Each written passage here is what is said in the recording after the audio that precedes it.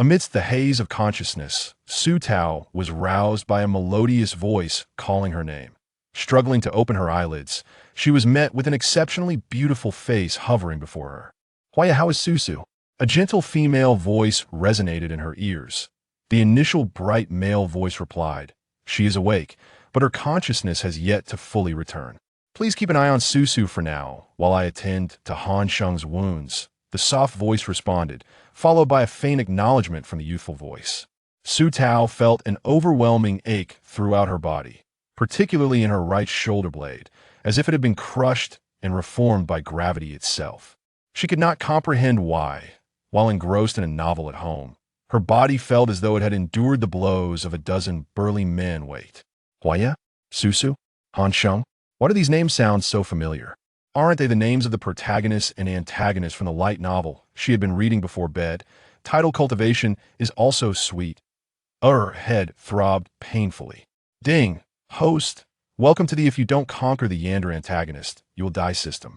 Due to the higher dimensions detecting your dissatisfaction with the novel Cultivation is also sweet, we cordially invite you to this fictional world to rectify the perceived flaws of the antagonist. That Su Tao recalled that she had merely engaged in an all-night dialogue with the author, composing a lengthy 1,000-word review that vehemently criticized the author for portraying the antagonist, Huaya, as a master of disguise, cold-hearted and ruthless, merely to elevate the sweetness of the protagonist's romance. One moment he smiles warmly at you.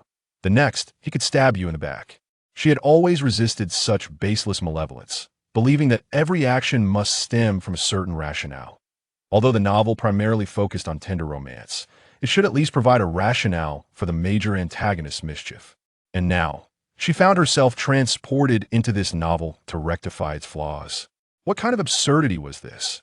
This was not simply a matter of picking up a pen to write. It felt as though her very life was at stake in this endeavor. Oh, right. It seemed that the body she had inhabited was that of the original novel's female protagonist, Junior. Su Tao, a pitiful pawn, exploited by the antagonist to draw closer to the protagonists. Wait, let her recall the plot carefully. In the narrative, Su Tao was manipulated by Huaya due to her overwhelming vanity. When such a handsome and wealthy young man professed his feelings for her, she readily accepted. Who could have predicted that after the female protagonist, Lu Feiling, and the male protagonist, Li Hansheng, crossed paths, she would become enamored with Li Hansheng and attempt to cast Huaya aside? Ultimately, her fate was to be lured into the Red Serpent Cave by Huaya, where she would be devoured by a monstrous beast. Meanwhile, our protagonists, oblivious to the truth, felt guilty towards Huaya for Su Tao's betrayal, thus growing increasingly sympathetic towards the scheming antagonist. In the end, the two nearly met their demise due to the antagonist's treachery in a certain blessed location. Oh no. Am I on the brink of death?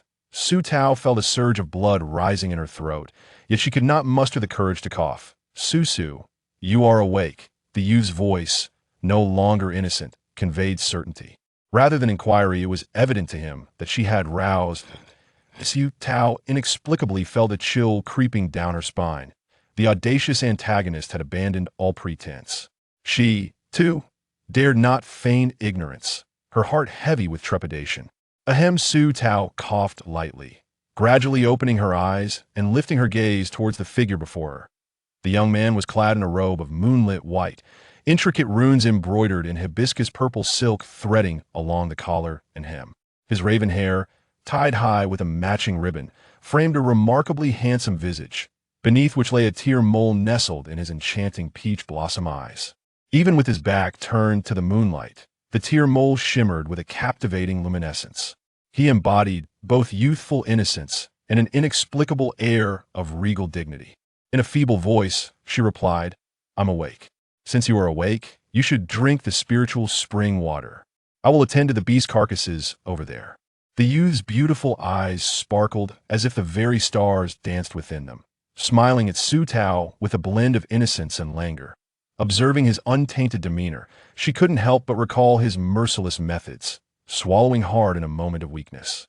You may go," she managed to say, her voice lacking confidence due to her fear. Her surprise, the young man did not leave. Instead, he tilted his head, causing his ribbon and dark locks to sway gently, his clear voice teasing her playfully. What troubles you, Susu? Why do you not draw near to Huaye upon waking, as if you were somewhat afraid of me? Chapter 2. Do not be devoured by the beasts, I am not. I haven't, please do not slander me, Su Tao exclaimed, waving her hands in denial. How could she dare to admit it? Was she not risking being crushed by the villain at any moment?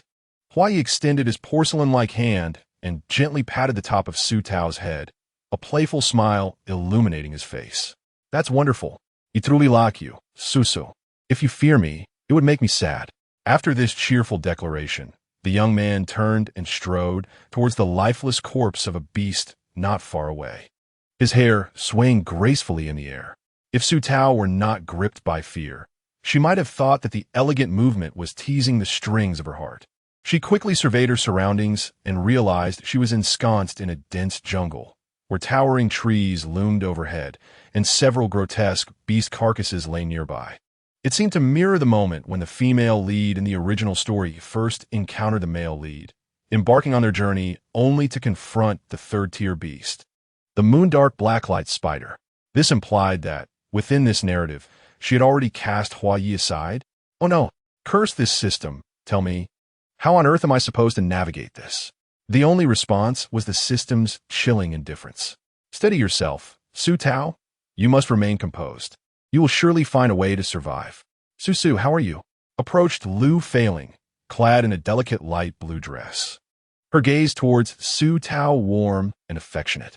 Senior sister, I feel much better, Su Tao replied, and to align with her character, she continued pitifully. It is all my fault, dragging down senior sister and brotherly. Do not say such things. It is I who failed to take care of you, Lu Failing. The female lead in the original novel responded. She was a paragon of purity and grace, the esteemed eldest disciple of Yunshao Pavilion, possessing remarkable talent. Her spirit pet, a resplendent ice phoenix, mirrored her noble essence, unlike Su Tao's seemingly mundane low-tier spirit pet. We shall make do here for the night, and depart early tomorrow for Huanhua City, Lu Failing said, reassured by Su Tao's rosy complexion. Out of the corner of her eye, Su Tao caught sight of Huayi skillfully extracting a crystal core from the beast's head, his movements swift and decisive. A shiver coursed through her as she watched.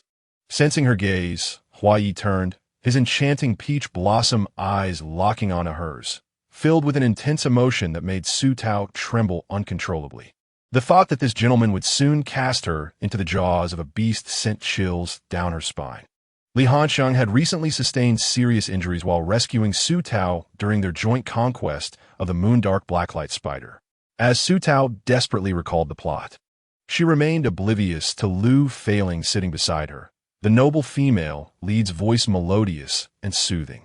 Susu, though Huayi could be a bit playful, he is not a bad person and possesses exceptional talent. Please refrain from uttering hurtful words again, as you did yesterday. Was the female lead here to persuade her because she had heard that Su Tao had cast Huayi aside?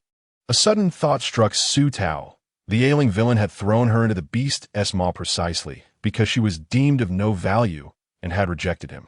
In the book, Huayi approached Su Tao with the intention of getting closer to the male and female leads.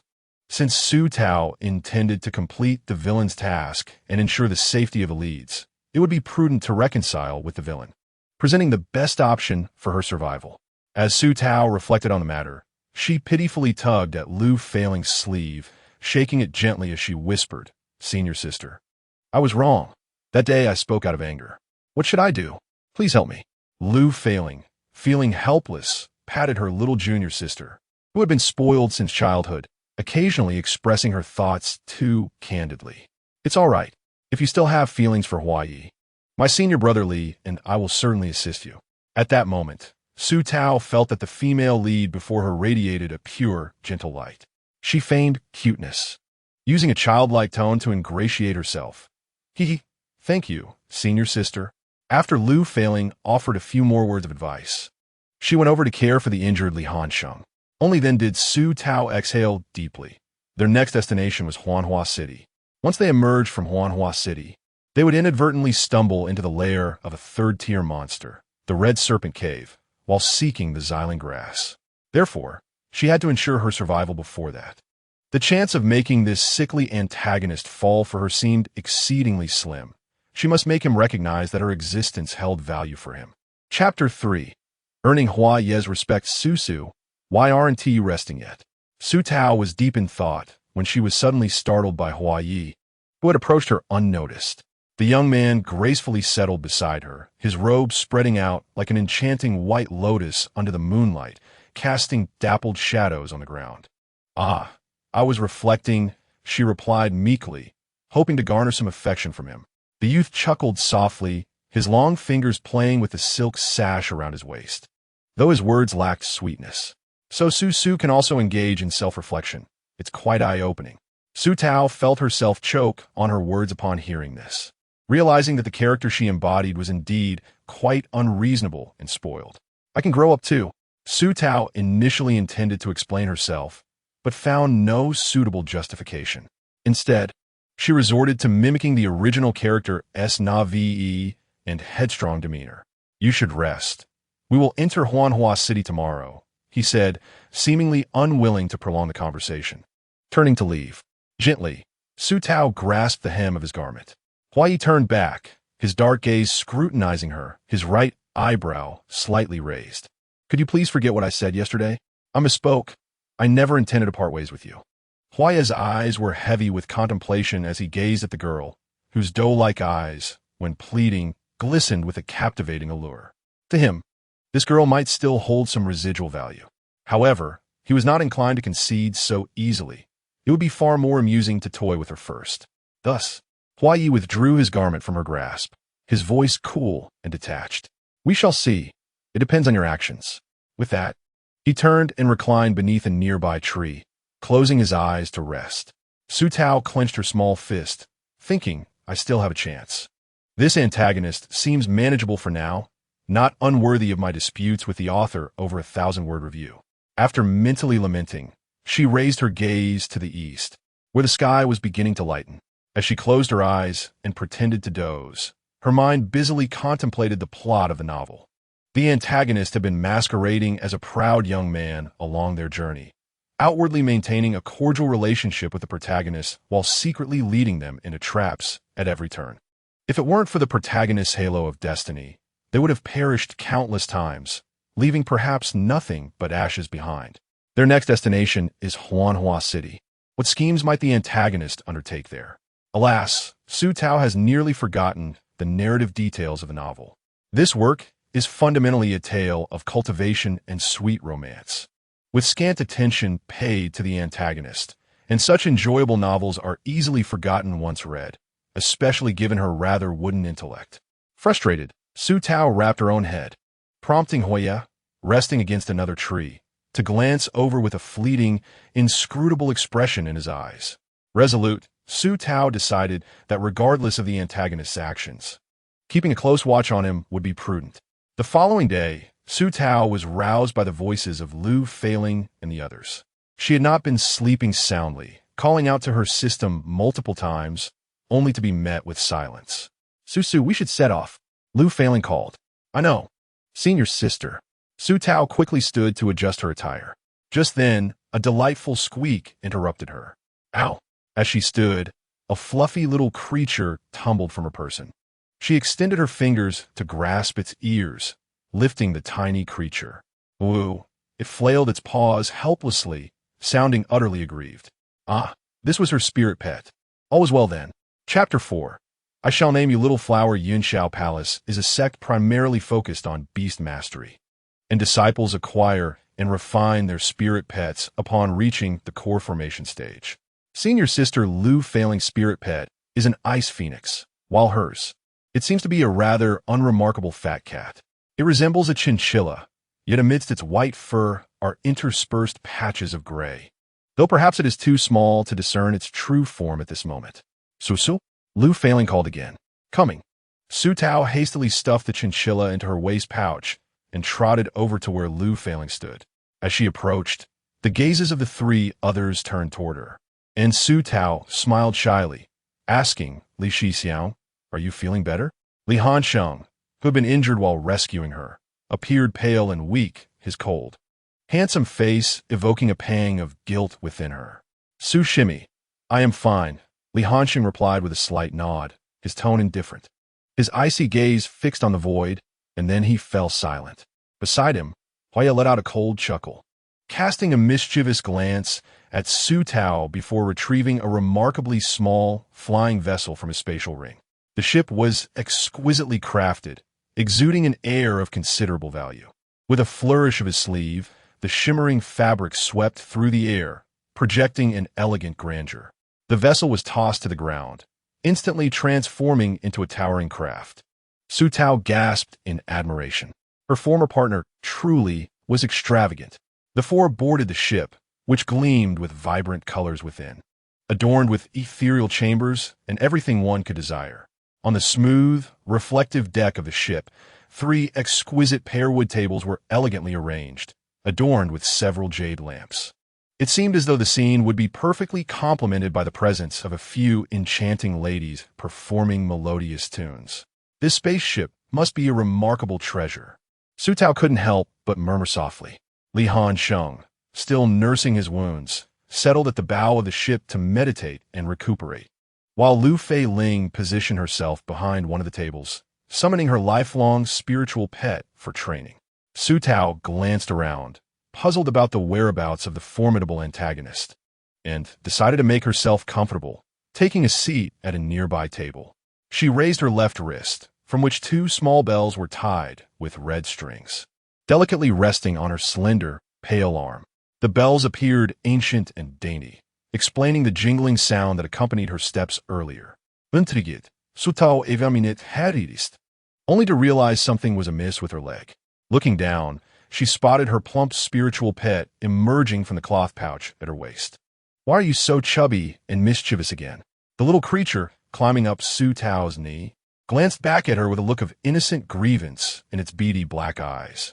Amused, Su Tao pinched its tail and lifted the pet into her palm. A gentle poke to its round belly elicited a quirky sound from the rotund little dragon cat, seemingly displeased with her playful antics. Despite being merely a low-tier spiritual pet, Su Tao found its clumsy charm utterly endearing. Perhaps I shall bestow upon you a name? The plump dragon cat extended its front paws, its eyes brimming with anticipation, as if eagerly awaiting Su Tao's decision. Don't rush me. Let me think, she mused, stroking her chin with her left hand while cradling the dragon cat with her right. Her delicate brows furrowing in concentration, a rather comical sight from afar. At that moment, Huayi, freshly attired after changing from the ship's cabin, observed her with a bemused expression. The young woman displayed no concern for the dignified posture befitting a celestial realm, her gestures and expressions evoking a few words in his mind, carefree, unrestrained, and unconcerned with trivialities. Ha, I've got it. I'll call you Little Flower. How does that sound? Su Tao declared with enthusiasm. Huayi, taken aback, could only stare at her in disbelief. The author has something to say. Chapter 5. Little Flower is such a lovely name. Unaware of the presence behind her, Su Tao joyfully finalized the name for her low-tier spiritual pet, playfully poking Little Flower's belly with her slender fingers. In choosing the name Little Flower, she reasoned that even if she failed to complete the tasks assigned by the system, it would be delightful to subtly irritate a certain antagonist. However, she hadn't anticipated the voice that came from behind her. Su, perhaps that name isn't quite fitting? A clear, melodious voice resonated, causing her to freeze, her head turning mechanically to reveal Huayi, clad in celestial silk robes, standing there like a deity descended from the heavens. Su Tao recognized the name of this attire because the male protagonist, Li Hanxing, had gone to great lengths to present a celestial silk robe to his senior sister. Lu Fei Ling, seeing Huayi don the robe, so casually left her in awe, her mouth agape in disbelief. Once again, she confirmed that her ex-boyfriend was indeed exceedingly wealthy. In the midst of her astonishment, Huayi approached her, bending down to inspect her face, his peach blossom eyes shimmering with a captivating, enigmatic light. Indeed, it is true that wine does not intoxicate, but rather it is the heart that becomes enraptured. When beauty stands before one, all thoughts turn to desire. Su Tao cleared her throat softly, interrupting the indecent musings that plagued her mind. and raised her gaze to stare intently at Hua Yi. Why not name it as such? My spirit companion. I wish to call it Little Flower. The girl before him, with doe-like eyes shimmering with a stubborn yet innocent light, made Hua Yi feel an unfamiliar pang of shame. He toyed with the ribbon at his waist and let out a scoff. Very well, name it as you wish. But I fear your little fool may not be worthy of such a name. With that, he vanished like mist, drifting away leisurely. This celestial robe is truly splendid. I too wish to possess one, Su Tao murmured, unable to restrain herself. Unattractive in appearance, yet dreaming of beauty, came Hua Ye's airy remark from the front. Su Tao, looking down, noticed Little Flower pouting its tiny mouth. She reached out to tap its head and asked, Little Flower, do you think your master is ugly? Oh wait. Su Tao shook her head and rephrased. Isn't your master quite beautiful? Little Flower blinked its round eyes, glancing left and right, seemingly reluctant to respond. Frustrated, Su Tao flicked its plump belly, exclaiming, Humph, am I not good-looking? You are uglier, and you've been called a little fool. Little Flower could not bear such words. Indignant, it turned its back on Su Tao, ignoring her, which provoked her to give its round little bottom a playful flick. Hua Yi, engrossed in a scroll of ancient texts, overheard Su Tao's conversation with her lowly spirit companion, and for a moment he speculated whether Su Tao had been possessed. Though she retained her foolishness, there were fewer of the despicable traits that had once characterized her. The flying vessel sped swiftly, and in the time it takes for a stick of incense to burn, they arrived outside Huanhua City. Huanhua City earned its name due to its fame in flowers. Within its walls, the magical artifacts and techniques of various cultivators were intricately linked to flora, and it was said that the city's lord was a flower spirit. This knowledge had been imparted to her by Lu Feiling, as Su Tao had never traversed the realm of cultivation, and her original self had been utterly unlearned. Although her status in Yinshao Palace was not as elevated as Lu Feiling's, she was still the beloved little junior sister. As the flying vessel landed before Huanhua City, Hua Yi waved his sleeve, stowing the vessel in a storage ring. The four of them then stood before the city gate, where a spell inscribed several large characters above. No brisk passage above Huanhua City. Ah, now it makes sense. No wonder that certain antagonists sought to confiscate magical artifacts. Chapter 6. The vibrant spring scene. The four entered Huanhua City with their expressions unchanged. Lu Feiling, however, was puzzled and turned to Li Hansheng, inquiring, Senior Brother Li, why is the inspection of the city gate so stringent? Li Hansheng, clad in a dark robe with a long sword at his back, upon hearing Lu Feiling's question, slightly relaxed his indifferent brow before shaking his head. I am uncertain. Let us find it in first and gather more information, he suggested, then turned to Hua Yi, asking, Might I inquire where you intend to go next, fellow Taoist Hua Yi? Hua Yi's peach blossom eyes narrowed into a smile, radiating warmth as he glanced affectionately at Su Tao before shifting his gaze back to Li Hansheng. Everything was conveyed without words. Lu Feiling nodded silently, suggesting that they first find an inn to rest. Su Tao was rendered speechless by Hua Yi's hypocritical expression. You claim to dislike me, yet you perpetually present a facade of unwavering acceptance. It's rather daunting. If modern actors possessed such acting skills, I wouldn't have transitioned from binge-watching dramas to devouring novels. Thus, she found herself unexpectedly transported into a book. Hua Yi discreetly observed Su Tao's expressions when no one was watching. He noted that she not only mumbled to herself, but also occasionally frowned, then broke into a silly grin, and at times, a mischievous glint flickered in her eyes. He couldn't shake the feeling that Su Tao appeared rather dim-witted at the moment.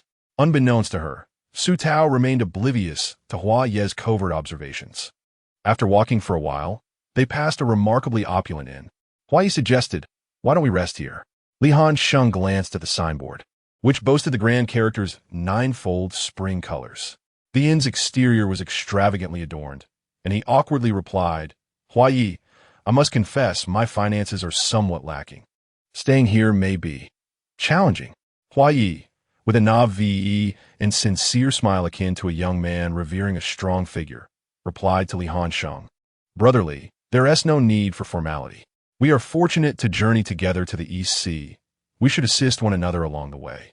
You have contributed significantly during our battles with the demon beasts, so it is only fair that I take my turn to contribute now." His words were both eloquent and heartfelt, which even softened Li Hansheng's typically cold demeanor. Standing aside, Su Tao pursed her lips and muttered under her breath, "It's a pity that the Oscars won't be awarding you." The other three turned to her in unison, and Lu Failing gently inquired, "Junior sister, what did you just say?" Su Tao waved her hand dismissively, smilingly saying, "Oh, it's nothing, just a passing thought." "Shall we head inside?" Li Hansheng added, "Then I must thank you, Hua Shidi, for your kindness." The relationship between the protagonist and the antagonist had transitioned from Hua Yi, my friend, to Hua Yi, my junior brother. Li Hansheng was the eldest disciple of the Sword Sect, while Lu Failing was the senior sister of the Cloud Palace. Thus, the antagonist had initially infiltrated the protagonist's circle through Su Tao. However, after battling demon beasts and witnessing Hua Ye's demeanor, Li Hansheng had noticeably lowered his guard. Su Tao felt utterly helpless. The original male and female leads were akin to courting disaster, nearly meeting their demise without realizing it. She kept a vigilant watch on the antagonist. As Hua Yi led the way to the innkeeper, he sensed a burning gaze upon him from behind. Turning, he found Su Tao staring intently at him. Inside the inn, the decor was even more lavish than the exterior, with drapes woven from golden and silver threads cascading from the hall's ceiling, swaying gently in the breeze that wafted through the windows, infusing the atmosphere with a touch of romance. The furnishings on the first floor were crafted from pear blossom wood, with some embellishments even inlaid with first-grade cat's eye stones. What astonished Su Tao even more was the sight of several red koi in the treasure pond, which turned out to be third-grade demon beasts. This inn was lavishly decorated with items belonging to cultivators, truly a remarkable display of extravagance. The author has something to say. Chapter 7, Strange Tales from Huanhua City. Su Tao, like an inexperienced country bumpkin, gazed around the inn in awe. The innkeeper, a captivating woman with an alluring figure, exhibited a voluptuous charm. Observing the conversation between the three of them and the innkeeper, Su Tao began to wander about the establishment. The inn boasted 4 floors. The first and second were dining areas where patrons could enjoy performances, while the third and fourth served as lodging. However, the first floor was sparsely furnished with only a few tables, as the winding layout was likely designed to preserve its aesthetic allure.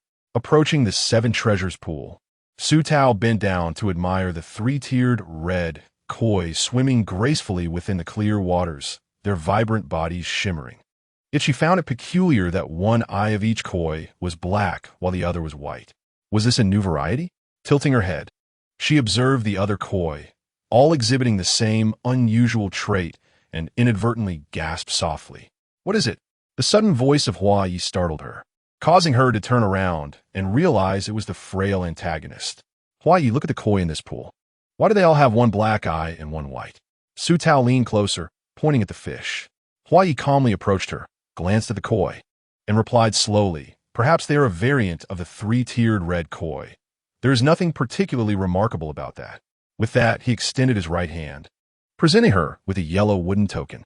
"This is your room key." Accepting the token, Su Tao looked behind him and inquired, "Where are senior brother Li and my senior sister?" Hua Ye's lips curled into an enigmatic smile, his tone somewhat indifferent. "They are inquiring about a few matters with the innkeeper and have been taken to a private room." Su Tao regarded the antagonist with suspicion, doubting his words. She took a few steps forward and peered deeper into the inn, catching a glimpse of Lu Failing's ice-blue garment. Embarrassed, she turned back, only to be met with Hua Ye's knowing smirk. Fortunately, the awkwardness did not linger, as Lu Failing and her companion soon emerged, accompanied by the alluring innkeeper. "Sister, what were you discussing?" Su Tao, eager to dissipate the tension, quickened her pace to reach Lu Failing, smiling as she asked. Lu Failing glanced at her younger sister and then looked behind her. Once the innkeeper had departed, she explained, "We inquire about why the guards at the city gates are so strict." Holding hands with Lu Failing, Su Tao followed behind Li Hansheng and Hua Yi as they made their way to a table in a corner of the inn. Once seated, Lu Failing softly remarked, "According to the innkeeper, there have been a series of mysterious deaths in Huanhua City lately, with cultivators dying under inexplicable circumstances hence the heightened scrutiny. Mysteriously dying? Su Tao murmured softly. Lu Failing nodded gravely, placing her hands over Su Tao's, cautioning her, "Junior sister, regardless of the sound you hear at night, do not venture out of curiosity, understand?" Su Tao nodded earnestly. "I understand, sister. With my timid nature, I wouldn't dare." As the four engaged in conversation in their secluded corner, a raucous group of soldiers burst into the inn, cursing loudly. "What bad luck! Why must we guard that thing? I cannot fathom what the city lord is thinking." One soldier, robustly built with a distinctive mole on his chin, from which a few sparse hairs protruded, entered the room. Upon their arrival, the innkeeper's wife hurriedly instructed her staff to prepare tea for the distinguished guests. The lead soldier, the one marked by the mole and a fiery temperament, ascended the stairs alongside several comrades. Su Tao whispered softly, "Are today's soldiers truly this formidable?" Huai cast her a disdainful glance, but kindly explained, "The soldiers of Huanhua City are all cultivators at the 7th tier of Foundation establishment, hence their confidence." The author interjects. Chapter 8, Stepping into the Unknown. Indeed, Huanhua City is a rare metropolis where mortals and cultivators hold comparable status, a reality safeguarded by the city lord and her formidable subordinates. Lu Failing smiled as she elucidated, prompting Su Tao to vain enlightenment.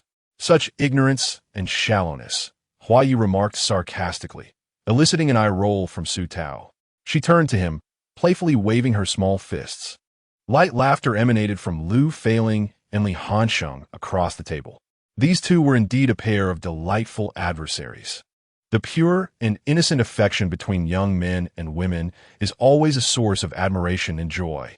However, only Su Tao was aware that the seeming antagonist across from her was devising schemes to eliminate the three of them. After exchanging a few words, they retreated to their respective chambers, fatigued from their previous night's encounter with the demon beasts, having expended a great deal of spiritual energy. They all resided on the 3rd floor. Su Tao's left was Huai, while Lu Failing occupied her right, with Li Hansheng lodging to Lu Failing's right. The two young men effectively flanked the two women, providing a semblance of protection.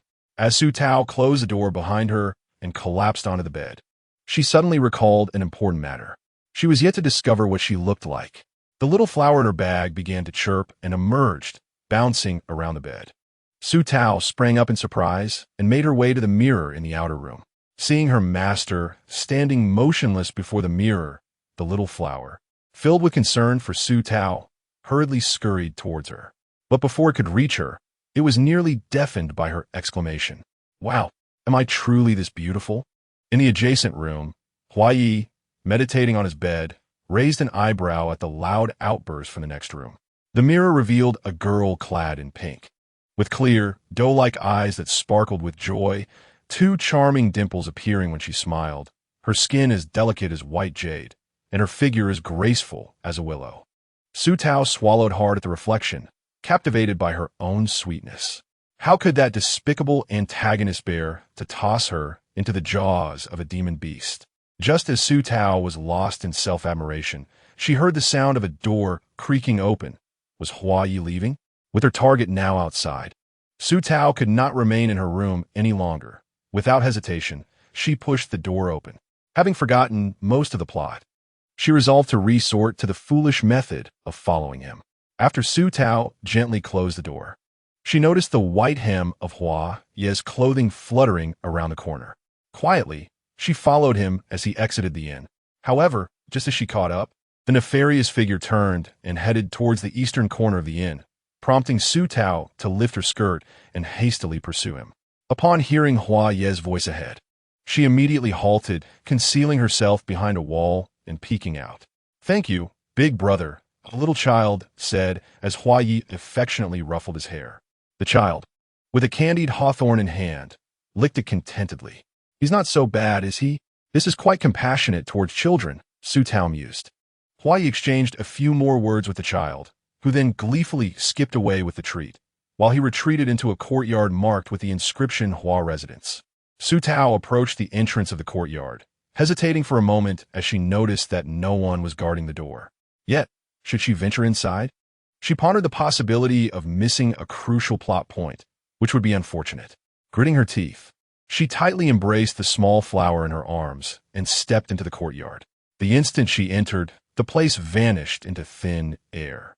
Unbeknownst to anyone, at the street corner lay a dusty, candied hawthorn. Beside it, a black insect was contentedly gnawing on the melted, sticky sugar coating. Chapter 9. The Suspicious Cave. Once inside, Su Tao could no longer discern Hua Ye's presence. Before her stood towering trees, and the foliage ahead was so dense that she could not see beyond it. It felt as if the end of the pebble path led to an unknown, chilling abyss. A shiver ran down her spine inexplicably. The uneven stone path was uncomfortable underfoot. Yet she steeled herself and tentatively took a step forward. After pausing for 2 seconds, she stood still, as if there were no reaction. Observing her surroundings carefully, she perceived no other immediate dangers, so she boldly continued onward until she reached an intricately winding corridor, leading her deeper into the courtyard. It was only then that she faintly heard voices engaged in conversation. "I wonder what our city lord keeps that monster for?" One voice mused. "Time, tread carefully. The affairs of a city lord are not for us to discuss, especially regarding that individual," another voice cautioned reluctantly. Then, as if recalling something, the latter added cheerfully, "Did you see that young gentleman who just went in to see the city lord? He is truly handsome. I dare say he surpasses even the most distinguished disciple of the Ling Shao sect. Indeed, that young man is exceptionally striking, exuding an air of nobility. Just look at his celestial silk robe. One who can wear such attire must surely be a favored disciple of one of the 3 major sects." Celestial silk robe? Upon hearing this, Su Tao recognized that the young man they were discussing must be Hua Yi. It must be said that Hua Ye's beauty was indeed unparalleled, even overshadowing the male lead, Li Han Sheng, let alone the renowned disciples of the Ling Shao sect. She crouched in her hiding place until the 2 maidens moved on, before stealthily emerging from her concealment. Based on the maidens' conversation, this residence must belong to the city lord of Huanhua City. What business could Hua Yi possibly have here? Gugue. "Hey, Xiaohua, come back." Su Tao was taken aback as she realized Xiaohua had dashed out of her cloth bag. That short, plump figure twisted and turned, vanishing around the corner in an instant. Frustrated, Su Tao stamped her feet and called out several times, but to no avail. Reluctantly, she decided to pursue. She stealthily sprinted forward, having previously remarked on the labyrinthine layout of the courtyard, and was oblivious to the fact that she had ventured deep into desolate territory. "Xiaohua, come back." At last, she spotted the rotund silhouette of Xiaohua and hurried after it. The little creature squeaked as it burrowed into a cave shrouded by lush foliage. In her haste to follow her spirit pet, Su Tao paid no heed to her surroundings and entered the cavern alongside the chubby cat. The cave was dim and damp, its walls adorned with moss, and the uneven black rocks beneath her feet were interspersed with viscous, dark water. Upon entering, Su Tao immediately regretted her decision. It was evident that this was far from a favorable location. Upon hearing the familiar sound from her spirit pet ahead, she ignited a flame at her fingertips to illuminate the path. However, the light only revealed a more grotesque sight. Struggling onward with the meager glow, Su Tao felt an unsettling chill wafting from behind her, while suspicious reptiles occasionally darted past the walls. Witnessing this scene sent shivers down her spine, leaving her with goosebumps. Fortunately, the sound of her spirit pet echoed from a distance, and she forced herself to maintain composure as she cautiously advanced. Just then, a slick and repulsive sensation suddenly brushed against her calf, causing her to explode in alarm, leaping sideways to regain her balance and extending her flame forward. There, she beheld a pair of dark green, slit pupils. "Damn it," the author interjects. Chapter 10. Phoenix Feather. I am utterly terrified of snakes, damn it. Without a second thought, Su Tao rummaged through her pouch for a magical artifact, blindly flinging it about while screaming in a panic. As a quintessential 21st century homebody, her life revolved around binge-watching dramas or novels, or staying indoors to whip up culinary delights.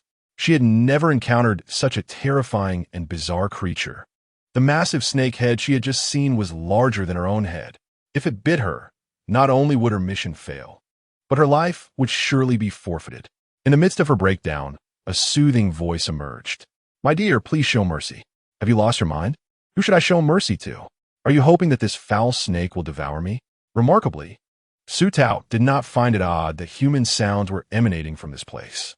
Reflexively, she retorted, while the gentle voice seemed to convey a hint of exasperation. "My dear, a Jew means no harm.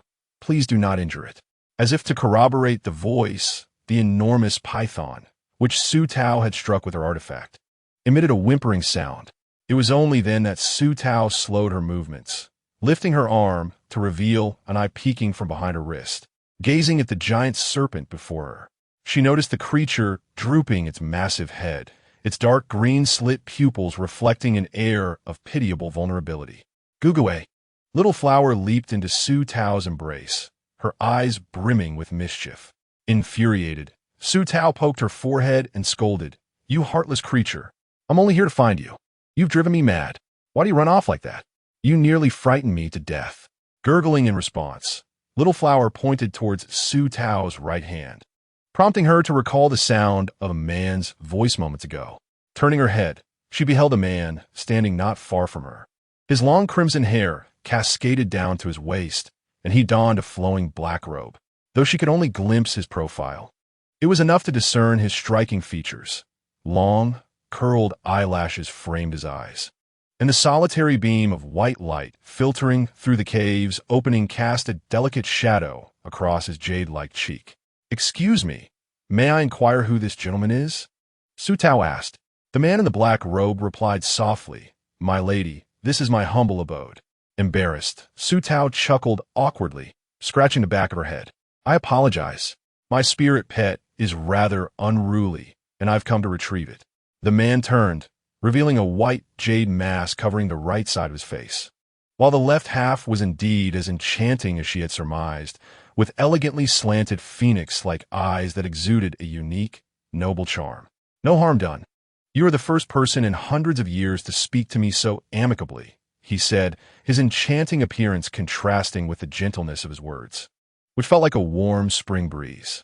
Su Tao, who had been notoriously inarticulate in her previous life, tapped her head in resignation and inquired with a smile, "With such striking looks, why does no one speak to you? By the way, is this wretched serpent yours?" She shuddered at the thought, as she harbored a deep-seated fear of snakes with their slippery, cold bodies. Perhaps sensing her trepidation, the giant python, referred to as a Geo, let out a couple of pitiful hisses. The man chuckled softly and explained, "It is not my pet. It merely resides in this cave by coincidence. However, a Geo has a gentle temperament and will not harm you, I assure you, my lady." He then cast a glance at Little Flower nestled in Su Tao's arms before fixing his mesmerizing gaze upon her. "May I ask your name, dear lady?" "My name is Su Tao. And what do you call yourself?" "I." The man paused momentarily before responding gently, "You may call me Fengyu." The author has something to say. Chapter 11, Taming Fengyu. "Fengyu, why had you remained here for so long?" Su Tao shifted Little Flower to the other side, as the creature had grown heavier, weighing down her arm painfully. Fengyu lowered his gaze and remained silent for a moment, while a Geo crawled beside him, flicking its tongue as if to console him. "I have been here for quite some time. The days have blurred together. Then why do you not leave?" "I cannot." Seeing that the man dwelling in the cave did not seem malevolent, Su Tao inquired further, "Why is that?" Fengyu raised his arm, and the sound of clinking chains echoed. As Su Tao stepped closer, she noticed the dark iron chains binding him tightly. Reputed to be extraordinarily tough, so much so that even celestial beings might struggle to break them. "My lady, I beg your pardon for my pitiable state. It truly tarnishes your vision." "Not all." Su Tao waved her hands repeatedly, and Xiao Hua unexpectedly fell to the ground as she stretched out her arms, grumbling in discontent. Fengyu, witnessing this, curled the corners of his lips and let out a light laugh. Lost in admiration, Su Tao found that even with only half of his face visible, his smile possessed an innate charm. As she drew closer, she discovered that Fengyu's pupils were a striking shade of dark red, quite extraordinary. "I have a way to get you out." "What?" Fengyu gazed at Su Tao in astonishment, rendered speechless by her words. "Don't hold too much hope," Su Tao hurriedly replied. I merely possess a method, though it may require you to endure some discomfort. What method? Feng Yu inquired earnestly. I trust you, fair maiden. I am a disciple of the Cloud Palace, and this plump cat is my spirit pet. Our Beastmaster sex techniques resonate with demon beasts, so I know you are one as well. If you don't mind, you could become my spirit pet. Rest assured, we need not form a life and death contract. When the time comes, I shall set you free. Feng Yu stood rooted in place, exhaling a sigh of relief, even allowing a bright smile to grace his face. Thank you, fair maiden. This is not a hardship for me. Rather, I should express my gratitude for your life-saving grace. I am willing. Finally, the gentle voice echoed once more. I truly long to feel the warmth of the sun upon my skin. Very well, let us proceed swiftly, for I know not when the lord of the city may arrive. We must act quickly. With that, Feng Yu closed his eyes tightly, while Su Tao formed a hand seal, emitting a soft, ethereal white light. Xiao Hua and a Jiu stood behind them, assuming protective stances. Su Tao was not a saint. The reason she saved Feng Yu was that the moment she entered the cave and saw him, she recalled parts of the original story. Feng Yu was a prominent general under Hua Yi, a descendant of the divine beast Zhu Quebec. Although he was no longer a divine beast, a trace of Zhu Kei's divine blood flowed within him. Once awakened, he possessed the potential for cataclysmic power. If she could subdue Feng Yu before Hua Yi, it could increase her chances of survival should she fail to win over Hua Yi. Having been imprisoned for centuries, Feng Yu yearned for freedom. Su Tao offered him sufficient respect and a sense of security, leaving him with no reason to refuse her proposal. As the white light surrounding Su Tao began to fade, in the instant it vanished, Feng Yu transformed into a streak of light and entered Su Tao's brow. A fleeting mark of the red Zhu Kei shimmered on her forehead before disappearing. Thank you. Feng Yu's grateful voice resonated from Su Tao's consciousness. Su Tao waved her hand, recalling that he could not see her gesture, and laughed. No need for thanks. It's just my nature to meddle in others' affairs. Once more, a light-hearted laugh echoed within her mind, this time filled with joy and relaxation, dispelling the earlier gloom. Su Tao placed Xiao Hua in her waist pouch, preparing to flee when she heard a rustling sound behind her. Turning around, she saw the foolish serpent gazing at her pitifully. Feng Yu, aware of having already troubled Su Tao, felt embarrassed to request that she take a Jiu along. The author has something to say. Chapter 12. This is what a foodie is like. Su Tao stood in place, pondering, before extracting a transparent orb from her bag of mustard seeds. Within the orb shimmered a glimmering blue liquid. Foolish serpent, if you wish to leave, then enter here. Upon hearing this, a Jiu joyfully flicked its tail and transformed into a stream of light, diving into the orb. Su Tao crouched and exited. Unlike other novels where she would encounter difficulties, she flew directly over the courtyard wall. Before long, she returned to the inn and, seated on a chair, lightly knocked her head. Darn it, I was supposed to monitor Hua Yi. How could I forget? Within the dark, damp cave, Hua Yi stood at the spot where Su Tao had just been, catching a whiff of fruity fragrance lingering in the air. He lightly waved his sleeve, erasing all traces of Su Tao's scent. Subsequently, he departed from the cave without a sound. Not long after Su Tao returned to the inn, she heard the sound of Hua Ye's door next door. She thought to herself that he must have returned. The fleeting scene that came to mind because of Feng Yu led Su Tao into deep contemplation. She felt an inkling that she had forgotten something of great importance. Master, what are you pondering? Feng Yu's gentle voice resonated in her consciousness. Following his words, Su Tao replied nonchalantly, Oh, nothing. All right, you needn't call me master. Just call me Su Tao. In her heart, Su Tao mused, I wouldn't dare assume the title of your master. I merely hope that one day, when your bloodline awakens, you might offer a modicum of assistance when Hua Yi seeks to end my life. That is not permissible. Feng Yu is a man of his word. Since I have pledged to form a contract with you, I am indeed your spirit pet. Su Tao was taken aback to realize that this charming and alluring man was rather inflexible. Very well then, I will allow it.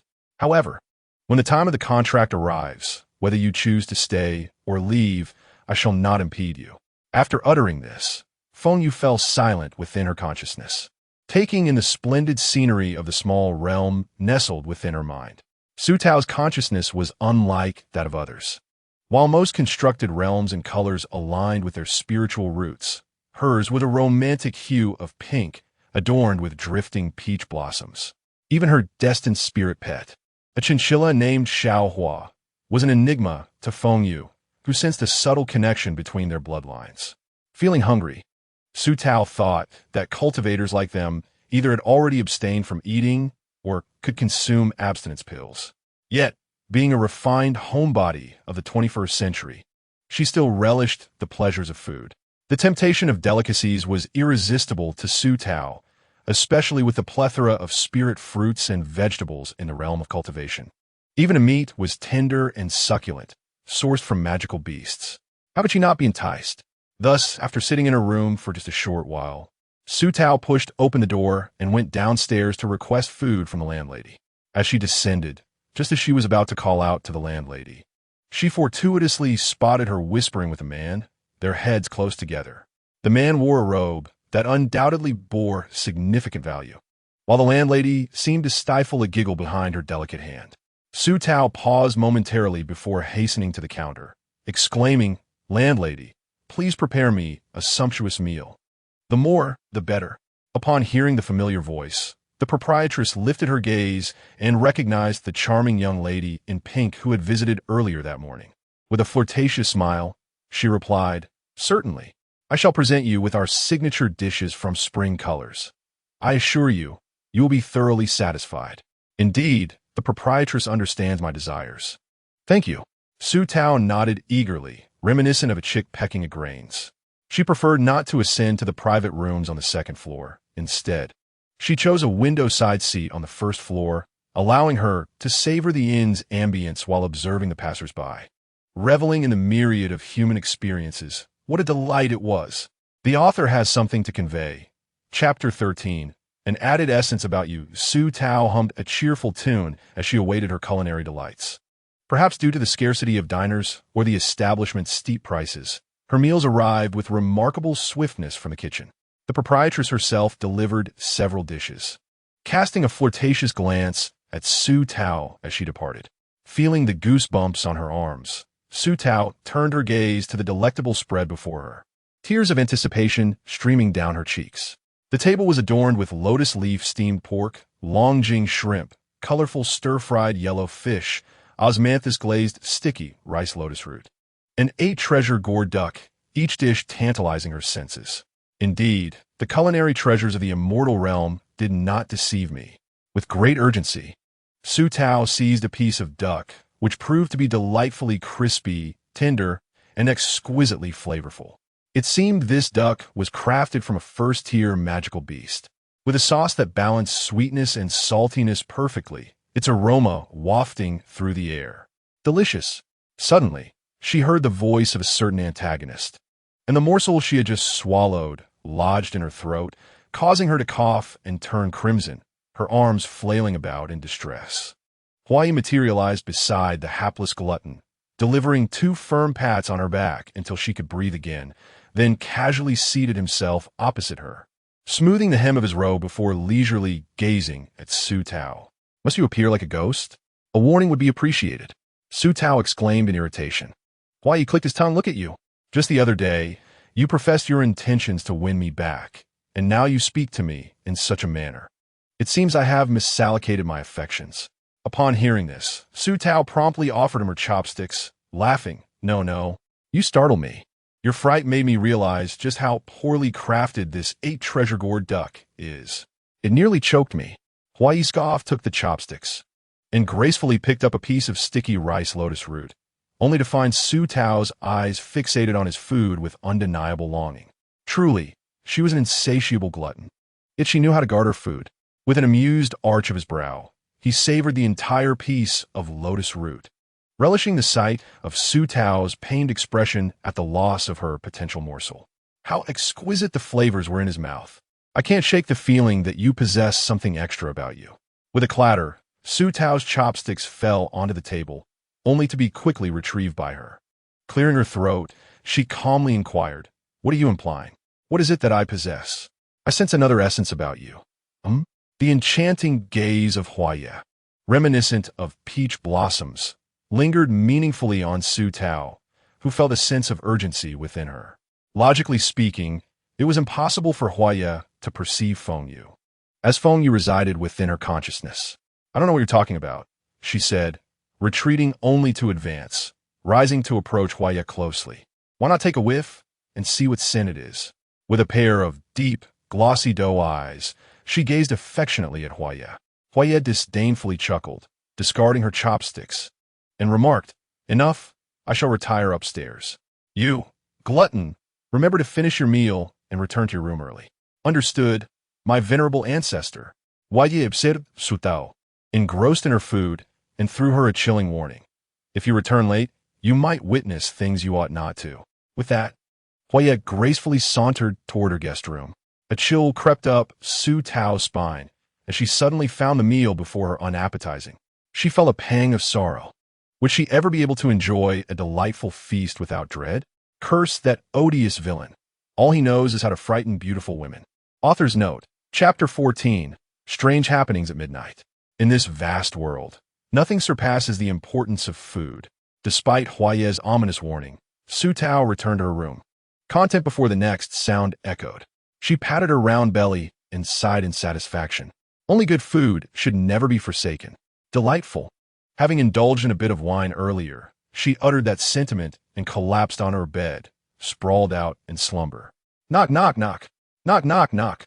Su Tao slowly opened her bleary eyes, finding herself enveloped in darkness, save for a beam of moonlight cascading onto the desk by the window. Knock, knock, knock. It was the infernal knocking that roused her. She impatiently called out, "Who is it?" Knock, knock, knock. Su Tao sprang out of bed with a swift motion, muttering as she descended, "If I find out who disturbed my dreams, I swear I shall not spare you." Fueled by the annoyance of being awakened from her drunken slumber, she hurried to the door of her room. Creak! She pulled the door open, peering into the seemingly desolate corridor, but there was no one in sight. She craned her neck left and right, still finding no one. Scratching her head, she closed the door and returned to bed, grumbling, "What a lunatic night owl. How infuriating." Dismissing the earlier disturbance, she succumbed to sleep once more, buoyed by the remnants of her inebriation. Knock, knock, knock. Knock, knock, knock. Damn it. Su Tao was truly incensed now. Her two greatest irritations were having her meals stolen and her sleep disrupted, and here she was, encountering both in a single day. Grumbling curses under her breath, she stormed to the door and flung it open. This time, the darkness outside was dispelled, revealing a ragged man standing before her. "Who are you? Banging on someone else's door in the middle of the night. What sort of person are you?" Su Tao began, but before she could finish, the man interjected with a fierce countenance, more irritable than she. "I thought it was someone else. I wonder if you have any decency, running around in your room at this hour? Do you have a problem? What are you talking about?" She retorted, "You were the one knocking on my door all night, while I was sleeping peacefully. Who's running around?" The man regarded Su Tao with disdain, muttering as he departed. Running about in the house at such an hour, utterly lacking in manners. Su Tao, infuriated from being awakened and somewhat quenched by her thirst, slammed the door shut.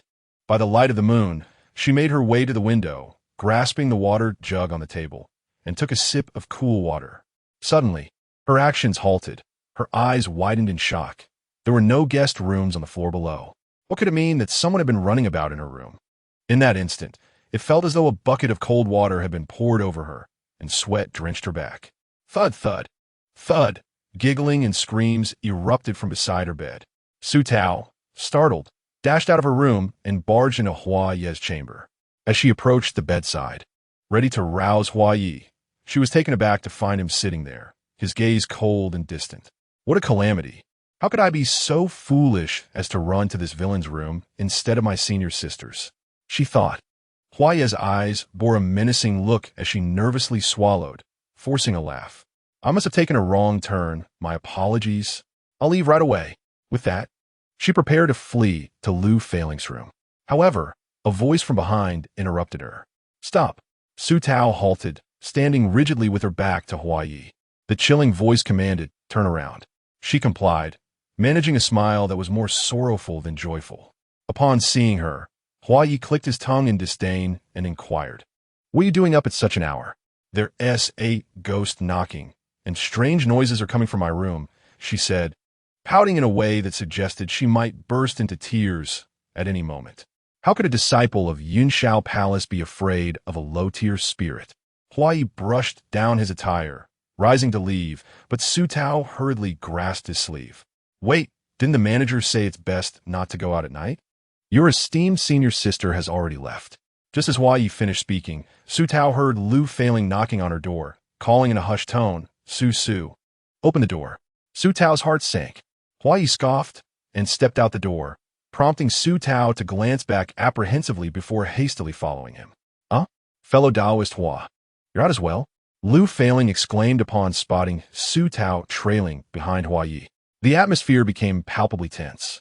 With a creak, Li Hansheng opened his door and found the three of them standing in the corridor, Su Tao almost glued to Huai's side, both before his door. Lu Feiling exchanged knowing glances with Li Hansheng, who instantly understood. Su Tao felt tears welling up. How could these cultivators not maintain a clear mind? Their imaginations ran wilder than her own. Have you all sensed the wandering spirits? Li Hansheng approached to inquire. Su Tao, her voice feeble, replied, not only sensed. They knocked on my door and even frolicked in my room. Do spirits really prefer the softer targets? The others exchanged expressions of agreement, leaving Su Tao momentarily speechless. Lu Feiling gently urged, Su, please recount the situation in detail. Su Tao proceeded to summarize the events, emphasizing that her momentary fear had led her to mistakenly enter Huai's room. Lu Feiling and Li Hansheng exchanged understanding glances, yet their expressions remained somewhat uneasy. With a sense of helplessness, Su Tao leaned against the wall. Huai, seemingly alerted by something, opened his door and ushered Su Tao inside, with Lu Feiling and Li Hansheng following closely behind. The four of them held their breath, pressing against the paper-thin window to observe the corridor outside. Huai produced a delicate copper mirror, which, despite facing the white wall opposite the door, revealed the staircase's corner on the third floor. Before Su Tao could express her fascination with this remarkable artifact, a swirling mass of dark mist, embodying numerous spirits, began to drift down the staircase. These spectral forms glided past each room, entering through every doorway. When they emerged, they appeared satiated, licking their crimson lips. Su Tao swallowed nervously, gripping Huai's arm with one hand while tightly clasping Lu Feiling's hand with the other. The spirits drew closer, slowly, inexorably approaching their room. Tears welled in Su Tao's heart. She longed to return home and wished to live a carefree life, akin to a languid fish out of water. Beside her, Huai cast a sidelong glance at Su Tao and conveyed a message through his spiritual awareness. Su Tao straightened her back, defiantly glaring back at him, playfully pinching his arm. The reason for her gentle touch was, of course, her reluctance to harm their target. Just as Su Tao and Huai exchanged their silent banter, the spirits unexpectedly drifted past their room, continuing on their path. The author interjected, Chapter 16, Misappropriating the Villain's Funds. What is happening? Su Tao was left bewildered. Meanwhile, Li Hansheng regarded Huai with admiration, saying, Brother Huai, splendid magic. Oh, Li brother, you flatter me, Huai replied modestly. The four of them settled around a round table, with Li Hansheng's tone growing grave. I fear this and harbor something amiss. Indeed, Lu Feiling concurred, with so many spirits devouring the energy of cultivators. Such a significant disturbance has gone unnoticed by the Lord of Huanhua City. Let us inquire further tomorrow. For tonight, we should rest, Li Hansheng concluded, turning to leave. Lu Feiling smiled and bid farewell, prompting Su Tao to hurriedly catch up to her. Senior sister, I'm frightened. May I sleep with you? Upon hearing this, Lu Feiling glanced over her shoulder at Su Tao and replied with a smile, Of course, let us go. Once everyone had departed, Huai summoned a seal from his forehead. Had Su Tao been present, she would have recognized it as identical to the seal she had used to tame Feng Yu. In an instant, the crimson-haired Feng Yu appeared before Huai, bowing respectfully and inquiring, My lord, what is your command? Is there anything unusual regarding Su Tao? Huai asked. After a moment of contemplation, Feng Yu shook her head, then slowly responded, There is nothing amiss, though one peculiar matter stands out. Huaya, with graceful poise, poured himself a cup of tea and took a sip. Feng Yu, standing before him, pondered for a moment before continuing. Miss Su's sea of consciousness differs from that of cultivators. It is composed of numerous peach blossoms, rather than possessing the attributes of a spiritual root. Oh, Huaya replied, intrigued. If I am not mistaken, only your kind possesses a consciousness that differs from that of cultivators, does it not? Indeed, my subordinate's consciousness is filled with flames, and a true form resides within to guard it. Could it be that Miss Su is a flower demon? Yet, if she were a flower demon, there would be no peach trees in her consciousness, only scattered petals, which is rather peculiar.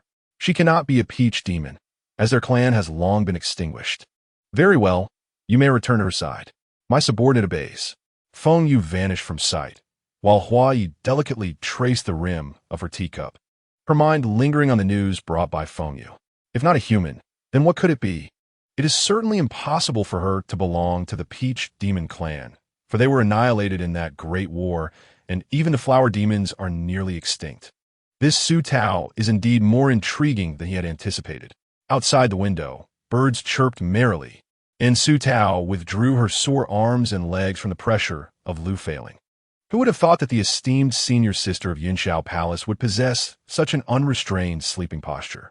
She muttered as she got out of bed, rummaging through her bag to select an elegant yellow dress, and performed a cleansing gesture, feeling utterly refreshed.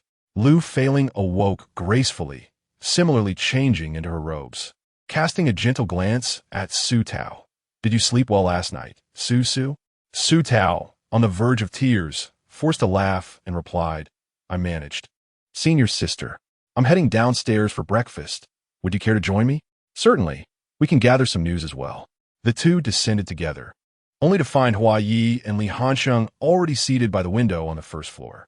Hua Yi greeted them with a smile, turning to Su Tao and asking, What would you like to eat, Su? Gazing at the youthful Hua Yi, whose bright smile and peach blossom eyes radiated affection towards her. Su Tao mused that had she not read novels, she might have truly fallen for him. Innkeeper, Su Tao called out, prompting the proprietress to sway her waist as she approached from behind the counter. Oh, you all are up early. What would you like to eat? Bring me your signature breakfast. All of it, she declared, pointing at Hua Yi with a hint of mischief, he paying. Very well, please wait a moment. Esteemed guests. Hua Yi opened his folding fan with a smile that masked his amusement, replying, Su certainly has a hearty appetite. The author has something to say. Chapter 17, Dragon's Roar Sword. Oh, my appetite is merely average, especially since we are being treated by the illustrious Hua. One need not be polite. Hua Yi lightly hummed as he fanned himself, then glanced aside. Lu Failing and Li Hansheng exchanged knowing smiles, their lips curling upward in shared understanding. After about a tea's worth of time, the innkeeper sauntered over with her slender waist swaying, and as she set down the dishes, Hua Yi stopped her with a call. Esteemed guest, may I inquire why you have summoned me? The proprietress cast a flirtatious glance at Hua Yi, fanning herself gently. Last night, after retiring, I heard strange noises outside the inn corridor. Do you know anything about this?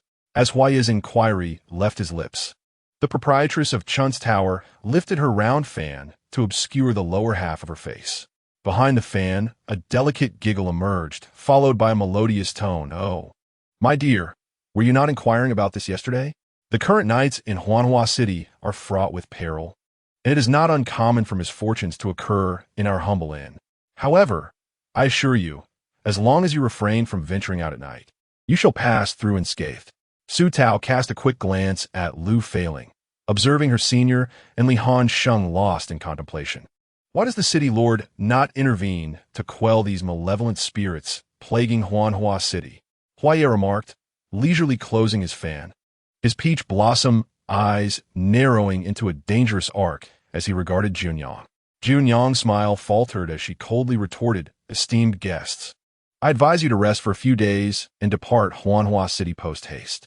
This matter is beyond the handling of a few golden core cultivators. With that, she resumed her cheerful demeanor, urging them to enjoy their stay and hasten their departure. Once Junyang took her leave, Li Hansheng furrowed his brow, stating, I find Huanhua City to be relatively normal elsewhere, yet the pervasive black mist surrounding this is thick as ink. It appears the root of the problem lies within these very walls. Well, his expression grave, suspected that the city lord's estate might also harbor anomalies. Brother Li, might you present the Dongxian sword sect's token to grant us entry into the city lord's estate? How did you come to know I am a disciple of the Dongxian sword sect? Li Hansheng inquired, his curiosity piqued. Huaye replied with poise, Brother Li, do you perhaps underestimate your own renown? Or perhaps the reputation of the sword upon your back? The blade in question, crafted from mysterious iron and black gold meteorite, showcased a deep ebony hue, elongated and double-edged, measuring 74 centimeters in length and 3 centimeters in width. Its hilt bore a circular purple gold guard, while the scabbard was composed of 2 pieces of mysterious iron, secured by 5 ornate copper rings, each adorned with unique engravings. Flanking the guard were 2 azure dragons, capable of emitting a dragon's roar when wielded, hence its name, the Dragon's Roar Sword. Upon concluding his description, Huaye gazed at Li Hansheng with a smile, his eyes drifting to the legendary Dragon's Roar Sword behind him. Brother Huaye, you possess keen eyesight. It is not merely my vision, but rather your unfamiliarity with the sword's illustrious reputation, which has spread far and wide. The Dragon's Roar Sword is indeed a divine weapon. As Huaye's words lingered in the air, Su Tao suddenly lifted her gaze to him. For reasons unknown, despite the lingering mirth in his peach blossom eyes, she sensed an undercurrent of discontent and indifference concealed beneath the facade of joy. Then let us finish our meal and pay a visit to the city lord's estate. No swordsman could resist the allure of praise for their cherished blade, and Li Hansheng was no exception. In the ebb and flow of their conversation, the distance between him and Huaye diminished ever so slightly. Author's note. Chapter 18, Sister's Enlightenment. After the 4 had breakfast, they set off together towards the city lord's estate. Just as they stepped outside, Junyang summoned a servant and whispered a few words into his ear. The servant promptly crumpled the talisman in his hand and vanished in an instant. The reason why Huanhua City is so named is that it is a picturesque city, adorned with a myriad of flowers. Tea houses and taverns line the streets, while vendors sell fragrant pouches, incense, and pollen. These items possess an innate allure for women, and Su Tao and Lu Failing meandered along, acquiring various floral treasures. Meanwhile, Huayi and Li Hansheng silently trailed behind, merely attending to the payments. After approximately a quarter of an hour, the group arrived before the city lord's mansion. Li Hansheng produced a jade token, his voice solemn as he addressed the guards. I am Li Hansheng, the foremost disciple of Master Xianqing of the Dongxian sword sect, here to pay a visit to the lord of Huanhua City. Clad in a common red and white uniform, the guard, whose features were resolute yet his eyes somewhat vacant, inspected the token and, cupping his hands, replied, Please wait a moment. I shall inform the city lord. Li Hansheng nodded, and the guard retreated into the mansion. Lu Failing glanced at the city lord's residence and softly remarked, The darkness that envelopes the city lord's mansion is even more pronounced than that of the Chun's Tower. Indeed, it is denser than that of the Chun's Tower. Su Tao felt inadequate, unable to perceive the darkness they spoke of. To her, the mansion appeared magnificent with its red walls and grandeur, undeniably wealthy. Esteemed guests, the city lord requests that you wait in the front hall, announced the guard as he emerged with the city lord's message. Su Tao followed Lu Failing, while Huayi brought up the rear. From the moment they arrived at the mansion, silence reigned. Su Tao inquired, Who is the lord of Huanhua City? Huayi, sensing the gaze directed at him in response to the question, lazily leaned back, hands behind his head, and replied, She is one of the last remaining flower spirits since the demon-slaying war. The demon-slaying war? Su Tao echoed, while Lu Failing, noticing her junior's ignorance regarding such a significant event, could not help but sigh and explain, 500 years ago, there were not 3 major sects but 4 factions. The Northern Wilderness royal family controlled the region north of the Qinling and Huaihe rivers, while our Yunshao Palace resided to the south. The Xianqing Dao sect and Dongxian sword sect governed the east and west, respectively. Each faction initially safeguarded its territory, maintaining a peaceful coexistence. However, tranquility was short-lived as the Northern Wilderness royal family conspired with demons to massacre the cultivators of the Central Plains. The three major sects united and ventured north to eradicate the rebels. The conflict lasted over half a year before the traitors and demons were vanquished. Why did the Northern Wilderness royal family ally with the demons? Su Tao asked. Naturally, they sought to dominate the world and seize control of the Central Plains. It is said that a deeper motive was to obtain the soul of the sect from the other three sections. What is the soul of the sect? Even Lu, failing, usually gentle, could not suppress a roll of her eyes as she admonished, "Junior sister, you must not be so frivolous upon your return. As a disciple of Yinshao Palace, how can you be unaware of the most fundamental history of her sect?" Su Tao muttered a few words, quickly pleading for mercy. Lu Failing cast a resigned glance at her junior sister and continued, "The soul of the sect comprises the essences of the four divine beasts. We've arrived." Li Hansheng reminded the group from ahead, prompting Lu Failing to cease her explanation and peer inside. No one noticed the disdainful sarcasm at the corners of Hua Ye's lips, nor the loathing and hatred reflected in his eyes as they discussed the recent battle. The author has something to convey. Chapter 19. The Lord of Huanhua City, the official Lord's mansion, was far more opulent and exquisite than the Lord's courtyard that Su Tao had mistakenly wandered into to rescue Fengyu. The layout of the courtyard was artfully arranged, and the flora and fauna within were all extraordinary spiritual plants. The interior decor of the front hall was even more extravagant. Upon entering, Su Tao was dazzled by the white jade flooring embedded with golden pearls, causing her eyes to ache. The surroundings were adorned with numerous exquisite ornaments, with flowers cascading naturally from above. When she reached out to touch them, she found that they were indeed real. Su Tao alternated between admiring the luminous bead curtains and crouching down to examine the spirit crane flute displayed on the table. Such items were considered rare and precious treasures, even in the realm of cultivation. The so-called Lord of Huanhua City had yet to arrive, so after observing her surroundings, Su Tao took a seat beside Lu Failing and remarked, "Truly wealthy. No wonder it's the Lord's mansion." Lu Failing gestured for her to be silent, casting a glance around to signal that others could overhear. Su Tao chuckled awkwardly, lifting a jade cup from the table to savor its exquisite nectar. Opposite her, Hua Yi and Li Hansheng sat in silence, particularly Hua Yi, who had grown much quieter since entering the Lord's mansion. Unconsciously, Su Tao shot a glance in Hua Yi's direction. He seemed to sense it, lifting his gaze to meet hers with an indifferent and cold stare, devoid of the youthful vibrancy he usually exhibited. The four of them sat in silence, observing the surroundings and waiting. After a considerable time, the sound of a maid's announcement echoed from outside.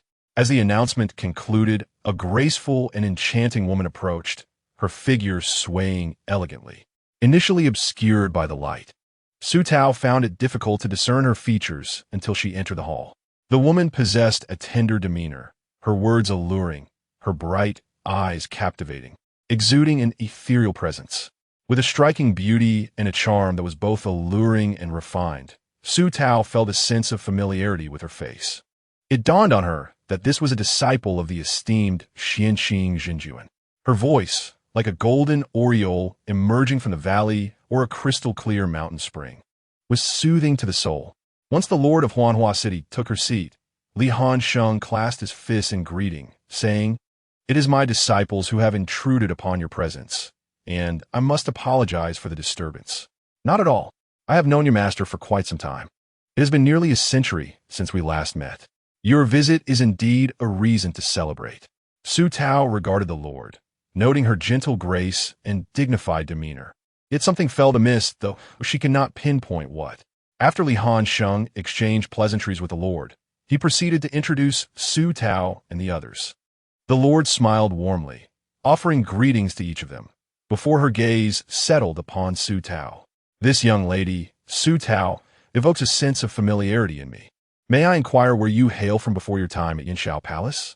Su Tao, not overthinking the question, replied softly, in response to the Lord, "I am an orphan, taken in as an abandoned child by my master. I have been in Yinshao Palace for as long as I can remember." The Lord nodded, offering a few comforting words to Su Tao. Then, as if seeing through their intentions, remarked, "I surmise you have come to the Lord's mansion for a specific purpose?" As the other party had already spoken, Li Hansheng refrained from engaging in further trivialities and directly inquired, "Is the city lord aware of the recent peculiar occurrences in Huanhua City?" At this point, the city lord's exquisite brows knitted together, shadowed by a hint of melancholy. Her voice subdued, "How could I be unaware? They are all my subjects." Given such a multitude of low-tier souls recklessly siphoning the spiritual essence from the cultivators, why does the city lord not dispatch subordinates to eradicate them? A beautiful woman seated at the table sighed deeply, her voice barely above a whisper as she replied, "It is not that we do not wish to eliminate them, but these wandering souls cannot be killed or driven away.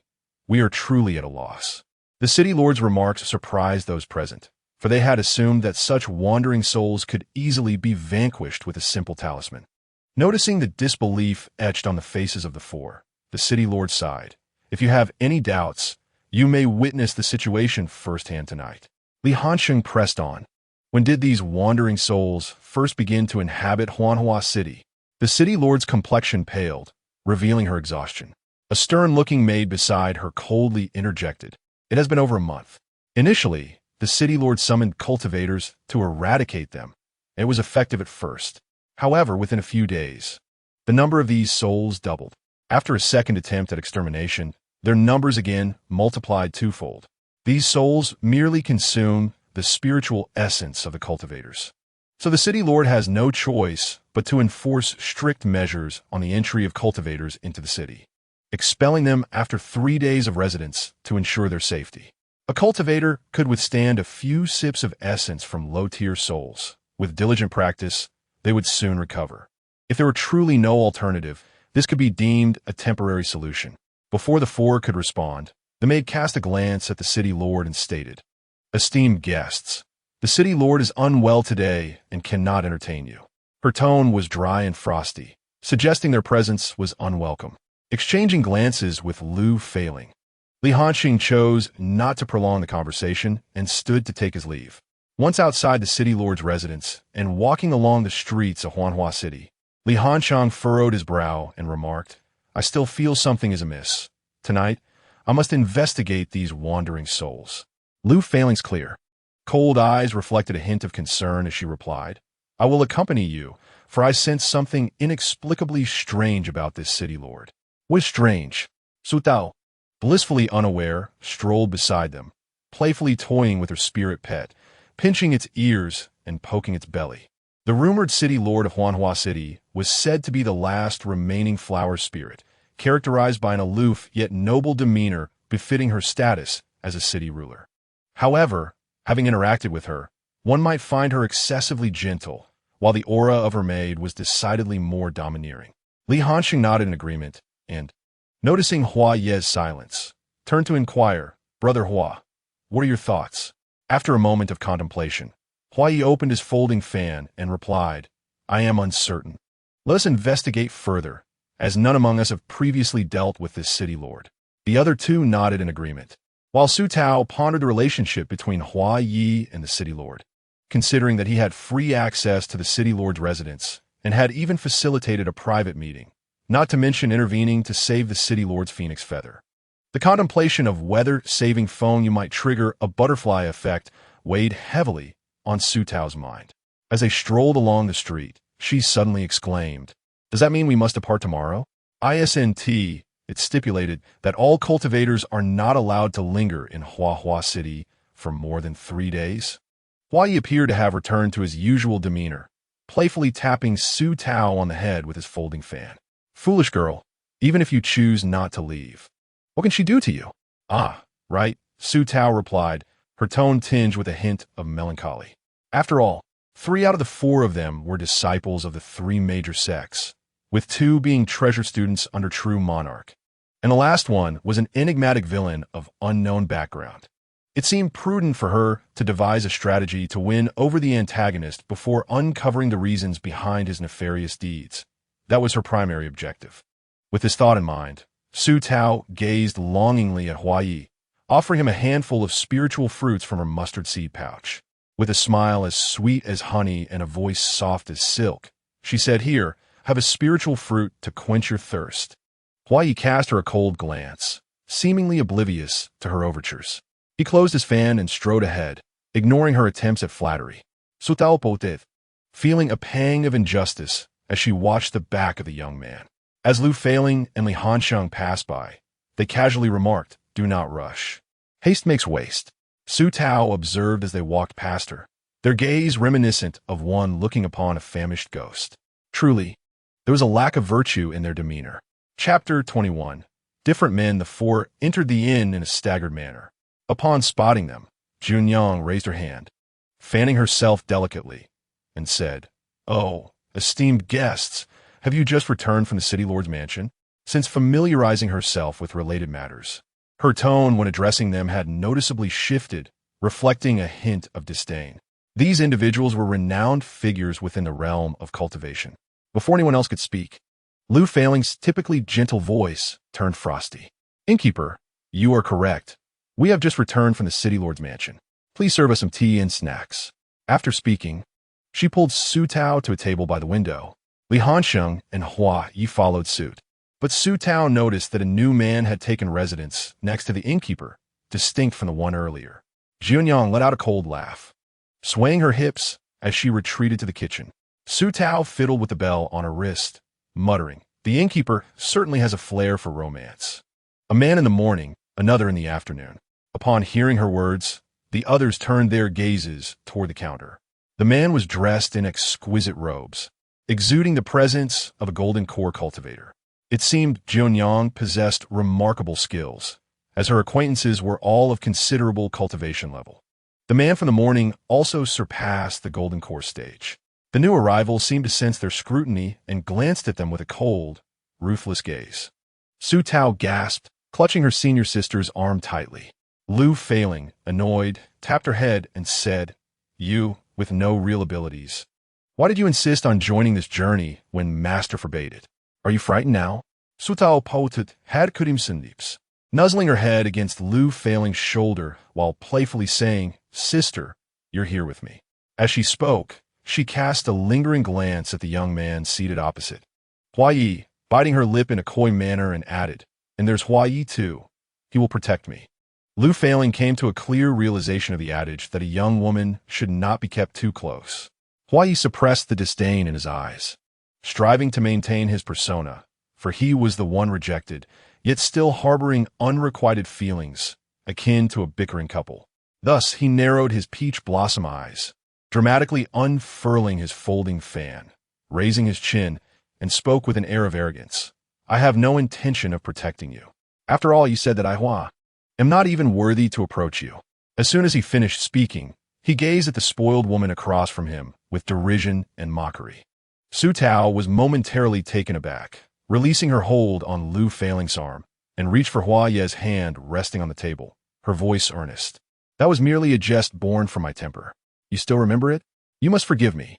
The name Hua Yi rolled off her tongue with such convoluted turns that it felt as if a mouse had seized her throat, almost causing her to stifle a laugh.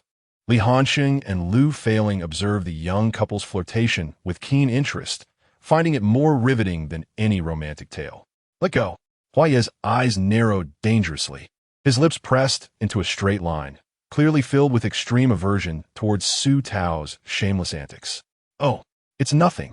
I will show you my sincerity. Sooner or later, you will forgive me." Su Tao pouted, retracting her hand while secretly reveling in the moment. She had gripped Hua Ye's hand tightly, leaving the back of it flushed. As the four engaged in light-hearted banter, the server had already brought over spirit tea and pastries. Jiunyang did not come over, perhaps wishing to avoid their company. "Sister, please chill the spirit tea for me." Su Tao offered the tea with both hands, placing it before Lu Feiling. Lu Feiling, with her gentle brows furrowed, questioned, "Why do you wish to chill this? It's unbearably hot. I long for something cold, and you treat me the best."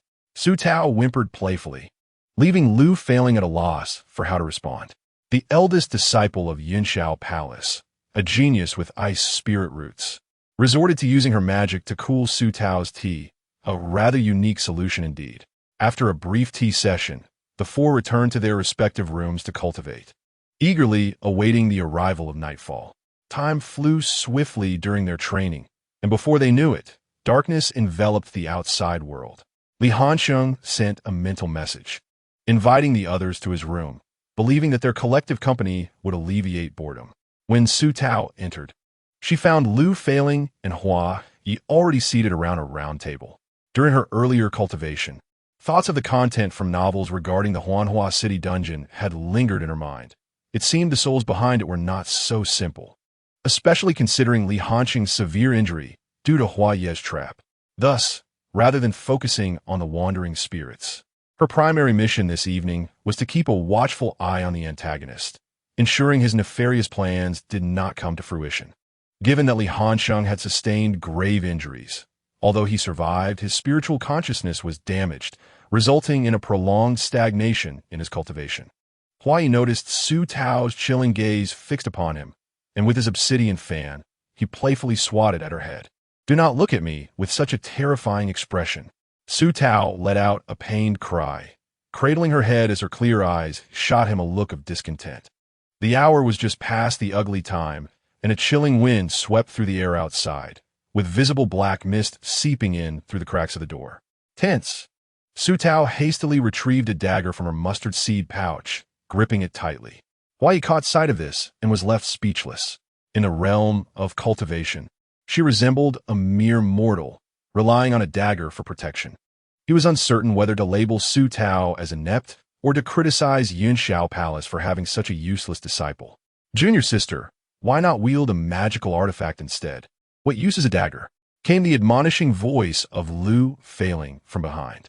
Su Tao laughed awkwardly, scratching her head before she returned the dagger and pulled out a red umbrella, a defensive magical artifact.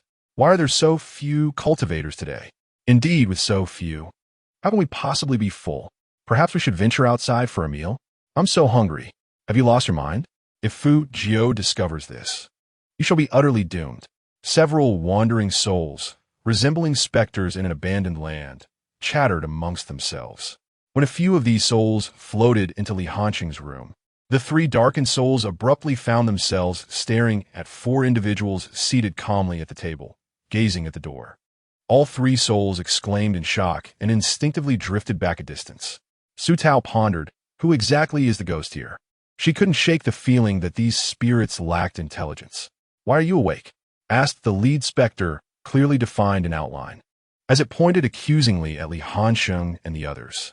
Su Tao could even discern its facial features, so she dubbed this specter Wandering Soul One. "Why can't we be awake?" "Hua Yi counted it." Wandering Soul One replied, "How could you possibly be awake? Every time we come to siphon off spiritual energy, those cultivators have long been incapacitated by Fu Jiao." Wandering Soul 2 slapped Wandering Soul One's shoulder, reproaching him for divulging everything. "Who is Fu Jiao?" Wandering Soul 3 interjected. "We shall not disclose who Fu Jiao is. Soon, we will have him expel you." Hua Yi chuckled lightly. "Fu Jiao is the proprietor of this inn." Wandering Soul 1 covered its mouth, glancing at Wandering Soul 3, astonished. "How does he know?" Wandering Soul 2 looked at the two fools and, in utter despair, slumped into a pool of ink, oozing out through the door crack. It was evident that Hua Yi and the others had no intention of stopping that wandering soul, as the two foolish specters before them were far more likely to reveal everything. Su Tao Rubit had Fordehat, suddenly comprehending the gaze of Lu Feiling and Hua Yi upon her, for at that moment, she too found the two foolish specters before her utterly incomprehensible.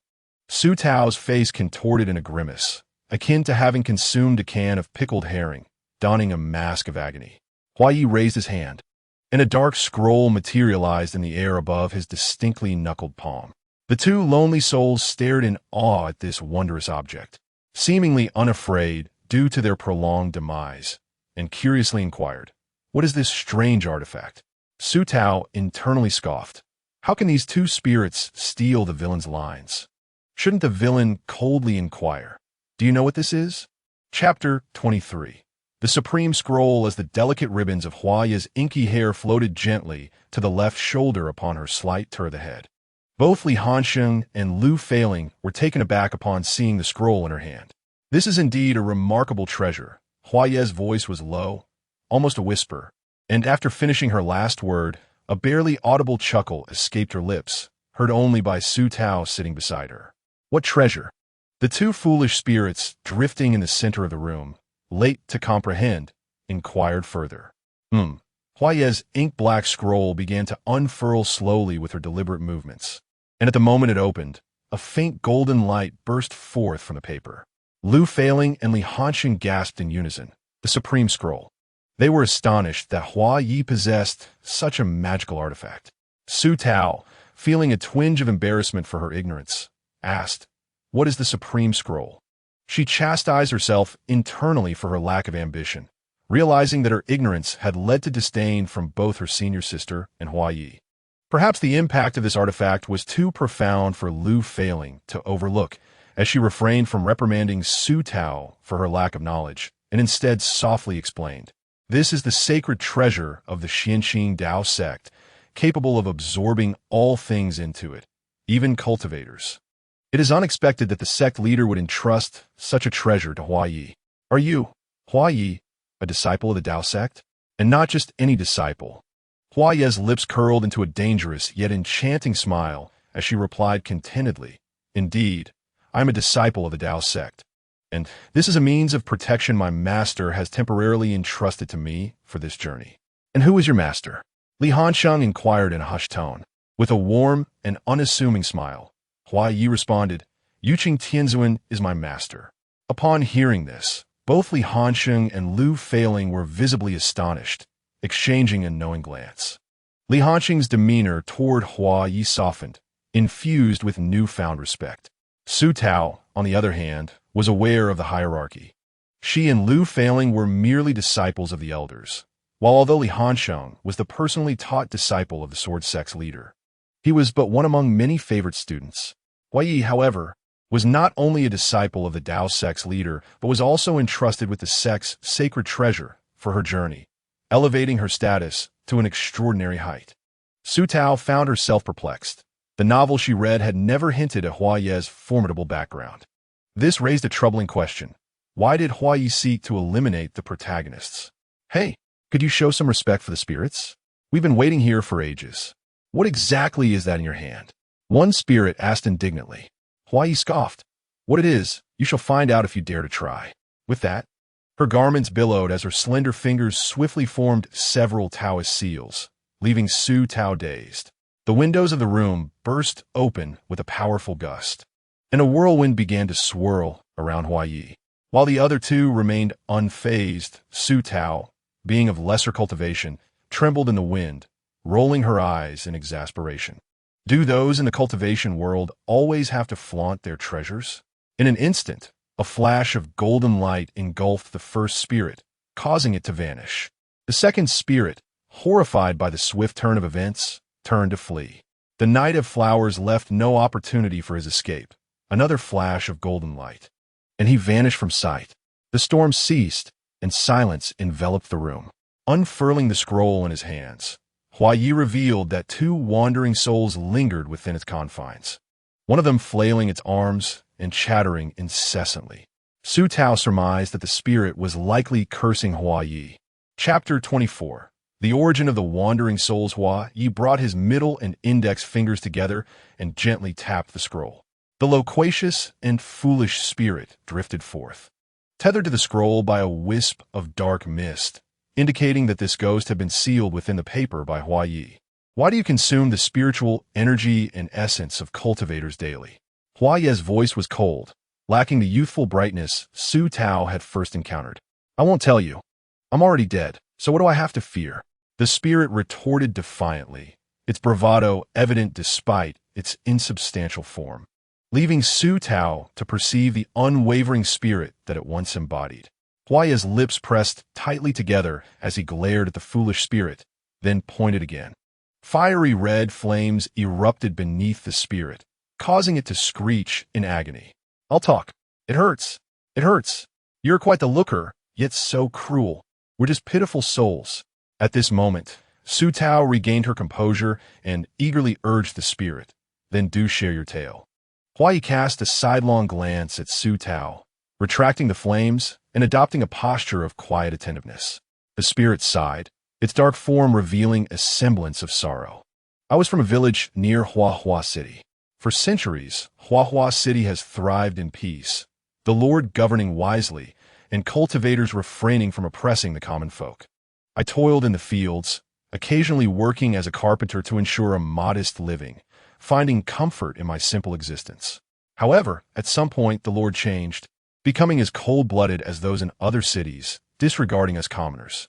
Each year, we were compelled to surrender plentiful provisions. One day, villagers began to perish in droves, and I was among the second wave to die. Upon awakening, my soul drifted here. Fujio mentioned that once we consume enough spiritual energy and essence, not only can we revive, but also cultivate. Li Hansheng inquired, "How did you perish? Were the other spirits similar to you?" "Indeed, we were all citizens of Huahua City. As for how we died, I cannot recall. I only remember a lack of awareness in my final moments. I was asleep and simply did not awaken afterward. How many souls like you are there? I cannot say for certain, but there must be at least 500 or 600. Noticing that the four were silent, the spirit pleaded, "Esteemed Taoists, please show mercy and release us. We committed no wrongs in life, and we have never harmed anyone in death. Those cultivators certainly haven't perished at our hands. Once I conclude this matter, I shall send you into reincarnation," Hua Yi declared, folding the scroll with finality, leaving the spirit without further pleas for mercy. Lu Failing furrowed her delicate brows, her expression laden with concern. She spoke softly. If what that wandering spirit said is true, first, the temperament of the Lord of Huanhua City has drastically changed. Second, the villagers have met with strange deaths. And third, Fujio has summoned numerous spirits to this place to consume the spiritual energy of the cultivators. As for the initial cause of the deaths, it seems they lack control, but eventually they learned that a single cultivator could only be drained by these spirits for a maximum of 3 days. Once Lu Failing finished her analysis, Li Hansheng and Hua Yi nodded in agreement, glancing outside at the sky, estimating dawn was not far off. Li Hansheng proposed, "Tomorrow, let us split into 2 groups. 2 of us will investigate the Lord's mansion and question Fujio, while the other 2 will explore the surrounding villages of Huanhua City. What do you think?" Upon hearing this, Hua Yi volunteered, "Then I will go to the nearby villages." The author has something to say. Chapter 25, A Sinister Deed. Lu Failing turned to Su Tao, her tone gentle, yet delivering the harshest words for Su Tao. "All right, Su, you will accompany Hua Yi." Su Tao exclaimed, "No, sister. I do not wish to be alone with this villain. What if he decides to harm me?" She chuckled nervously, fingers fidgeting, lacking confidence. "Sister, let me accompany you to investigate the Lord's mansion. Wali Shixiang and Hua Yi, junior sister. Investigating the villages is simple. You can just wander around. You and Hua Yi should go." After saying this, she winked at Su Tao mischievously. Thus, the opportunity to redeem herself with Hua Yi was once again thrust upon her. Su Tao thumped her own head twice, chiding herself for her foolishness. Hua Yi, observing her plight, lifted an eyebrow and cast a cold glance at Su Tao, finding her distress oddly satisfying. "Very well, it is settled then. Let's all return and rest for a while. We shall set out at dawn." Once Li Hansheng concluded, everyone departed his chamber. Knowing the other spirits had already left, Su Tao opted not to join Lu Failing in her room for sleep, but instead returned to her own quarters. As she sat on her bed, meditating, she pondered her impending solitude with Hua Yi, fretting over how to win the villain's affection. How could she make him fall in love with her? It was an exceedingly difficult task, more challenging than battling the oppressive 996 word culture of her previous life. "Master." As Su Tao was lost in thought, she heard Feng Yu's voice. She peered outside and said, "Feng Yu, come out and speak. There is no one around." Upon her words, Feng Yu, dressed in a red robe with dark hair, appeared before her in an instant. Su Tao noted that he looked considerably better, indicating he had recuperated well. "What is it?" Feng Yu replied, his gaze returning to Su Tao. The woman before him possessed a captivating beauty, her figure voluptuous, and her eyes shimmering like clear deer, embodying a beguiling yet unassuming innocence, a striking contradiction embodied in one individual. In the world of cultivation, beauties were abundant, and as a descendant of the vermilion bird, he had encountered many alluring figures in the demon realm. Yet none possessed the extraordinary fusion of such extreme qualities as she did. "Hey, Fengyu?" Fengyu snapped back to reality at her call, his eyes momentarily dimming as he felt a twinge of annoyance at his excessive preoccupation with Su Tao's appearance. He reminded himself that he was tasked with monitoring her and should not harbor any feelings beyond that of vigilance. In the depths of your consciousness, you have grasped the intricacies of events and understand the source of your concerns. Rest assured, you may embark on your journey tomorrow. Fengyu shall protect you. Upon hearing these words, Su Tao was overjoyed. Although she was unaware of Fengyu's true capabilities, she was certain that they surpassed her own. She leapt from her bed, her bright eyes narrowing into crescent shapes, and with a beaming smile, approached Fengyu while exclaiming, "Wow! Fengyu, you are truly remarkable. Much stronger than my own spirit pet." As she spoke, she playfully patted Fengyu's shoulder. As Fengyu felt the proximity, a faint scent of peach blossoms wafted through the air, prompting her to subtly step back, lowering her gaze as she softly replied, "This is merely what Fengyu ought to do." With her hands clasped behind her back, Su Tao shook her head. "Yet, you are still far superior to the lazy little flower. That plump cat only knows how to eat and sleep. It never cares for my well-being." From the bed came a soft, rustling sound as the fabric bag Su Tao had dropped began to wiggle. Hearing her owner's grievances, Xiaohua immediately emerged to express its loyalty. With short, stubby legs and a round belly, it hopped to Su Tao's feet. With a few affectionate nudges, it climbed up the hem of her dress and nestled against her neck. All right, stop it. You're useful too, aren't you? Our Xiaohua is not a worthless creature. It knows how to curry favor." Su Tao giggled uncontrollably as Xiaohua tickled her. Fengyu stood across from them, observing the comical scene unfold, and even she was unaware of the faint smile that tugged at her lips. The author has a message. Chapter 26, The Art of Waking Up. After a long night filled with commotion, Su Tao, not being a native cultivator like Li Hansheng and the others who required little sleep, had grown accustomed to a full 8 hours of slumber. Thus, when Li Hansheng and Lu Feiling set out, Huai approached Su Tao's door, only to discover that she was still asleep. He entered and deliberately gave her 2 firm pats. To his surprise, the woman on the bed remained oblivious, mumbling as she turned over and let out a soft snore. Impatient, Huai retrieved a small copper bell from his sleeve. The bell was quaint and ancient, only the size of a thumb when first taken out. As Huai silently recited an incantation, the bell transformed into a large clock. Fengyu, residing in Su Tao's consciousness, silently covered her ears.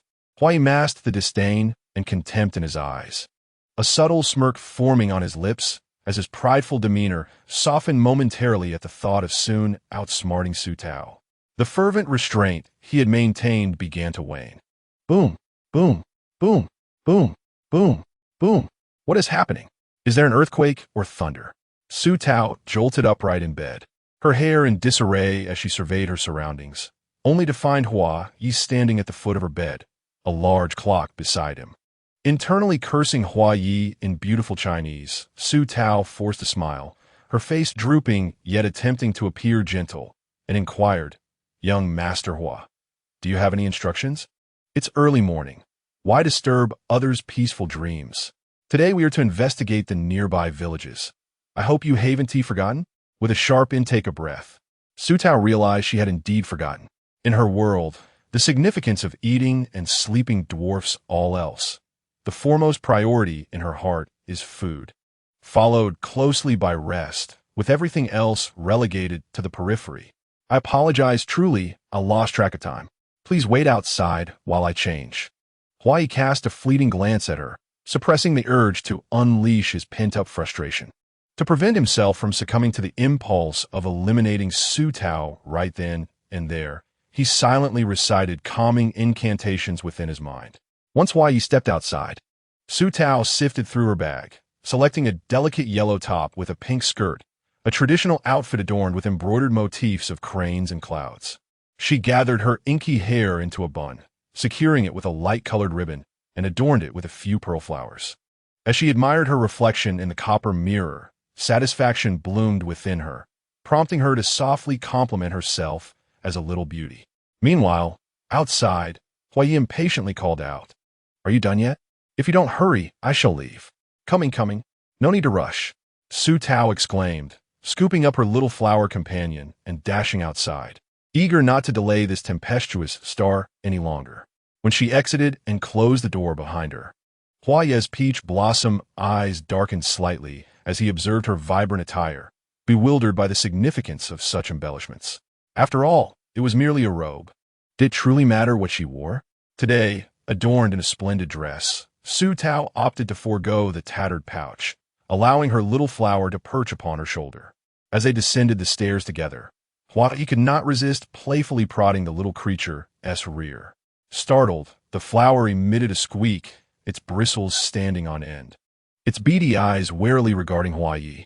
Huayi chuckled softly, noting how this little creature mirrored its owner, appearing somewhat foolish yet remarkably alert. "Where shall we go first?"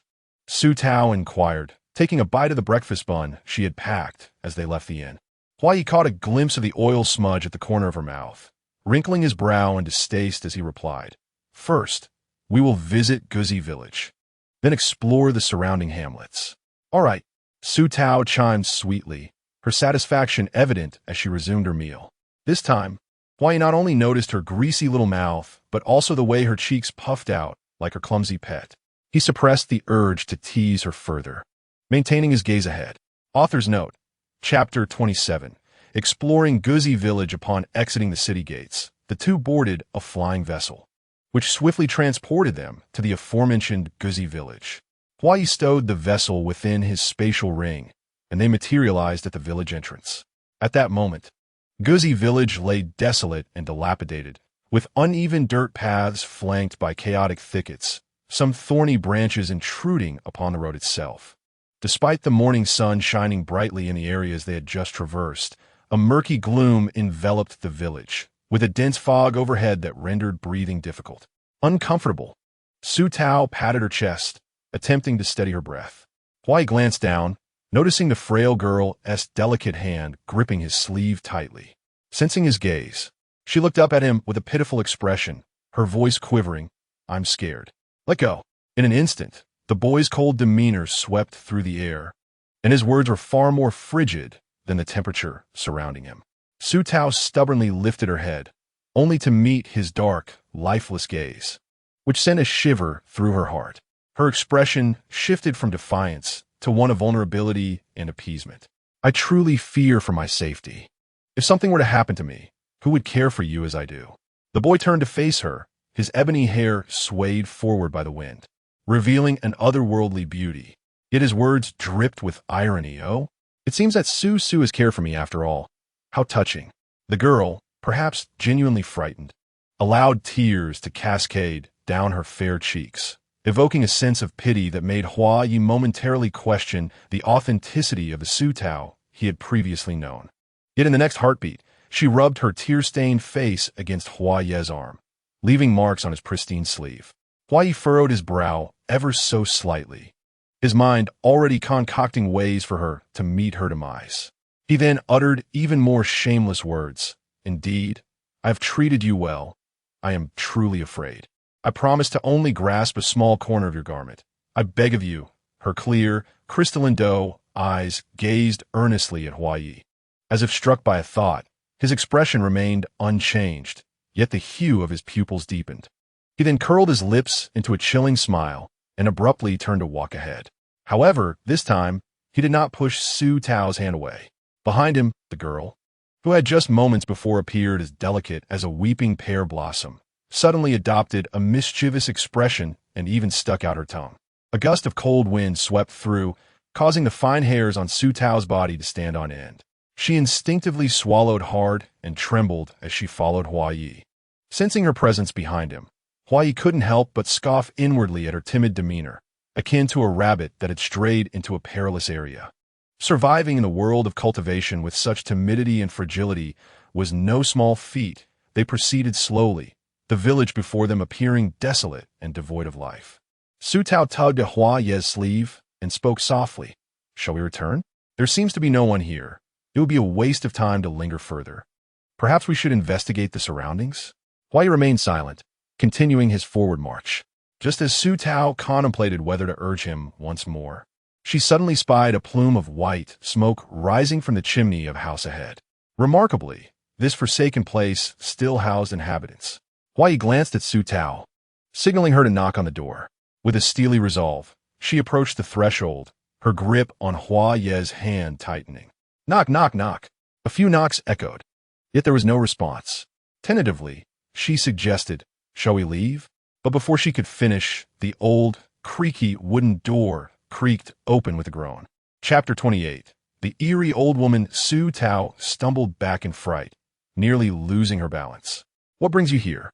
Emerged an elderly woman, holding a candlestick, her deep-set eyes shadowed by age spots that marred her long chin. She was swathed entirely in dark fabric, with a coarse strip of cloth wrapped around her neck. Her voice devoid of vitality. Su Tao inexplicably recalled the modern horror film she had watched at home, where grandmothers bore an uncanny resemblance to the woman before her. Huai, maintaining an air of composure, glanced into the courtyard and spoke softly.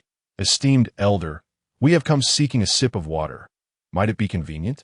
The old man, his voice hoarse and rasping, coughed twice but did not refuse. Instead, he turned and entered the courtyard, leaving behind a remark. "There is water in the well. Help yourselves." Huai entered first, with Su Tao following closely, intending to shut the courtyard door. Yet it resisted her efforts to close it. Furrowing her brow in contemplation, she suddenly realized that the elder clearly wished to keep them out, leading her to suspect that Huai had cast a spell to render the door unclosable. Casting a sidelong glance at Huai, she muttered under her breath, calling him cunning. A chilling breeze swept through the courtyard, prompting a small flower to burrow from Su Tao's shoulder into her embrace. Burying its furry little head in her bosom, Su Tao sighed inwardly, reflecting that both the spirit companion and its master were equally ineffectual. Shivering from a chill, she hurried to follow Huai closely. The courtyard was quite small, with a well at its center. Vines of a deep green hue clung to the walls, densely clustering in one area, creating a foreboding sight. The elder had retreated into the house. As Su Tao approached Huai, she noticed him leaning over the well to peer inside. She too looked, her delicate brows knitting in confusion, for the well was choked with those very vines, obscuring any view of its depths to ascertain whether water lay below. How could this be? With a graceful flick of his obsidian fan, Huai strode elegantly into the house, while Su Tao lifted her skirt to follow, anxious that the antagonist might abandon her without a second thought. The house, constructed of mud, featured a wooden door long past its prime, which groaned unpleasantly as Huai pushed it open. Upon entering, Su Tao was immediately overwhelmed by a foul odor that stung her senses, reminiscent of numerous rotting fish left to decay for decades. The elder sat numbly beside the stove, operating a bellows, while what appeared to be a pot of food simmered atop the heat. Huai approached, lifting the pot's lid, causing Su Tao to gasp in horror and retreat a couple of steps. She lowered her head and began to retch, for within the pot lay 2 charred, putrid fish. Unfazed, Huai's expression remained unchanged, as if he were impervious to the stench. He politely inquired, "Esteemed elder, I wish to inquire about the whereabouts of the villagers of Guzi." The elder, mechanically working the bellows, muttered, "Gone? All gone." Huai pressed further, "What does gone mean?" The elder responded, "Disappeared. I do not know." With that, he shook his head, signaling his ignorance. Su Tao, witnessing this, felt a chill of fear course through her, and she timidly tugged at Huai's sleeve. Irritated, Huai turned to regard her, his gaze deep and icy. Su Tao swallowed hard, pointing at the elder and whispering to Huai. His neck did not move. Indeed, as the elder shook his head, only his head turned, while his neck remained utterly still, unyielding in its rigidity.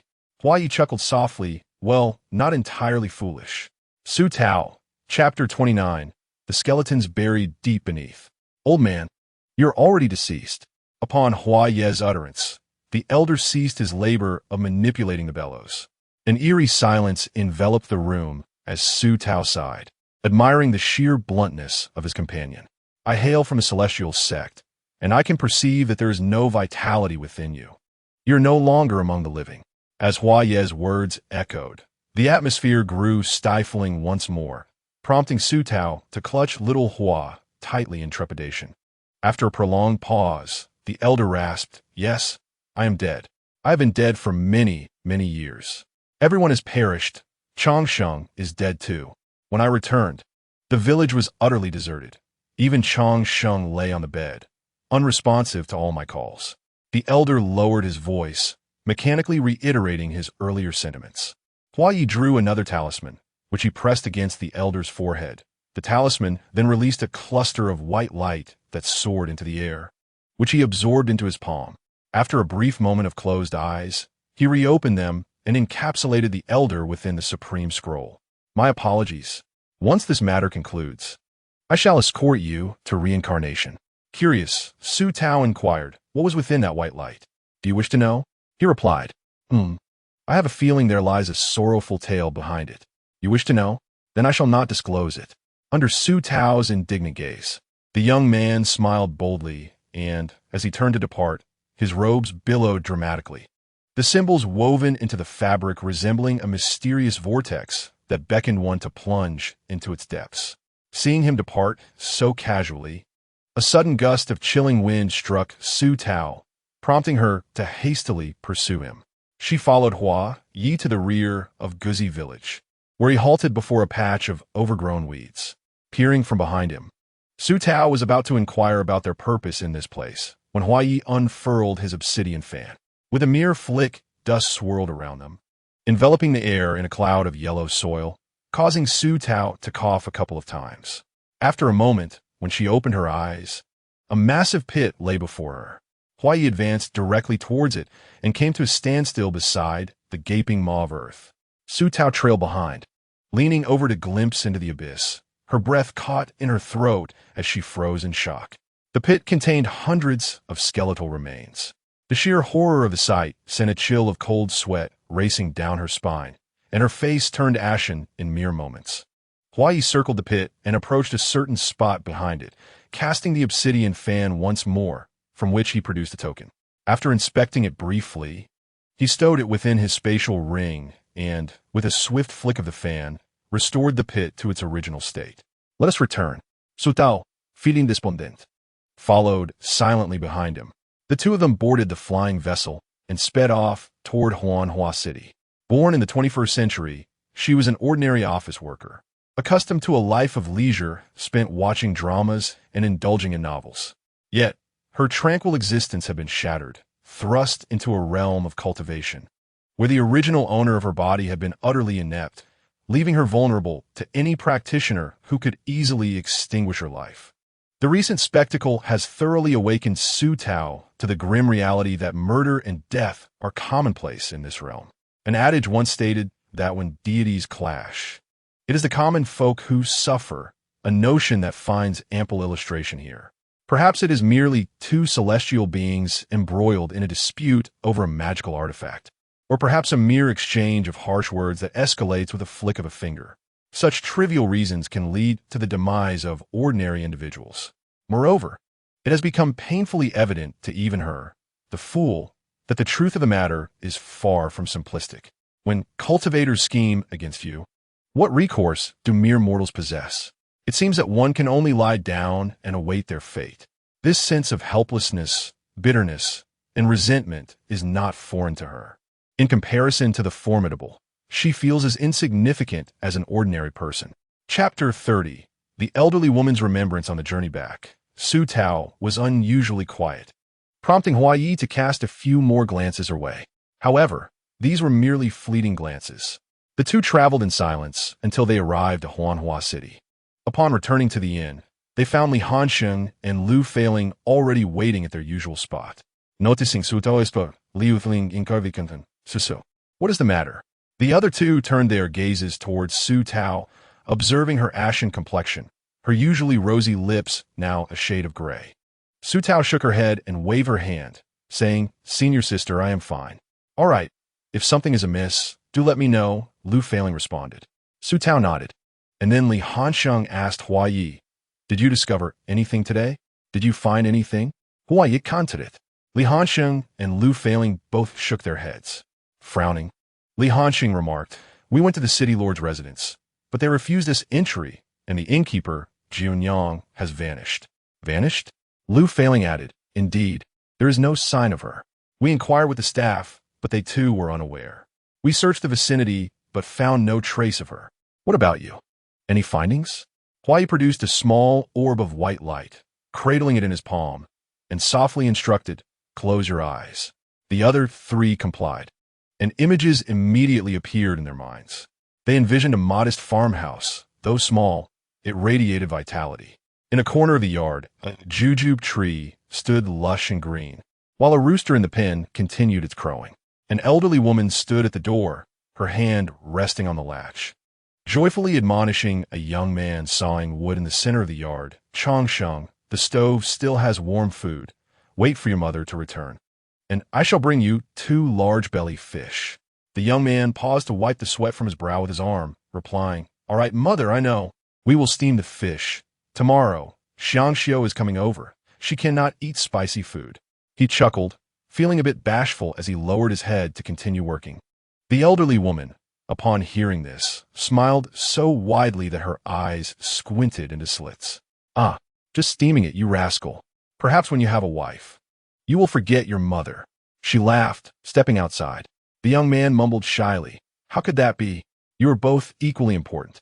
Alas, such a blissful scene did not endure for long. The image shifted, revealing the elderly woman returning from her maternal home, her face aglow with joy as she carried a basket containing 2 fish. She approached the courtyard gate, only to discover that it was still closed inward. Despite her persistent calls, there was no sign of Chongsheng coming to open the door. Growing impatient, the old woman picked up a stone and struck the wooden door several times until it creaked open. Perhaps sensing something amiss, she hurried inside, nearly tripping over the threshold. With a clatter, the basket she held fell to the ground, and 2 large, bloated fish flopped out, their eyes wide in panic as they struggled on the floor. After a few desperate thrashes, they succumbed. Chongsheng's mother nudged her son, who lay on the earth in calm, pushing him repeatedly. Yet deep down, she knew there was no need to rouse him. The figure resting there was not a living being, but merely a skeleton swathed in skin. A strangled cry escaped her throat, and in her profound sorrow, words failed her. Trembling, she extended her withered hands, her eyes devoid of light, and embraced her son, her suppressed sobs erupting into heart-wrenching wails. Witnessing this, Su Tao and her companions were already in tears. The scene shifted, revealing the old woman's quest for answers regarding the tragedy. She exited her home and traversed through the village, knocking on every door, but silence reigned in each courtyard. Upon forcing her way inside, she found lifeless remains sprawled upon the kong. Some were elderly couples, others entire families, and some newlyweds. Finally, she reached the westernmost courtyard, where she beheld the corpse of Xiangxiu, clad in a pristine cloth skirt, slumped over a dressing table. The villagers were all gone. Like a specter, the old woman returned home, kindled a fire, and placed the 2 fish in a pot to steam. Then she unfastened her belt and hanged herself. Chapter 31. Illusions. When the 3 opened their eyes, a profound silence enveloped the table. Even the most seasoned cultivators were deeply affected by the preceding scene, their hearts heavy with sorrow. The truth of how an entire village perished overnight remained shrouded in mystery. To the south of the village lay a deep pit, approximately 10 fathoms deep, containing hundreds of skeletal remains. As Huai spoke of this, Lu Feiling and the others raised their heads in alarm. Huai's expression remained impassive as his gaze drifted towards the window before returning. He extended a hand, delicate and pale as jade, and softly stated, "This is a wooden plaque located to the north of the pit." As he opened his palm, a pitch-black plaque appeared, adorned with peculiar symbols. "This?" Li Hansheng furrowed his brow in contemplation, speaking solemnly, "is a talisman for the gathering of information." "What is the gathering of information?" Lu Feiling inquired. Li Hansheng's brows knitted tightly, his handsome features darkening with anger. He had not anticipated the existence of such vile and malevolent individuals. The gathering of Yin formation required the blood and flesh of over 500 living beings, along with their vital essence. Once the formation was established, it could summon the souls within to consume the life, force, and spirit of others. Those whose essences were siphoned would forever be bound to the one who set the formation, with no hope of reincarnation. "This is utterly heinous," Su Tao exclaimed in outrage, while Xiaohua, perhaps sensing the implications, fearfully buried her head in Su Tao's clothing. Who could be behind this formation? As Lu Feiling's words escaped her lips, Li Hansheng and Hua Yi simultaneously lifted their gazes, a flicker of calculation evident in their eyes, and in unison proclaimed, "It must be intricately connected to the Lord of Huanhua City." The urgency of the moment compelled them to make yet another visit to the Lord's residence. The four wasted no time. They departed at once, employing secretive techniques that transported them directly to the entrance of the Lord's manor in the blink of an eye. At that moment, the manor stood unguarded, for the group was eager to uncover the truth, hastening their steps into the courtyard. However, as soon as they crossed the threshold, Su Tao noticed that the other three had inexplicably vanished from her side. Could it be that she had entered an illusion? She pondered, clutching Xiao Hua tightly in her arms, the only source of warmth amidst the surreal stillness surrounding her. The scenery remained that of the Lord's residence, yet peculiarly devoid of any living creature. Indeed, apart from herself and Xiao Hua, there was not a single breath of life. Even insects and birds were conspicuously absent. The stifling silence weighed heavily on Su Tao, causing her to feel increasingly uneasy. She resolved to sit down, cradling Xiao Hua, and surveyed her surroundings for any signs of flaw. It became clear to her that she had stumbled into a formation, and based on her experience gleaned from reading fantastical novels, she knew that to dismantle the formation, one must locate its core and destroy it. Suddenly, Su Tao clasped her head in agony, causing Xiao Hua to tumble to the ground, anxiously tugging at her leg and chirping in distress. What was wrong with its master? As countless scenes from novels flashed through her mind, Su Tao's expression grew pale. She now realized that this was indeed a formation, a mirage formation. The headache she experienced was due to the sudden influx of fragmented texts about the protagonists in Huanhua City. The reason her illusion was confined to the Lord's manor. Unlike the other three who had ventured into their subconscious desires or fears, was because Su Tao was an outsider. As a newcomer to the narrative, the formation could not probe the depths of her memories. Xiao Hua tugged at the hem of Su Tao's dress with its chubby paw, its eyes brimming with concern. Su Tao smiled, lifting Xiao Hua into her embrace, playfully poking its little head and jesting. "You do have a heart, knowing to worry for your master. Gulme, let me show you what it means to unleash one's potential." The author has a word to say. Chapter 32, breaking the formation with the knowledge gleaned from the snippets of the novel swirling in her mind. Su Tao comprehended how to dismantle the formation. Only by breaking her own constraints could she seek out her senior sister and the others. Following her recollections, she made her way to the back courtyard of the Lord's residence, remembering that somewhere among the backyard stood a Bodhi tree. If that tree were destroyed, the formation would inevitably collapse. The hem of her dress fluttered in the wind, and as she ran with urgency, the arc of her garment expanded, resembling blooming peach blossoms from above. After a considerable sprint, Su Tao finally reached the backyard. Leaning on her knees, she gasped for breath, her chest rising and falling rapidly. After a brief respite, she lifted her gaze and spotted a towering tree not far away, lush with greenery and adorned with numerous red fruits. With the conviction that one must not waste food, Su Tao cast a small spell to gather the fruits into a mustard seed bag. Now, the Bodhi tree stood bare. She rested her chin in her hand, pondering softly, "How can I destroy this tree?" "Xiao Hua, can you breathe fire?" The plump cat merely shook its head. Su Tao, with a hint of disdain, tugged at its ear. "You little good-for-nothing. What else can you do besides eat? Can you summon thunder?" Again it shook its head, and after doing so, it seemed embarrassed, burying its head into Su Tao's neck while its rear poked out. What a misfortune at home. What should I do? A spark of inspiration struck her as she pulled out her magical treasures and talismans, tossing them at the tree without concern for expense. However, the talismans, typically effective against second-tier monsters, proved utterly useless here. Not even the Thunder Talisman ignited a spark upon striking the tree. Damn it! What on earth can I do? Su Tao scratched her head and slumped to the ground, her frustration mirroring that of Xiao Huang moments ago. Truly, a master reflects the nature of their familiar. My lord. A soft and melodious voice echoed as Feng Yu appeared before Su Tao. Her eyes lit up instantly, and she dusted off her clothes, joyfully exclaiming, Feng Yu, do you have a way to destroy this tree? Let me try. Feng Yu replied with a gentle smile, his eyes shining warmly beneath the mask. He turned, extending his right hand, from which a remarkably beautiful flame erupted. The outer flame was black, encircling a ring of red fire, a mesmerizing combination that astonished Su Tao. Ah, this is effective. She clapped her hands in delight, noticing the charred marks appearing on the tree's trunk.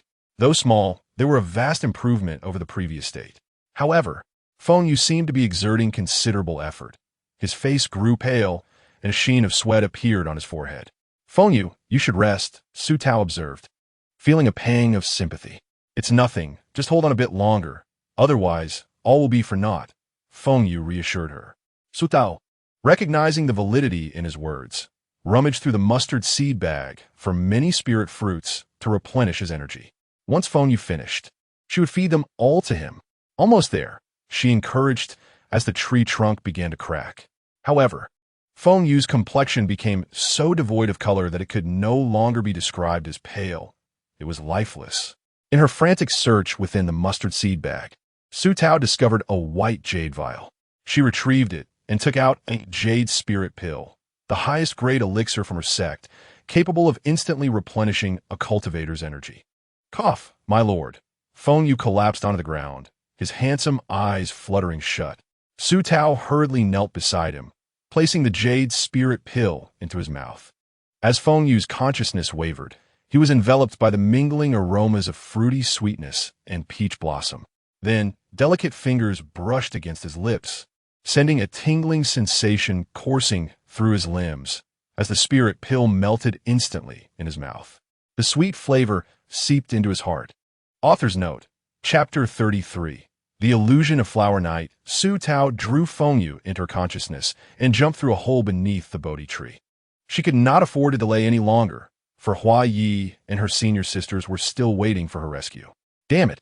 Ah, sister, I am utterly astounded. The sensation of plummeting from a great height is indeed terrifying. Su Tao emitted a piercing scream akin to that of a slaughtered pig. With a thud, dust erupted around her as she landed awkwardly, rubbing her painfully bruised backside while surveying her surroundings.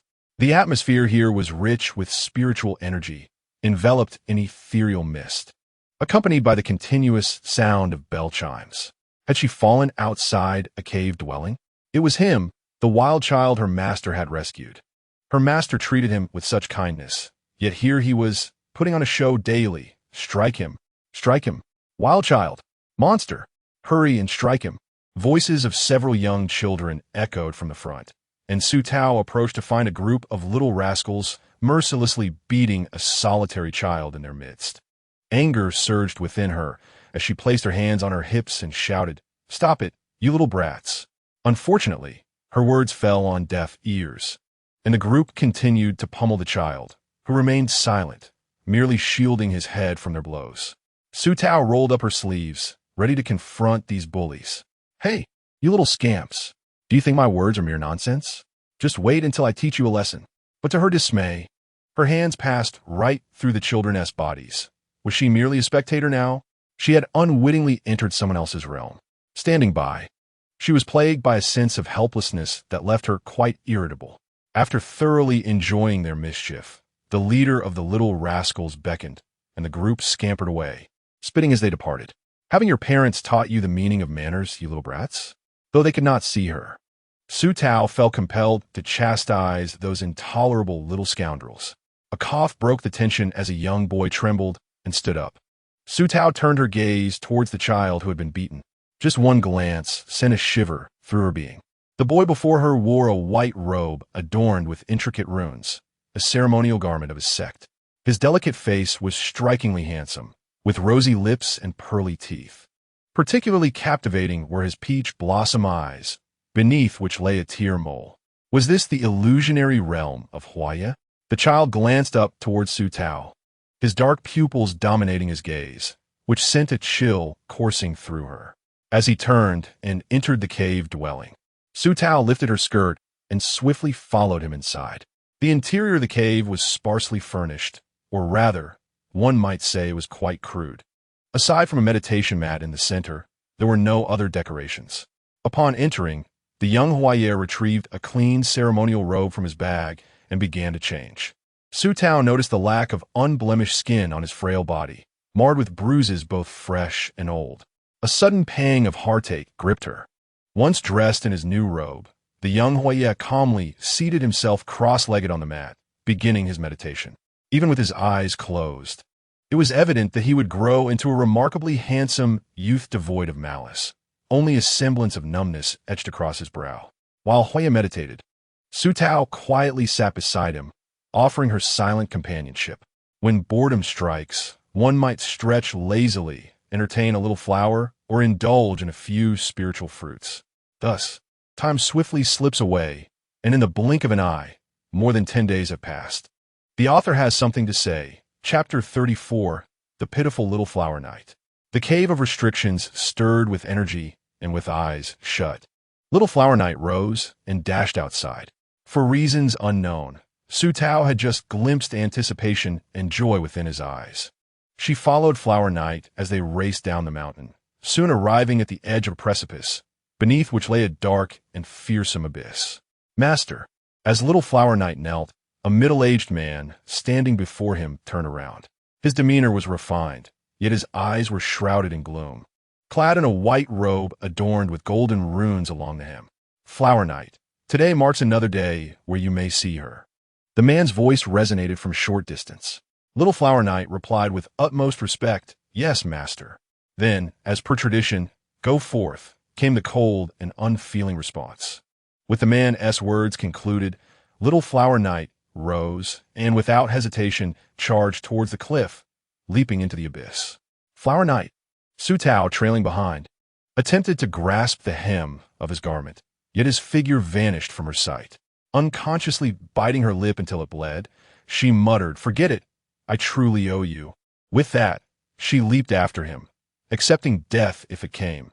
Should she perish, she could return to the modern world, and if not, perhaps be reborn, which could also be quite delightful. She consoled herself during the fall. The sensation of weightlessness and the imminent confrontation with death felt astonishingly real. Fortunately, she did not perish. Instead, her body felt as though it had shattered upon landing beside Flower Knight, who lay on the ground, eyes tightly shut and still unconscious. The surrounding abyss was thick with dark mist, occasionally interrupted by the cackles of otherworldly creatures, instilling immense fear in Su Tao. At that moment, a cloud of black mist approached, its gaping maw letting forth a sinister laugh. "Cackling little creature, come to meet your doom," it screeched, lunging at Flower Knight. Su Tao, unwilling to allow harm to befall her target, drew talisman paper from her bag and hurled it at the creature. "Ah, who is it?" The thunder talisman struck the monster, emitting plumes of white smoke. Thus, for every creature that approached, Su Tao vanquished it. By the time Little Flower Knight awakened, a day had elapsed. Exhausted, Su Tao felt like a lifeless dog, yet upon seeing him stir, she hopped excitedly before him, attempting to rouse him. However, he did not even glance her way, seemingly unable to see her, leading Su Tao to abandon her efforts to wake him. Instead, she chose to wait patiently for him to awaken naturally. When Little Flower Knight finally opened his eyes and surveyed his surroundings, he appeared astonished by the absence of those grotesque entities. After a brief moment of surprise, he began to meditate and cultivate. Soon, when more creatures approached, Su Tao was astonished to witness Flower Knight consume them. Thus, for 7 days at the abyss's bottom, he absorbed the monsters, finally letting out a satisfied burp before beginning his ascent up the cliff.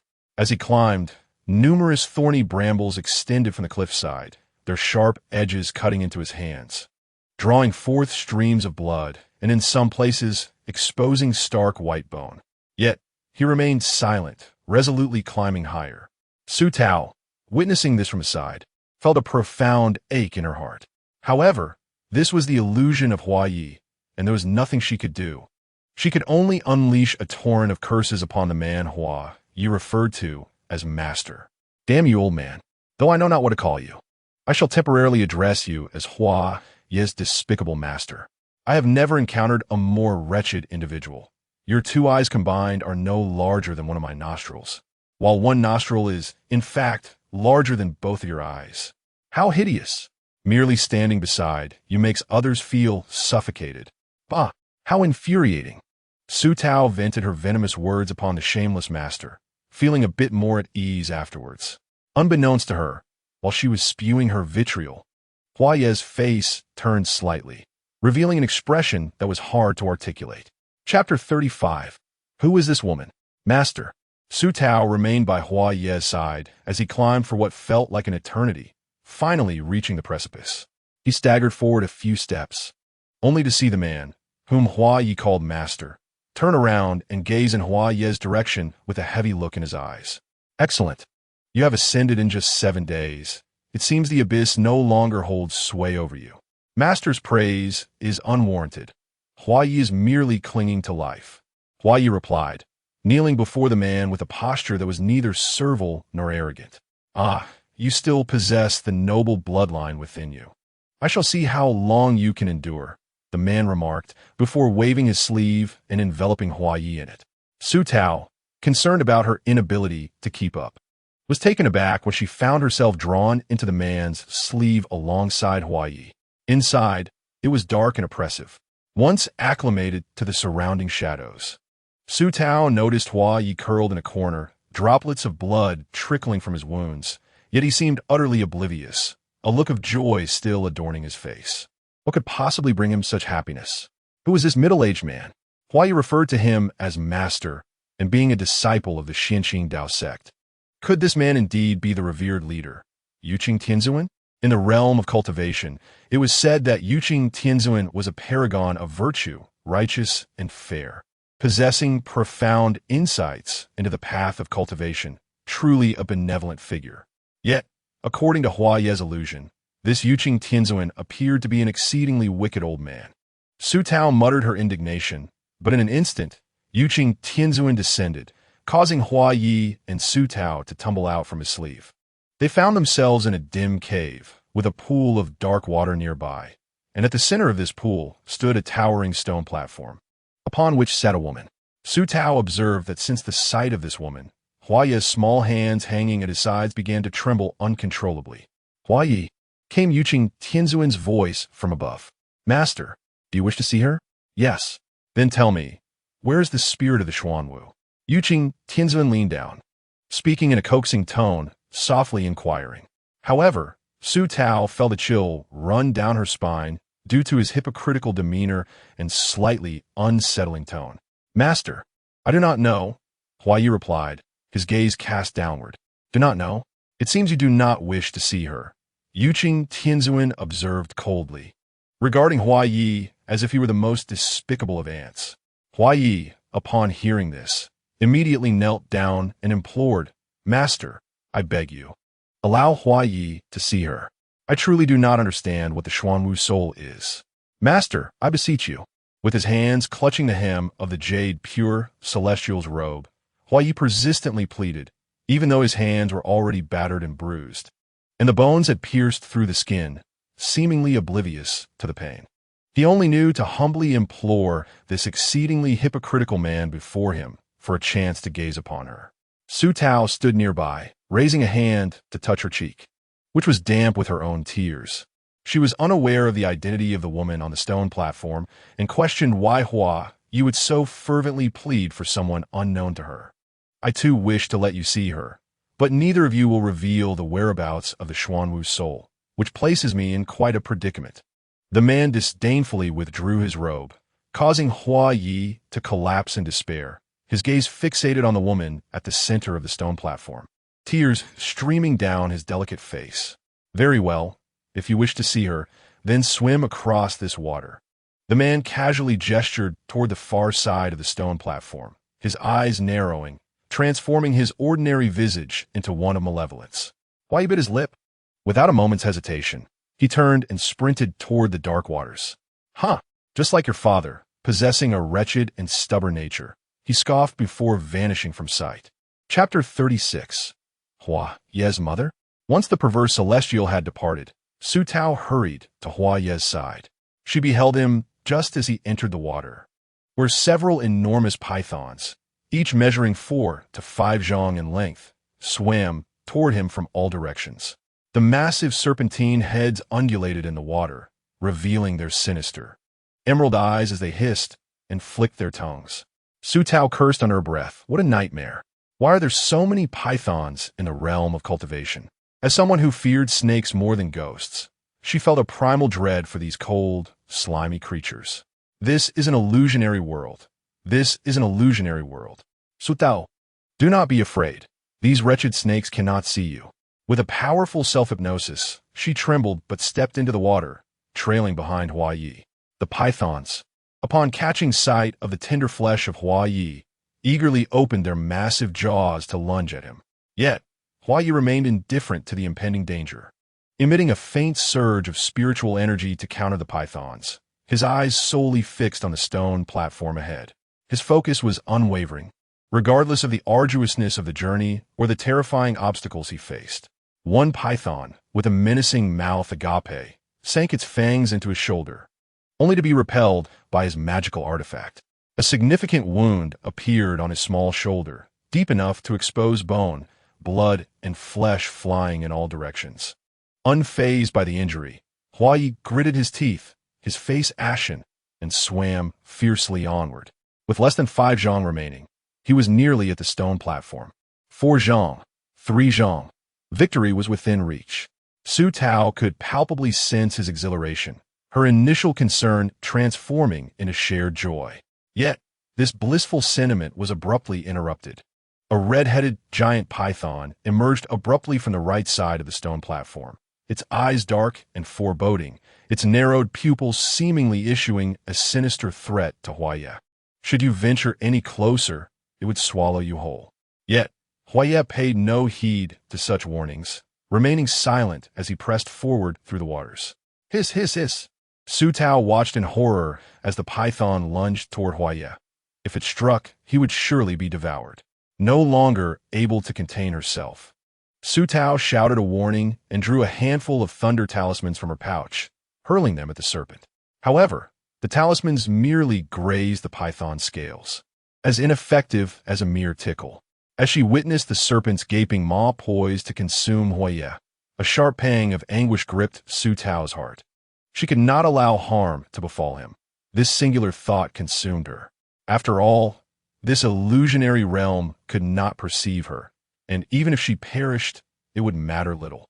With eyes shut tight and her body adorned with thunder talismans, she charged into the python's cavernous mouth like an arrow.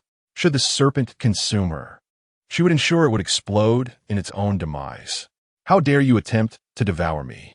Within the foul, putrid depths of the serpent's maw, Su Tao silently recited the incantation to detonate the premium thunder talismans affixed to her. Outside the serpent's head, Huayi stood frozen in disbelief, grappling with the unfolding events. Why? Why would she do such a thing? Bang!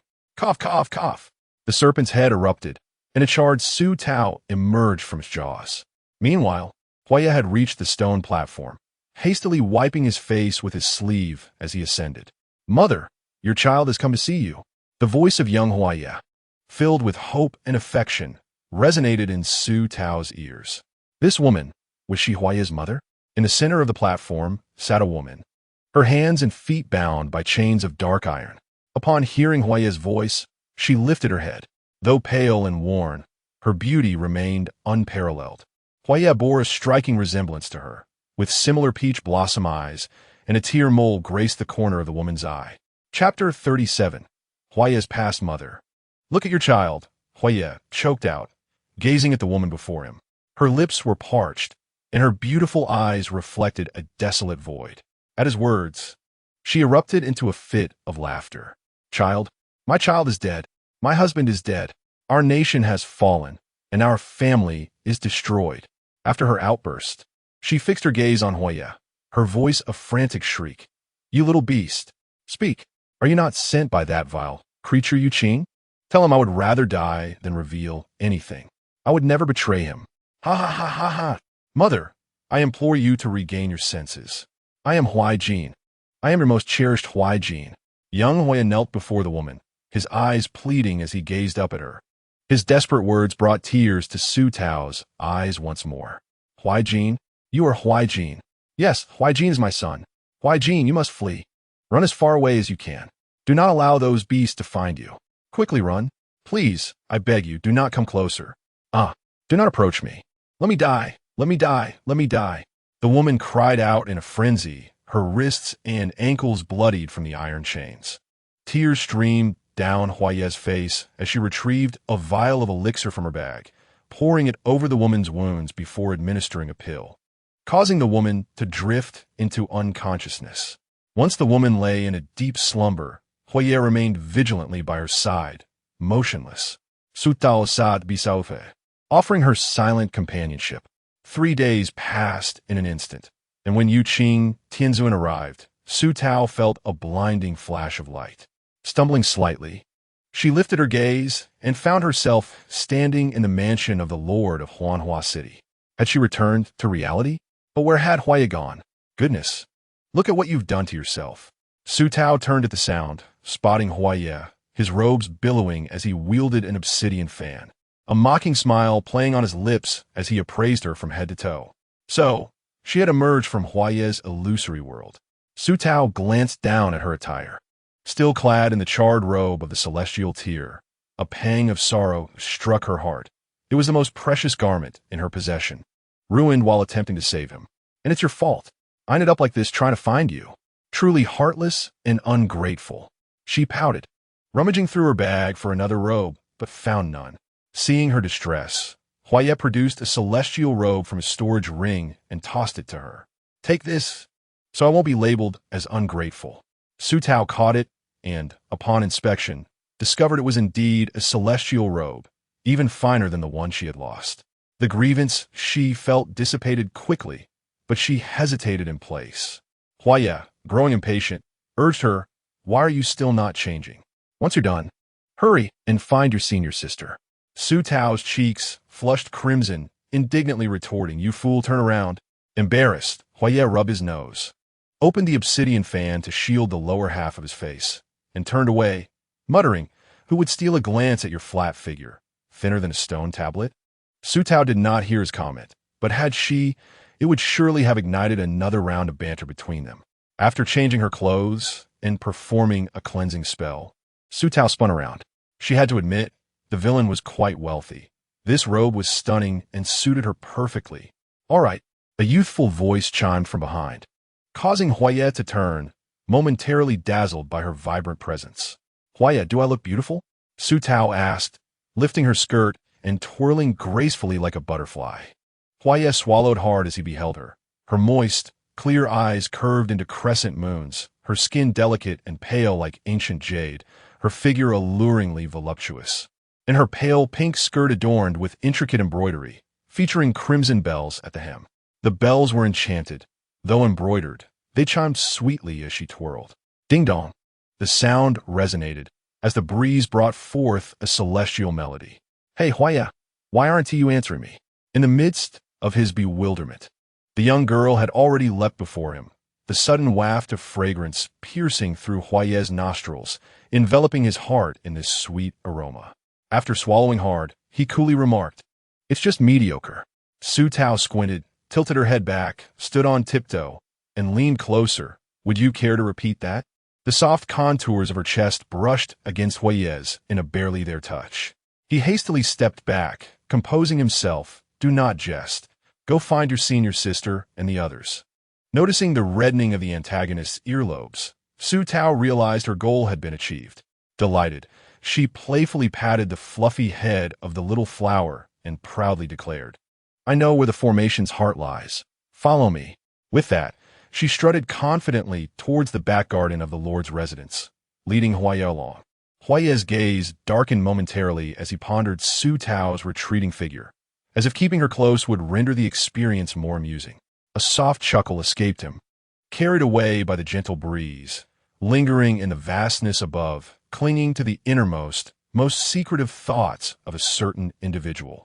Just as Su Tao and Huaye reached the Bodhi tree in the courtyard, a sudden explosion resonated, followed by a series of coughs from below. A disheveled Li Hansheng and Lu Feiling emerged from a hole. Su, Huaye, senior sister. The two parties converged, and before they could exchange pleasantries and recount their recent experiences, a chillingly sweet laughter echoed closer and closer. Oh, to think my illusion formation has only ensnared you for such a brief moment. You truly are formidable youth. Li Hansheng looked up. Junyang? Indeed, it is I. The woman on the rooftop, clad in a resplendent red attire with exquisite makeup, was none other than Fu Junyang, the proprietor of Chun's Tower. Li Hansheng drew his longing sword from behind, sending a wave of white sword energy cascading outward, particularly towards Junyang. Her beautiful eyes narrowed, her typically cheerful countenance now veiled in frost. How foolish! I retract my earlier statement. The sword sect truly lacks intellect. Li Hansheng's brows knitted together, his tone irritable. What do you mean? I mean, seeing me, your expression betrays a desire to obliterate me. That is exceedingly foolish. Demonis, you are responsible for the lives of over 500 in Guzi village and surrounding hamlets, are you not? Fu Jianyang caressed the soft whip at her waist, replying, Indeed, that was my doing. Was the drastic change in the Lord's temperament also your handiwork? Lu Feiling interjected, raising her head in inquiry. Ha ha! Fu Jianyang laughed, tears glistening at the corners of her eyes, her voice hoarse. Why, that is a question for you from Yinshao Palace. What do you mean? Lu Feiling's gentle demeanor shifted to one of indignation, as she loathed any affront to her sect. With a cold laugh, Fu Jianyang retorted, A century ago, an elder from your Yinshao Palace forcefully intruded upon Huanhua City, subjugating the Lord as her slave and subsequently seizing control of the city. How dare you question me regarding the Lord's change in temperament? TSK, the righteous sects truly possess a remarkable audacity. The beast taming of Yinshao Palace was divided into two categories: spirit pets, which were formed through mutual voluntary contracts between cultivators and demon beasts, and slave pets, which were established through unilateral coercion, forcing the beasts into contracts against their will. In the sect, capturing slaves and pets is regarded as disgraceful. The author has something to convey. Chapter 39, You are the Yuan Yun. Upon hearing what Fu Jianyang said, Lu Feiling furrowed her brow, her clear and beautiful eyes coldly fixated on Jianyang. Oh, do not look at me like that. It is rather frightening. I wonder, esteemed elder sect, do you know about Yuan Yun? Lu Feiling was well aware of Yuan Yun, for among the generation of her master, Yuan Yun was a paragon within the sect. Had it not been for the elder's unwavering dedication to cultivation, the current position of sect leader might very well have belonged to Yuan Yun. Why mention Master Yuan Yun? Naturally, it is because the person who employed such despicable means to capture the city lord as a slave is none other than the revered elder Yuan Yun of your sect. Fu Jianyang scoffed repeatedly, her gaze towards Lu Feiling brimming with disdain. Such is the nature of righteous sections. Impossible. Master Yuan Yun has been in seclusion and has not made an appearance. How could it be her doing? Lu Feiling's clear eyes were tinged with thinly veiled anger. Those who slander her sect deserve death. A century ago, Yuan Yun announced her seclusion, coinciding with the city lord's drastic change in temperament. Is it merely a coincidence? At this moment, Li Hansheng stepped forward, addressing Lu Feiling. Feiling, do not believe her. She spreads deceitful words to confuse the crowd and disrupt morale. Upon finishing, he raised his head, his cold gaze devoid of emotion. No matter how much you say, those 500 lives perished by your hand. Is it not true? Indeed. However, I did it to avenge the city lord. The city lord treated me like family. Yuan Yun forcibly captured her, turning her into a puppet. If I had not done so, how could I have defeated Yuan Yun within a century? I saved the city lord. Fu Jianyang stood atop a high platform, her anger surging, creating a turbulent wave of energy around her, her crimson robe billowing loudly. Since you young ones are no different from those hypocritical old fools, I shall show no mercy. With that, Fu Jinyang drew the soft whip from her waist. Meanwhile, Li Hansheng and Lu Feiling also brandished their weapons, standing firm. Su Tao stood behind, contemplating the veracity of Fu Jinyang's words. "Wait, do not fight just yet." A youthful, clear voice rang out, causing both parties to pause. Huai squinted at Su Tao, appearing slightly displeased by her interruption. Jinyang, who was the city lord we encountered at the city lord's mansion that day. Upon hearing this, Fu Jinyang let her whip hang at her side, retorting with sarcasm, "Finally, someone with a bit of sense. If I am not mistaken, the one you saw that day was indeed the city lord turned puppet, accompanied by a cold woman, Yuan Yun." Su Tao promptly inquired, "Where are they now? Why is it that at the city lord's mansion, you have set up an illusion array? If what you say is true, Yuan Yun should be here. So how could she permit you to act so recklessly?" Su Tao's words struck like a wake-up call. What then is the truth of the matter? Fu Jinyang's beautiful eyes grew increasingly frigid, her gaze fixed on Su Tao as if she were staring at a corpse. "If I am not mistaken, Fu Jinyang is already dead, and you are Yuan Yun." As Su Tao's words left her lips, Lu Feiling's eyes widened, staring intently at the figure atop the pavilion. Su Tao took a few steps forward, her tone measured and unhurried as she remarked, "Although you endeavor to imitate Jinyang, the allure inherent in the mundane world of the proprietress is something you fail to emulate." Pausing for a moment, a sudden insight struck her, and she continued, "You resemble a man masquerading as a woman, exuding an air of peculiarity and contradiction." Su Tao further commented, "Your audacity is truly remarkable. You even chastise yourself, all for the sake of eliminating us few juniors. Is such extreme measure truly necessary?" Yuan Yin let out a cold laugh, retorting, "Isn't it simply for convenience? Who could have anticipated that a little girl like you would emerge in the midst of my schemes?" The author interjected, Chapter 40, Fearless Little Flower, Fei Ling. "I command you to administer justice to her on the spot." From aloft, Junyang looked down upon Su Tao, her gaze reminiscent of one observing mere insects or corpses. Lu Feiling's delicate face was taut as she stood silently, refraining from targeting Su Tao as Yuan Yun had suggested. "Feiling, you're the senior sister of Yinshao Palace." At another reprimand, Lu Feiling regained her senses and hesitantly queried, "Uncle Master, why do you disguise yourself as Junyang? Have you truly taken the lord of Huanhua City as your servant? And what of it? She is, after all, a demon. To claim her is to act in accordance with heavenly principles." However, the Lord had contributed significantly during the demon-slaying war. The three major sects had declared exceptions in her case, assigning Huanhua City under her governance. Lu Feiling, though gentle, was a person of kindness and principle. Otherwise, she would not have been the protagonist of the original novel. Su Tao placed her trust in her. A demon is still a demon.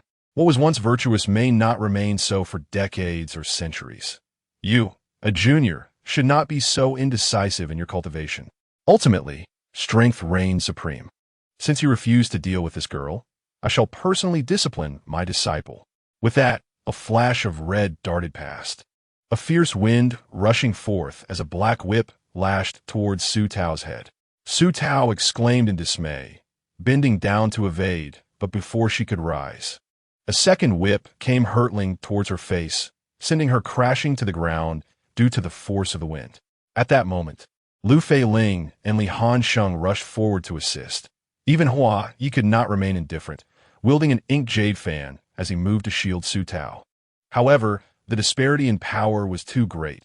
Yuan Yun was an entire level above the four of them. In the realm of cultivation, such a difference in level was akin to the divide between heaven and earth. Even with their numbers exceeding Yuan Yun by 3, they were at a disadvantage. Yuan Yun sneered, her expression clearly mocking the four's audacity. The whip in her hand danced like a silver serpent, wreaking havoc wherever it struck. As the surrounding mountains and structures crumbled, Su Tao cried out, "Senior sister, you all should leave. Don't concern yourselves with me." Before Lu Feiling could respond, Yuan Yin coldly declared, "Leave? Today, no one shall depart." This statement starkly revealed to Lu Fei-ling that this uncle master was resorting to indiscriminate slaughter of sect disciples to conceal her crimes. Lu Fei-ling grimly contemplated that if they survived this encounter, she would surely report Yuan Yun's actions to the sect. The four's attacks posed no challenge for Yuan Yun, who handled them with ease. After a brief moment, Yuan Yun's aura shifted dramatically. She suddenly pulled back the reins and formed a seal with her hands. A fiery red mark flickered on her forehead, and an imposing fire fox materialized before her, towering at 3 zhang.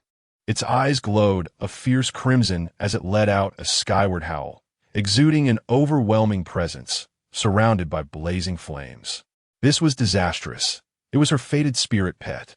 Upon finishing her incantation, Lu Fei-ling also performed a series of intricate gestures, summoning an elegant ice phoenix, her own spirit companion, which stood proudly before her. Both spirit pets were of the celestial tier, yet their respective masters wielded different levels of power, leading to a disparity in their capabilities. The fire fox and the ice phoenix engaged in a fierce battle, with the tide gradually turning against the latter. Meanwhile, Li Hansheng and Hua Yi were locked in combat with Yuan Yin herself. Su Tao, unwilling to reveal her phoenix feather, could only employ a technique to send Xiao Hua into the fray, as it too was her spirit companion. "Come on, Xiao Hua, don't act cute. Get in there." However, Xiao Hua, chubby and round, scampered back after being thrust forward, leaving Su Tao feeling exasperated. Never had she encountered such a timid spirit pet. Chapter 41. Xiao Hua transforms. While Su Tao was still preoccupied with her spirit companion, she heard Lu Fei-ling's weak voice from behind. "Junior sister, I can't hold on much longer." Turning around, she saw Lu Fei-ling's face pale as she trembled slightly while maintaining her seal. It was evident that she was on the brink of collapse. In the arena, the fire fox pressed its advantage, unleashing waves of scorching flames from its maw, engulfing the ice phoenix in a torrent of fire. The ice phoenix screeched in agony, and Lu Fei-ling's eyes reflected her anguish. The ice phoenix was not merely her spirit pet, but also her ally. Coughing, Lu Fei-ling spat blood, and the ice phoenix was now pinned beneath the fire fox. Its blue eyes gazed sorrowfully at Lu Fei-ling, filled with regret. "Sister." Su Tao quickly produced a Gu Yuan Dan and fed it to Lu Fei-ling, urging her to summon back the ice phoenix. If she delayed any longer, her beloved spirit might perish. "No, junior sister, I must protect you." Lu Fei-ling collapsed to the ground, her breath faint, cold sweat glistening on her brow.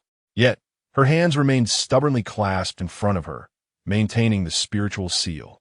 She could not relinquish her ultimate technique, even if it meant the loss of the ice phoenix. Her resolve was to safeguard her junior sister. Wiping her tears away in a fit of determination, Su Tao stood up, gripping her red umbrella, and charged towards the fire fox. She could not allow the ice phoenix to perish here.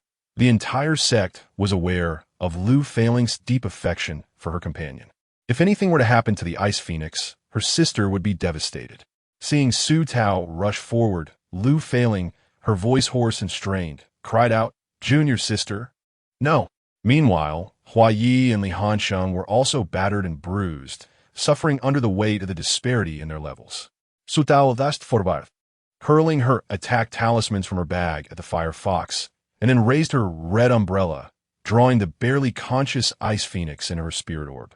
Just then, the fire fox cast a scornful glance at the seemingly ordinary girl before it, raising its sharp claw to strike down. In a moment of despair, Lu Fei-ling screamed, "Junior sister." Hua Yi turned, his eyes blazing with fury. "Su Tao." Li Hansheng's temples throbbed with rage, wishing fervently that his sword could vanquish the fiery fox in a single strike. As they watched helplessly, the fox's claws poised to obliterate Su Tao, despair enveloped the three of them. Their cultivation, alas, was insufficient. Lu Fei-ling shut her eyes, unable to bear the sight of Su Tao being reduced to a mere puddle of flesh, tears cascading down her cheeks as she cursed her own ineptitude. Meanwhile, Hua Yi and Li Hansheng lay on the ground, having been struck down by Yuan Yun's palm, barely clinging to life. Were they truly destined to perish here? I warned you, you insignificant ants, to know your place. Prepare to meet your demise. Yuan Yun abandoned Li Hansheng and Hua Yi, joining forces with the fiery fox to strike at Su Tao. Li Hansheng and Hua Yi, propped up by their magical artifacts, coughed up blood, desperately attempting to rise and save Su Tao, but they found themselves unable to stand. Was this truly the end? As despair gripped their hearts, a thunderous roar echoed through the air, followed by a fierce wind that stirred up clouds of dust and caused the surrounding trees to sway ominously. Lu Feiling opened her eyes to behold a colossal figure standing before her junior sister. This beast towered 9 zhang high, its body a pristine white, resembling snow without a single blemish, and its roar summoned winds and thunder across the land. Even more astonishing were the magnificent wings sprouting from its back. Su Tao, rising clumsily from the ground and wiping the blood from her lips with the back of her hand, wore a confident smile as she scoffed, "Little Hua, you truly are a handful. Don't expect any more treats from me." The majestic beast, hearing her words, trembled slightly, creating a rather comical scene. What manner of spirit beast is this? Yuan Yun, regaining her true form, bore a harsh and indifferent expression, her gaze towards little Hua filled with covetous desire. Chapter 42. The demise of Yuan Yun. With a chilling laugh, Su Tao retorted, "You may never have the chance to find out. To covet my spirit beast is to invite a fate worse than death. Little Hua, unleash your fury." Now transformed into a ferocious beast, little Hua appeared somewhat speechless, but complied with a fierce roar. With a powerful flap of its wings, it lunged at the fiery fox with a thunderous force, reducing the once formidable creature to the status of a lamb to the slaughter. In mere moments, the fox was crushed into a pulpy mess. "You dare slay my spirit beast?" Yuan Yun exclaimed, spitting blood in a fit of rage, her aura instantly dwindling. Bereft of her beloved spirit companion, her power was halved. Su Tao turned to Hua Yi and Li Hansheng, urging, "You two hurry. What are you dawdling for?" What was it like to be reprimanded by someone who usually seemed simple and inept? Li Hansheng and Hua Yi could not articulate their feelings, but they recognized this was indeed the opportune moment. Armed with their magical artifacts, they surged forward to attack Yuan Yun, deprived of her spirit companion. Yuan Yun was no match for their assault. They unleashed a relentless barrage, and soon she was on the verge of collapse. Just as Hua Yi prepared to deliver the final blow, Lu Feiling staggered forward and called out, "Wait." Yuan Yun's face lit up with hope as she turned to Lu Feiling, saying, "Junior, let us not harm one another. This is against the rules of Yunshao Palace. Spare your master." With a start, Yuan Yun lifted her gaze, astonished at the direction of Su Tao. The sword was precisely thrust by Su Tao, standing before her. Su Tao bore an expression of indifference, which caught Hua Yi by surprise, intensifying the intrigue in her peach blossom eyes. Lu Feiling and Li Hansheng were taken aback, turning their gazes towards Su Tao, who seemed to be prepared for the escape of the Yuan Yun soul. With a soul-sealing bottle in hand, she effortlessly absorbed the Yuan Yun soul into the vessel. Even as the lid sealed, the cries and struggles from within could still be heard. "Junior sister, you." Lu Feiling was taken aback, as if she could not recognize the Su Tao before her. "Sister, such wicked individuals are exceedingly cunning. If we do not utterly vanquish her, she will surely retaliate, rendering our efforts in vain and leaving Bing Feng wounded for nothing." "No, junior sister, I had no intention of sparing her life. I simply—" Lu Feiling's eyes curved into a smile, her lips curling gently as she softly remarked, "I merely believe that our Su has grown up." A warmth enveloped Su Tao's heart. The heroine's perspective was commendable, and she felt a surge of affection. Resuming her usual charming demeanor, she raised her chin and declared, "Of course, I cannot allow you to protect me indefinitely. I must protect you as well. Last time, senior brother Li was gravely injured while saving me, and you three were nearly caught in peril this time." Lu Feiling gently patted the top of Su Tao's head, assuring her, "It is only right for senior sister to protect you." She surveyed their surroundings, noting the absence of the massive beast that had aided them, and inquired, "Was that little flower just now?" The Totoro in Su Tao's arms appeared significantly weaker, prompting her to tenderly stroke its head. "Yes, that was indeed little flower. Sister, Isn't my spirit pet remarkable? Initially, many believed she had merely acquired a useless fat cat, including Su Tao herself upon her arrival. However, it was only when the system helped her recall the plot that she discovered Little Flower was far from an ordinary Totoro. Little Flower possessed the bloodline of the divine beast, the Baihu, belonging to the Tsang E tribe. The challenge lay in the fact that Little Flower's bloodline had yet to fully awaken, making the activation of its combat form rather unpredictable. Upon receiving this information from the system, Su Tao boldly rushed to the feet of the Firefox. Fortunately, this time, her gamble proved correct. Hua Yi and the others gazed at Little Flower in astonishment, especially Hua Yi, who murmured with interest, "Fascinating. What manner of beast is Little Flower?" Lu Failing inquired. "I am uncertain." Su Tao gently caressed Little Flower, conveying through her thoughts, "I shall bring you something delicious when we return." A soft whimper escaped Little Flower. Chapter 43. Am I beautiful? Observing Su Tao's demeanor, which appeared genuine, Lu Failing, aware of her junior sister's usual naivety, concluded it must be mere coincidence. Yet, her thoughts lingered on the matter of Yuan Yun, contemplating the urgency of reporting it to the sect. Their intended destination was Penglai, Immortal Island, as the sect leader had instructed her to escort Su Su to celebrate the birthday of Qianghua, Immortal Lord. Initially, her plan was to leisurely accompany Su Su on this journey, but with such a significant incident having occurred, Lu Failing felt compelled to return to the sect and personally convey the matter to her master and the palace lord. However, upon observing the subtle exchanges between Su Tao and Hua Yi, Lu Failing's mind whirled as she devised an ingenious plan. Su Su, the matter concerning Master Yuan Yun is of significant importance. I intend to return to the sect to report everything in detail to the sect leader and my master. I will travel with senior brotherly aboard a flying ship, making a swift round trip. You and Hoya should proceed along the original route and await our return after we have attended to our business. Hoya, with a playful demeanor, was toying with the Little Flower in Su Tao's arms, having shown great interest in it since earlier. Upon hearing Lu Failing's words, Su Tao initially felt a deep-seated reluctance. Who would desire to accompany a villain alone? However, upon glancing up, she caught her senior sister's gaze, which conveyed an unspoken invitation, an opportunity that she was urged to seize. At a loss for words, she found herself unable to refute it, and thus, she resolved to maintain the character she had established, even through tears. "Very well then, dear sister, do take care and return swiftly," Su Tao acquiesced, tossing the spirit-locking jade bottle to Lu Failing. Lu Failing and Li Hansheng wasted no time. They retrieved the flying ship and set off immediately. In the blink of an eye, only Huaya and Su Tao remained. Su Tao rubbed her nose and suggested, "Shall we return to the Chun's building to rest for the night?" "Yes, that sounds delightful," Huaya replied, his aristocratic brows narrowing playfully as he regarded Su Tao with a mischievous glint in his eyes. Su Tao tightened her embrace around herself and stepped out of the city lord's mansion, the two of them strolling together through the bustling streets. The townsfolk showed no signs of disorder despite the absence of the city lord. Vendors continued their trade, calling out cheerfully, and the atmosphere remained vibrant. "By the way, Huaya, what shall we do about those souls?" Su Tao inquired.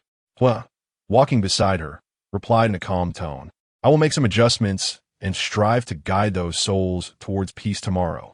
"Huaya, you truly are a good person." The girl's voice was bright and melodious, infused with a unique charm that made her compliment feel sincere.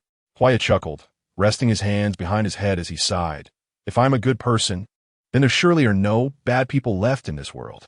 "Flatterer, walk faster," she retorted playfully. "Oomph. Just because I say you're a good person does not make it true. It's not my fault you walk slowly. Who told you to have such long legs?" Su Tao pouted, striding forward, yet struggling to keep pace with the young man ahead of her. As they walked, Huaya realized he could no longer hear her heavy breathing behind him. Turning around, he spotted Su Tao, radiant and smiling, standing before a cosmetic stall.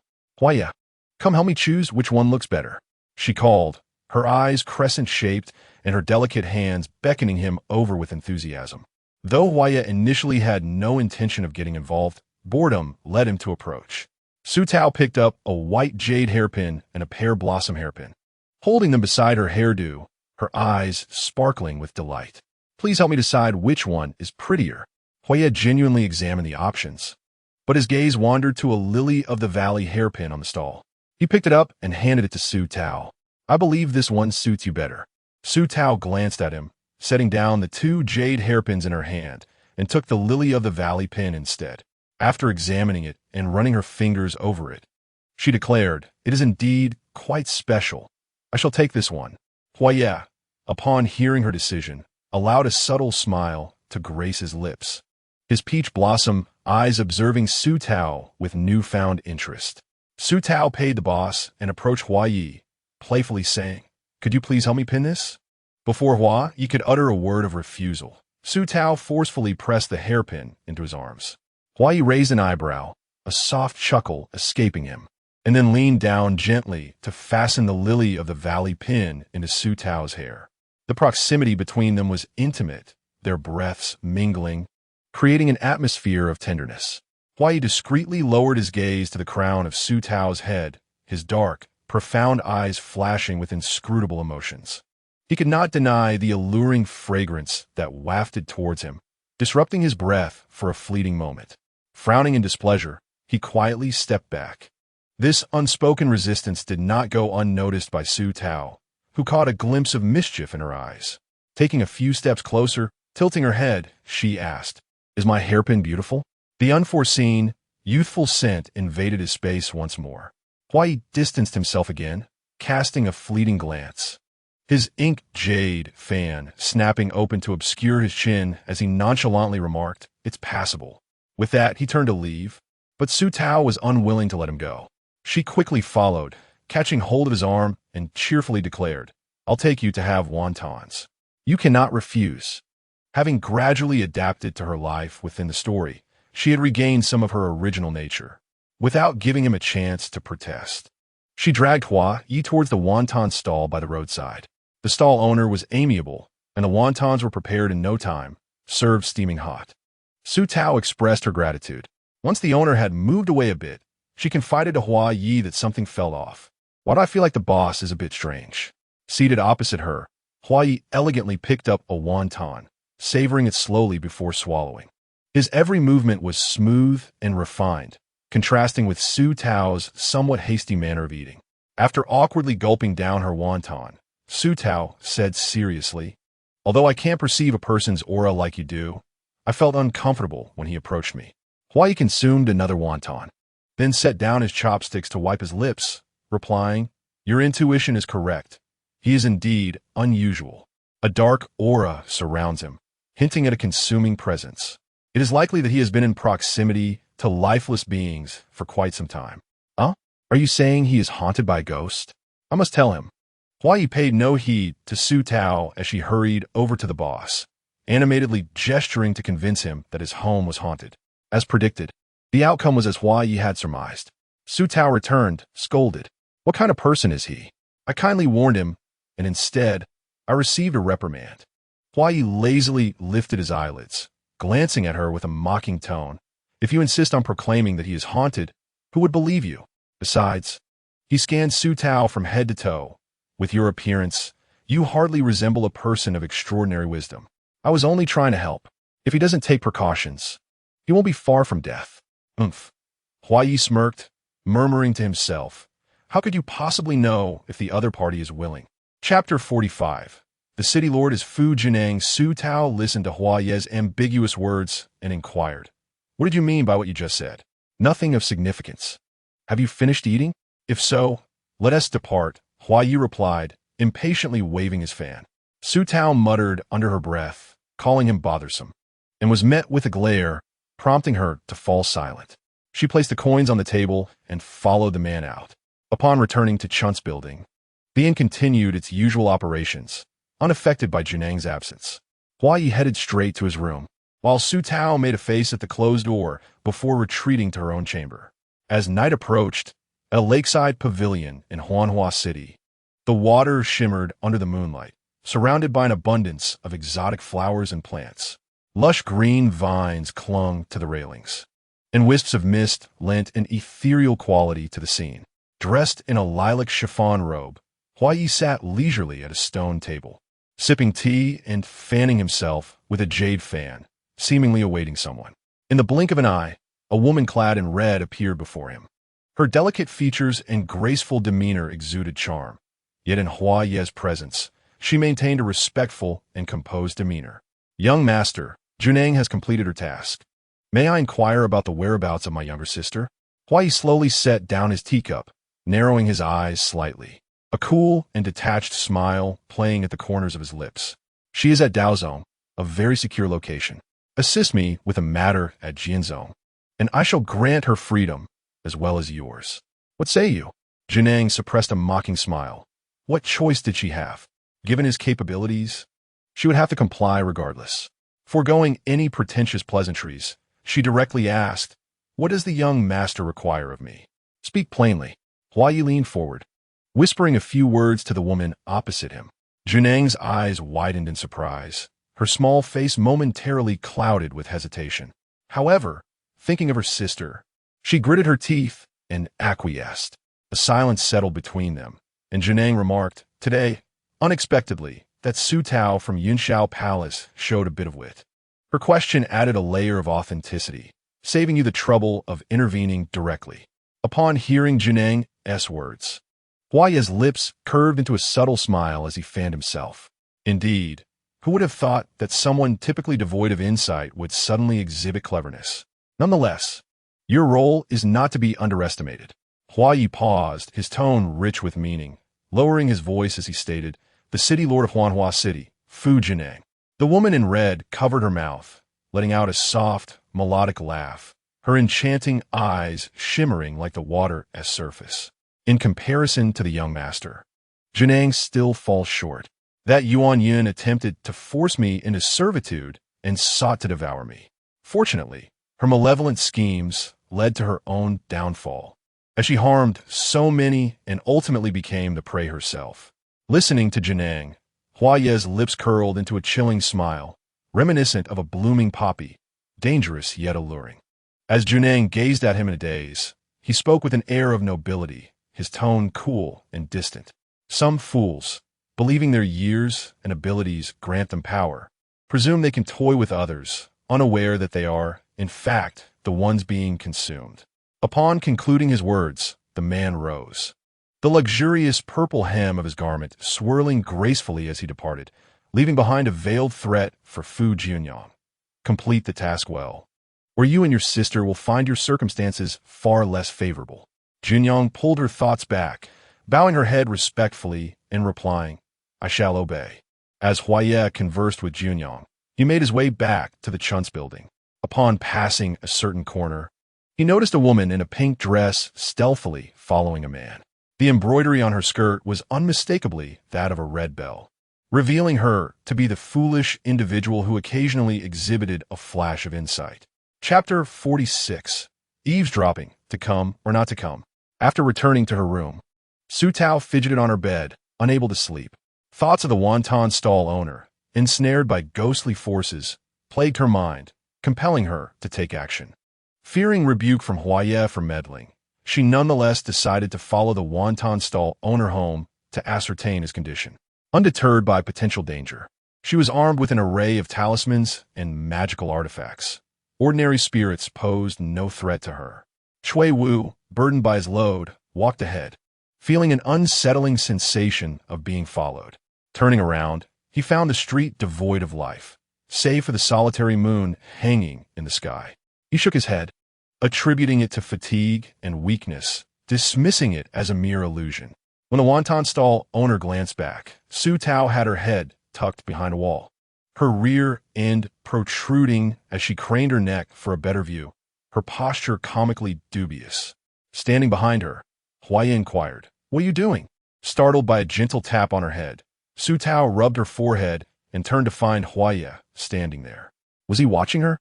It seemed unlikely. Villains rarely had such leisure. She placed her finger to her lips, and Huayi, his gaze lowered, was oblivious to the gesture, his attention drawn to her moist, crimson lips. He pressed on, "I asked what you were doing." Su Tao yanked him down beside her, adopting a conspiratorial tone. I'm following him. Didn't you see? The tingling sensation from her ears coursed through her, mingling with the faint fragrance wafting from the tip of her nose. Huaya leaned back, his expression cold, and remarked, "Only a blind man would fail to see you following him. But why are you tailing him? Oh, I see. Must you always speak in such vague terms? I simply wish to uncover the nature of the ghostly presence that haunts him," she declared, her confidence swelling as she puffed out her chest. Huaya, suddenly aware of his own thoughts, furrowed his brow tightly and lowered his voice. "The person you were following has vanished. Goodness, it's your fault. I was so engrossed in our conversation that he slipped away," Su Tao exclaimed, standing up and pounding her chest in frustration, momentarily reminding Huaya of a colossal beast from the mountains. He sighed, noting that he had never encountered someone so grounded in their pursuit of a spirit. With that, he stepped ahead, beckoning Su Tao to follow. "Come with me." Seeing an opportunity, Su Tao eagerly trailed behind him, inhaling the alluring scent emanating from the enigmatic figure before them. How reminiscent it is of ambergris. Why would practitioners of the ethereal arts prefer such incense? The two of them meandered through winding alleys, passing by approximately 6 or 7 small courtyards, until Huaya stood before an ancient wooden door, lifting his chin slightly and remarking, "Here we are. I wish to eavesdrop. Will you join me?" Initially, Huaya declined, but he could not withstand Su Tao's persistent coaxing. Remembering how someone had leapt into the maw of a giant serpent to rescue him, he reluctantly followed Su Tao into another's courtyard, awkwardly crouching beneath the window paper. He watched, wide-eyed, as Su Tao inserted her finger in her mouth, savoring it before poking a hole through the window paper. Huaya's eyelashes fluttered, and his lips trembled, finding the scene rather distasteful. After observing for a while, Su Tao suddenly recalled that Huaya's side lacked a hole. She leaned closer, squinting her eyes, and asked, "Do you need me to make one for you?" As she spoke, she attempted to shove her finger back into her mouth. "No need." Huaya, for once, displayed considerable emotional fluctuation, his teeth clattering together. "Must you create a hole to see? Has your cultivation sunk to the depths of a dog's belly?" Chapter 47. The story of the wonton stall owner. Su Tao inhaled sharply, avoiding the implication of Huaya's words that she was inept. She deflected, saying, "Oh, so you possess X-ray vision? How imbibed?" With that, she disregarded Huaya and turned her attention to the window, peering intently inside. This clandestine act of eavesdropping in the dead of night was something Huaya had never experienced in his life. A peculiar blend of embarrassment and intrigue enveloped his heart. "Wulong, are you exhausted today?" In a modest abode, a woman clad in a cloth skirt and wooden hairpin inquired with a smile, holding a bowl of hot soup for her husband, the wonton stall owner, who had just returned home. "Not at all," he replied, though beads of cold sweat dotted his forehead. The woman placed the steaming bowl on the wooden table, urging, "Set down your burdens and enjoy some hot soup." "Ah." The man set down his carrying pole and approached the table, gulping down the soup in a few hearty swallows. The woman chided playfully, "Such a bore. Even drinking soup. You make such a commotion." Though her words were reproachful, her expression was warm, her eyes brimming with affection for him. Upon witnessing this scene, Huaya was struck by a memory, recalling how lovingly his own parents had once interacted. Cough, cough, cough. Just as the man was about to respond with a laugh, he was seized by a fit of coughing, his previously composed face turning crimson. The woman, filled with concern, gently stroked his back, her eyes glistening with unshed tears as she choked out, "You foolish man, you should have let me go. At this rate, you will soon be just like me." After a spasm of heart-wrenching coughs, the man lifted his head.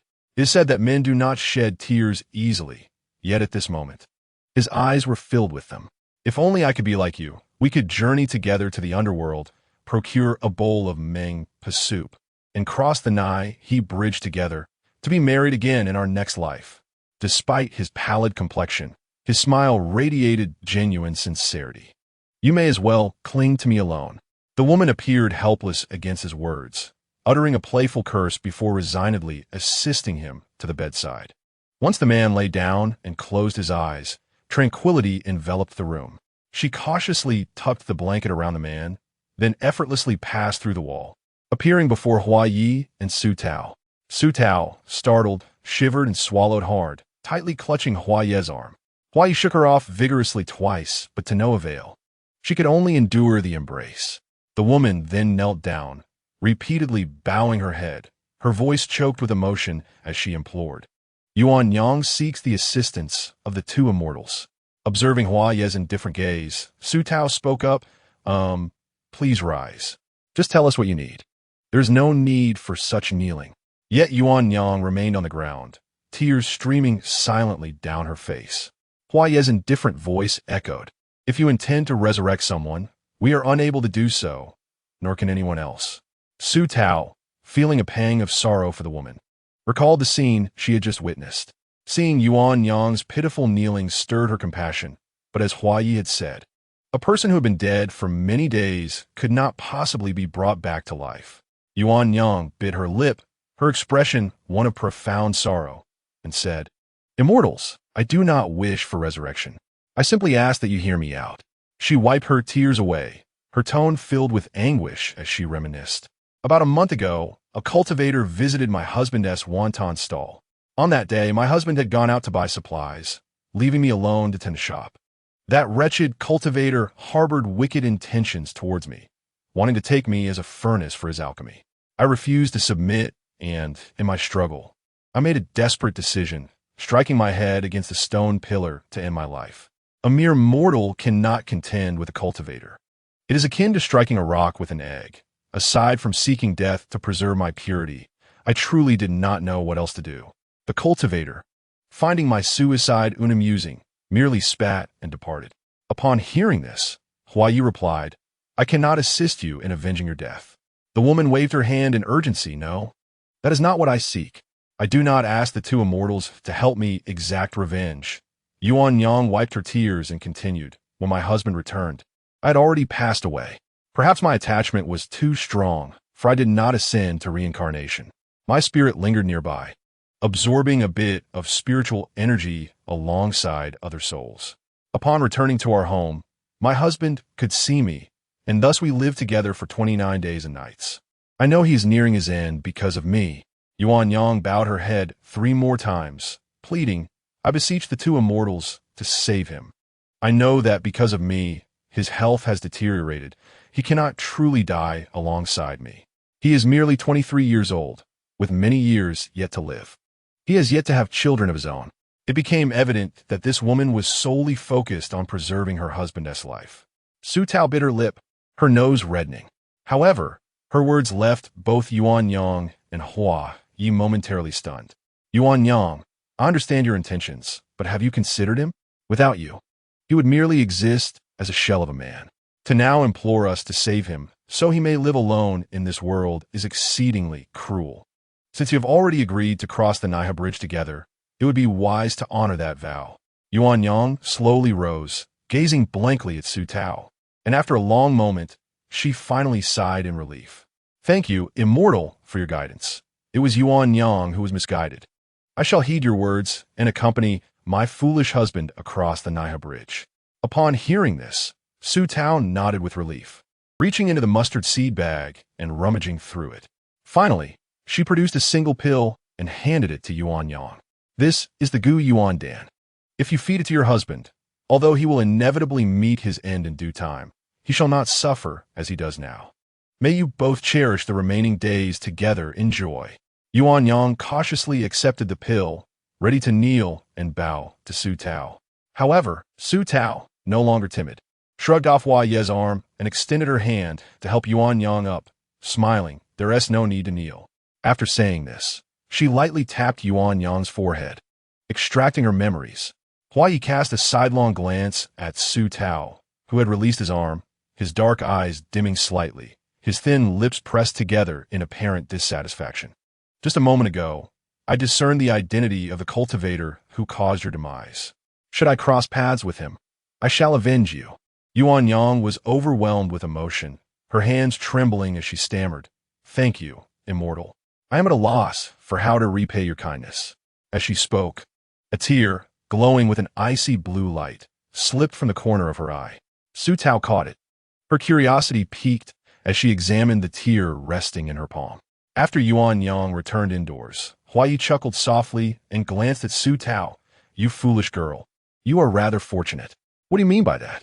Su Tao pouted, casting an indignant glare at Huayi. Ghost tears are a rarity, something one can only encounter by chance. Wouldn't you agree that you are fortunate? Huayi had not anticipated that Su Tao would puff up in anger, exclaiming, What do you mean by calling me foolish? Truly, she was rather naive, yet perhaps realizing the exceptional value of the ghost tears. Her irritation faded as she cheerfully retrieved a jade vial, carefully placing the ghost tear within it. Huayi glanced at the sky, then took her hand, urging her, Let's return and rest. Tomorrow at dawn, we must visit Guzi village. Su Tao obediently followed behind Huayi. Meanwhile, in the room they had left, the woman softly recounted the events to her husband. The couple bowed gratefully towards the door, their hearts filled with appreciation for Huayi and Su Tao. Chapter 49. The failure of reconciliation. When Huayi spoke of dawn, it truly was dawn. The sun had yet to rise, and the outside world remained shrouded in gloom. Once again, she was awakened by the resounding chime of a bell belonging to a certain antagonist. Su Tao's heart brimmed with resentment, yet she dared not confront this antagonist. Unbeknownst to her, having participated in a fragment of Huayi's life within the illusion, a sense of compassion had quietly taken root in her heart, though she remained oblivious to it. My revered ancestor, I have not had breakfast. I can hardly move. Su Tao lifted her face, gazing longingly at Huayi, her plump lips pouting, her weariness nearly causing her to lean against him. Huayi stifled a laugh, shifting back slightly, leaving Su Tao without support, almost causing her to topple. Look at your helplessness. I shall take you somewhere delightful to eat. Upon hearing this, Su Tao's fatigue vanished, her eyes widening as she beamed, willingly trailing behind Huayi, content to be his little shadow. As Huayi heard the tinkling sound behind her, she turned to glance at the silver bells adorning Su Tao's wrist and casually inquired, Why do you wear a bell? It's quite noisy. Oh, I've worn this since childhood. Do you find it bothersome? I can silence it, Su Tao replied, delicately tapping the bell with her slender fingers, instantly silencing its crisp chime. Walking side by side, Huayi took several furtive glances at the silver bell bracelet, sensing an unusual aura surrounding these tiny bells. The once assumed willful and capricious disciple now appeared shrouded in layers of mystery. As the ink-black fan unfurled, her crimson lips curled into a subtle smile, rendering the moment increasingly captivating. After a while, Huayi gracefully settled beside a street vendor selling soup dumplings. Su Tao paused and asked, Is this what you consider delicious? I thought it would be a feast. Huayi playfully tapped Su Tao's head with her fan, her tone carefree. You foolish one. Such exquisite delicacies are often hidden among street vendors. How could you not know this? Su Tao pouted defiantly, retorting, I think you're just stingy. Huayi cast a sidelong glance, an expression of exasperation towards her ignorance, and summoned the vendor, ordering 2 servings of dumplings and 2 bowls of congee. When the vendor brought forth the steaming dumplings and aromatic congee, Su Tao, being a seasoned foodie, immediately discerned the extraordinary essence within this seemingly simple breakfast. Huayi dined with grace, contrasting with Su Tao's more unrefined approach. However, it had been ages since Huayi had indulged in such street food. He recalled a time long ago when his father secretly took him out to enjoy these culinary delights, unbeknownst to his mother. Upon their return, his father had faced a stern reprimand from her. What had he been doing then? Oh, perhaps he was hiding behind the grand pillars, chuckling in delight.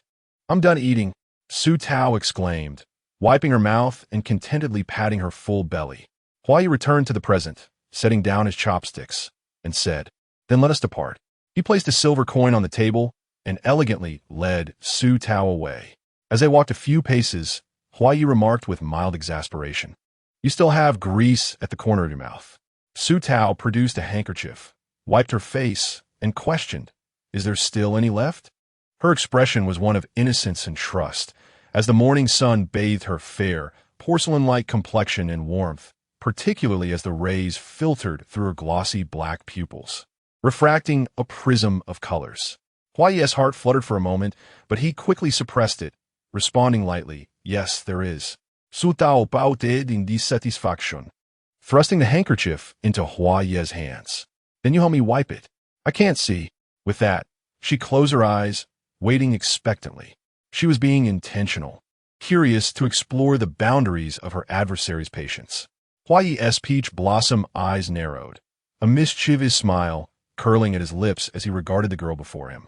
A creature he could easily crush. The rabbit had grown increasingly audacious. Perhaps he had feigned benevolence for too long, allowing her to entertain unwarranted thoughts. Su Tao had been waiting for a long time without any news from Hua Yi. Suddenly, something was placed over her face. She reached up to remove it, and upon opening her eyes, she found herself holding her own handkerchief. Looking up, she encountered a certain antagonist gazing at her with a near sardonic expression, his demeanor cold and disdainful. Rather than feeling anger at having her intentions of flirting exposed, Su Tao remained unperturbed. Her aim was reconciliation, and she would not be ashamed or indignant over such trivial matters. Hua Yi, meanwhile, was perplexed. Unlike other young ladies who would have hidden their faces with a handkerchief and wept at such humiliation, this woman appeared defiant. Her delicate features adorned with an air of confidence, hands on her hips, her curves accentuated. If I choose not to wipe it off, then so be it. It is not I who must bear the burden of the stains, she seemed to convey. After a brief hesitation, Hua Yi took her handkerchief and began to wipe a certain area. Just as he prepared to withdraw, she unexpectedly grasped his hand with an intensity that sent a flicker of danger through his dark, brooding gaze. Su Tao feigned ignorance, though her heart raced with anxiety. Summoning her courage, she smiled sweetly, her eyes shimmering with trust. Leaning closer to Hua Ye's palm, her voice soft and tender, she implored, Hua Yi, I like you. What I said before was not my true intention. Shall we reconcile? The soft and delicate sensation of her touch made his heart skip a beat. Yet Hua Yi swiftly withdrew his hand, scoffing dismissively as he uttered a mere 2 words, no more. As Su Tao watched his proud silhouette, the white ribbon in his hair swayed slightly with his dark locks, radiating an indomitable spirit. Alas, another failure, she murmured to herself, then gently caressed her cheek. However, she did not feel disheartened. If the antagonist were so easily swayed, he would not be an antagonist at all.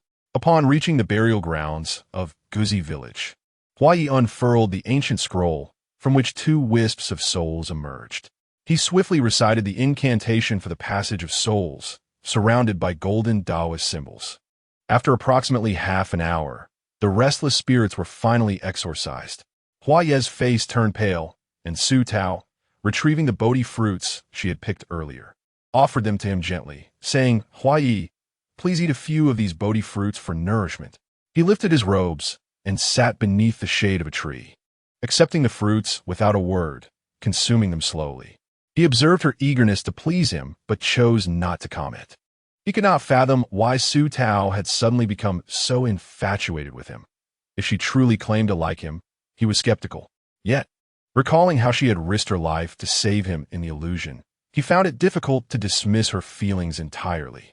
Su Tao knelt beside him, noting his leisurely consumption of the fruits, and casually inquired, where shall we go next? To gather some Ling grass. Su Tao's heart trembled at the thought. Was she truly to face this fate?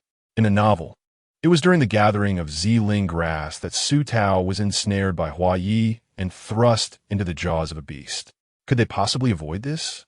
After her shaky response, Hua Yi furrowed his brow and turned to her, asking why. Because you will kill me there. Although the transmigrated Su Tao had not become crazily infatuated with Li Han Sheng, which would provoke Hua Yi, she still feared that her fate might remain unchanged. Chapter 50. The unexpected appearance of Qi Yao. Su Tao wore a troubled expression and inquired why Hua Yi remained silent. He replied, the purple linggrass is useful. After consuming several Bodhi fruits and regaining a measure of spiritual energy, he cast the spacecraft into the air.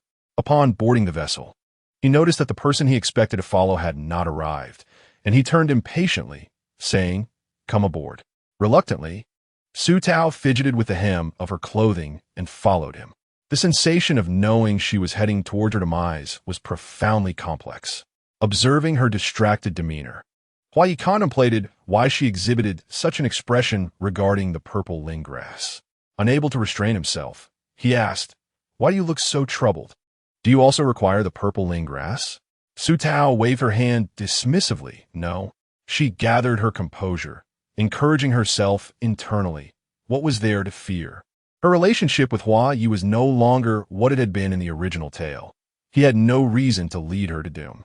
Fortunately, Su Tao possessed a singular quality, her carefree spirit.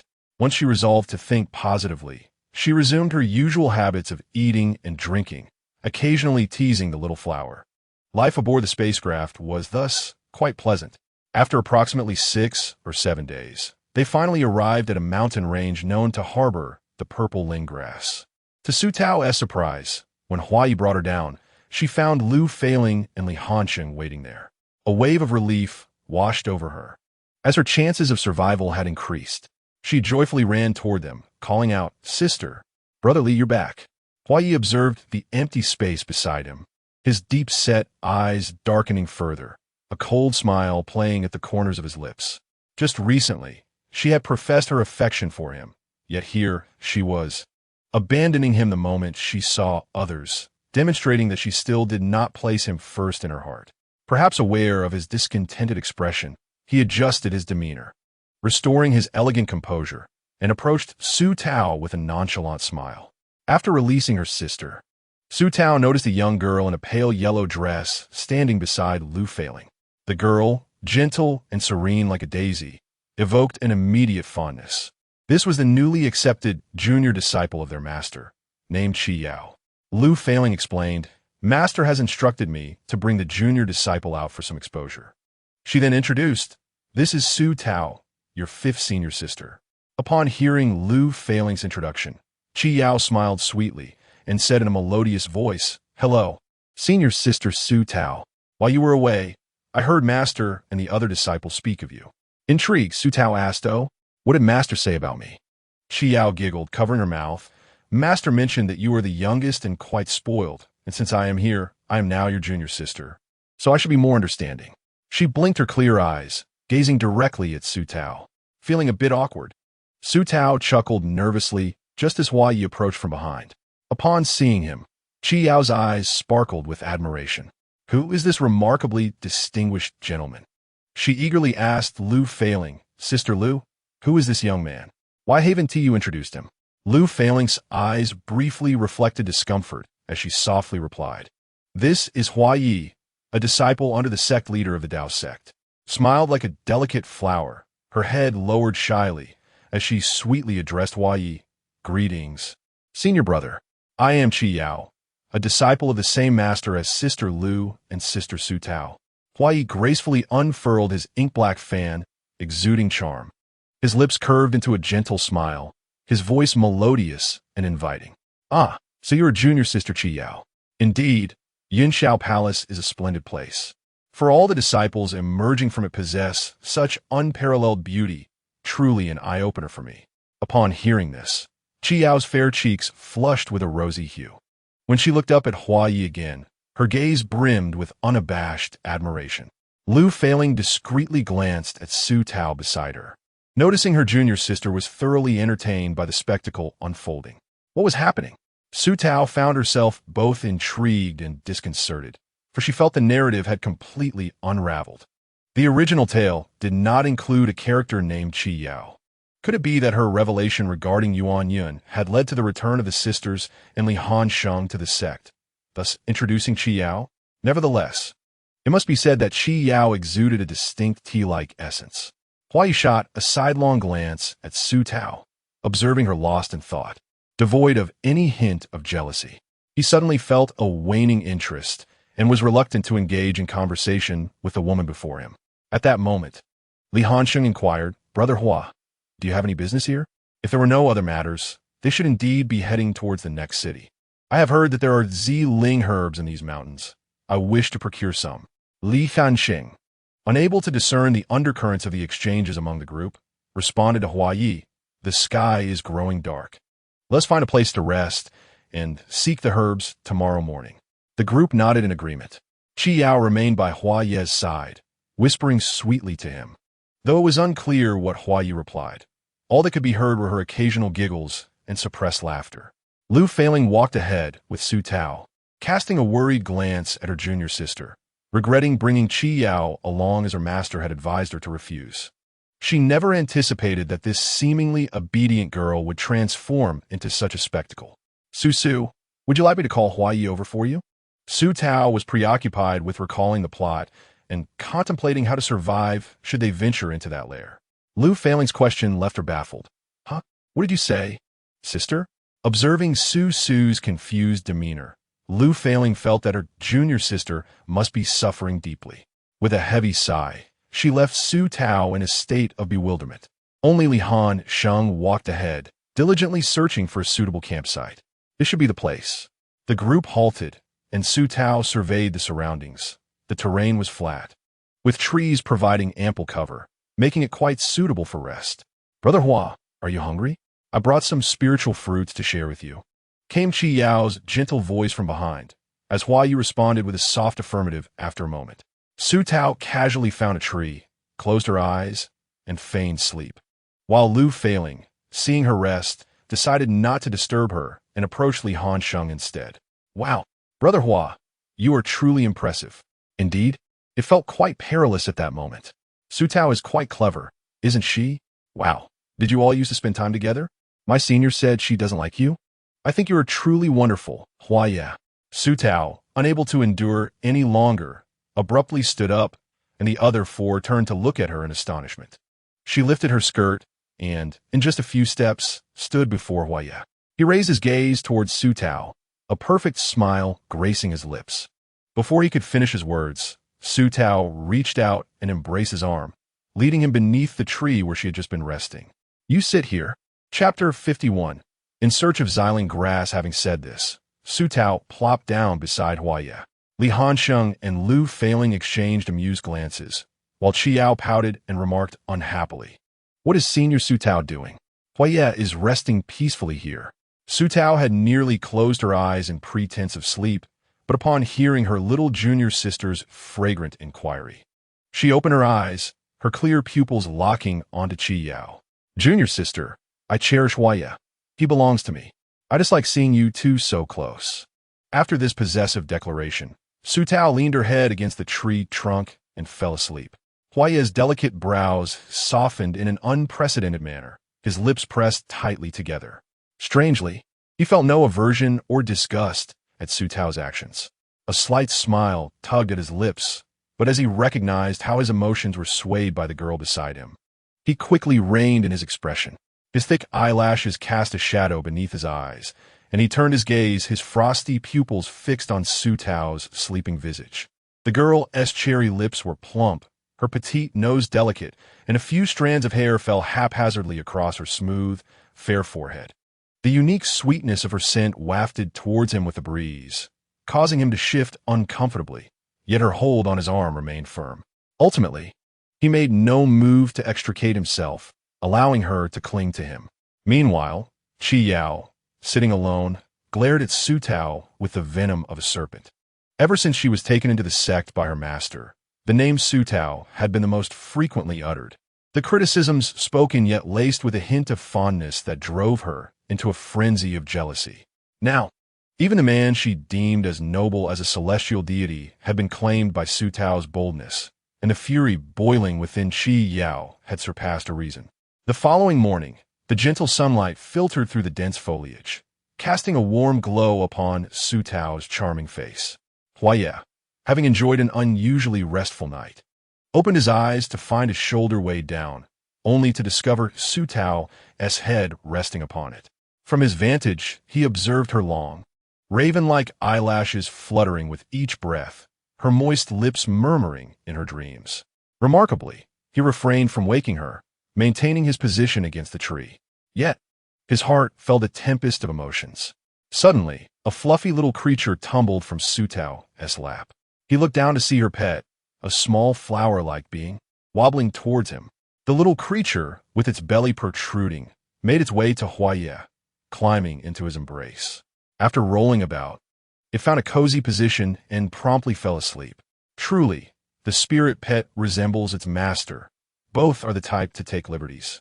Brother Huaya, I have discovered a spiritual spring. Shall we not procure some spring water? Huaya was engrossed in observing a small flower when suddenly a soft and delicate voice drifted down from above. A fleeting expression of disdain flitted across his deep-set eyes as he raised his head to reveal a strikingly handsome face, illuminated by the clear moonlight. Very well. Huaya's voice was smooth and husky, akin to a gentle feather brushing against one's palm, igniting a momentary itch of impatience within. Qiyao's small face flushed, an involuntary aura of shy joy emanating from her. Huaya reached out, intending to lean Su Tao's head against the tree trunk. But to his surprise, Su Tao awoke instantly, albeit her gaze remained dazed and confused. She appeared rather vacant. Noticing Huaya preparing to leave, she mindlessly grasped his sleeve and inquired, "Where are you going?" Huaya glanced at her hand, clutching his garment, his tone ambiguous as he replied, "I am going with your junior sister to fetch some spring water."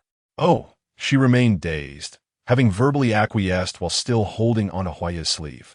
Huaya understood her penchant for slumber, but did not anticipate her awakening to be so sluggish.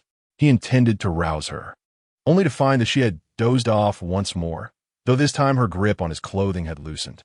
A flicker of displeasure rose within him. He pressed his lips together and turned coldly, saying, "Let us depart." Qiao was momentarily taken aback. Perhaps it was the initial impression of Huaya as a graceful nobleman that rendered her unaccustomed to his aloof demeanor. However, upon glancing at his unparalleled countenance, she suddenly felt that a bit of chilliness was quite acceptable. In his indifference, there lingered an ethereal, celestial quality. Qiao walked alongside Huaya, attempting to engage him in conversation several times, yet he merely responded with curt, indifferent replies. When Huaya and Qiao returned, Su Tao was fully awake, conversing animatedly with Lu Failing.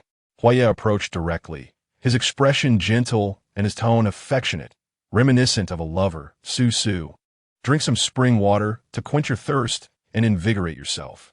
Su Tao turned in surprise, uncertain of the villain's intentions, and skeptically took a few sips from the jade cup he offered, only to find Qiao standing behind Huaya with a dark expression.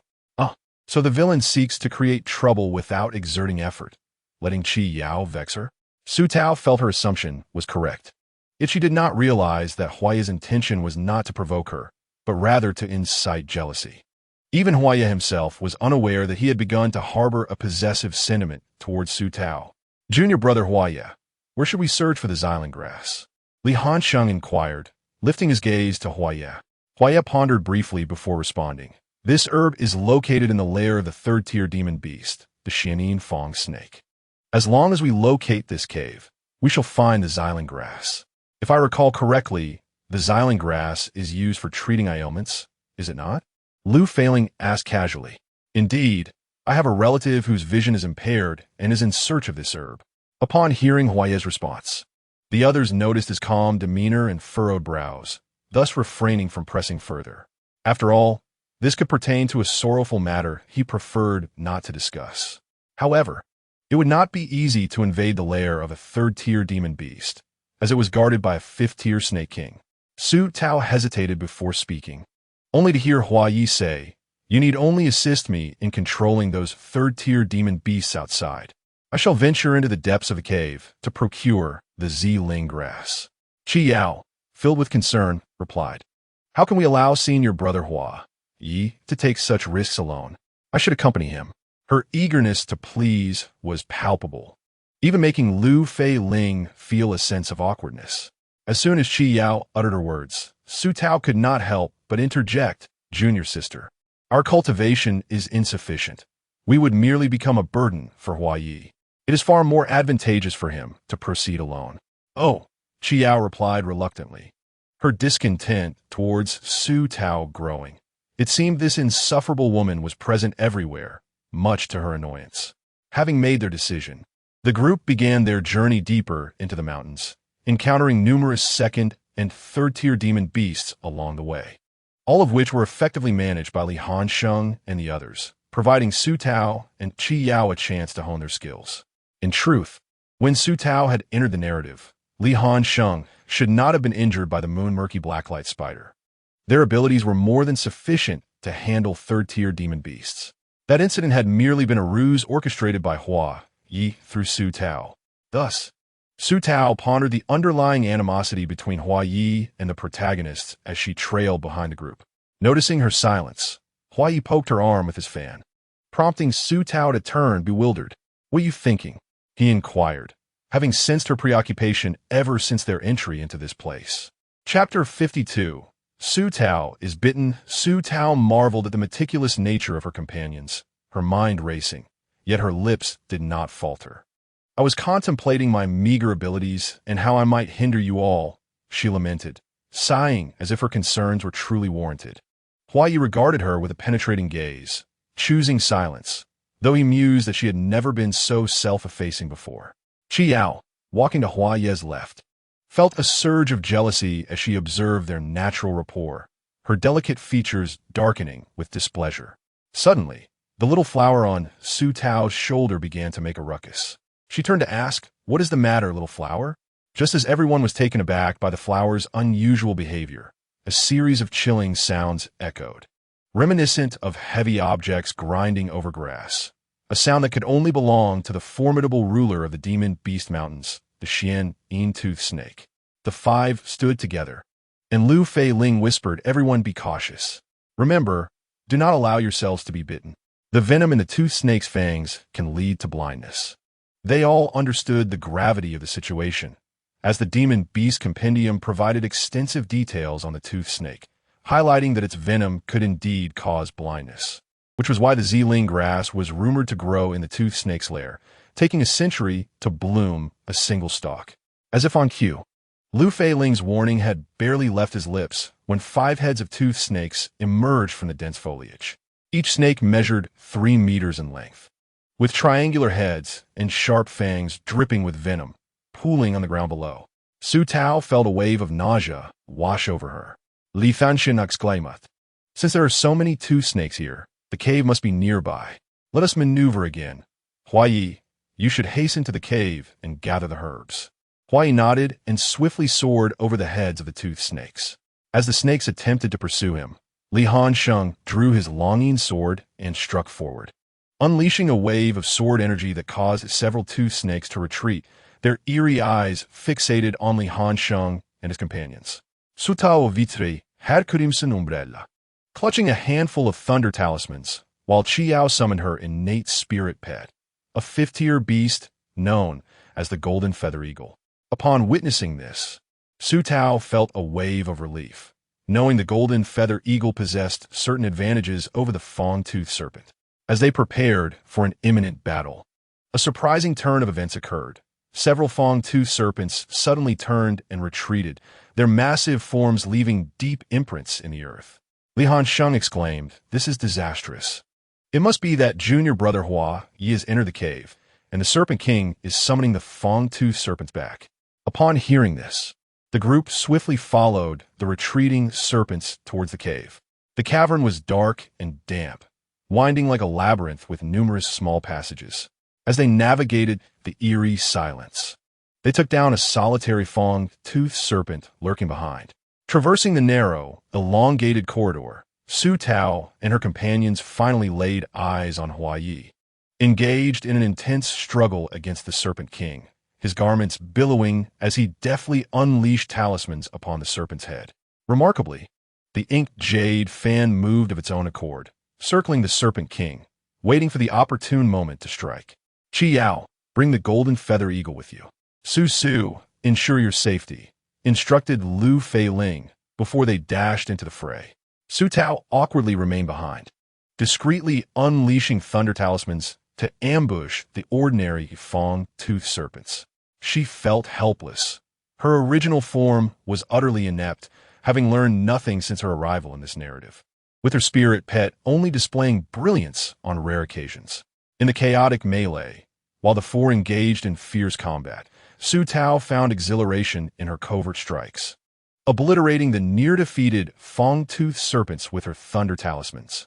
However, as the Serpent King continued summoning, an increasing number of 3rd-tier Fong-Tooth Serpents returned to the fray. Hua Yi exchanged a glance with Li Hansheng, who understood his intent, drawing his sword to engage the Serpent King, while Hua Yi moved to gather the purple ling grass behind the serpent. Once they secured the grass, they could make a hasty retreat. The battle was frantic and disordered, the cave teeming with slippery, cold fang-toothed serpents. Amidst the chaos, no one had the luxury to notice the golden feather eagle circling above Su Tao's head.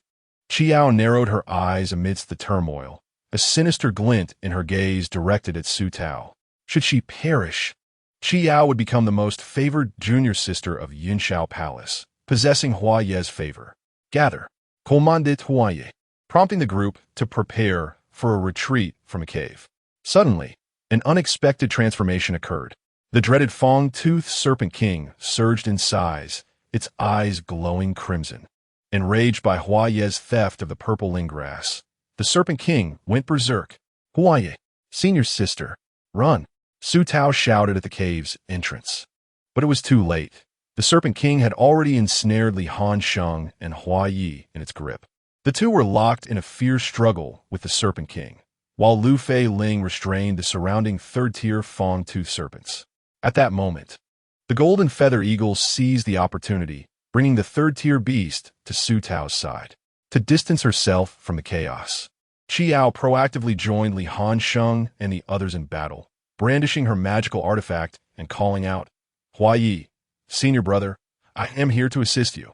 Lu Fei Ling, drenched in sweat from anxiety, shouted, Junior sister, don't go. However, it was too late. Due to Qi Yao's past actions, the Toothed Serpent King seized the opportunity and launched a direct assault on her. In a bid to protect Qi Yao, Li Hansheng altered his strategy, but unexpectedly, the Serpent King retaliated with a swift attack, using its tail to snatch away the purple ling grass that Hua Yi had acquired. Hua Yi, caught off guard, found the onslaught from the Mou fan increasingly fierce, leaving no room for the Serpent King to breathe as he attempted to reclaim the grass. Aware of its impending defeat, the Serpent King opened its jaws wide and swallowed the purple ling grass whole. Furious at the sight, Hua Yi unleashed a flurry of talismans, inciting the Toothed Serpent King's wrath. Realizing escape was futile, the creature's body swelled tenfold, clearly intent on self-destruction. Hansheng, be cautious. Lu Fei Ling shouted desperately from the other side. Li Hansheng pulled the frenzied Hua Yi away, urging, Junior brother Hua Yi, we must flee at once, or we shall lose our lives. There are other spiritual herbs for treating ailments. We can seek them again. Reluctantly, Hua Yi was dragged away by Li Hansheng, while Qiao had already dashed to Lu Fei Ling's side. As they began to retreat, a piercing scream echoed behind them. The four turned to see Su Tao surrounded by dozens of toothed serpents. They hurriedly rushed over, but it was too late. Su Tao had been bitten on the arm and collapsed to the ground. With crimson eyes, Hua Yi wielded the Mou fan with unyielding force, vanquishing the toothed serpents and rushing to cradle Su Tao in his arms. Su Su, Su Su, he called, shaking her gently, noticing the swollen veins and purplish patterns coursing across her skin. We must leave. It's about to self-destruct. Li Hansheng shouted urgently from behind, his usually indifferent voice now laced with panic. Maintaining his composure, Hua Yi soared out with Su Tao, casting a fiery glance towards the direction of the golden feather sculpture. Just as the five emerged from the cave, an explosion erupted behind them, sending debris flying. The Toothed Serpent King, willing to sacrifice itself and its kin, refused to let the humans claim the purple ling grass. This ruthless determination caught Hua Yi and the others off guard. The four exchanged grave looks, and Hua Yi gazed down at Su Tao, who was in a daze, her brow furrowed as she repeatedly murmured about the pain. Turning sharply, he fixed a fierce glare on Qi Yao, who recoiled slightly. What's the matter, senior brother Hua Yi? She stammered. With one arm embracing Su Tao, Hua Yi extended his other hand and seized Qi Yao by the neck. Gritting his teeth, do not think I did not notice when Su Su was in danger. Your golden feather sculpture was right above her. Chapter 53. Turned into a blind child. Lu Fei Ling, hearing this, abruptly turned her gaze toward Qi Yao, her eyes filled with disbelief and shock. How could this be? But upon seeing Chi Yao's face redden from Hua Yi's grip, she feared for her life. Stepping forward, she implored, Hua Yi, find a place to tend to Su Su.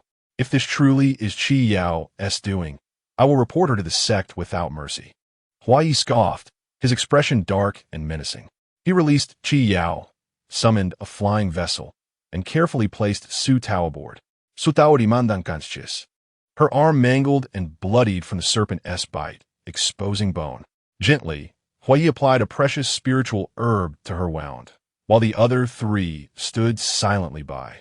Lu Feiling's eyes brimmed with tears, consumed by guilt, having been bitten by the toothed serpent and with the venom coursing through her veins. There seemed to be no remedy. Once Su Su awoke, she might find herself unable to see. It was all her fault. She had failed to protect her junior sister. Chi Yao stepped forward, clutching the hem of her garment tightly, her voice laced with a pitiful tone. Brother Hua Yi, I truly did not do it. I am just as perplexed as you as to why there are so many toothed serpents on senior sister's side. With an air of contrition, she produced a collection of elixirs and spiritual herbs from her bag. These are all heavenly-grade spiritual fruits and medicines. Do you think any of them might aid senior sister? Hua Yi rose, cradling Su Tao in his arms, his voice filled with fury. Get lost. After uttering those words, seemingly annoyed by their presence, he carried Su Tao towards the cabin. Chi Yao continued her act, tears streaming down her face as she implored Lu Feiling, senior sister. I really did not intend to harm Su Tao. Lu Feiling, engulfed in deep remorse, wearily waved her hand. I need to rest for a while. Li Hanshang followed Lu Feiling to the stern of the ship. Once the others had departed, the pitiable facade on Chi Yao's face transformed into a shadowy gloom. Why was she so fortunate? Why had she merely suffered a bite and not perished? Her delicate visage, once as serene as a chrysanthemum, was now marred by frenzied jealousy and murderous intent. Inside the room, Hua Yi gently wiped the sweat from Su Tao's forehead. The unconscious girl murmured softly in her slumber. Leaning closer, Hua Yi heard her whisper, Hua Yi, don't die. At that moment, the coldness in his eyes seemed to thaw, his icy demeanor dissipating as he grasped her soft, fragile hand and whispered tenderly in her ear, I will not die.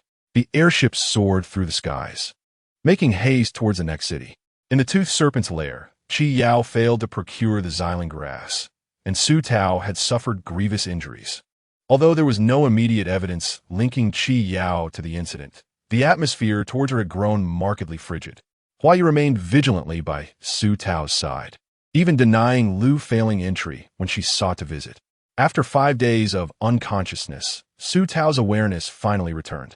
During her slumber, she comprehended the reasons behind her misfortune. In the book, her fate was sealed by Hua Yi's betrayal, leading to her demise at the jaws of the toothed serpents.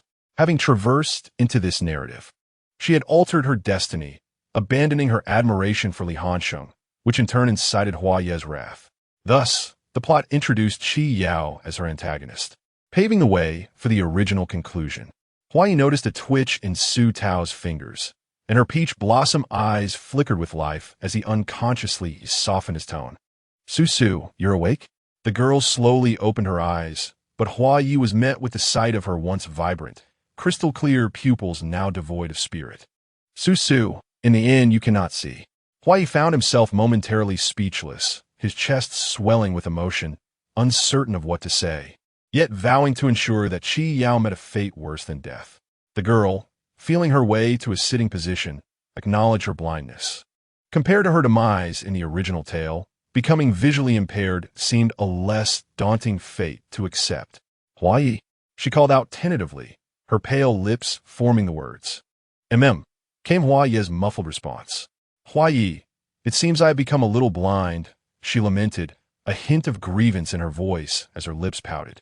Then, in a tone filled with anxiety, she added, now I am even more useless. I have truly become a burden. As she spoke, tears streamed down her slender, delicate face. Hua Yi's throat felt parched, his voice hoarse yet unexpectedly tender. You are not a burden. I will protect you. Su Tao's intent was encapsulated in that very sentence. In truth, she had long since awakened. After careful consideration, Su Tao concluded that becoming blind was not without its advantages, for it would facilitate her approach towards the antagonist. The young girl fumbled about, and Hua Yi, visibly moved, turned her head away, suddenly remembering that the other could not see. She then returned her gaze, placing her hand gently upon Su Tao's. Indeed, the girl ceased her aimless groping. "I'm hungry," Su Tao pouted, her expression one of deep discontent, her vacant eyes fixed on a point in the void before her. "Very well, I shall take you to enjoy some delectable food," Hua Yi responded, assisting Su Tao down from the bed and guiding her to the round table, from which she retrieved an array of spirit fruits and vegetables from her storage ring. As Su Tao touched the items, she lamented, "I wish to eat a proper meal, not these," with silence enveloping her. Su Tao mistakenly assumed Hua Yi had grown impatient with her. She immediately shook her head and, in a flustered tone, exclaimed, "I don't want proper meals anymore. I shall only eat this." With that, she stuffed a spirit fruit into her mouth. Hua Yi, pained at the sight, grasped her arm gently and said, "I will prepare a proper meal for you. Just wait patiently." The wooden door creaked open, restoring tranquility to the room. In truth, lacking sight was merely a minor inconvenience, for cultivators possessed spiritual awareness. However, this awareness could only sense nearby objects and could not reveal their precise forms. For instance, she knew a table lay before her, yet its design remained an enigma. Moreover, one could not rely on spiritual awareness indefinitely, as it too was sustained by one's spirit, which could be depleted much like spiritual energy. Su Tao patiently awaited in the room, fully aware that Qi Yao was the one who had caused her current predicament. If given a chance, she would undoubtedly seek revenge. The sound of the door creaking again caught her attention, and she turned towards it, softly inquiring, "Hua Yi?" Not receiving the anticipated response, she instead heard a muffled sob and was enveloped by a cool, fragrant breeze. Her lips curved into a gentle smile as she tenderly asked, "Senior sister, is it you?" "Yes," came the reply. Lu Failing stifled her sobs, desperately trying to suppress her tears as she beheld her junior sister's once vibrant eyes now dulled by despair. The sight was agonizing for her. Su Tao's small hand found Lu Failing's, her smile warm and reassuring. "Senior sister, I'm fine.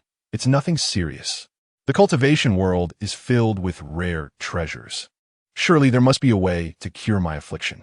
Despite being unable to see, her attempt at comforting Lu Failing touched her deeply, and tears cascaded down her cheeks. The creak of the wooden door echoed once more as Hua Yi entered, carrying a tray laden with steaming dishes. Liu Feeling, noticing, softly told Su Tao, "Suso, Hua Yi has returned. You should eat now. I will visit you again tomorrow." "All right, I understand," the girl replied obediently. Lu Failing, tearful, exited and closed the door. Witnessing the gentle exchange between Hua Yi and Su Su, this brought her some solace. At least there was a silver lining.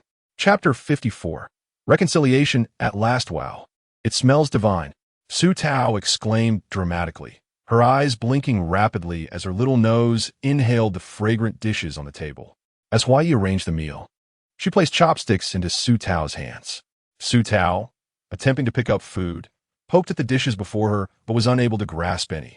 Hua Yi, watching with a heavy heart, replied, "I cannot see. Would you feed me instead?"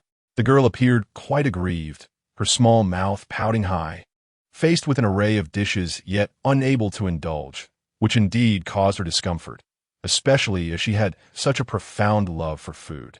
Meanwhile, Hua Yi, with a rare display of patience, took the chopsticks and fed Su Tao bite after bite until she had devoured all the dishes before her.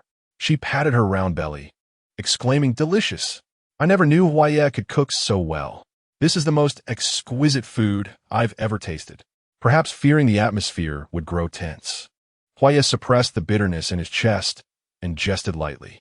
Su Tao, her lips now noticeably moistened from the meal, pouted her plump mouth in displeasure, her soft voice playfully whining, "But what I said was true." Hua Yi felt a flicker of satisfaction in his heart as he gently pinched the tip of her nose, responding warmly, I know. Now go lie down and rest." Su Tao complied verbally, yet her heart was tumultuous with questions. Why had this notorious antagonist suddenly become so kind? If she had known that bridging their relationship could be this effortless, she would have feigned blindness long ago. As these thoughts swirled in her mind, Huaya pressed her down onto the bed and tucked her in. Just as he turned to leave, he was unexpectedly tugged by the sleeve. Turning back, he found her delicate hand grasping the edge of his garment, a gentle motion filled with trepidation on her face. He opened his mouth to speak, his throat dry. "Why are you still playing around? You should rest."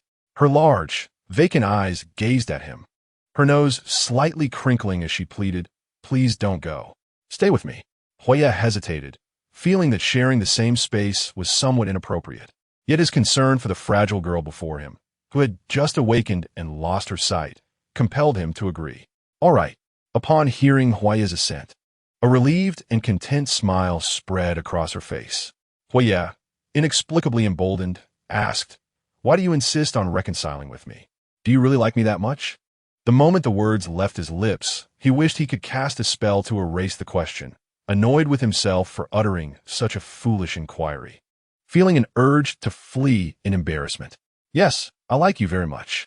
Just as he felt the heat of shame rising within him, Su Tao's voice, filled with certainty and joy, rang out from the bed.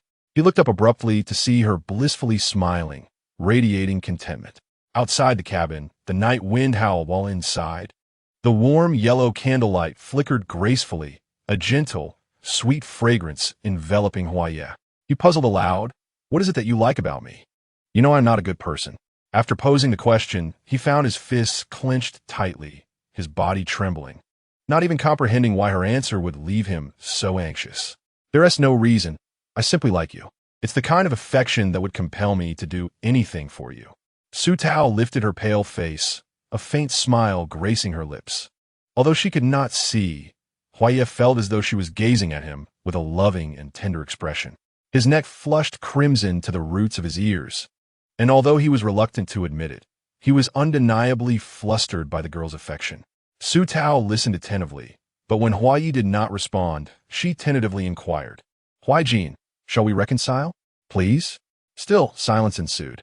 Frowning, Su Tao pondered the whereabouts of the antagonist.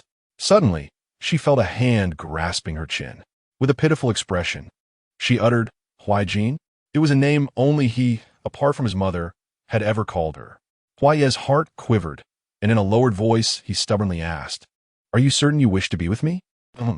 Unsurprisingly, the girl answered in the same manner. Huayi narrowed his eyes, gazing intently at her delicate features, as if searching for any hint of deceit. After a lengthy pause, he declared forcefully, "If you were to abandon me, do you comprehend the consequences?"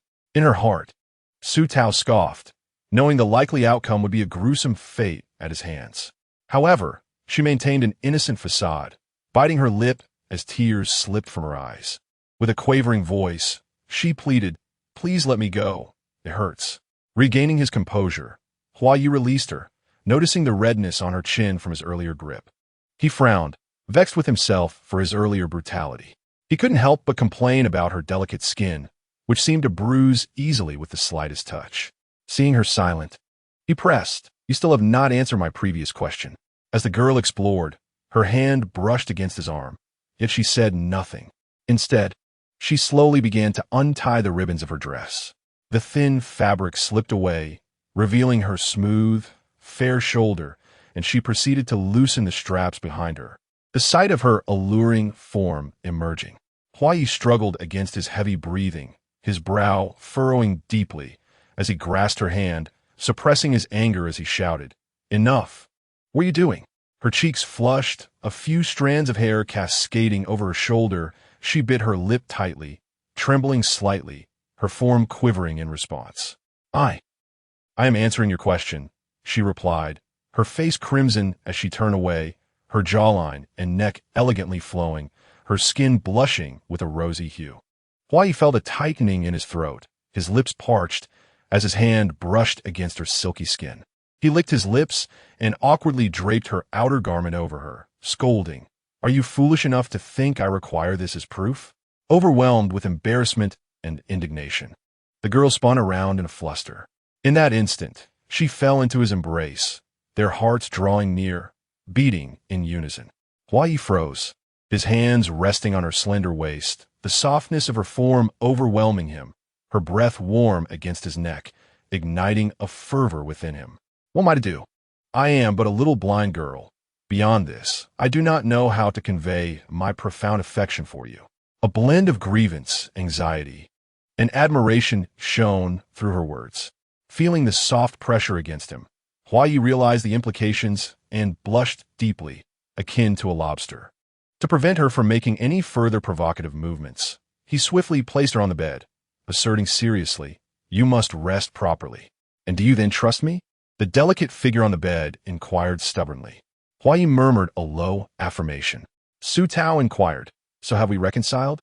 Huayi, feeling flustered, withdrew his hand and replied in exasperation, "Yes.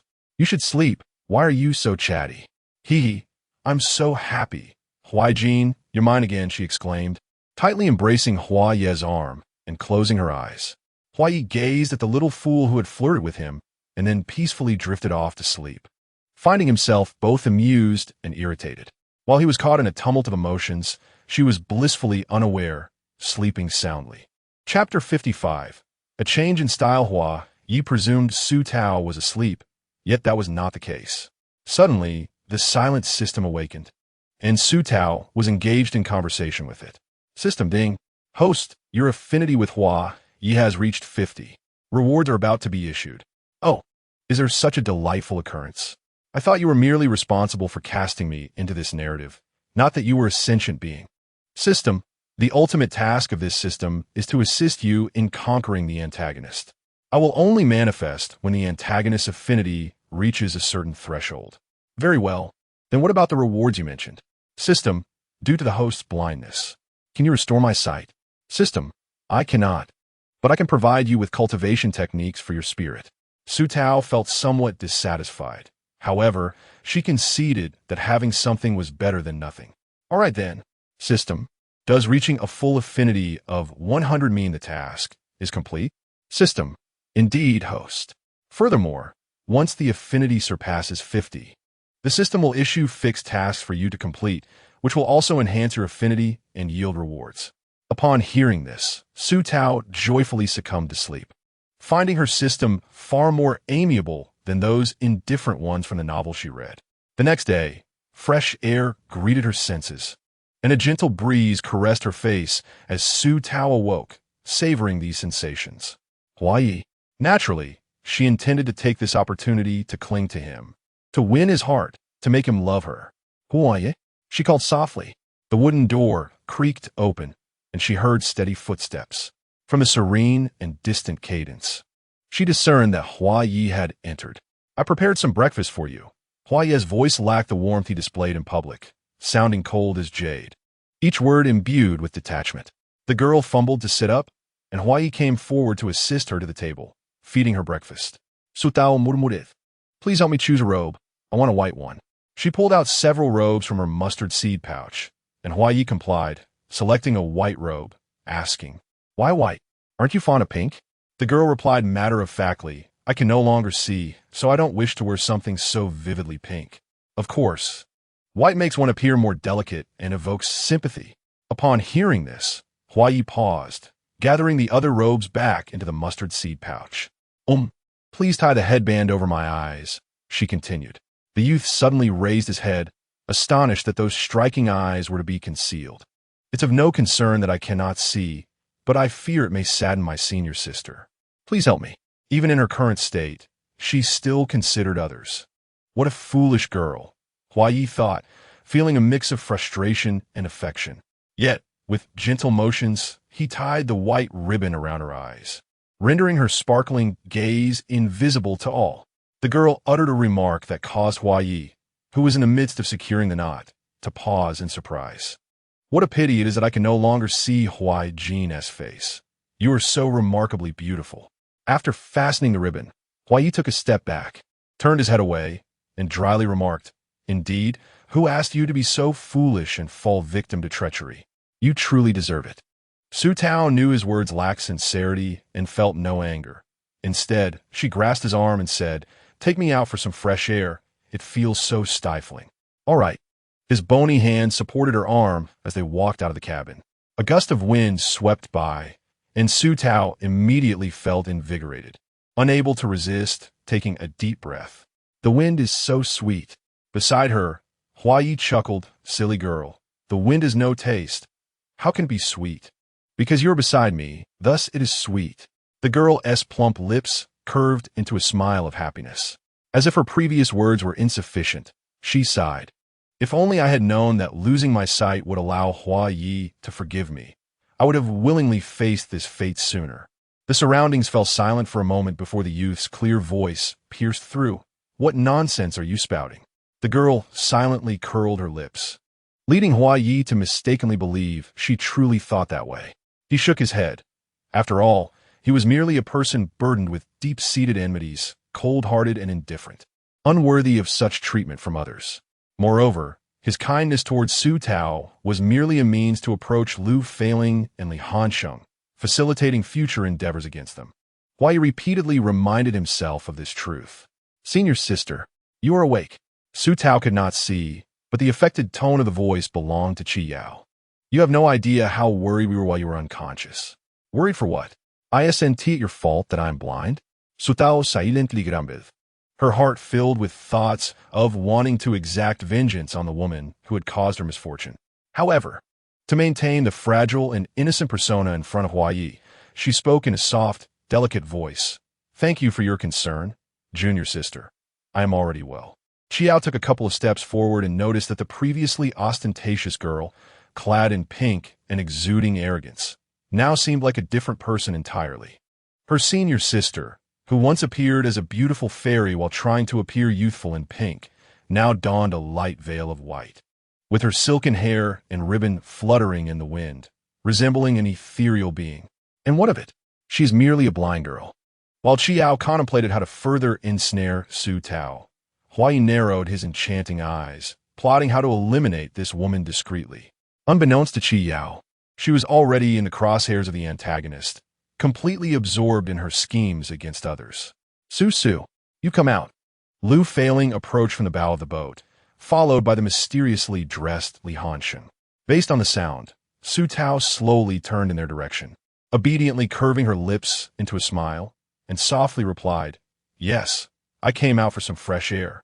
Senior sister, I cannot see at the moment, so I apologize for any inconvenience along the remaining journey. The young maiden was delicate and fragile, her pale face a stark reminder of the cherished little sister of the sect, now transformed into such a state.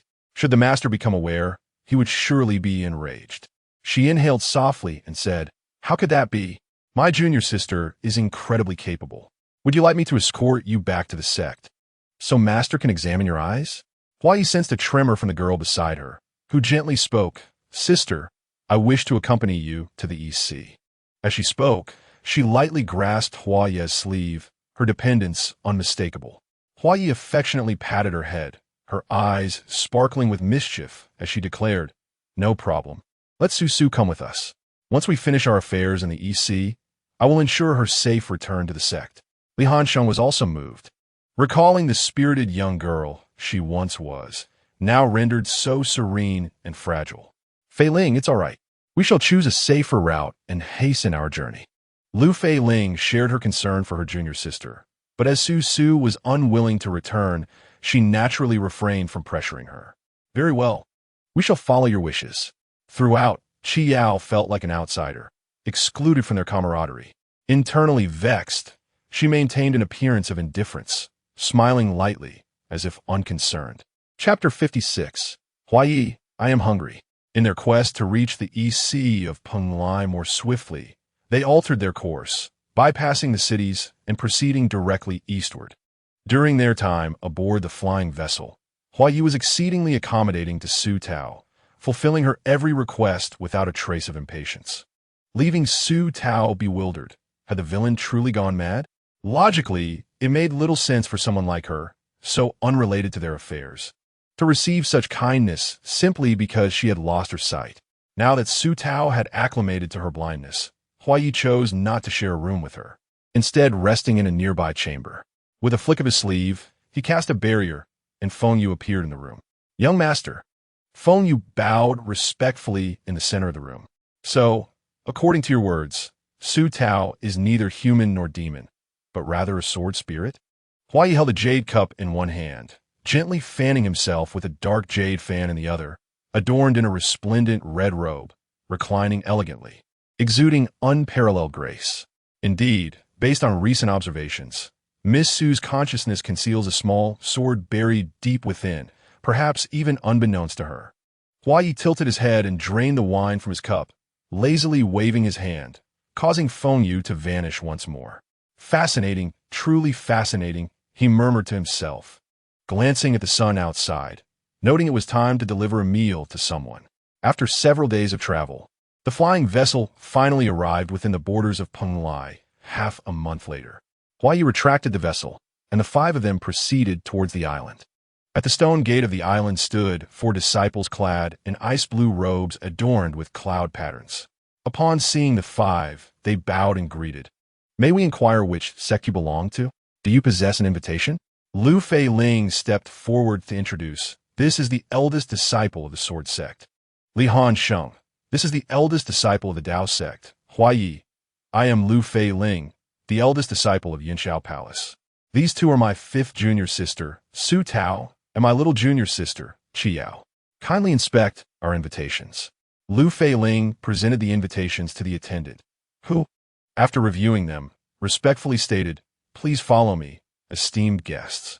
On the enchanting Penglai Island, shrouded in ethereal mist, the melodious calls of white-feathered cranes could be heard, accompanied by the gentle chimes of wind bells.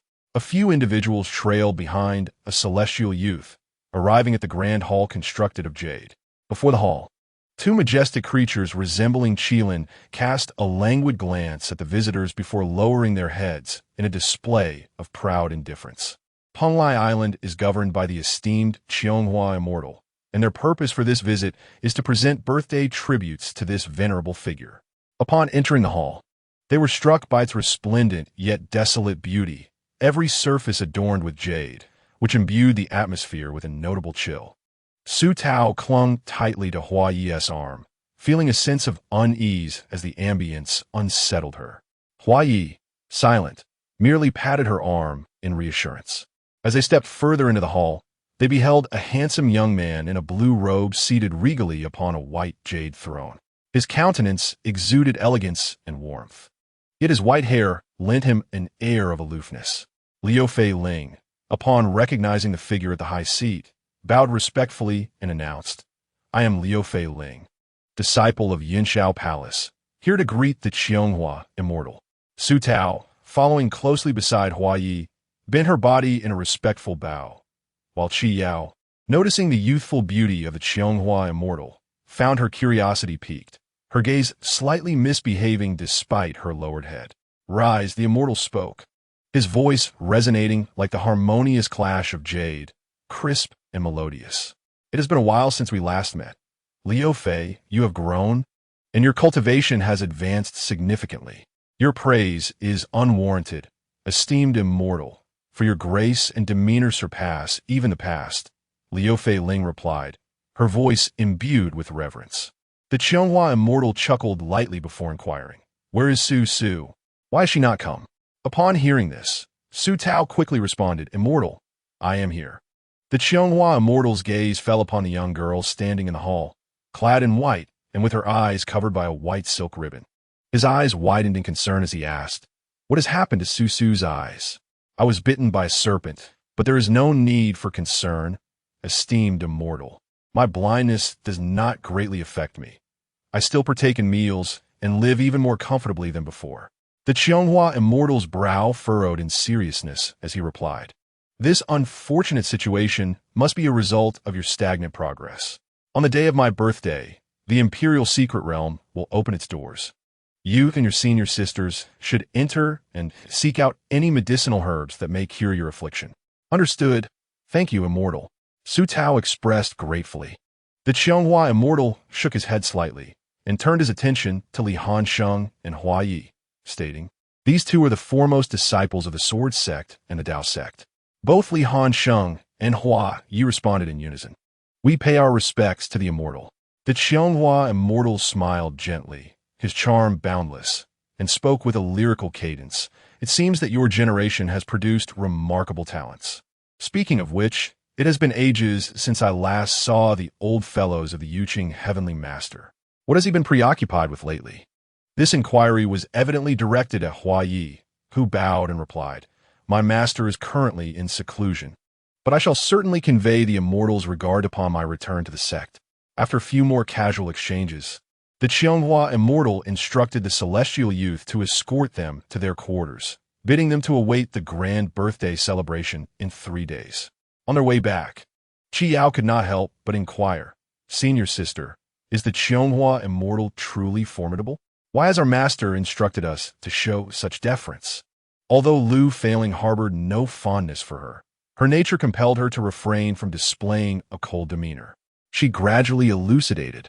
The Qianghua immortal has reached the transformative realm at the tender age of 500. If one were to ponder who in this era possesses the greatest potential for ascension, it would undoubtedly be him.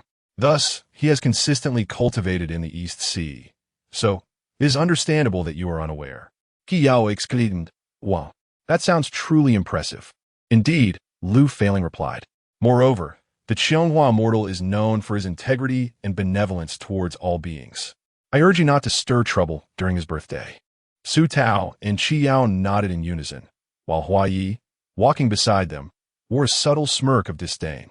Integrity and benevolence? More like a hypocritical scoundrel. Sensing the sudden chill emanating from her companion, Su Tao cautiously pinched his arm with her fingers and whispered, Hua Yi, I'm hungry. Upon hearing this, he playfully pinched Su Tao's nose and teased, What a glutton you are! Su Tao poteth.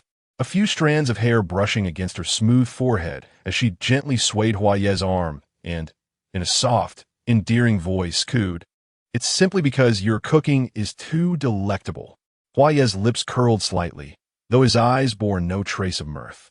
Nearby, Li Hansheng and Lu Failing exchanged satisfied smiles, genuinely pleased for the pair. As for Qi Yao, despite her intentions to pursue the Qianghua immortal, she could not bear to abandon Hua Yi, planning instead to resolve matters with Su Tao once they entered the royal extreme secret realm. In time, she would certainly become the most favored junior disciple of the Yunshao Palace. The group returned to their respective courtyards, while Hua Yi took Su Tao's hand and led her into the courtyard guided by the celestial child. He settled Su Tao onto a stone bench and, with a playful tone, declared, I shall prepare your meal. Pray tell, what would you like to eat? Su Tao beamed, a small dimple appearing on one cheek as she joyfully replied, I want chicken slices with jade bamboo, stir-fried mushrooms with meat, and a peach blossom cake. You certainly know how to command my attention. With her hands demurely resting on her knees, Su Tao sweetly remarked, Does this mean I am becoming a bit spoiled? Chapter 57. The female ghost outside the door. Hua Yi rolled up his sleeves and, upon hearing Su Tao's playful banter, raised an eyebrow and chuckled. You are indeed exhibiting signs of being spoiled. Su Tao tilted her head, grinning widely. What can I do? You treat me so well. Speak to me properly. Hua Yi playfully admonished her, amused by her whimsical words. Hee. This courtyard on Penglai Island even has a small kitchen. Hua Yi ventured into the kitchen, and before long, Su Tao inhaled the tantalizing aroma of the dishes being prepared. Wow, it smells divine. I shall surely eat until my belly is round. Hua Yi set the food on a stone table, and as the girl slightly nodded, the night breeze caressed her hair, causing a few rebellious strands to dance across his face. Hua Yi felt a gentle stir in his heart, his eyelids fluttering as he spoke in a voice markedly softer than during the day. I shall feed you, of course. I won't let you, my little fool, overindulge. His elegantly defined fingers made even the act of using chopsticks appear graceful. Alas, Su Tao remained oblivious to this. Concealed behind the courtyard wall, Qi Yao watched the scene unfold with growing ire before storming off in frustration. She vowed that Su Tao would soon vanish from this world. The affection from her sect and the closeness of the Flower Knight would all belong to her. Alas, I'm still not satisfied. I desire more. Flower Knight placed his chopsticks down and gazed at the plate, which had already been devoured by 70%, lightly patting Su Tao's head, saying, Do not eat any more, or your stomach will ache again. Woe is me. The young girl extended her finger, clutching his sleeve and gently shaking it. Why is she so soft and clingy? Flower Knight pondered silently, feeling helpless as the other party appeared too pitiful. He could only coax her gently. I will give you some rare, spiritual fruit shortly, all right? Upon hearing the term rare, the girl retracted her hand and obediently replied, Good. Flower Knight glanced at her withdrawn hand, his eyelashes fluttering slightly. Yet he remained silent and headed straight to the kitchen. After Su Tao had consumed the spiritual fruit, Flower Knight took her to rest. Just before leaving, Su Tao grasped his sleeve tightly and asked, Flower Knight, you live next to me, right? MHM. Su Tao sighed in relief upon receiving an answer. She was unsure why, but ever since entering the EC, her heart felt somewhat uneasy. That's good night. Flower Knight nodded, and suddenly remembered that she could not see him. Softly responding with a good night as he assisted her to the bedside, casting a deep glance before stepping away. Su Tao lay down in her clothes, her long eyelashes quivering, utterly devoid of sleepiness. System, provide me with that manual for cultivating the soul. System, certainly host. As the system spoke, a manual titled Soul Techniques appeared in Su Tao's consciousness. Her soul returned to her awareness, and she began to scrutinize it diligently. Feng Yu sat within her consciousness, his brilliant eyes quietly observing Su Tao as she immersed herself in the soul techniques. Knock, knock, knock. The knocking grew increasingly urgent. Knock, knock, knock, knock. Who is it? Su Tao's soul returned, propping herself up on her hands and inquiring crisply from outside. A frail, delicate female voice, tinged with a whimpering tone, replied, Miss, please take me in. I'm so cold. And with the howling winds outside, the voice began to sob pitifully. Su Tao thought she had witnessed this scene more than once in various films. Would she dare to open the door? Su Tao licked her lips and replied dryly, Miss, you must have knocked on the wrong door. You should be at the adjacent room, where a handsome young man resides. What would a woman like me have to do with you? A ghostly woman. The woman outside seemed taken aback by her response. She would never dare knock on the neighboring door. Just the sight of the golden rune's restrictions made her tremble with fear. The ghostly figure appeared forlorn, leaning against the door in the cold wind, continuing to plead with Su Tao. Miss, I'm also a pure-hearted person. How could I seek out a man? Left and right. You're the only lady here. I beg you, let me in to rest. Su Tao smacked her lips and said, There's also a lady in the courtyard beside mine. You should seek her out. I'm going to sleep now, so please do not knock again. If you persist, I will wake that person in the neighboring room, and then your soul body will not remain intact. The ghostly woman drifted back and forth in front of Su Tao's door, utterly at a loss for what to do. This door was also sealed with restrictions. Without the occupant's consent, she had no means to enter. Contemplating the presence of such a remarkable elixir within, the female ghost mused that if she were to consume it, she would undoubtedly become the most formidable specter. Drifting about, she eventually squatted before Su Tao's door, anxiously tugging at her hair as she heard the sound of a woman snoring from within. Her annoyance grew. The creaking sound of the door opening pierced the stillness of the night, and the ghost turned to behold a strikingly handsome man emerging from the adjacent room. It seemed that even the most attractive spirits in the ghost realm could not rival the beauty of the man before her. Though he was a ghost, she found herself utterly entranced. Huayi, with his eyes slightly narrowed and a gentle smile playing on his lips, held the supreme scroll in his right hand. He inquired in a tender and alluring tone, Ah, a female ghost, what brings you here? The ghost stood, brushing off her ethereal form that could not possibly gather dust.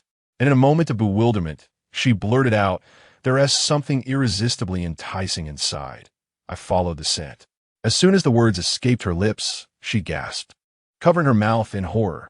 Why had she divulged such information to this handsome man? She was a ghost, not a lecherous spirit, determined to keep her silence. She swore not to utter another word. The beautiful man before her maintained his charming demeanor, asking, What scent do you speak of? The aroma of a heavenly soul, a remarkable elixir.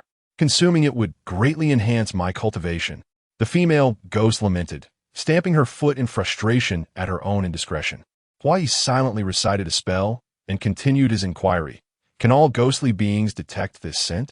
The ghost watched helplessly as her words flowed uncontrollably. Of course, I have long resided in Penglai, hoping to gain an advantage. Yet, despite my delicate calls, this cold-blooded woman remains hidden. If only she would emerge, I could break the seal and consume her, thereby becoming the mightiest ghost. The strikingly handsome man before her smirked, seemingly amused.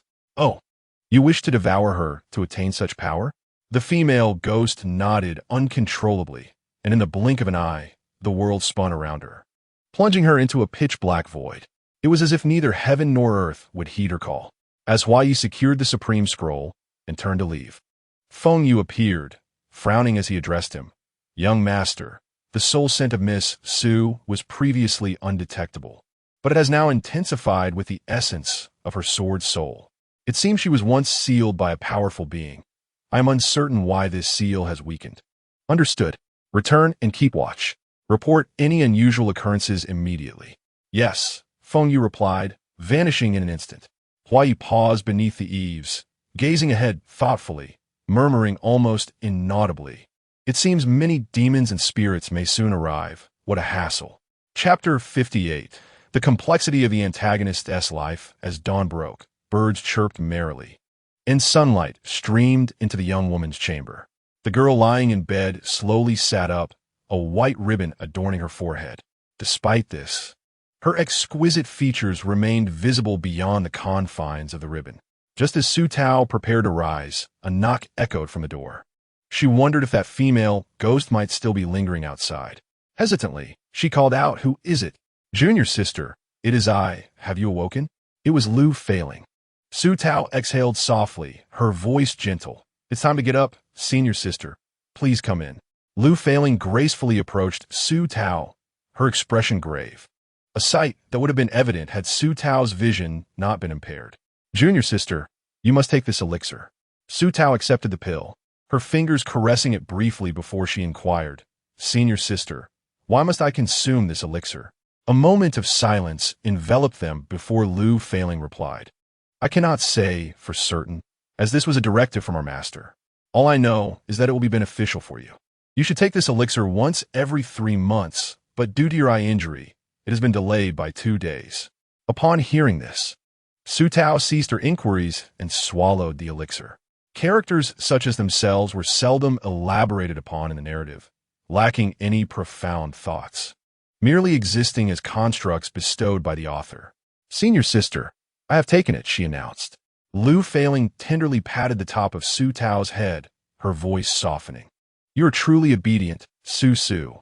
As Lu Failing guided her outside, they overheard the voices of Li Hansheng and Hua Yi conversing in the courtyard. "Last night, a few apparitions were present outside my room. After resolving the matter, I came over here and found nothing." "Hua Yi, did you notice anything unusual?" Li Hansheng queried. "Indeed, there was one, but I managed to capture it," Hua Yi replied. "How strange it is that our esteemed Penglai sect has ghosts intruding as if it were unguarded territory." Lu Failing shared his sentiment, finding it absurd that apparitions could wander freely within the celestial gates, yet it was undeniable that they had appeared last night. She glanced at her junior sister, her brows furrowing in concern. Her junior sister had always had a unique constitution that attracted spirits, and their master had instructed her to administer the elixir every 3 months. The delay, due to her junior sister's eye affliction, raised her apprehensions about potential repercussions. With a soft sigh, Lu Failing beckoned Li Hansheng, and they departed the courtyard together. They were greeted by a steady stream of disciples from various celestial sects arriving on the island, as the birthday celebration for Lord Xianghua approached.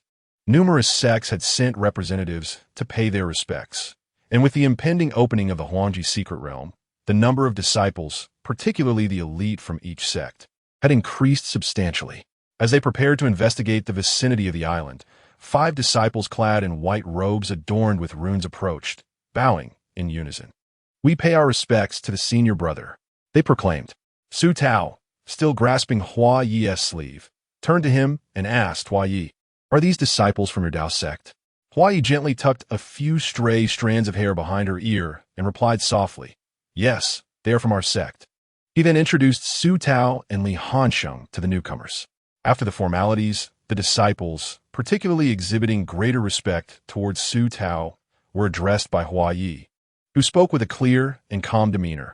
You five have worked hard on your journey. Please follow the celestial attendant to your accommodations, and come find me later. Understood. Senior brother, they replied in unison, glancing back at Hua Yi and the others as they departed. Among the five, the leading disciple remarked, "Who is that girl in the white dress? She seems to share a close bond with our senior brother." Another disciple shook his head in wonder. "I do not know. It's surprising to see someone as aloof and dignified as him show such warmth towards a woman." The remaining disciples sighed in unison, exclaiming, "Who could deny it? The eldest senior brother has always been rather indifferent towards our sect leader's daughter, yet now he shows such tender care towards a blind woman." The foremost disciple retorted coldly, "Do not speak nonsense. Let us move quickly." Nevertheless, the murmurs of the young disciples lingered in the air. The woman, undeniably beautiful, embodied the ethereal grace often described in tales. She was indeed more enchanting than senior sister Lingyu. "Zimo, be cautious with your words." "Oh, understood, senior brother." As their chatter gradually faded, Su Tao remained silent, merely pinching Hua Ye's arm. He turned to her in confusion, but she ignored him, offering only a playful smile in return. Li Hansheng, holding a compass, walked ahead, his brow furrowing deeper the farther they ventured. His cold demeanor seemed to exude an air of frost, resembling an ice sculpture. After a lengthy pause, he returned, his expression troubled, stating, "I fear something is amiss." The surrounding aura of malevolence is quite thick. The group exchanged glances, sensing that something was indeed amiss on Penglai Island. "It would be unwise to probe deeper at this time. We shall observe the situation," Lu Failing suggested. Upon hearing this, the others nodded in agreement. Lu Failing then added, "Su, accompany me to the dock to welcome our junior brothers and sisters." Su Tao turned back, casting a reluctant glance at Hua Yi. Li Hansheng and Lu Failing's gazes towards Hua Yi held a hint of teasing. With a slight smile, Hua Yi replied, "I shall join you." This made Su Tao beam with joy, prompting Lu Failing to playfully tap her forehead, calling her mischievous. The four then proceeded to the front of the Penglai Immortal Gate to greet their respective sect disciples.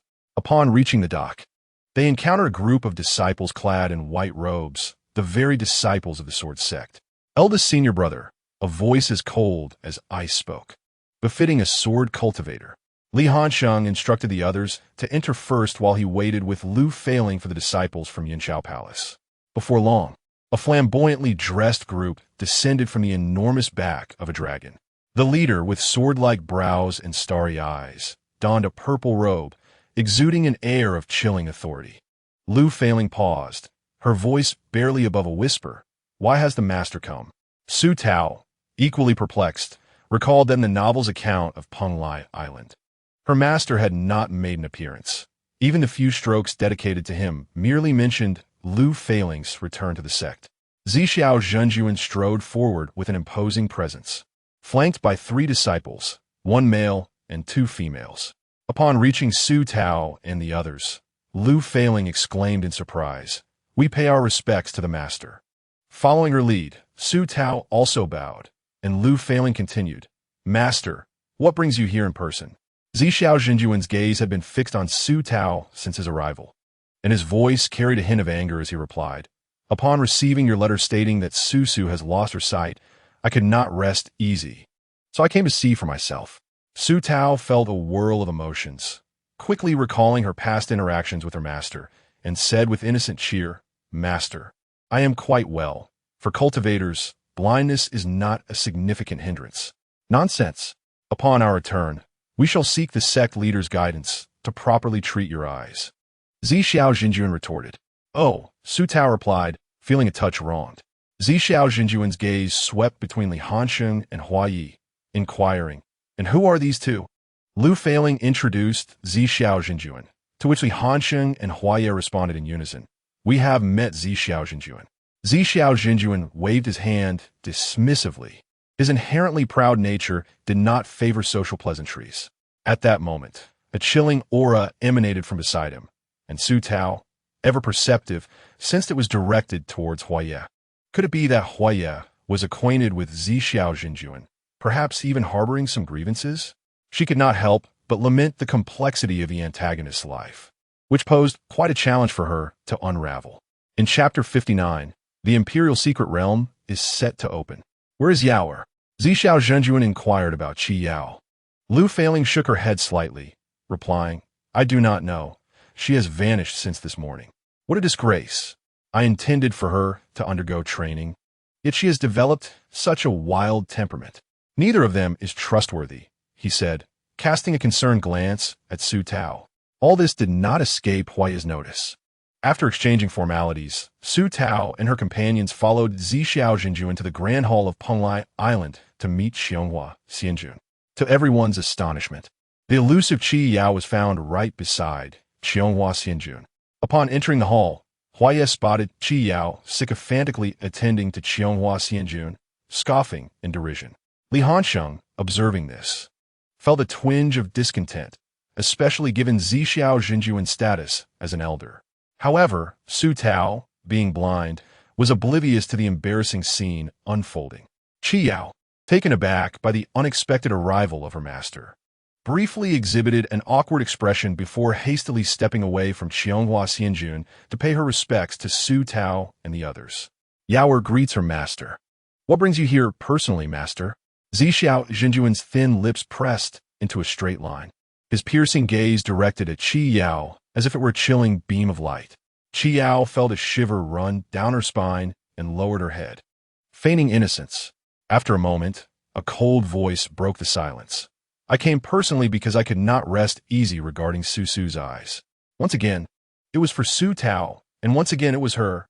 Qi Yao bit her lip, her eyes filled with resentment and jealousy as she looked down.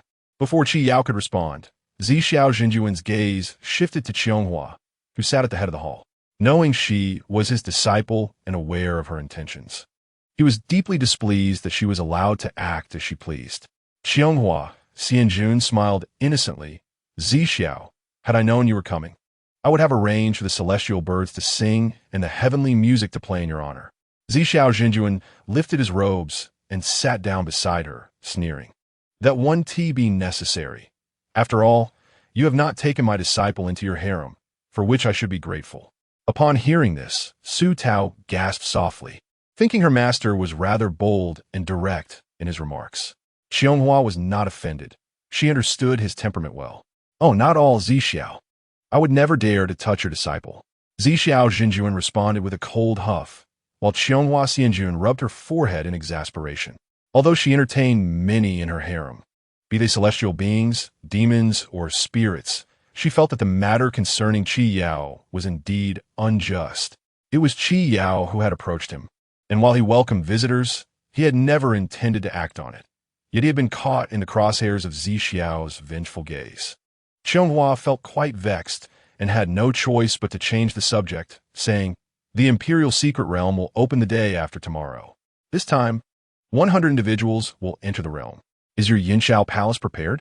Naturally, came the reply. The atmosphere within the hall was rather peculiar. After a brief moment, Zhixiao Zhenjuan took his leave. As a group approached the entrance of a small courtyard, Zhixiao Zhenjuan noticed Su Tao linking her arm with Huai. Intending to enter a small courtyard, he immediately frowned and coldly remarked, Su, you shall reside with your master. Lu Feiling and the others halted in their tracks. Huai's eyes narrowed slightly, his thin lips pressed tightly together. Whether it was out of anger or not, the corners of his eyes were tinged with a hint of crimson. Su Tao tightened her grip on Huai's sleeve and said, Master, I have already been assigned to this place. Are you unwilling to leave? Hearing this, Zhixiao Zhenjuan's brows knitted together, his voice now laced with a hint of anger and command. You will stay in my courtyard. Now come. His words brooked no argument. Su Tao pouted, and Huai gently patted her head, reassuring her, It's all right, go find your master. Zhixiao Zhenjuan's gaze was icy, fixed intently on Huai. He felt that this young man from the Dao sect was rather peculiar. Their sect's eldest disciple was renowned outside, much like Longyin's sword Li Hansheng. Yet he had never heard of any exceptional talents emerging from the Dao sect. Logically, given his youth and undeniable excellence, coupled with such striking looks, It was unusual that no rumors of his prowess had circulated in the cultivation world. There was something suspicious about it. Reluctantly, Su Tao followed Zhixiao Jinjun away. Huaya observed their retreating figures, the corners of his lips curling into a slight smirk, his peach blossom eyes exuding an enchanting allure. Revealing a trace of amusement as he stood under the eaves, the atmosphere around him distinctly eerie. Upon entering Zhixiao Jinjuan's courtyard, he dismissed all his disciples, leaving only Su Tao in the yard. Su Tao felt inexplicably uneasy, her hands tightly gripping her sleeves as she awaited his words. The humid air bore a chill as Zhixiao Jinjuan, standing before her, coldly inquired, Su, have you been taking your medicine regularly?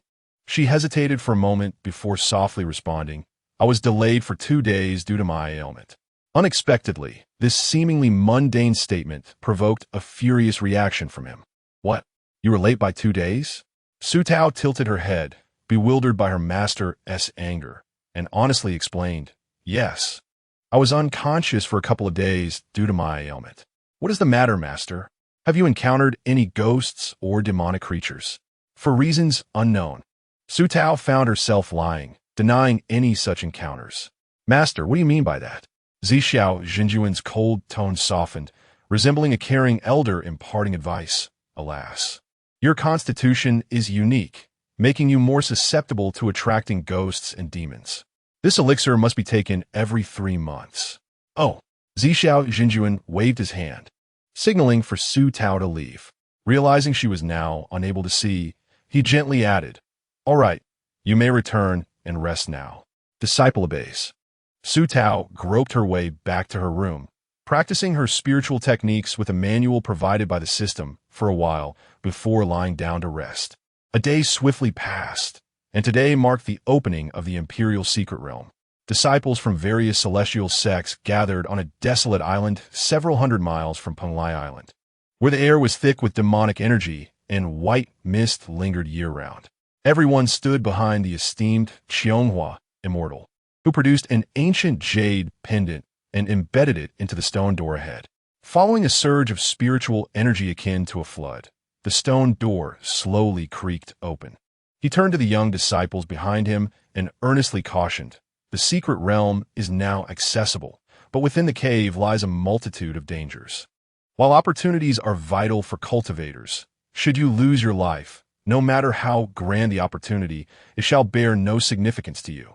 Therefore, your foremost task is to ensure your survival. Do you understand? The 100 disciples present, moved by the sincerity of their immortal's words, responded in unison. We shall heed the immortal's teachings. With that, the cave was open. They were urged to enter. The crowd streamed in, including Su Tao and her companions.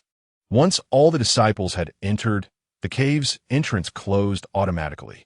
Qianghua Immortal turned around, his demeanor refined and gracious, yet his tone was unsettling. Zhixiao, how generous you are. Those who entered are the elite disciples of various sects, bravely venturing into an unknown realm. Truly commendable. Zhixiao, with a scoff, retorted, Do not speak so lightly of us.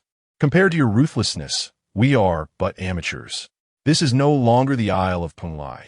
It has surely transformed into the Isle of Penglai specters. You, Qianghua momentarily stammered, then waved his sleeve dismissively and departed, leaving behind a lingering taunt. The 3 great sects are merely a collection of the same ilk. My Penglai Isle will surely meet its inevitable fate. Zhixiao gazed at Qianghua's retreating figure, standing at the cave's entrance, her expression indifferent as she contemplated the uncertainty of their return. Chapter 60. The northern wilderness capital, Su Tao felt a whirlwind of vertigo and, upon reopening her eyes to probe her surroundings with her spiritual sense, discovered she lay in a desolate expanse. Had she separated from her elder sisters? Propping herself up with her hands, she recalled that the previous day, both her master and elder sisters had advised against her entry into the secret realm due to her blindness, which rendered her less capable. Yet, she deemed it imperative to enter this realm. If her memory served her correctly, within the Emperor's secret realm, Li Hansheng had lost all his cultivation, while Lu Fei Ling lay gravely injured and unconscious with the mastermind behind it all being Hua Yi. After Li Hansheng and Lu Fei Ling's misfortunes were revealed to their respective sects, they united against Hua Yi. Ultimately, 5 years later, Hua Yi met a tragic end. His body left to rot in the wilderness, pierced by countless arrows, with no one stepping forward to defend him. The thought pained Su Tao's heart. Hence, she must venture into the Emperor's secret realm. Moreover, the mission bestowed upon her by the system was to uncover the reasons behind Hua Ye's actions and to rescue the protagonists of the narrative. Yet, what could a blind person accomplish? She found herself troubled. Feng Yu, are you there? Su Tao Sophie inquired. Master, I am here.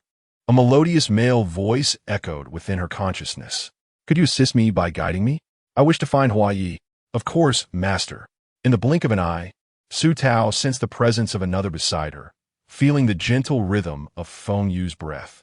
Feng Yu stood next to her, furrowing his brow in thought before producing a hairband and offering it to her. Master, simply hold on to this hairband, and I shall lead you. Very well. After taking a few steps, Su Tao seemed to recall something and softly inquired. Feng Yu, could you tell me what kind of place we are in right now?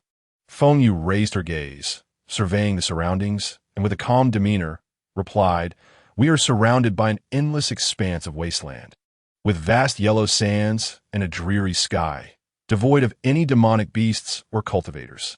Oh, I see. Su Tao fell silent upon hearing this. The two continued walking for an extended period, long enough for even cultivators to feel the ache in their feet. Just as Su Tao thought the atmosphere would remain quiet, Feng Yu gently asked, Master, do you truly like Hua Yi? Yes, I do, Su Tao said, a slight smile gracing her lips. Even though Feng Yu could not see her eyes, she knew Su Tao must be smiling. After this exchange, silence enveloped them once more until, a quarter of an hour later, Feng Yu suddenly felt a sense of urgency.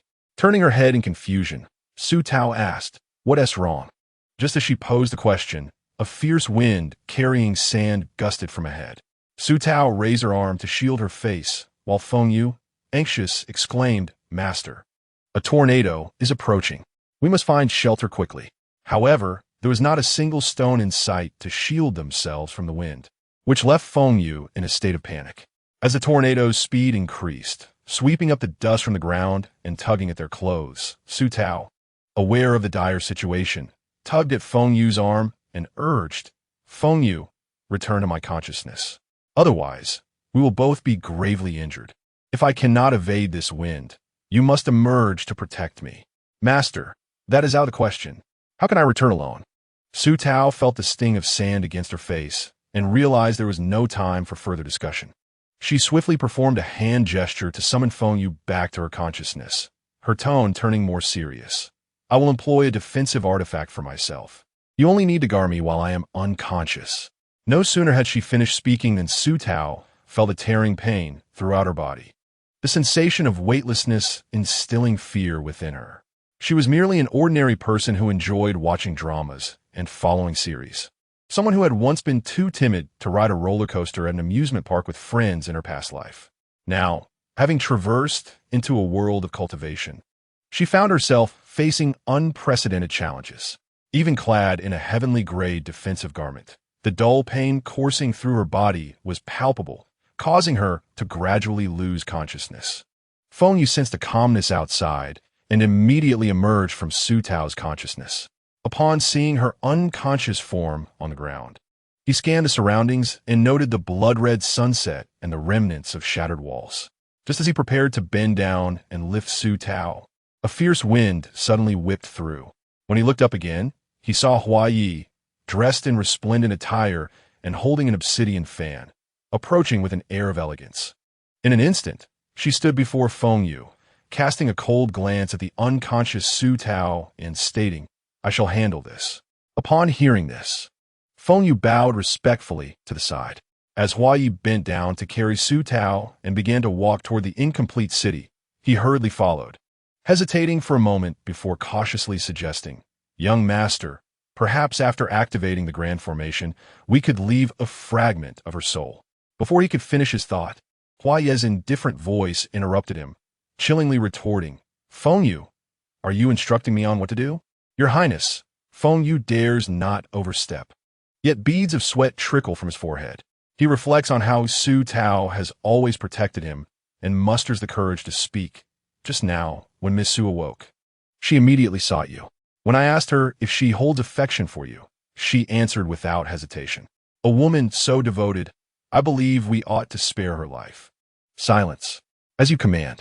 Feng Yu presses his lips tightly together, trailing closely behind Hua Yi, feeling a pang of sympathy for Su Tao's impending fate. However, the burdens that weigh upon His Highness are too great. He cannot foresee whether this decision will lead to regret. If only they could preserve a fragment of Su Tao's spirit. She is, after all, a soul entity, and perhaps, centuries later, she could be revived. Hua Yi cradles the woman in his arms as he strides along the divine Martial Avenue towards the palace. He gazes at the dilapidated tea houses and taverns lining the streets, memories of his childhood surging forth. Father, is this truly our populace? Indeed, Hua Jin. When you grow up, you must ensure that the people continue to lead lives filled with joy. Only when the populace thrives can the nation enjoy enduring peace. Father, I am still but a child.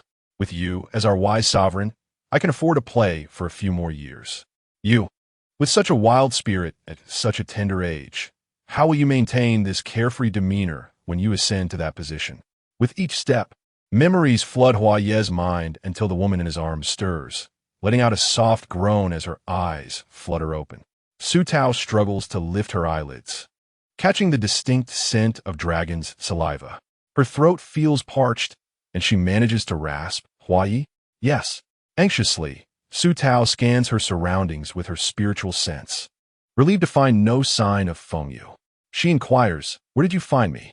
Just outside the city. You were lying in the wasteland, and I took you in my arms. His tone lacks the usual levity, imbued instead with a somber detachment.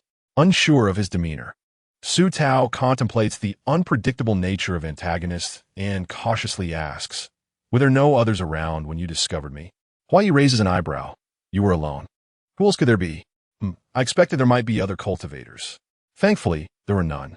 She finishes, placing a hand over her heart in a feigned gesture of relief. Then, she tugs at Hua Ye's sleeve, whispering, please set me down, I can walk on my own. Chapter 61. The antagonist may be plotting. Hua Yi chuckles softly, readily releasing her, even rubbing his arm as though she were a burden. She grumbles in dissatisfaction, her spiritual sense probing the vast surroundings. Before her lies a grand city. Despite its current state of ruin, glimpses of its former majesty and prosperity remain. Where's this? The capital of the North Wasteland. Hua Ye's voice is devoid of warmth. Yet beneath the surface of his indifference lies an inscrutable depth. The North Wasteland? Is it the royal house that faced the demon-slaying war 5 centuries ago? Hua Yi scoffs. Indeed, it is the same royal family that conspired with demons, subsequently eradicated by the 3 major sections. The emphasis on conspired is particularly pronounced. Noticing his altered mood, Su Tao wonders if there are hidden truths behind the demon-slaying war. Could it be that Hua Yi is of the North Wasteland royal lineage? However, what connection do Li Hansheng and Lu Feiling have with this? Why must they be killed? Unable to fathom the reasoning, Su Tao decided to set aside her thoughts. The atmosphere was suffocatingly silent, prompting her to speak in an attempt to alleviate the tension. Where are we headed? To the Imperial Palace of the North Wilderness. What purpose do we have there? You are quite inquisitive. Oh, feeling aggrieved, she pouted her lips. She couldn't shake off the feeling that Hua Yi, who had entered the Imperial secret realm, was rather ominous. Despite having been peculiar and eccentric before, he had never exuded such coldness. Su, a voice called out from ahead, and Su Tao's spirits lifted. Senior sister? The rustle of fabric indicated that several individuals had joined them. She continued, Senior sister, who did you come with? Was it Senior Brother Li? Yes. I encountered Senior Brother Li and Qi Yao on my way. What about you? What did you find Hua Yi? Did you encounter any dangers?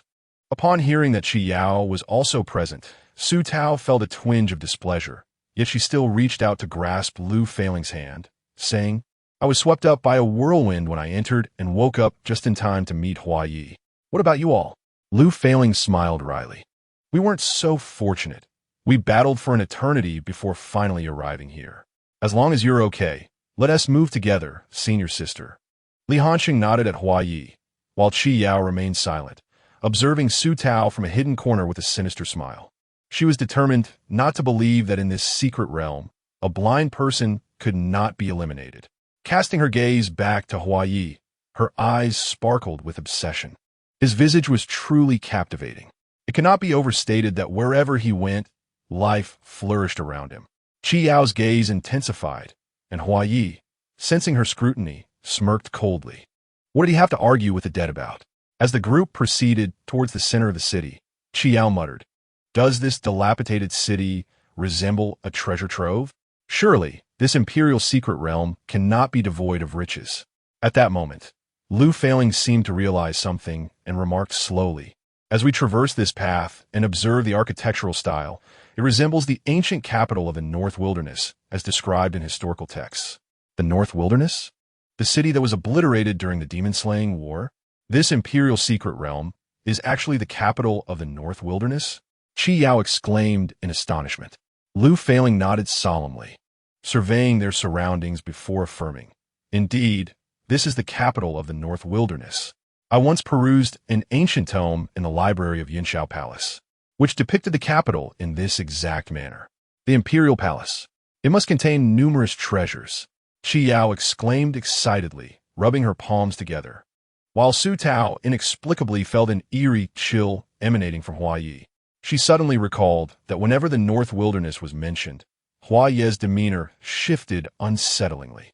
She pondered what his true connection to the North Wilderness was. As they walked along the central avenue for about half an hour, they arrived at the grand gates of the North Wilderness Imperial Palace. Hua Yi halted, gazing up at the gate. 5 centuries ago, valiant North Wilderness generals would have stood atop these walls, but now it was desolate and forlorn, a mere shadow of its former glory. His dark eyes grew somber, lips pressed tightly together, and he entered the gate without uttering a word. As the 5 entered the gate simultaneously, the scene shifted dramatically, a ground soaked in blood.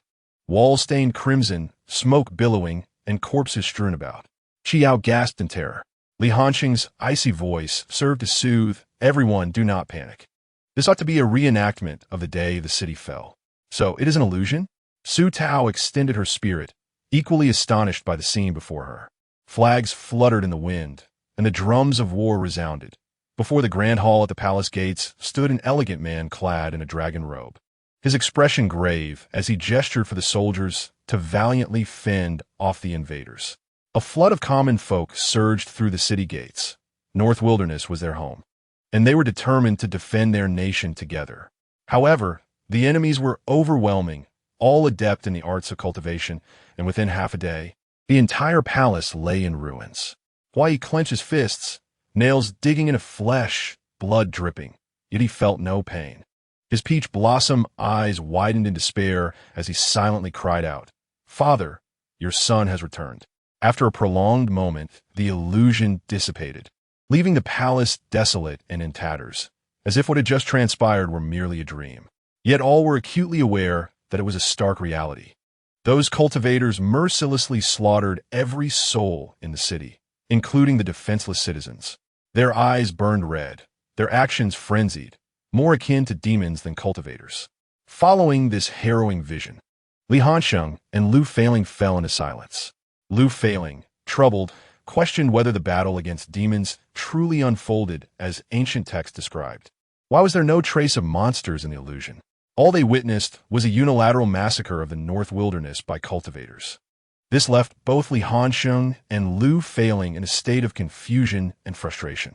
Meanwhile, Su Tao sensed Hua Yi trembling slightly. She cautiously reached out, squeezing the back of his hand. She murmured, "It's all in the past."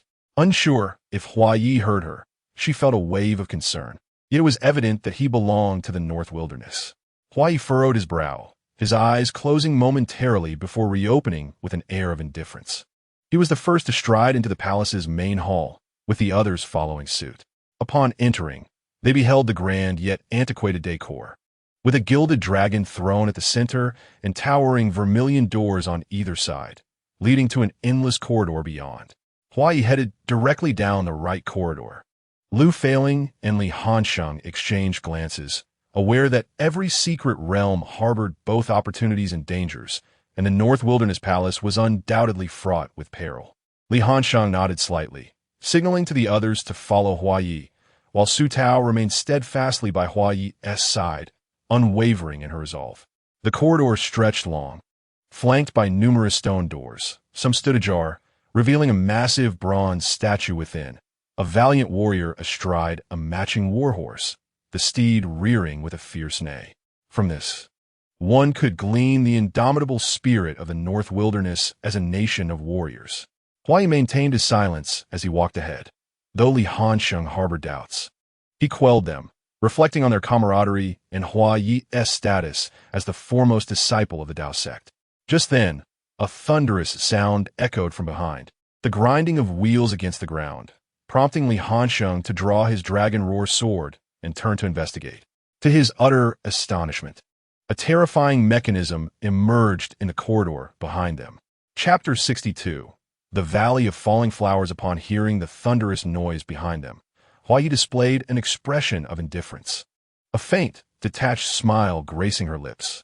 When that ominous object loomed before Li Hansheng and Lu Feiling, both were instantly gripped by terror, their mouths agape in disbelief. Li Hansheng brandished his longing sword, bellowing at her. Feiling, quickly take refuge in the side stone door. With gritted teeth, Lu Feiling seized Qi Yao and darted toward the stone door, pushing her inside before peering out again. Before them, several colossal bronze statues of soldiers, emotionless, were driving a bronze and iron chariot straight toward them. The passageway offered only a single route, and the width of the massive chariot matched that of the corridor perfectly. Thus, retreat was utterly impossible, leaving them no choice but to temporarily seek shelter within the stone door. Earlier, Hua Yi had led Su Su ahead, and Lu Feiling was uncertain of their fate now. However, the current peril offered little room for contemplation as she watched Li Hansheng on the verge of being crushed by the bronze chariot. She observed in horror as the longing sword struck the statues, causing only minor damage, revealing that this mechanism was not limited to a single chariot, for several more were thundering in behind. Without hesitation, Lu Feiling summoned the Ice Phoenix, aiming to obstruct the chariot's advance and grant Li Hansheng a chance to escape into the stone door. In that fleeting moment, Li Hansheng sidestepped into the doorway. But before he could catch his breath, the once immobile soldier statues within the stone door began to turn, their massive blades poised to strike down upon the trio. Lu Feiling's eyes widened in disbelief as she witnessed the soldiers' swords descending towards them. A bitter taste filled her mouth as she realized they might very well meet their doom here. Never anticipating the North Wilderness Palace's mechanisms would offer them no means of evasion.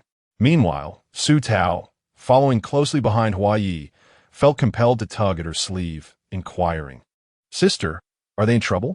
Have they triggered a trap and become trapped behind?" Before Su Tao could articulate her concern, Hua Yi's voice, cold and devoid of warmth, continued, "There's no way to save them. We can only move forward. Retreat is not an option, and besides, they will not perish. At most, they will be left with half a life." This mechanism of the statues had been designed during his childhood alongside his father. Regaining had composure, Hua Yi resumet herpes, concealing the actions he had taken to trigger the mechanism. Hearing his words, Su Tao pressed her lips together, ultimately refraining from further comment. She knew well that her sister and Li Shixiong would not meet their end, though one would be utterly depleted of strength, and the other left barely alive. However, in the original narrative, the section detailing the North Wilderness Palace indicated that, while Hua Yi was distracted, Su Tao had managed to activate a mechanism on a different stone door, ensuring that the statues within would not claim lives. She hoped fervently that her sister and the others might find refuge behind that very door. After they had traversed a short distance, Su Tao suddenly stumbled, the ground giving way beneath her, leading to a sensation of dizziness and weightlessness. When she regained consciousness, she heard faint sounds nearby, accompanied by various animal cries. "Where am I? Hua Yi? Hua Jin?" Su Tao rose and attempted to call out, and moments later, a cold, indifferent response from Hua Yi resonated from not far away. Su Tao listened intently to the sounds surrounding her, only to be unexpectedly grasped by a hand, long-fingered and well-defined, with a hint of calluses on the palm. Hua silently led Su Tao forward. Had she been able to see, she would have marveled at the picturesque valley they found themselves in. The sky was a deep azure, trees cast cool shadows, and the air was alive with the calls of birds and various small creatures. A gentle breeze rustled the leaves, and a brook nearby babbled with crystal-clear water, where fish frolicked in delight. Su Tao refrained from questioning Hua Ye's intentions. She simply followed wherever he chose to go. The two walked in silence until they reached the base of a towering tree at the heart of the valley, where Hua Yi finally released her hand. Another soft breeze swept through, lifting the corners of the girl's skirt adorned with white ribbons, causing her flowing hair to dance in the wind. The white ribbon that covered her eyes intertwined with her dark locks, creating an ethereal image that resembled not a mere spirit of the sword, but a celestial being ascending to the heavens. Hua Yi furrowed his brow, his thick lashes casting shadows over his eyes as a fleeting coldness flashed within them. He felt unworthy of contemplating anything beyond his quest for vengeance. The souls of countless people from the North Wilderness awaited his solace. Just as a ripple of emotion stirred within him, it was swiftly quelled, leaving him indifferent as he busied himself beneath the tree. Su Tao obediently stood to the side, refraining from inquiring about his actions. Instead, she sought to understand his intentions through her spirit. Suddenly, a small creature named Guji emerged from her embrace, leaping onto her shoulder and affectionately nuzzling her cheek with its fluffy head. She smiled softly, extending her delicate fingers to gently stroke the little one's back, eliciting a contented sound from it. Having just finished constructing a wooden shelter, Hua turned to see the small creature reveling in its comfort, prompting him to chuckle softly. Su Tao found his laughter far more pleasant than his previous silence. "Rest here for a while. I shall return shortly," Hua said with a faint smile before turning to leave. "All right, I shall wait for you." The girl's gentle voice drifted to his ears on the breeze. Hua's fingers twitched slightly, suppressing any thoughts as he walked away. Once he was far enough, Su Tao made her way into the wooden shelter, where she discovered a simple bed hastily arranged. She approached the bed and sat quietly. "Feng Yu? You weren't discovered by Hua Yi, were you?" The girl's soft voice inquired within her consciousness.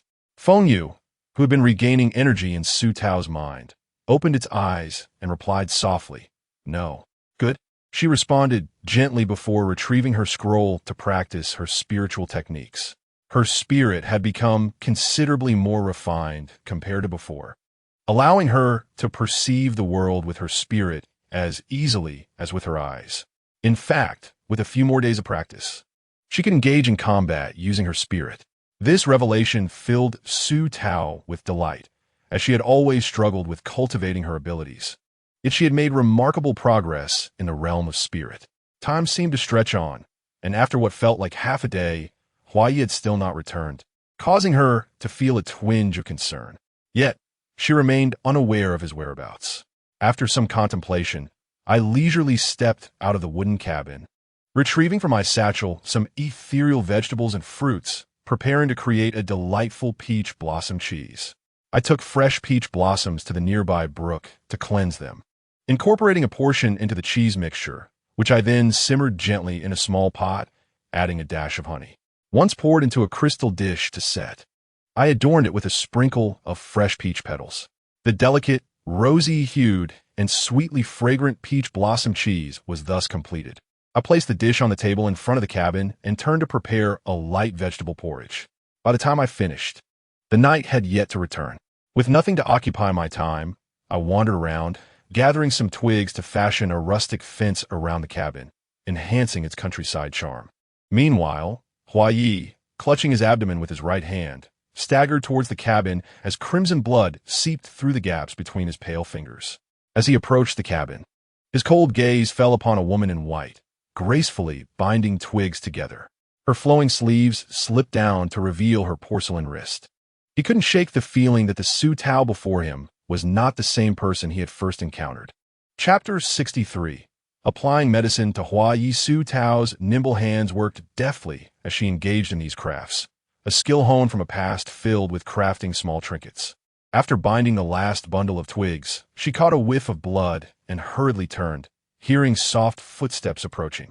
Following the sound, her delicate brows furrowed slightly in concern. Hua Jin, you're injured? Upon hearing Su Tao address him by his courtesy name, Hua Yi frowned, yet he refrained from stopping her. He swayed as he made his way to the courtyard, sinking onto a bench, his voice weak. It's just a minor injury, nothing to worry about. Su Tao followed closely behind, her irritation flaring at his nonchalance. With such a strong smell of blood, how can you call it minor? You need to rest indoors while I wash my hands and tend to your wounds. Saying this, she pulled Hua Yi into the cabin, pressing his shoulders to sit him on the bed, then hurriedly went to the riverbank to cleanse her hands. Hua Yi lowered his gaze. The blood at the corner of his mouth now dried, his usually vibrant lips cracked and pale. He observed the little blind girl returning hastily, nearly stumbling, and let out a soft huff of amusement, unaware of when he had smiled. After cleansing her hands, Su Tao sat opposite Hua Yi, retrieving various healing herbs from her satchel as she commanded. Where is the wound? Is it on your abdomen? Remove your clothing. Hua Yi raised an eyebrow, a mischievous grin playing on his lips as he teased. What? Are you going to undress me? Su Tao frowned at his hesitation, swatting his hands away and swiftly tugging at his garment. In mere moments, a broad expanse of his chest was revealed. As her cool, delicate fingers made contact with his skin, Hua Yi was momentarily taken aback. He anticipated this little blind girl to be so audacious. A tingling sensation coursed through him as her slender hands, using her handkerchief, gently wiped the blood from around his wound, treating him with a tenderness that made him feel as if he were a cherished treasure, an experience he had not known since he was 5 years old. I am unaware of your whereabouts or your actions, yet you must regard your own body with utmost seriousness, Su Tao asserted earnestly. Upon hearing this, Hua Yi blinked lightly, casting a glance downward at Su Tao, who was bowing before him. An unspoken tension enveloped the atmosphere, and he found himself inexplicably distracted by the scene, his lips quivering slightly as he experienced an unexpected flurry of panic. He feigned indifference, convincing himself that the prior feelings had never transpired, and forced his gaze to divert. He uttered a faint acknowledgement, a mere in response to Su Tao's words. After diligently wiping away the blood surrounding him, Su Tao took up a jade vial, pouring the ointment into her left palm. With the utmost gentleness, she began to apply the soothing salve to his wounds, her movements exceedingly tender. Even as she administered the ointment, she blew softly upon the area. Hua Yi's muscles tensed, and he instinctively leaned back, seemingly attempting to create distance between them. However, for reasons unbeknownst to him, he only shifted slightly and remained still thereafter. Unobservant of his turmoil, Su Tao softly reassured him, "This is a celestial-grade remedy. I trust that by nightfall, you should be well again. Please endure a little longer." With that, she leaned forward to assist him in donning his garments.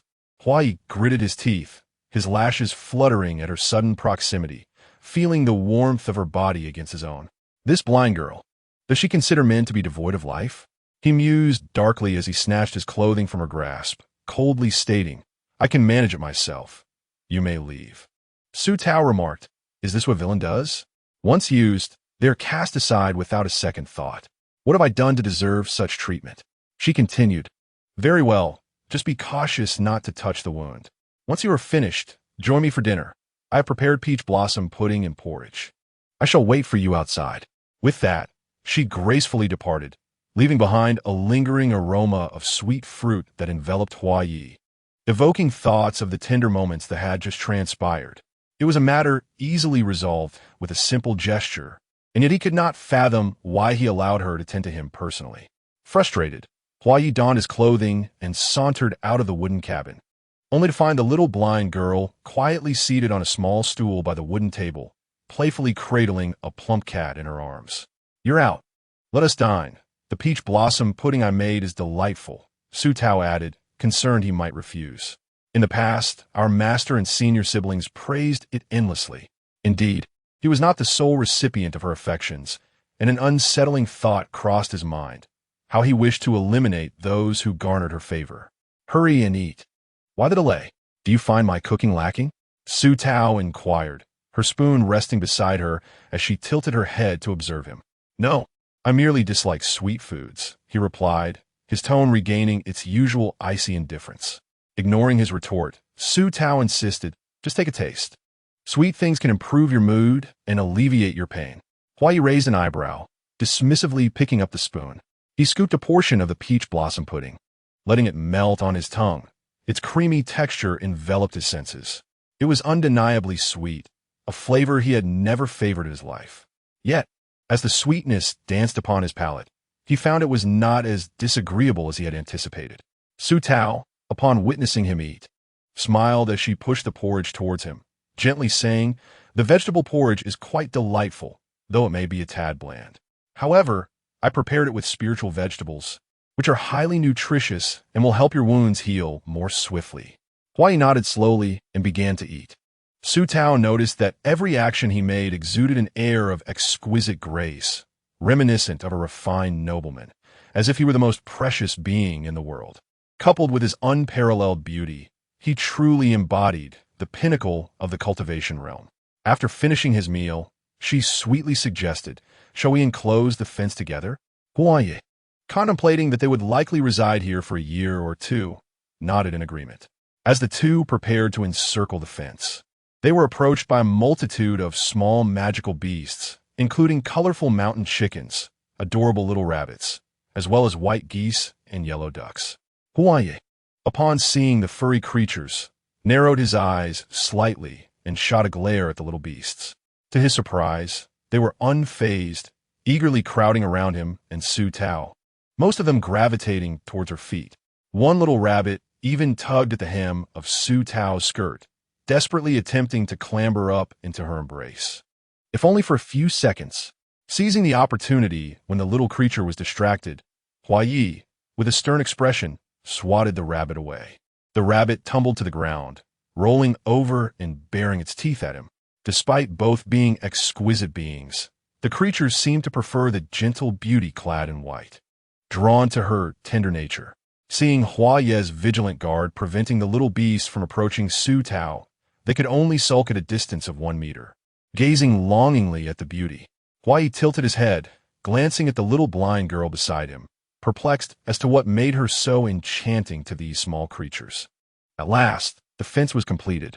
Su Tao stood up, dusted off her waist, exhaled a sigh of relief, and declared, "Finally done.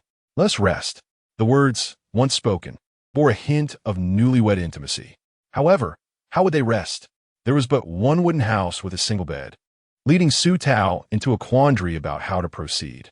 Unexpectedly, Huai's light-hearted suggestion dispelled her bashful thoughts. "You can sleep inside, while I shall remain in the courtyard." "How can that be?" she exclaimed, too timid to allow the antagonist to sleep outside, as if inviting danger upon herself. Upon hearing Su Tao's remark, Huai's voice carried a teasing lilt as he replied, "Oh, moreover, for reasons unknown, the corners of his eyes turned a shade of crimson, and his enchanting peach blossom eyes sparkled with a captivating allure. Were others to witness this, they would undoubtedly declare him a calamity to the realm." Alas, Su Tao was blind to such nuances. She merely heard his half-smiling murmurs, causing her fair visage to flush, and she turned her face slightly away, stammering, "With your grave injuries, how could I let you rest outside? You should sleep inside, and I will remain outside." With that, she circumvented Huai and strode directly into the courtyard. As soon as she sat on a stool, the surrounding fluffy little creatures rushed over, eager to surround her. Huai's dark eyes deepened, narrowing slightly, and with a flick of his finger, a ray of light shot forth, singeing the fur from the tails of the little beasts. Su Tao did not hear his voice. She merely sensed a flash of light beside her, and in a daze asked, "Why does it seem like there's a flicker of fire?" Huai strolled over, lifted his garment, and gracefully settled beside Su Tao, casually remarking, "You are mistaken. There is no fire at all." After a brief pause, he continued, "Since you care so much for me, why don't we share the same bed?" Upon finishing his statement, he noticed the small blind girl stiffening in surprise, evidently taken aback. Just as he was about to chuckle and send her back, He was taken aback himself when the enchanting woman beside him responded without a trace of hesitation. All right, let us sleep together. Why? Su Tao clutched her skirt, desperately suppressing her excitement. It was not fear that caused her to tense up, but rather exhilaration. Such a splendid opportunity to cultivate a bond with the antagonist. How could she let it slip by? After his initial shock, Why felt a surge of anger upon hearing her words. Why did she so readily agree to whatever others suggested? Was she so indifferent to boundaries, even within his sect? The thought alone infuriated him, his deep-set brows knitting into a dark frown, an air of aloofness enveloping him. Unaware of her misstep, Su Tao felt an icy aura enveloping her, causing her to tremble involuntarily. After a long silence, a clear voice, akin to the sound of jade striking against jade, pierced the air, yet the words were laced with venom. What? Are you so eager? Who prompted you to agree so readily to share a bed? Though the words were harsh, Su Tao felt no anger within.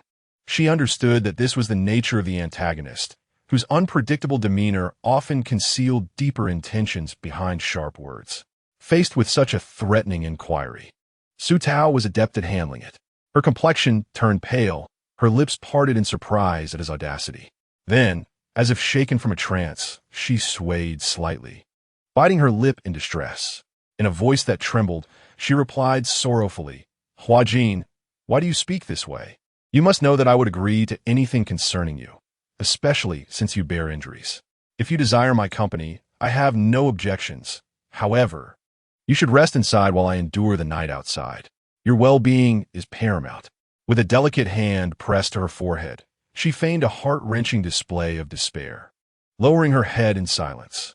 Yet, hidden within the shadows, her small face struggled to suppress laughter, thinking her performance rivaled that of any leading actor or actress. For failure in her role could be perilous. Hua Yi, observing the lonely figure of the girl, felt an inexplicable pang in his heart. Cursing himself, he swiftly approached Su Tao, and before she could react, he swept her off her feet and carried her into the room, placing her gently onto the bed. Then, as she looked at him in confusion, he coldly declared, You shall sleep on the bed. I will take the floor. Upon hearing this, Su Tao's lips curved into a smile as she sweetly replied, All right. She then retrieved a silk quilt from her bag, offering it to Hua Yi to lay beneath him. Perhaps fatigued from the day's events, it was not long before her steady breathing filled the space. Meanwhile, Hua Yi's dark eyes remained wide open, clearly unable to find rest. When Su Tao awoke, she found that Hua Yi had already departed. She ambled outside, stretched languidly before the wooden cabin, and yawned, only to be greeted by the cries of small creatures. As she ventured beyond the fence, she used her spiritual perception and discovered several fluffy little beasts huddled at the entrance, one of which had a bleeding right leg. Gently, she cradled the injured creature, which whimpered in pain. She placed it carefully on the table, retrieved a healing herb, and applied it to the wound, subsequently bandaging it with a strip of cloth. With a gentle pat on the little beast's head, she smiled and said, There, this is a heavenly-grade elixir. You'll be fine in a few days. Off you go now. The little creature nestled against her, then limped away, while Xiao Hua, disgruntled, pouted and glared at the departing figure, miffed at the sudden competition for their owner's affection. Su Tao resumed her routine of tidying the courtyard and experimenting with culinary delights, even crafting a hammock for herself. After preparing a meal, she reclined in the hammock, resting while awaiting Hua Yi's return. As night fell, Su Tao awoke from her nap to find that Hua Yi had not yet returned, stirring a sense of worry within her about his whereabouts. After patiently waiting for half an hour and recalling the injuries he had sustained the previous day, her anxiety grew unbearable, prompting her to venture out with Xiao Hua in search of him. Stepping beyond the courtyard, the sound of rustling leaves in the wind and various beastly roars filled the air. Truthfully, Su Tao felt a twinge of fear. After all, the secret realm was not akin to the outside world, and the valley might harbor not only adorable creatures but also bloodthirsty beasts. Nonetheless, she steeled herself and pressed onward. A woman with flowing black hair stood a short distance away, seemingly lost, exuding an ethereal charm that was both captivating and delicate, her brows slightly furrowed as she murmured, Where should I go to search? Just then, Two little beasts tugged at her skirt. Su Tao knelt down, patting their heads softly, and said, "Be good now. I don't have time to play. I must find someone." With that, she resolved to move forward, knowing that remaining in one place would yield no results. However, the two little creatures tugged at her dress, attempting to lead her in another direction. Su Tao, remaining patient, prepared to gently push them aside. To her surprise, the little beast grew increasingly anxious, chattering incessantly. Pausing, she hesitantly inquired, "Are you saying he is that way?" The little creature eagerly nodded its tiny head. A surge of joy filled Su Tao. She had not anticipated these little ones would prove so useful. The beasts bounded ahead, glancing back to ensure she was following. Unbeknownst to her, the number of creatures leading the way continued to multiply. In the moments when Huayi hovered on the brink of death, he envisioned Su Tao, clad in a flowing white garment, gracefully approaching under the moonlight, surrounded by a multitude of furry little beasts. Though she seemed a distance away, he could perceive the worry and urgency etched in her features. Chapter 65. What distinguishes me from those little creatures? It was only when the woman rushed toward him in a state of panic that he slowly closed his eyes, for he had long since reached his limits. As Su Tao rushed over, she found Huayi collapsed amidst a tangle of withered branches and shattered stones, barely clinging to life. His robe was drenched in blood, and the ink jade fan lay discarded nearby, his vitality utterly extinguished. Could it be? Had her target perished? With no time for contemplation, Su Tao hastily retrieved the ink jade fan, intending to muster all her strength to lift Huayi. However, the man, completely unconscious, proved exceedingly difficult to support. Pausing at his feet for a moment, she extended her arms and effortlessly scooped him up, cradling the fallen antagonist in her embrace. To her surprise, her innate strength was remarkable. She continued her unwavering stride towards the wooden cabin, accompanied by a chorus of small creatures chattering incessantly behind her. "What do you think the relationship is between this lovely maiden and that icy brute?" "I have no idea, but the lovely maiden treats him better than us," sobbed. "That icy brute is quite peculiar, frantically searching for that one to brawl with, truly reckless." Who could disagree? That icy figure has squandered such a beautiful visage, yet is bent on self-destruction. Naturally, Su Tao could not comprehend the creature's discourse. After considerable effort, she managed to carry Huayi back to her humble abode, retrieving a 9-day silkworm quilt from her mustard seed pouch to lay upon the soft grass. Gently placing him upon it, she wondered if her movements had caused him pain. As beads of cold sweat adorned his brow, his complexion pale and translucent, his brows furrowed in a grimace of anguish, Su Tao felt a flicker of relief. The fact that he was sweating hinted that he had not yet succumbed entirely. Without reservation, she produced the most precious lingji from her pouch and delicately placed it at Huayi's lips, hoping to sustain his breath. She then set about boiling water to cleanse the blood from his wounds, gradually unfastening his garments to reveal numerous injuries, some so deep they were nearly bone deep. The sight of them made her wince, drawing a sharp breath. As she tenderly tended to his wounds, she murmured softly, "Huajin, you must survive. Otherwise, my millennia of lingji will have been in vain. You must share your daily thoughts with me. I can assist you." A dignified antagonist reduced to such a state, having never known kindness and harboring no love for others. Do you not feel lonely? Why must you bring ruin upon yourself? I do not urge you to become a saint. I merely hope you can live well after seeking vengeance. Is that not a worthy endeavor? Reflecting on Huayi's tragic fate within the original narrative, Su Tao felt a pang of sympathy. She was not Huayi, and thus lacked the full context to judge right from wrong. All she understood was the magnitude of hatred that could drive a person to seek vengeance in despair, never contemplating the possibility of sparing a path for their own survival. The more she pondered, the more her heart ached, prompting her to be even gentler in her ministrations. Once she had tended to his wounds, she meticulously cleansed the blood from his face, carefully wiping away every dry trace with increasing tenderness, a fact she herself remained oblivious to. After clearing Huayi's visage, Su Tao paused, compelled by an inexplicable urge to use her spiritual vision to gaze upon his countenance, which was indeed breathtakingly exquisite. Such a person should undoubtedly be the foremost disciple of a celestial sect, cherished by a master above and revered by disciples below, a paragon of grace and beauty, a beacon of contemporary elegance. Instead of being despised by countless souls even after death, with no one to collect his remains, Su Tao lowered her eyelids, silently vowing that she would never allow Hua Yi to reach such a fate. After tending to his wounds, Su Tao draped her garment over him, mindful that the multitude of injuries would cause the fabric to adhere painfully if he were to wear it. After a considerable amount of time, just as dawn was approaching, she heard the sound of scurrying behind her. Turning to look, she saw a group of small creatures pushing an array of vegetables and fruits towards her. Glancing at Su Tao before pointing their claws at the bounty and then at Hua Yi, who lay nearby. With a gentle smile, Su Tao inquired, "Oh, my adorable little friends, do you wish for me to feed this to him?" The small beasts nodded vigorously, their cuteness overwhelming. Su Tao checked, affectionately patting each little creature on the head. They closed their eyes in bliss, thoroughly enjoying her touch, while Xiao Hua, feeling irked by her affection towards the other furry beings, wiggled over, joining the group in hopes of receiving similar attention. What a stunning beauty she is! The little creatures marveled in unison. When Hua Yi finally awoke, more than half the day had passed. He propped himself up and searched for that enchanting figure, only to find her absent. Yet he noticed the spiritual ointment applied to his wounds and several small creatures scurrying about his feet.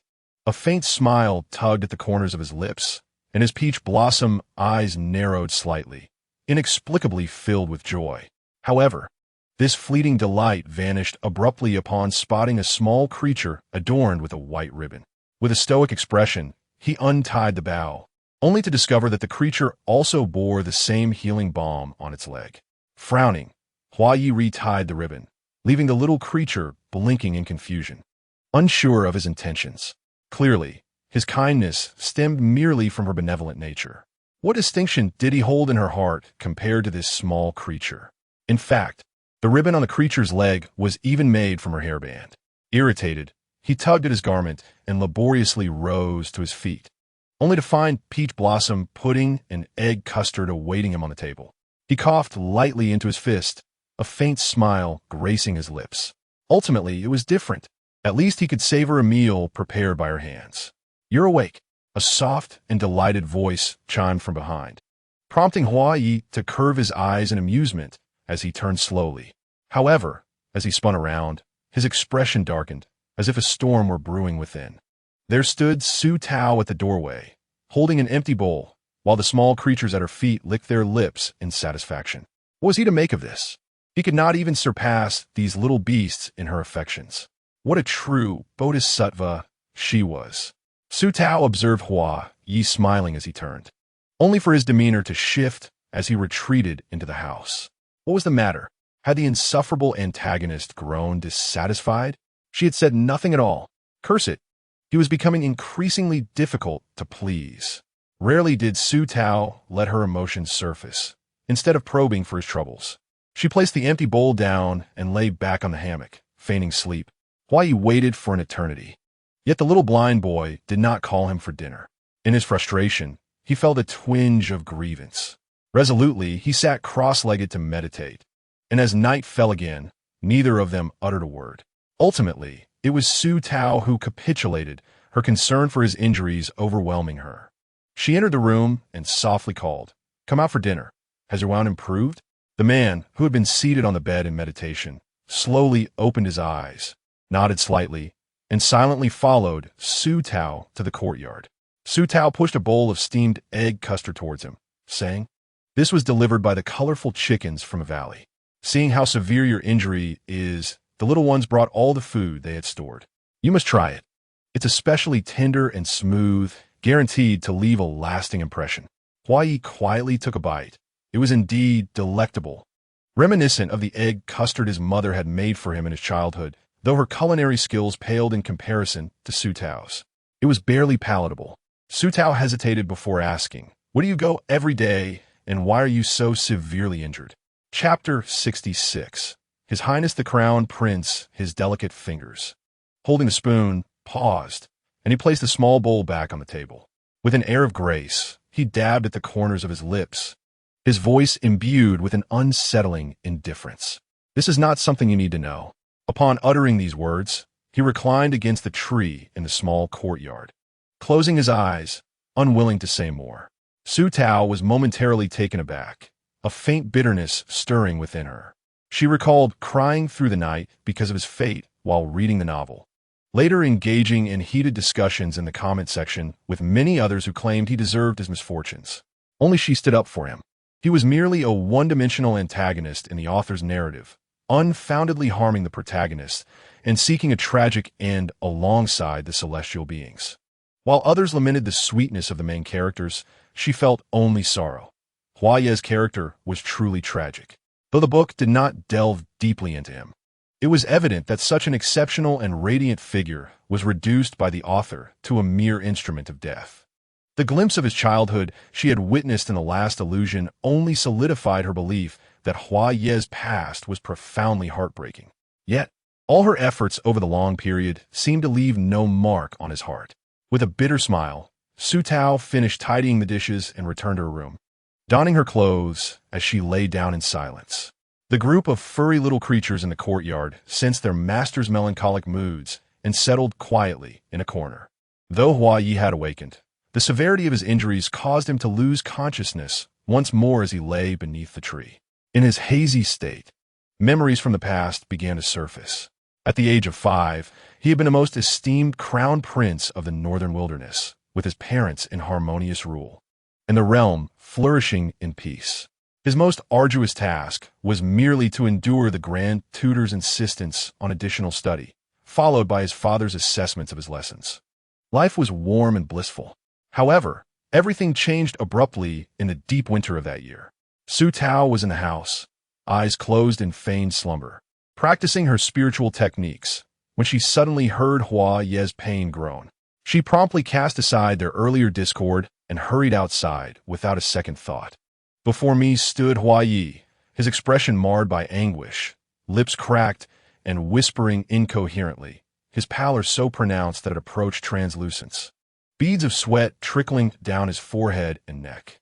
His skin, already of a ghostly whiteness, contrasted starkly with his thick, dark lashes, evoking an overwhelming sense of fragility and despair. Su Tao, in a state of acute anxiety, unfastened his garments to inspect his wounds, which, thankfully, showed no signs of deterioration. With a delicate hand, she brushed her fingers against Hua Ye's forehead, finding no fever present. What could be the cause of his distress? Just as Su Tao's worry reached a fever pitch, a soothing voice resonated within her consciousness. "Master, it seems that young Master Hua Yi is beset by a nightmare." A nightmare? One born from inner demons? Such nightmares are malevolent entities that thrive on the most extreme negative emotions, ensnaring their victims in a perpetual state of despair. If it truly is a nightmare, the situation is grave. Without intervention, he may remain trapped in the darkest recesses of his memories indefinitely. Su Tao's brows knitted in concern, and with a flash of white light, her spirit plunged into Hua Ye's consciousness, infiltrating his dreamscape. Only by entering could she hope to extricate him. The depth of his inner turmoil was patently evident in his condition. Upon her entry into Hua Ye's mind, Su Tao found herself awestruck, rendered momentarily speechless by the bleakness before her. The surroundings were engulfed in darkness, desolate to the extreme, with flora and fauna withered and lifeless, and in the distance, a viscous tide of blood surged ominously.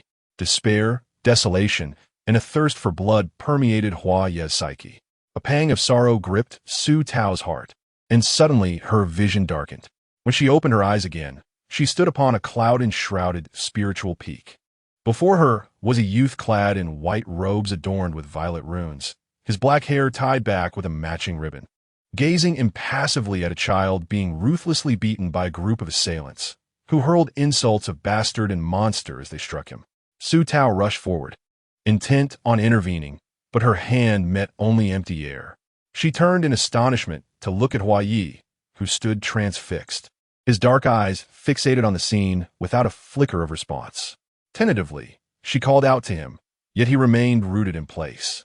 The scene shifted abruptly.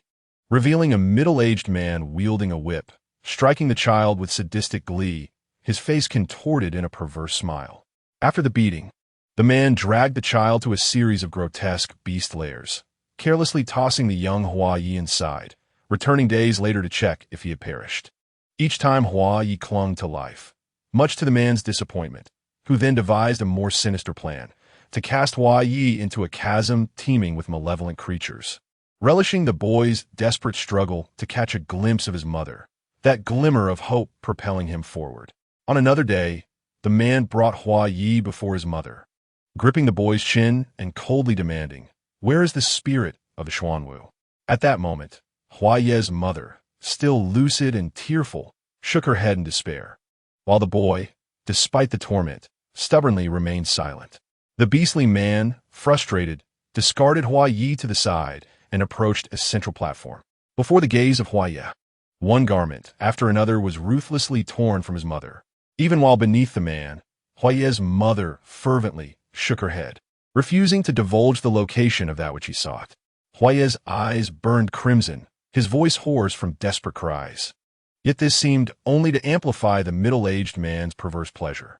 The woman on the altar gazed blankly at the cavern's ceiling, blood tears streaming from the corners of her eyes. Meanwhile, Hua Ye lay on the ground, his body a canvas of wounds and drenched in blood, unconscious. When he finally regained consciousness, the woman at the center, his mother, had descended into madness, her memories erased, leaving her unable to recognize him. The man before them was none other than Hua Ye's master, Yuqing Tianzuan. This revolting man, who masqueraded as a celestial teacher, revealed himself to be a beast in private. Su Tao's heart seethed with rage, wishing fervently to confront and slay this vile creature. Yet, Hua Ye remained motionless, his expression devoid of emotion as he observed the horrific scene.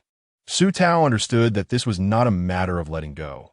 Rather, the demons of the heart had infiltrated his very essence, and beneath those cold, unfeeling eyes surged an ocean of hatred. Then, Su Tao followed Hua Ye through his days in the Tao sect, where he endured for a century, tirelessly honing his skills. Ultimately, when that beast threatened to kill his mother to extract information, Hua Ye unleashed demonic arts, slaying Yuqing Tianzuan. However, his mother perished as well. Following this, Hua Ye deceitfully claimed that Yuqing Tianzuan was in seclusion. Gradually, through his own prowess, he ascended to become the chief disciple of the Tao sect. Before embarking on his journey down the mountain, Su Tao presumed the dream would conclude there, but to her astonishment, the final scene revealed Hua Ye seated in a lavish palace. A faint smile gracing his lips as he quietly observed a family of 3 within the grand hall. The man, exuding regal dignity, and the woman, radiating beauty and grace, alongside a child, exquisitely delicate. This must be Hua Ye's parents in a moment from his childhood. The man donned a bright yellow dragon robe, while the woman adorned a complex and noble phoenix gown. Thus, Hua Ye was indeed the prince of the northern wilderness. Chapter 67. Hua Jin. Happy birthday. Hua Ye sat quietly to the side, watching the handsome man, stern yet filled with affection, as he quizzed young Hua Ye on his studies. Soon after, a nurse entered with a bowl of steamed egg custard, claiming it was made by the empress herself and urging the prince to eat promptly. Little Hua Ye, with a pained expression, complained that his mother's custard was simply inedible. This scene of familial unity was one Su Tao had witnessed countless times. Observing Hua Ye's silent fixation, Su Tao realized he was ensnared within this memory, unable to extricate himself. Pain pierced her heart, rendering her speechless. Her eyes reddened as she stifled her cries, tears streaming through her fingers and falling to the ground. She had considered the possibility of Hua Ye having a hidden past that drove him to such extremes. Yet, she could never have imagined the sheer despair of his reality. He was meant to be the most exalted prince in the world. However, after the demise of the northern wasteland, she was unexpectedly taken as an apprentice by that beast, enduring a series of tragic and lamentable events. She even felt that the destruction of the northern wasteland could not possibly be as chronicled in the ancient texts. If she had experienced all that Flower Knight had, she might have succumbed to madness. Su Tao, weeping, crouched before Flower Knight, trembling as she reached out to grasp his hands tightly, choking back her sobs. Flower Knight, I implore you to awaken. If you do not rouse, you shall remain forever ensnared in this nightmare. The figure before her remained motionless, fixated on the distance. Helpless and heartbroken, Su Tao gazed at him, pausing momentarily before continuing. You cannot be trapped here. Your vendetta remains unfulfilled. Flower Knight, I beseech you to awaken. Do you not wish for those who have brought ruin upon the northern wasteland and inflicted this suffering upon you to pay the price? Flower Knight, I implore you awaken. Whether it was the sound of the girl's cries or the weight of her words, Flower Knight's pupils stirred, and his fingers trembled slightly. Just as Su Tao, exhausted from her cries, leaned against his legs, Flower Knight finally stirred to consciousness. He regarded the white-clad maiden before him, his voice hoarse as he called out, "Little blind girl." Su Tao abruptly lifted her head, only to meet Flower Knight's gaze, his eyes cast downwards, lips slightly curled, his pallor evident. Flower Knight, you have finally awakened. How wonderful. Did you see everything? Flower Knight inquired again. Su Tao's eyes were swollen from crying, and she nodded dully in response. Those who knew of this have been slain by me. Flower Knight's gaze softened further, and he gently brushed his fingers over Su Tao's hair. A shiver of trepidation coursing through her scalp. Ignoring her apprehensions, Su Tao threw herself into his embrace, her voice soft and pleading. If I must perish, so be it. I fear nothing, but you cannot die. You must eliminate all those wicked individuals who have turned you into this. Surprised by her fierce declaration, Flower Knight's eyes glimmered with a hint of crimson, the corners of his lips curving upwards. With a swift motion of his white sleeve, the next moment, Su Tao found herself back in the small courtyard within the valley. She quickly leaned down to check Flower Knight's forehead, only to chuckle at her own foolishness, realizing he was not feverish. Young Master Flower Knight has recovered. However, his spirit remains damaged, hence he is still in slumber. Very well, I understand, Su Tao responded, nodding as she smoothed the creases of his furrowed brow, lifting him effortlessly into her arms and making her way towards the wooden cabin. In Su Tao's sea of consciousness, Feng Yu remained silent, pondering that should His Highness discover how Su Gongzi had been carried in such a manner, he would surely be incensed. In the mountain, where there was neither sun nor moon, time slipped away swiftly, and over a year had passed since Flower Knight emerged from the nightmare.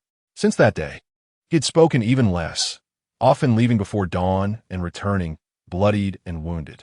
If he did not return by nightfall, Su Tao would venture out to seek him, invariably finding him injured and unconscious amidst the rubble. Su Tao no longer questioned his whereabouts. Instead, she prepared peach blossom pudding and egg custard each day, awaiting their shared meal. The once timid little beasts had grown bolder. Flower Knight no longer chased them away as he had before, and emboldened, they began to construct their nests around the fence. Due to Huiye's silent demeanor, it was not only the little beasts who grew audacious, but also Su Tao. She frequently commanded Huiye to assist her with various tasks. Each day, aside from preparing peach blossom pudding and egg custard, she would accompany the little beasts in search of amusement. Occasionally, she would catch sight of the creature entangled with Huiye, a colossal beast resembling both a lion and a fierce tiger, its fiery red fur and eyes like bronze bells, accompanied by flames licking at its feet, rendered it exceptionally menacing. One day, while seeking Huiye, she inadvertently caught a glimpse of it and was instantaneously struck with fright, her heart racing uncontrollably. However, to her astonishment, she noticed that Xiaohua would sometimes venture to play with the ferocious beast. Initially, her heart would leap to her throat, fearing that the foolish cat might be devoured.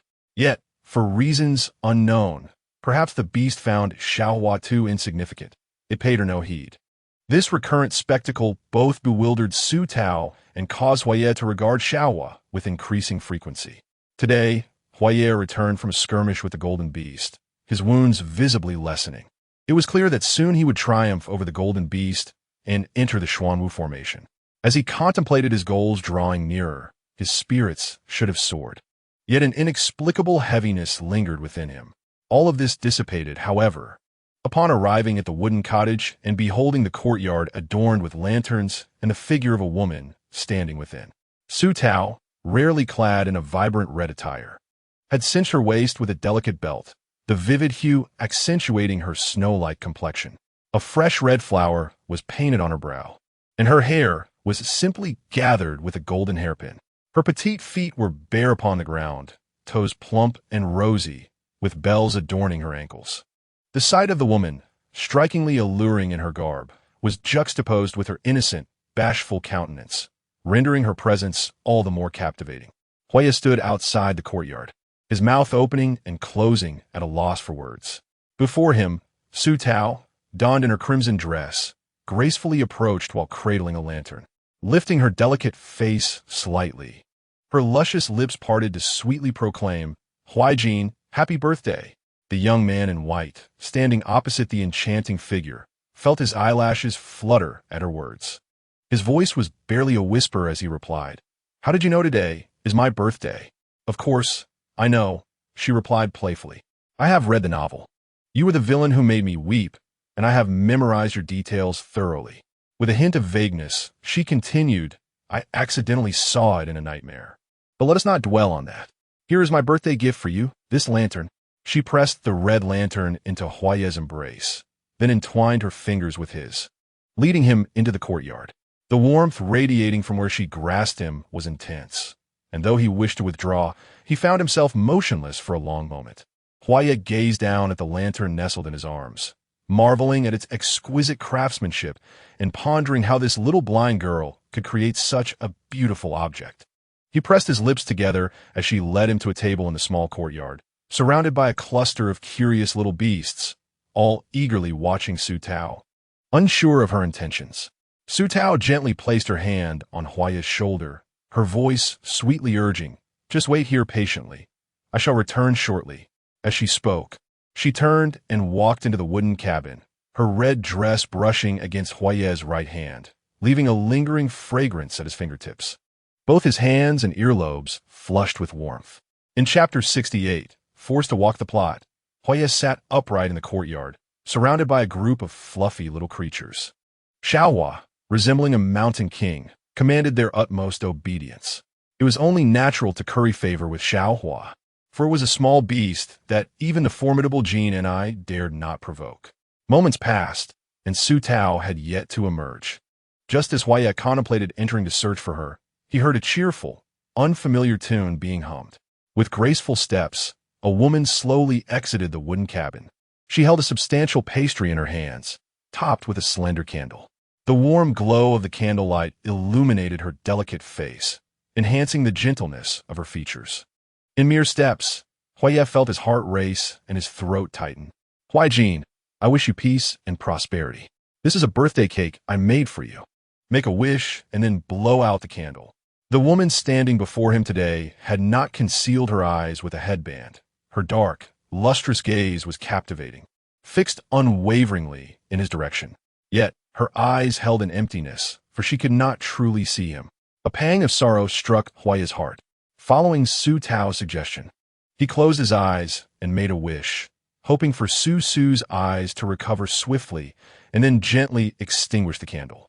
Su Tao smiled softly as she placed the cake on the table, cutting a small piece for herself and Huaya, distributing the remainder to the surrounding little beasts.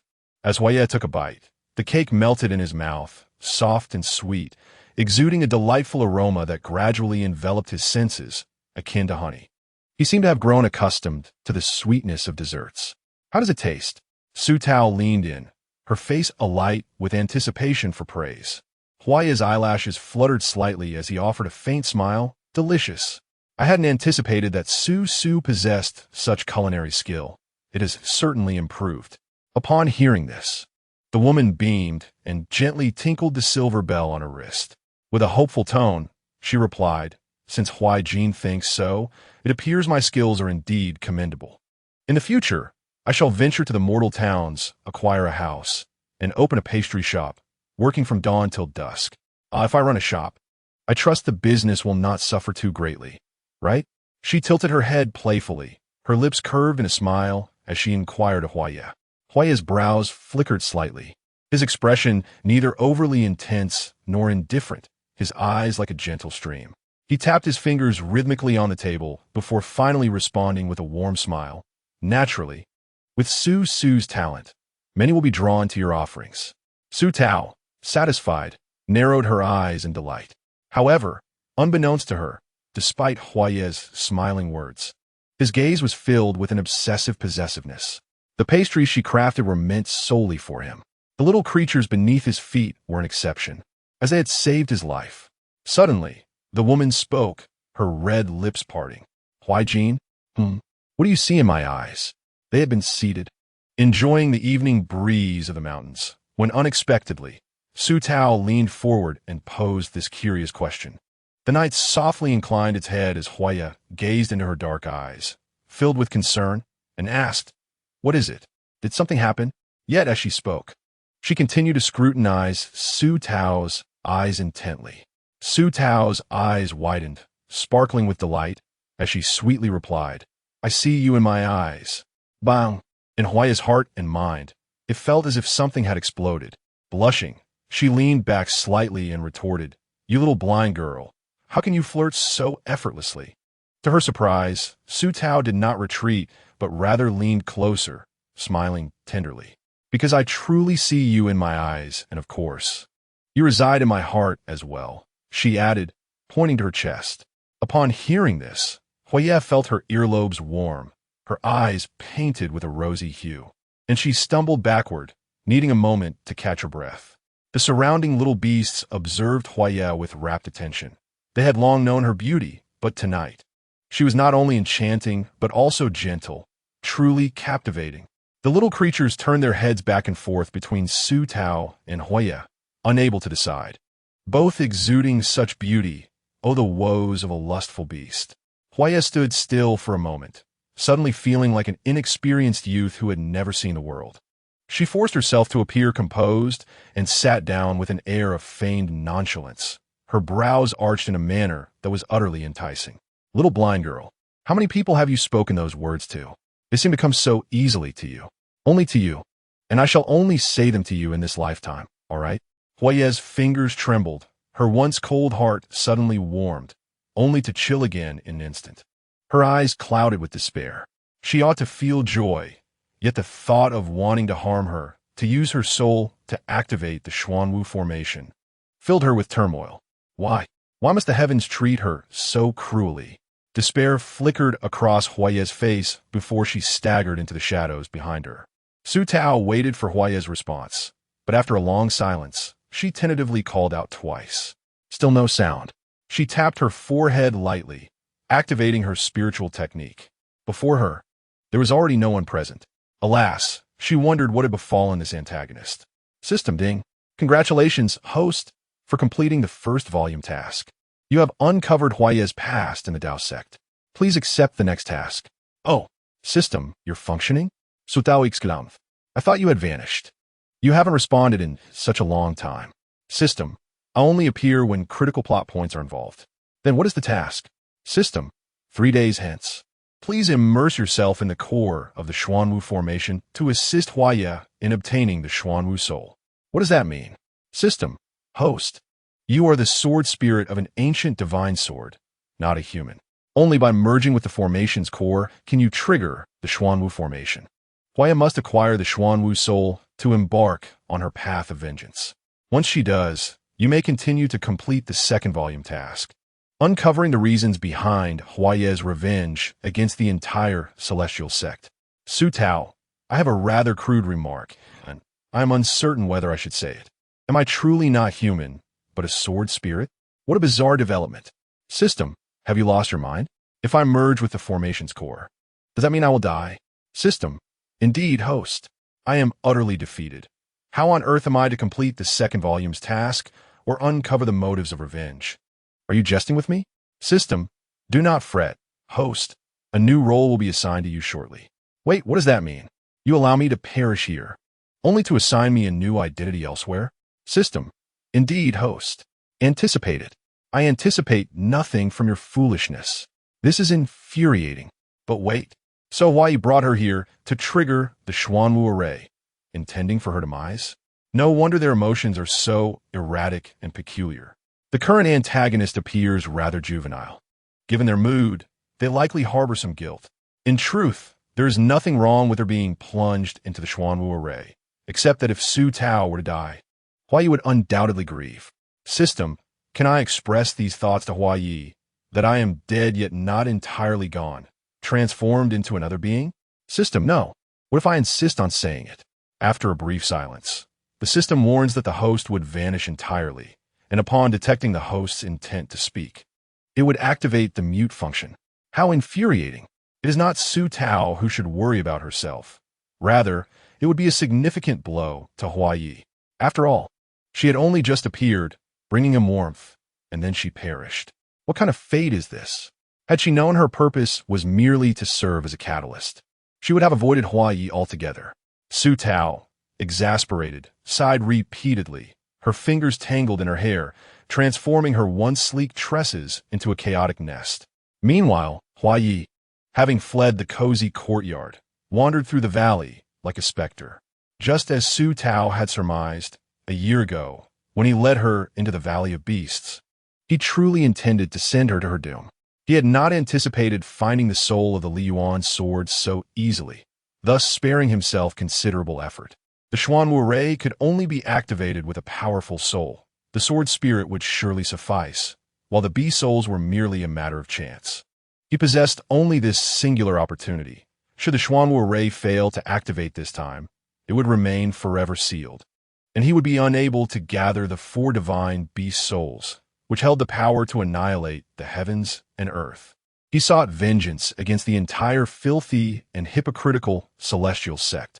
The countless citizens and soldiers of Beiwang, his father and mother, their souls unresting in the earth below. For a century, each time he closed his eyes, he heard the desperate wails of millions from Beiwang each night. They cried, "Your Highness, we beseech you, avenge us. Your Highness, your Highness." And the blood-soaked pleas of his father and mother. "Huajin, avenge me. Huajin, eradicate them all. Wipe them out, those beasts." Chapter 69. He lost her. Hua Yi's countenance darkened, his eyes devoid of light. He wandered until he reached the threshold of the Xuanwu array, before the imposing figure of the Golden Shilin. This colossal beast exhaled heavily, its bell-like eyes glaring at Hua Yi with palpable hatred. Hua Yi scoffed. Madness etched upon his brow. In a boastful tone, he declared, "Go on, kill me. If you do not strike me down now, within 3 days, I shall breach your defenses and enter the Xuanwu array. Go on, kill me." The golden beast squinted its eyes, impatiently regarding the human before it. A year had elapsed, and each day it was compelled to engage in combat with this individual. To be candid, it was not merely the human who felt vexed. The beast itself was wearied. Hua Yi observed the golden beast turn its head in irritation and, with a sorrowful smile, crumpled to the ground, cradling its head in despair. It muttered incessantly, why? Some thoughts, once birthed, swell like a raging tide, inundating every sinew and bone. For instance, he had just realized that his feelings for Su Tao were not devoid of affection. "Your Highness," a voice emerged from behind, belonging to Feng Yu. Hua Yi cast a cold glance in his direction and inquired, "Feng Yu, do you not find this quite absurd?" Feng Yu sighed softly, "Your Highness, I can only attest that Miss Su truly loves you." Indeed, it was precisely because he understood the authenticity of her feelings that he harbored resentment. Resentment for her unwavering dedication to that sword spirit, and resentment for the burden of an unspeakable vendetta that suffocated him. Witnessing Hua Yi's profound anguish, Feng Yu discerned that the prince's heart was not entirely devoid of thoughts of Miss Su. "Your Highness, we could amplify a portion of soul, leaving only a strand of consciousness. In such a case, after many years, once Miss Su's spirit is restored, she could potentially be revived. Many years, be it a century or millennium. Furthermore, if he were to truly cast her into the heart of the formation, he would be condemning her to death. Could he ever forgive himself for such an act?"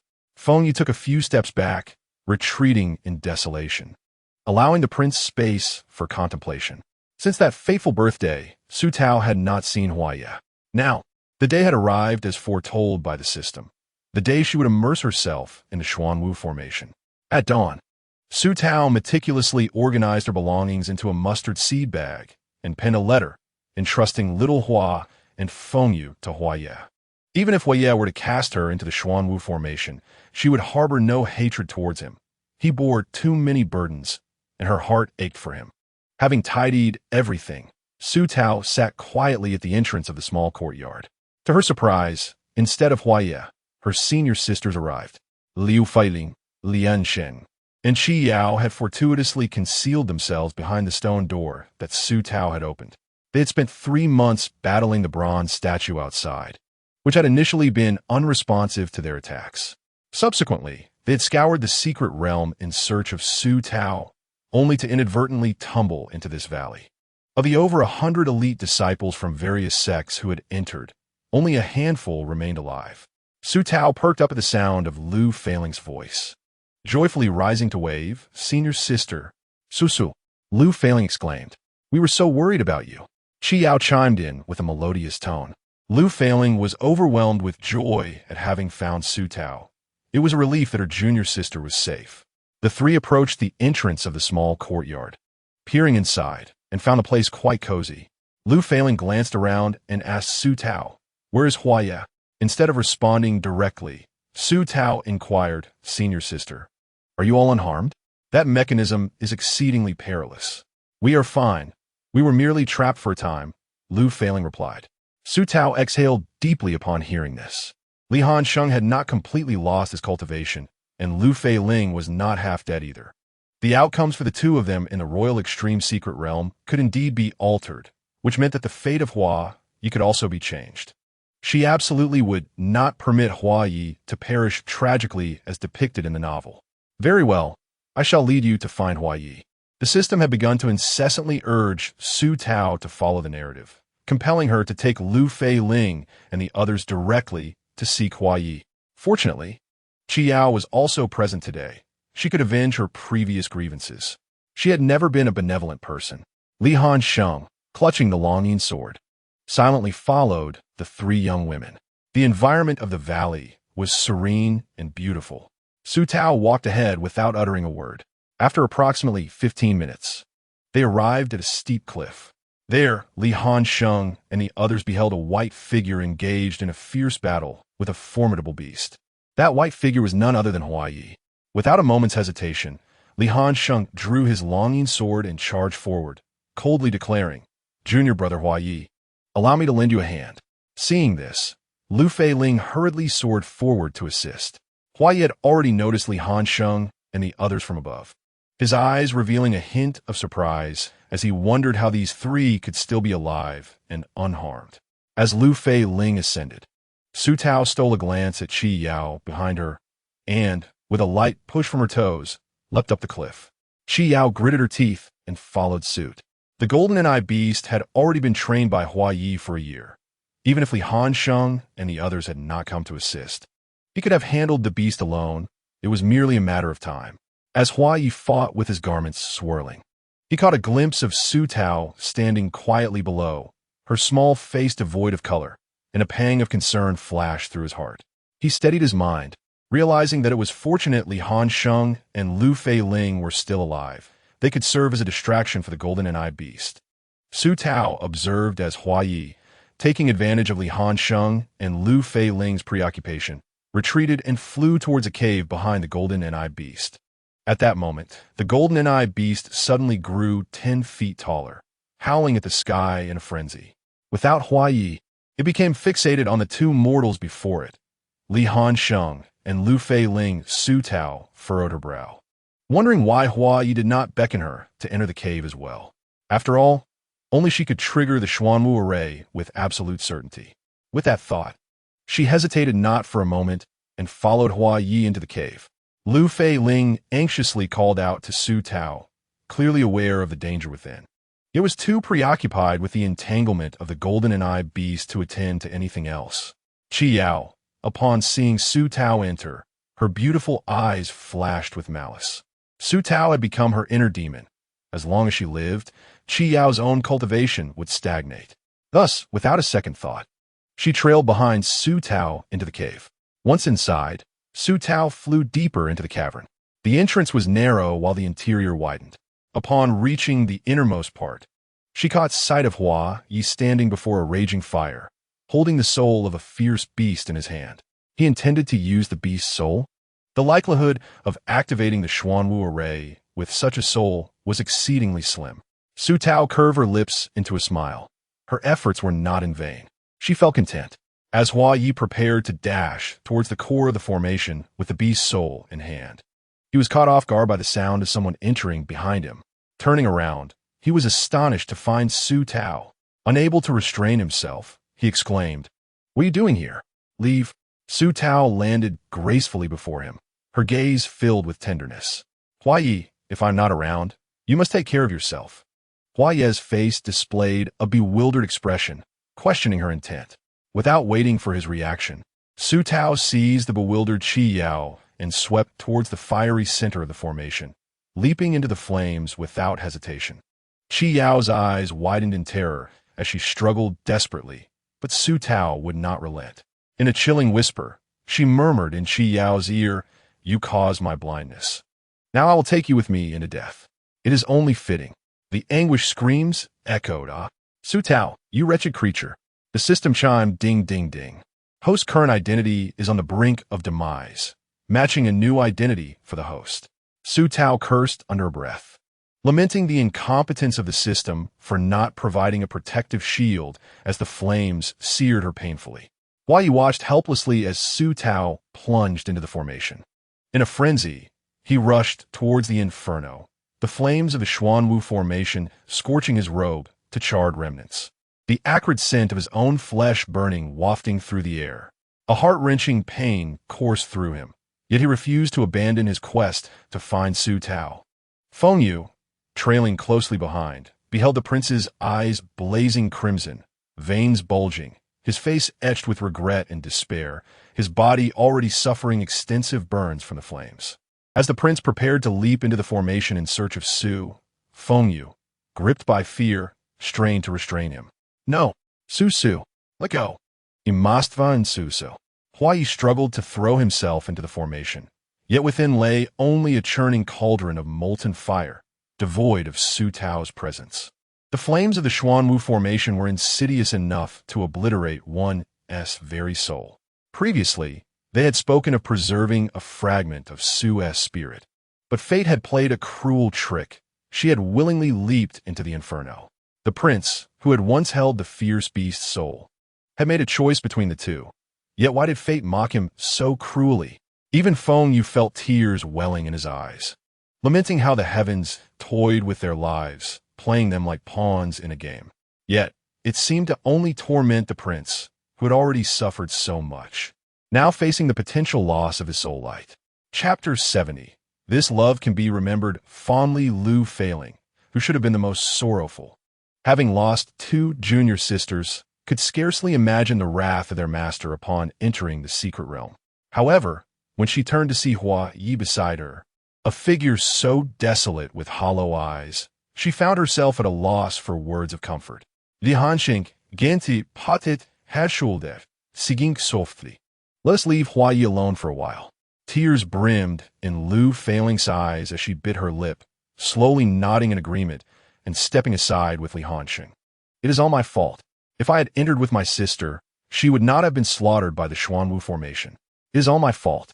An overwhelming guilt constricted her breath. In just a fleeting moment, her sister had perished. Surely, she understood that Qi Yao was the one responsible for her blindness. Yet she chose this path of vengeance. This filled Lu Feiling with profound guilt.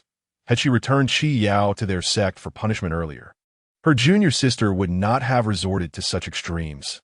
Li Hansheng stood behind Lu Feiling, his chest swelling with a heavy discomfort.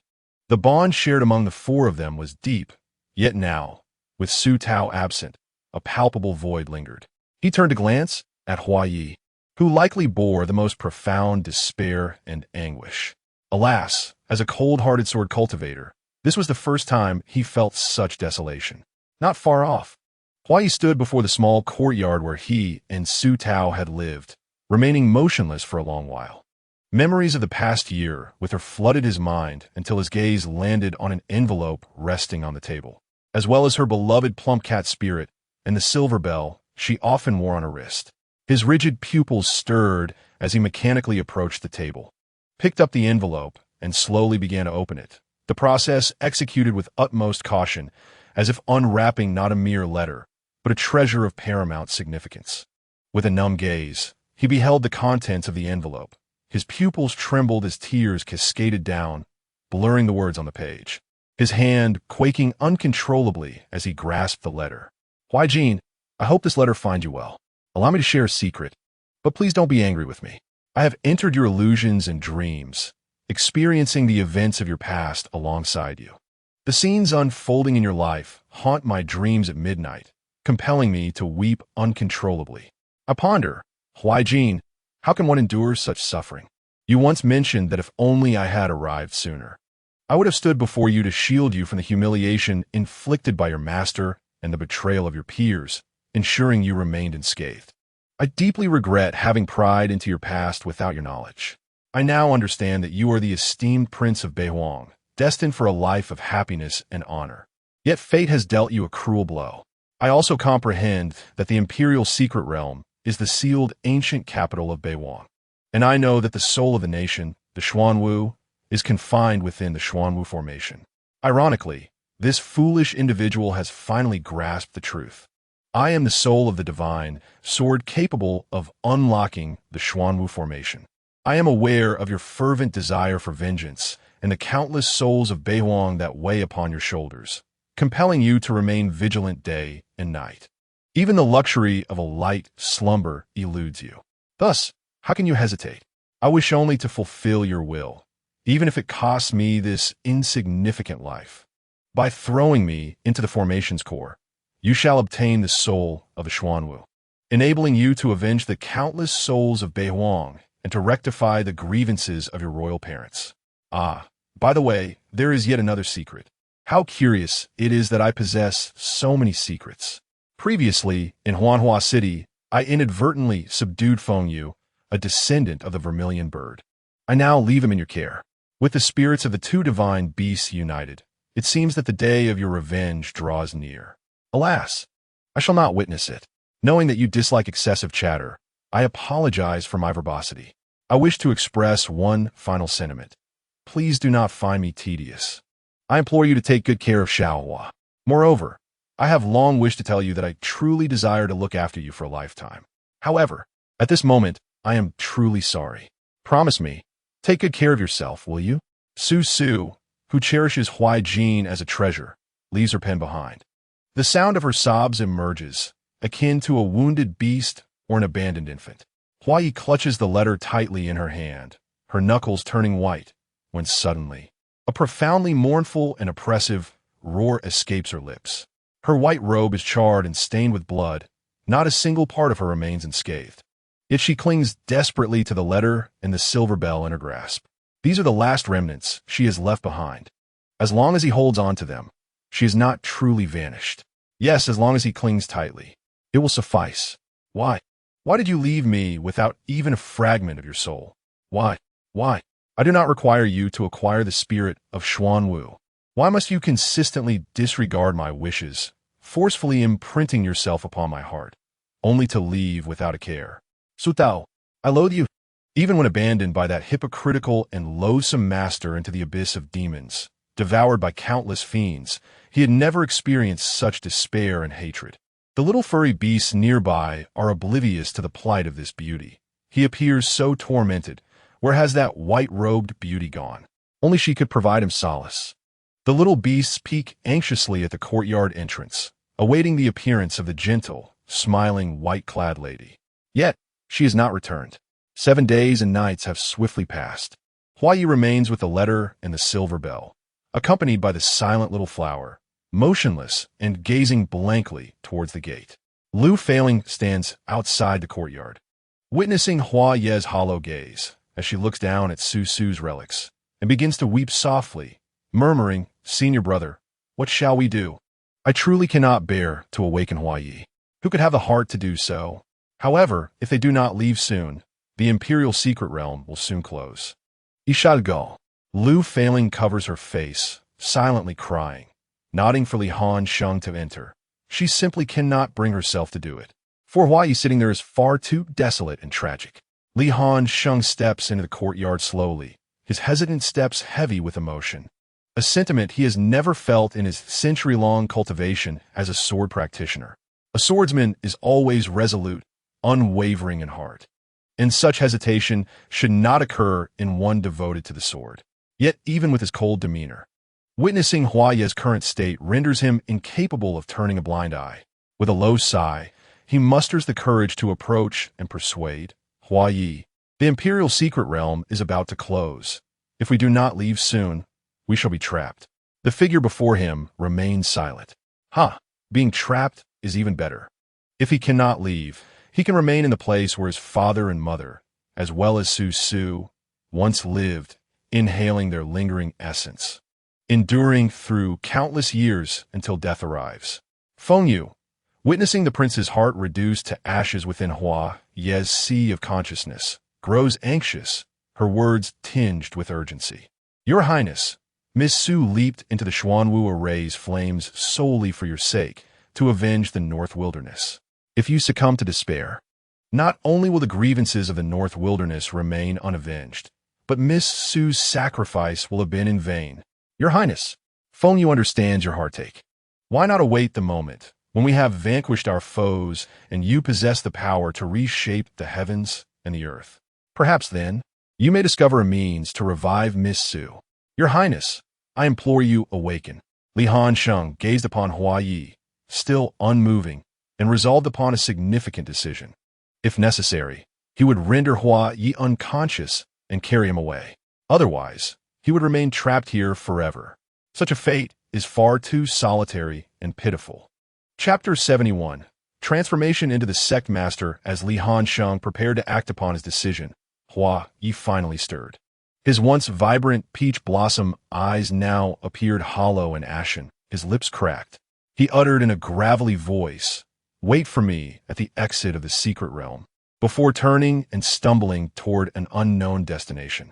Relieved that Hua Yi was willing to converse, Li Han-sheng guided the tear-streaked Lu Failing to the exit of the secret realm to await his return.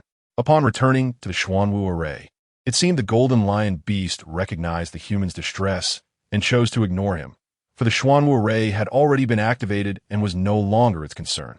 Hua Yi approached the center of the array, where a cluster of blue light revealed the soul of the Xuanwu, suspended in slumber.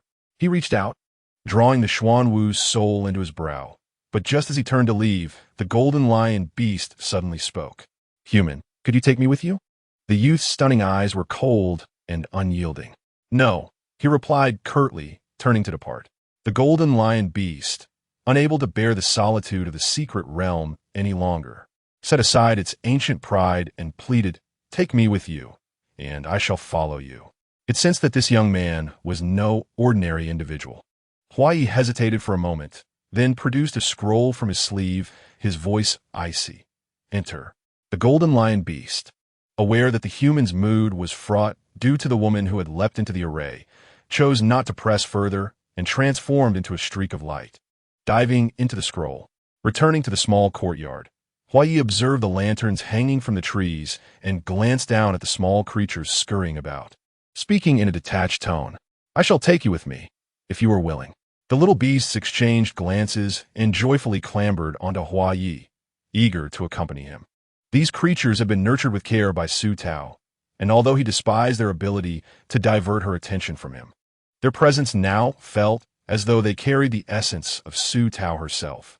The scroll was unfurled, and the little beasts jumped into it one by one. Naturally, they were startled upon encountering the formidable golden lion beast within. Hua Yi gazed longingly at the small courtyard, wishing to etch its image deep within his memory. The little flower made a soft sound of dismay and leapt into Hua Yi's embrace. He remained expressionless, looking down at the little flower, which still bore the sweet fragrance of her presence. A bitter smile tugged at his lips as he turned toward the entrance of the secret realm, each step laden with overwhelming sorrow and difficulty. Lu Failing and Li Han-sheng waited at the entrance of the secret realm for an extended period. Yet there was no sign of Hua Yi.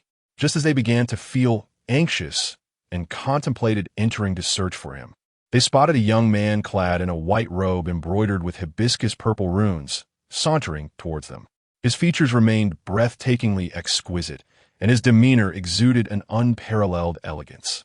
However, there seemed to be an intangible difference about him. A complex array of emotions stirred within them, ultimately culminating in a low sigh. "Let's go." As Huai brushed past, Lu Feiling and Li Hansheng exchanged a glance and followed him outside. Upon their exit, they encountered Zixiao Zhenjuan standing before them. Upon noticing only the three of them, his expression turned icy, and he coldly inquired, "Feiling, where is your junior sister?" Lu Feiling's countenance turned pale, struggling to hold back tears as she replied, "Master, it is entirely my fault for not taking care of her." Junior sister Qi Yao previously caused Su Su's blindness. And in the secret realm, Su Su and Qi Yao were both ensnared and killed by the Xuanwu formation. Zixiao's cold facade cracked, his eyes gleaming with a frigid light. Though he directed his inquiry towards Lu Feiling, his gaze was fixed unwaveringly on Huai. "Why did you venture to that Xuanwu formation? In places guarded by ancient ferocious beasts, what possessed you, a group of gold core cultivators, to go there? Were you perhaps misled by someone?" Perceiving her master's unsettling expression towards Huai, Lu Feiling hastily clarified, "No, master, it was Junior's sister who led us there." Upon hearing this, Zixiao Zhenjuan narrowed his slanted eyes dangerously and declared, "Let us depart. I shall investigate the true identity of this Huai." Lu Feiling glanced at Li Hansheng, silently urging him to look after Huai, then bowed her head and followed Zixiao. Qianghua, who had remained silent by the side, finally spoke after Zixiao had left, leading Li Hasheng and Huai towards her grand hall. As Li Hansheng stepped into the hall, he received a message from his sect, instructing him to return immediately. Hesitating, he looked at Huai, who turned to him with a faint smile, saying, "Senior brotherly, you should return first. I will remain here for a few days before I leave." Li Hansheng's expression turned serious. "All right, if anything arises, crush the message talisman, and I will come to find you without delay." "Understood." Once Li Hansheng departed, Huai's dark eyes grew even more somber, his lashes fluttering slightly, as he did not linger as he had told Li Hansheng, but instead turned and walked step by step towards Qianghua. 3 days later, rumors began to circulate within the cultivation world that Penglai Island had been annihilated, with the perpetrator identified as Zixiao of Yanshao Palace. While many were skeptical, they could not dismiss the truth, for only individuals of Zixiao's caliber had last been present on Penglai Island. Although several other young cultivators had also been there, none possessed such formidable abilities. In an instant, Yanshao Palace found itself in disarray. Meanwhile, Su Tao was engaged in a dispute with the system. "System, could you arrange for me an identity with exceptional celestial abilities? I've had enough of being utterly useless. It's far too weak and burdensome. This is the world of cultivation. Without strength, how can I assist Huai in exacting revenge or alter his tragic fate?" The system replied, "Host, for this identity, your celestial power will rank among the top 3 in the cultivation world." "Is it truly that formidable?" She found it hard to believe. The system's mechanical voice echoed, initiating the return of your spirit to its rightful place. As Su Tao's vision dimmed, she found herself awakening in a cave suffused with an abundance of spiritual energy. She blinked, attempting to assimilate the information pertaining to her new identity. "Momins latte." A furious roar echoed through the cavern. "System, how infuriating. Are you poisoned? What in the world is this identity?" The system replied, "Fear not, I am merely feigning death." It had assigned her the identity of Su Jinyu, the rarely seen leader of the Su Qingdao sect. This master, known for her ruthless dedication to cultivation, possessed extraordinary skills, thus rightfully earning the title of sect leader. Due to her singular focus on her practice and her frequent seclusion, very few disciples had ever laid eyes upon her, apart from a handful of elders and her personal disciple. However, therein lay the conundrum. Huai was an exceptionally talented disciple of the sect, and with Su Tao now assuming the role of the sect leader, wouldn't that make her rather conspicuous? But then again, if she were to become the sect leader, it would provide protection for Huai. With this thought, Su Tao felt a surge of delight. "Oh no, Perhaps it was time to start referring to herself as Su Jinyu. Very well, I shall refrain from cursing you. This identity is quite agreeable. Let us see who dares to bully Hua Jin, she mused. Yet, the thought of Hua Yi tugged at her heartstrings. As she recalled the heart-wrenching cries that had echoed behind her when she had leapt into the array. Sighing, she suddenly remembered the unresolved mess Hua Yi had left behind in the sect. It appeared that the time had come for her, as the newly appointed leader, to emerge from seclusion. This identity would indeed prove useful. Host, please accept the task. Host, please accept the task, the system implored. Speak plainly, and if you have a task, announce it swiftly. After all, I cannot refuse, Su Tao retorted. Please remain in the sect for 10 days until Hua Yi returns. And then take her as your disciple, the system stated. Su Tao's eyes sparkled with excitement as she clapped her hands and replied, No problem. By the way, what does his face look like? If it's identical to my previous one, that would be disastrous. With a flick of her sleeve, a mirror materialized in the air. After a prolonged gaze, she gasped, Damn it. System, you truly are insufferable. The reflection revealed a visage strikingly similar to her former self, yet with a notable difference.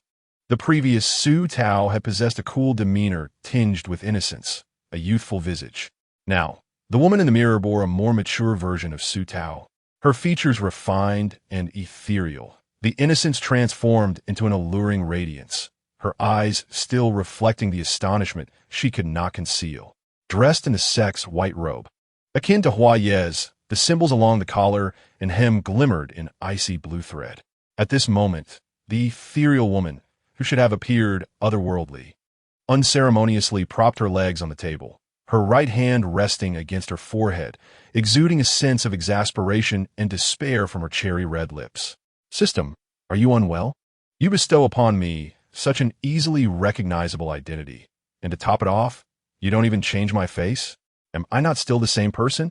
Why you will recognize me in an instant, and I'm supposed to fulfill a task? The system remained expressionless. Host, the leader of the Su Qing Dao sect. Su Jinyu is known for her prolonged seclusion and always veils her face with white gauze. No one has ever seen her entire visage. You don a white veil, peering through to reveal only half your face. Can you recognize yourself? Alas, how a woman transforms over the years. Su Tao remarked. This system's manner of speech is rather crude. She adjusted the veil she had just removed, contemplating.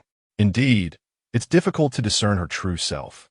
Her former visage, with eyes that once sparkled with clarity, now bore a slight upward tilt at the corners, enveloped in an ethereal, enigmatic aura akin to that of a celestial being. It is truly unrecognizable.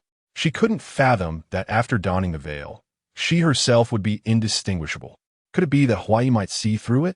Chapter 72. The revered Zhenyu recently. The Xinqing Dao sect has experienced two significant events. The first is the announcement from the sect leader that the revered Yuqing Tianzuan has encountered a mishap during meditation, resulting in his demise. It is said that this was personally discovered by the revered Jinyu. The second event has stirred even greater excitement. The sect leader is set to emerge from seclusion. Furthermore, the revered Jinyu intends to select one disciple from the top 100 of the inner sect to become her personal disciple. Such an extraordinary opportunity has ignited fervor among the disciples of the Xinqing Dao sect. Speaking of the revered Jinyu, she is an immensely powerful and enigmatic figure. Disciples who have been part of the sect for a century have yet to lay eyes on this leader. Legends within the celestial realm speak of her exceptional talents from a young age, heralding her as a prodigious genius, with prophecies suggesting she may become the foremost figure in the celestial world in millennia. Astonishingly, it is said that her appearance and demeanor are unparalleled. Should she claim second place, none would dare to assert the first. Regrettably, her presence remains elusive, as she is remarkably discreet. Typically, matters of the sect are managed by the esteemed Qing Yin from Yinqing Peak, while the revered Jinyu, as the foremost practitioner of the sect's techniques, dedicates herself solely to cultivation, eschewing worldly affairs. Currently, only 2 attendants serve beside her, leaving many to wonder why this transcendent leader, so detached from desires, has suddenly chosen to emerge and select a disciple. The disciples of the sect remain oblivious, only aware that this is a monumental opportunity. To become the personal disciple of the revered Jun, you would undoubtedly crown one as the foremost figure among the younger generation. Thus, the atmosphere of cultivation within the Xianqing Dao sect has intensified, with disciples eager and determined, awaiting the sect leader's emergence in 3 days for the selection ceremony. Despite the slim chances of being chosen.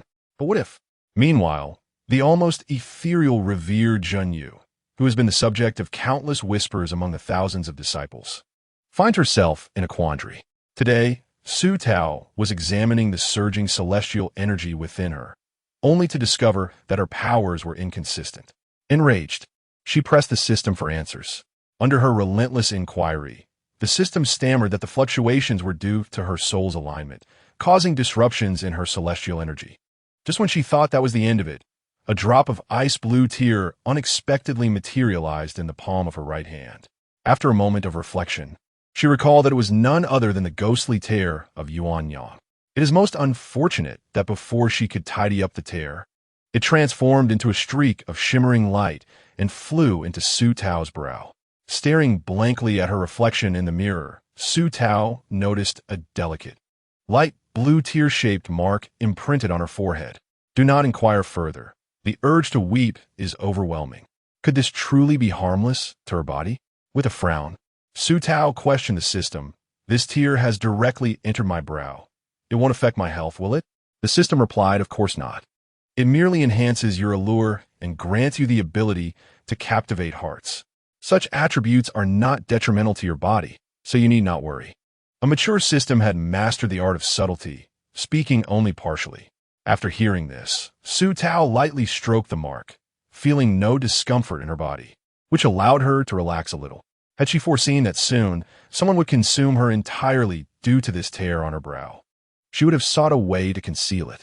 But that is a matter for another time. Junior sister? A voice, warm and melodious, resonated from outside the cave. Su Tao furrowed her brow, pondering who it might be. It seemed to belong to Fang Qingyan, the master of Young Peak, who governed the sect on her behalf and was also her senior brother.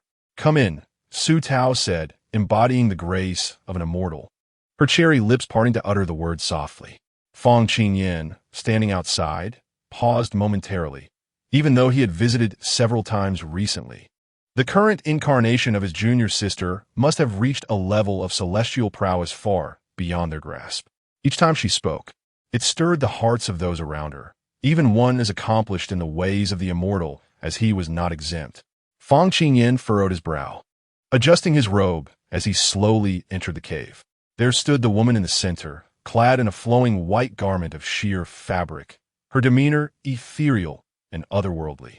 For reasons unknown, a mark adorned her forehead, radiating an enchanting ice-blue glow that captivated the soul. She resembled a true celestial being, untouched by the mundane world. The ordinary cave was enveloped in her luminous aura, with spiritual energy swirling about. Senior brother? The woman's voice was like a clear spring, melodious and lingering in Fang Qingyan's ears. Aware that his spirit was unsettled by his junior sister's presence, he hastily gathered his focus to stabilize his thoughts and speak normally. It has been 300 years since we last met, and you have grown ever more inscrutable, he remarked gently, clearing his throat as he gazed at the celestial-like woman. Junior sister, are you prepared for the grand ceremony in 3 days? The woman spoke sparingly, and Fang Qingyan understood well that his junior sister had always been a natural cultivator, her icy demeanor causing her to devote all her energy to her path of enlightenment. He hesitantly probed, might you have someone in mind among the disciples you are taking under your wing? His inquiry felt oddly awkward, akin to selecting a life partner. Su Tao silently criticized this thought, maintaining her celestial composure as she replied lightly, we shall discuss it then. Fang Qingyan considered this. It had been quite some time since his junior sister had emerged from her seclusion, and he was unaware of the current younger generation's disciples. Asking her about this was indeed a challenge. He retrieved a jade square box from his storage ring and presented it before Su Tao, saying, this is the snowy silk celestial garment worn by the sect leader. You must wear it on the day of the ceremony. Su Tao accepted the box, her sleeve slipping from her delicate wrist, revealing a fair and slender hand. Fang Qingyan dared not steal another glance. Hurriedly lowering her head and holding the jade box aloft before her. Once her hands were empty, she took a deep breath and said, "Then I shall not disturb my junior sister's meditation." The woman nodded slightly, and Fang Qingyan's gaze fell, a flicker of disappointment crossing her eyes. As she turned away, her expression was one of vexation. What troubled her thoughts? In this realm of cultivation, it seemed that nothing and no one could elicit even a fleeting glance from her junior sister, not even he, the devoted sect leader for centuries. Upon exiting the cave, he encountered his two beloved disciples, youthful and full of vigor, their eyes sparkling with enthusiasm. "Master, what is the revered sect leader like?" one inquired eagerly. Fang Qingyan furrowed her brow, pondering for a moment, her mind filled with images of the other's ethereal grace. With a flick of his sleeve, he strode forward, leaving behind a soft sigh. If one were to truly consider an immortal, she might indeed surpass them all. The two disciples, their expressions steeped in reverence, glanced toward the cave shrouded in dense white mist, yet they felt as if they could truly behold an immortal. "I wish we could see the sect leader soon," the female disciple mused, while the male disciple beside her nodded in agreement, longing for the same. As direct disciples of the Qingyan immortal, they had yet to meet the sect leader, and they felt an inexplicable envy toward the two attendants serving her. They exchanged excited glances, eagerly awaiting the grand ceremony in 3 days' time.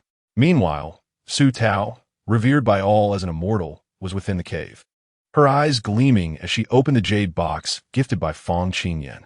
Her trembling hands cradled the celestial garment, and she gasped in delight, exclaiming that the exquisite attire was simply too opulent.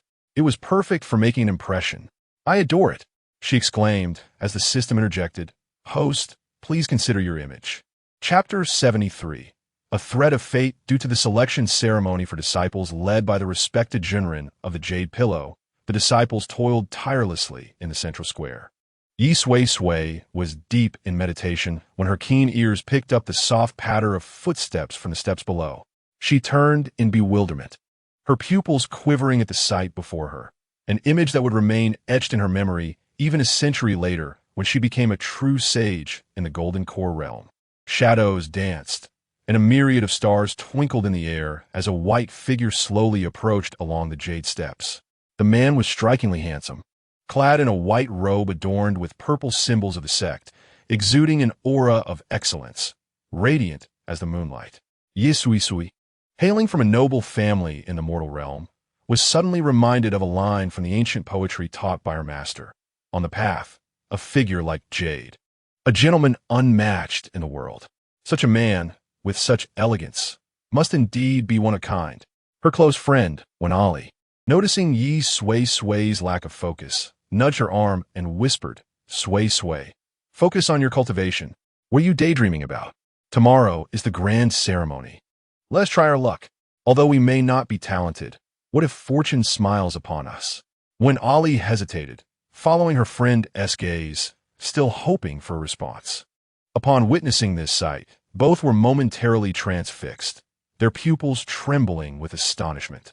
The two had arrived together at the Xianxing Dao sect for cultivation, having been there for barely a month, and were yet unaware of the existence of such ethereal beings within the sect, seemingly stepping forth from a painted scroll. Huai strolled gracefully across the plaza, oblivious to the admiring gazes on either side. Seated at the forefront, diligently practicing, was a male disciple named Ziki, a direct disciple of the esteemed Qingyan Xianjun. Upon seeing Huai return, he greeted warmly, "Junior brother, you have returned. Was your journey fruitful?" Then, his eyes fell upon a small creature nestled in Huai's embrace, resembling a fluffy ball, evoking a desire to touch it. Huai posed it, noticing that he was being approached by the direct disciple of the acting sect leader. He nodded slightly and replied, "Yes, all is well." With that, he continued his serene stride towards his own cave dwelling.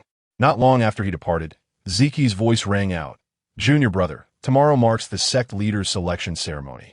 Do remember to arrive early at the Taiwei Hall." With a scratch of his head, Ziki pondered inwardly, though Hua Yi appeared as composed and courteous as ever. He felt an inexplicable trepidation upon gazing into his eyes. As Hua Ye's figure faded into the night, Yi Sui Sui and her companions erupted into animated chatter. How enchanting it was that their celestial-like senior brother cradled a fluffy little creature. It looked utterly adorable, stirring a sense of envy for that small being. Alas, how pitiful it seemed to be human compared to a beast. Yi Sui Sui and her peers were all newly inducted disciples this year, and they had never encountered such an ethereal senior brother before. She and Wen Ali exchanged excited glances, their eyes sparkling with curiosity as they inquired, "Ziki, who was that senior brother just now?" Ziki, possessing a temperament akin to Qing Yin Xianjun, gentle and magnanimous, smiled and replied, "That junior brother is named Hua Yi, possessing exceptional talent and unparalleled skills in celestial arts. He is a disciple of Master Yuqing. However, with Master Yuqing's passing, it remains uncertain whether Hua Yi will establish his own cave dwelling or seek a new mentor." The disciples fell silent, their gazes lost in the direction Hua Yi had vanished, and they couldn't help but whisper, "Senior brother Hua Yi seems like a fallen immortal. I wonder how he compares to our sect leader in terms of appearance." Ziki was silent, for he too was uncertain. "All right, enough of this drooling over your expressions. Do you wish to catch the sect leaders during the ceremony tomorrow?" Yi Sui Sui wiped the drool from the corner of her mouth and exchanged knowing looks with the other female disciples, their expressions conveying mutual understanding. When Ali thought to herself that returning to the disciples' quarters tonight might mean yet another sleepless night, after discussing the sect leader for an entire evening previously, it seemed that Hua Yi would now be the topic of their discourse for the night. Meanwhile, Su Tao, still in her cave dwelling, sensed Hua Ye's return and let out a sigh of relief. The system had indicated he would return today, and indeed it was so. Anticipating their meeting the next day, Su Tao suppressed her racing heart and began to meditate. Ding, ding, ding. At the Xinxin Dao sect, the bell tolled, summoning 100 disciples to swiftly converge upon the Taiwei Hall. Those disciples ranked beyond the 100 stood at the steps of the Taiwei Hall, adhering strictly to decorum with their hands positioned at their sides. Even under the relentless glare of the sun, it could not diminish the fervor that burned within their hearts. Each individual maintained a rigid posture, yet their eyes furtively glanced towards the back, uncertain of when the esteemed Zhang Yu would arrive. Before the sect leader could make an appearance, a wave of murmurs swept through the crowd as a figure elegantly descended the jade stone steps. Though clad in the same intricately embroidered white robes as the others, this individual effortlessly overshadowed the rest. By the time the disciples regained their composure, the figure had gracefully entered the hall, leaving behind a refreshing aura as the white hem brushed past them. Among the crowd, Yi Sui Sui caught sight of her beloved brother Hua Yi, still cradling a fluffy bundle in his arms, and she excitedly whispered to her nearby friends. Were it not for the current atmosphere that discouraged loud chatter, they would undoubtedly have erupted into exuberant clamor. Upon entering the hall, Hua Yi paid his respects to the esteemed Qing Yin Xianjun and then stood quietly to one side. Although Qing Yin wished to inquire about the matters concerning Penglai Island, he deemed it inappropriate to do so at that moment and resolved to wait until after the ceremony. Ling Shu, the enchanting leader of Ling Shu Xianfeng, expressed her impatience in a cold tone, exclaiming, "Why do they keep us waiting like this? No matter how many years he spends in seclusion, Su Jinyu is always a source of annoyance."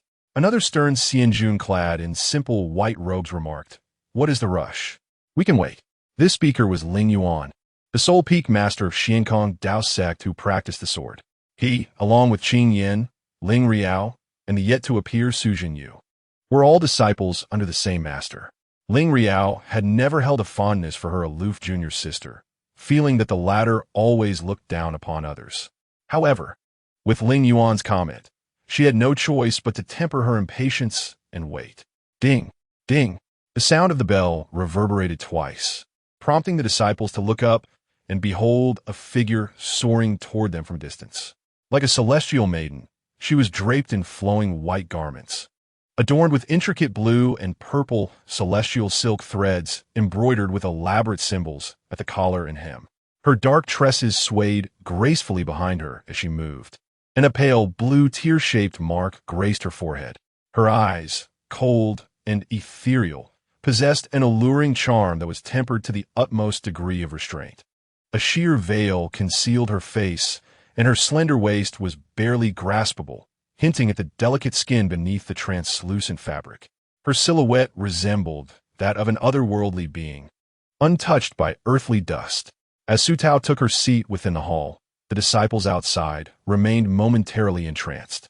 Fang Qingyan, seated to one side, felt a twinge of comfort from the reaction of his peers, realizing he was not alone in being captivated. However, just as he found solace, he caught sight of Hua Yi standing unmoved at the side. Fang Qingyan could not help but marvel. This child is a fine talent. With such temperament, he will surely carve out a place for himself in the world of cultivation.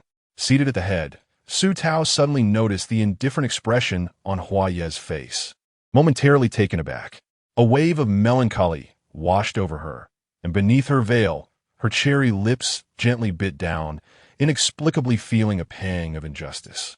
Fang Qingyan, aware of her junior sister's aversion to unnecessary complexities, rose promptly and declared, "I trust all disciples are aware that the purpose of this grand ceremony is for the sect leader to select his direct disciples. Without further ado, the 100 disciples should now line up according to their rankings for the sect leader's review." The youthful disciples, still entranced by the leader's astonishing celestial presence, flushed with embarrassment as they hastily rearranged themselves. Unexpectedly, at that moment, a small, white creature darted directly into the sect leader's embrace. Gasp! Every disciple, both within and outside the hall, inhaled sharply in astonishment. What manner of creature dared to leap into the sect leader's arms? The disciples were thrown into disarray, while Fang Qingyan was equally taken aback, though lightly amused, relishing the unfolding spectacle. Su Tao trembled slightly, her body tensed, rendered immobile by the situation. Tears threatened to spill. What was this troublesome little creature doing? The fluffy white ball blinked its bright, bead-like eyes, glistening with moisture, gazing up at Su Tao with an expression of utmost pity. As the little creature nestled into the so-called sect leader's embrace, Hua Yi cast his gaze upward toward the ethereal woman above, his initially startled black eyes narrowing into a dangerously alluring arc. Chapter 74. For his looks, what is this? Fang Qingyan exclaimed after regaining his composure. After a brief moment of shock, Su Tao maintained her celestial demeanor, casually gesturing to Fang Qingyan to remain calm. The disciples standing below observed the sect leader's composed reaction to the unexpected assault from the mysterious creature, filled with admiration. Truly remarkable. This was indeed their sect leader, the foremost figure in the cultivation world for millennia, the esteemed Jade Immortal. Su Tao pondered the inexplicable adoration reflected in the gazes of the disciples below. Amidst the collective admiration for their leader's grace and beauty, Hua Yi made his move. He elegantly turned, and under the astonished, puzzled, and curious stares of Su Tao and the gathered disciples, he glided towards her with a lightness that was almost rhythmic. All disciples held their breath, their eyes wide with anticipation as they fixated on the scene unfolding before them. Hua Yi slightly bowed, the white headband embroidered with runes cascading gently with his movement, intertwining with the inky strands of his hair that fell gracefully to his sides, some even brushing against the hem of Su Tao's robe. What was he about to do? Surely, it could not be that he would unmask himself on the very first day. Internally, Su Tao was frantically critiquing the absurdity of the situation. Yet her countenance remained as serene as the wind, her glass-like eyes fixed intently on the bowing Hua Yi. A soft, low chuckle escaped the delicate lips of the jade-like man. Su Tao, slightly tilting her head in confusion, had not yet manifested any signs of understanding when Hua Yi, his voice imbued with an enchanting quality tinged with an elusive emotion, slowly spoke. "Sect leader, please forgive me. This is merely a spirit pet that I have raised." Unaware of its manners, concluding, his fair hand cradled the small creature, and in doing so, he inadvertently drew closer to Su Tao. Their sleeves brushed against one another, mingling their silken strands of hair, creating an intimate tableau reminiscent of a tender exchange. Suddenly, she found her thoughts adrift, entangled in a myriad of chaotic musings. Su Tao inwardly cursed herself for being such a lecher. As her gaze shifted, she noticed the silver bell tied around Hua Ye's wrist, her eyes shimmering with emotion. While her mind was still clouded, the words that Hua Yi spoke next sent a shiver through her very core. Disciple has a slight doubt. The eyes of the sect leader bear a striking resemblance to those of a deceased friend. Without waiting for Su Tao's reaction, he merely smiled knowingly, cradling a small flower, and calmly returned to his position. Thud, thud, thud.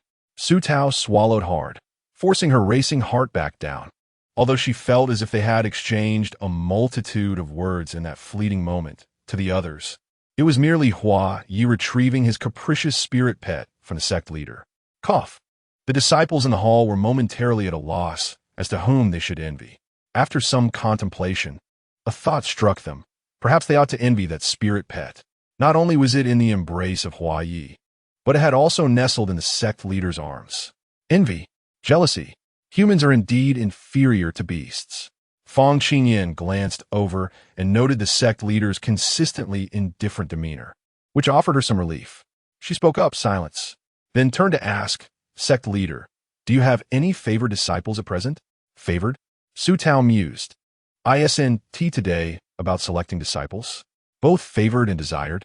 She blinked her eyes languidly, realizing her thoughts were perhaps too impure.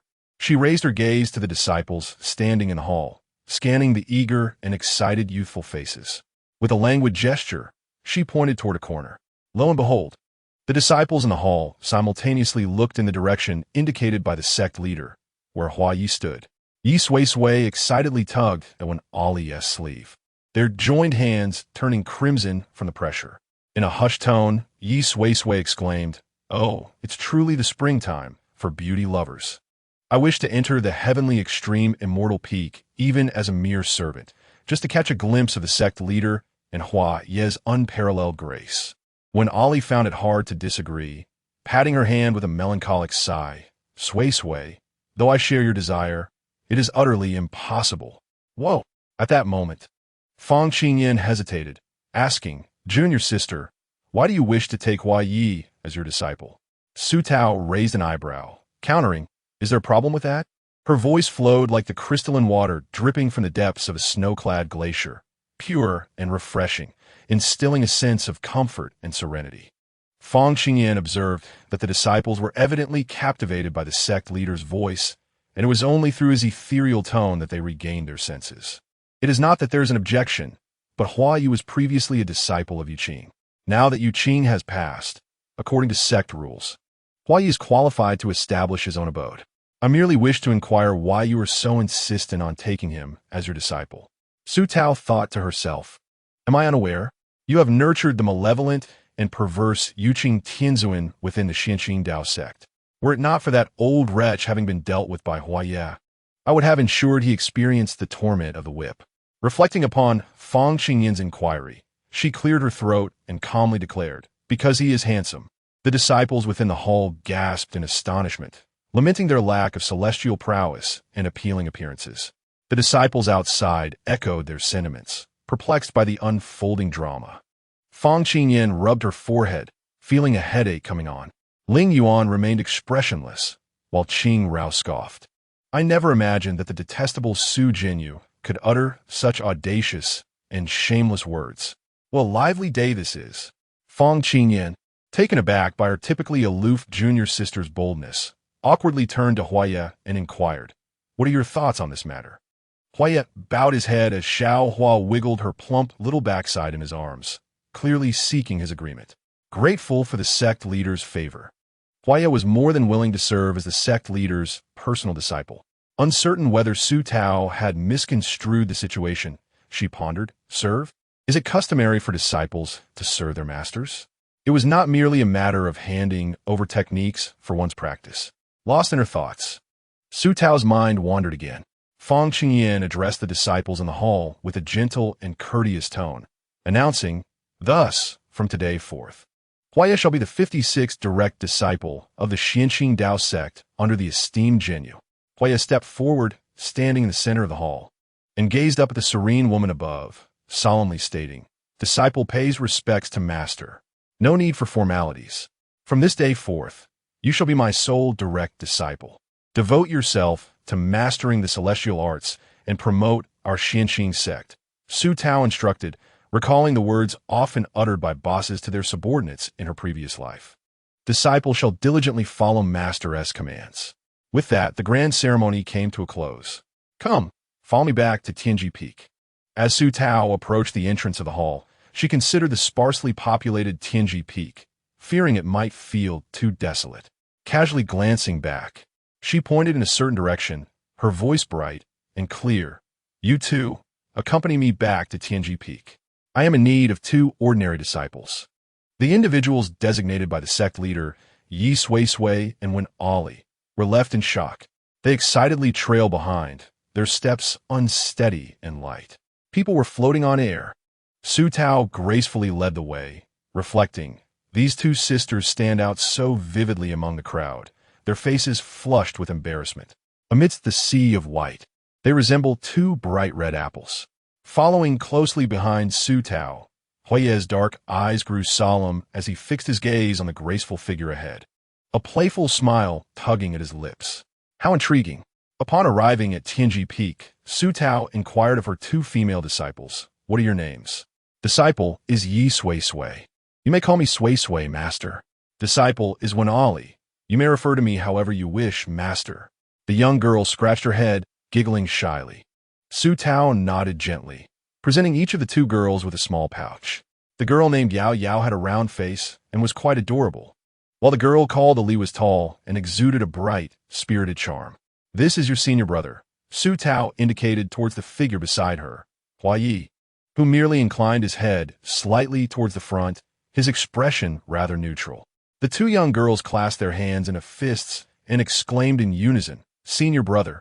Su Tao found these 2 disciples quite amusing, her tone softening as she said, "You may reside here. If you need anything, you can find me at the peak." "We shall obey," responded the disciples with enthusiasm. Putting on a brave face, Su Tao continued forward, with the obedient and quiet Huiyi trailing behind her. Little did they expect that after they had walked away, a sudden crowing of a rooster echoed behind them. Su Tao thought to herself, "How startling these sisters are." Yao Yao, trembling with excitement, grasped her best friend's hand and exclaimed, "Wow, wow, wow. I can't believe we've stumbled upon such fortune. This is truly touching. I hope it doesn't deplete my luck for the next 100 years. Even if it were to be exhausted," she thought, "it would be without regret." "Oh, the springtime of a beauty lover has arrived," Yao Yao rambled on, while Ali's face flushed, her eyes sparkling as she gazed dreamily at the back of her esteemed master and senior brother. "Yao Yao, do you see over there? The figures of our master and senior brother are so well matched. Is it just my imagination?" Ali spoke cautiously, aware of the master-disciple relationship they shared. "We must not speak too much. It may not bode well for them, if overheard." Ali nodded obediently.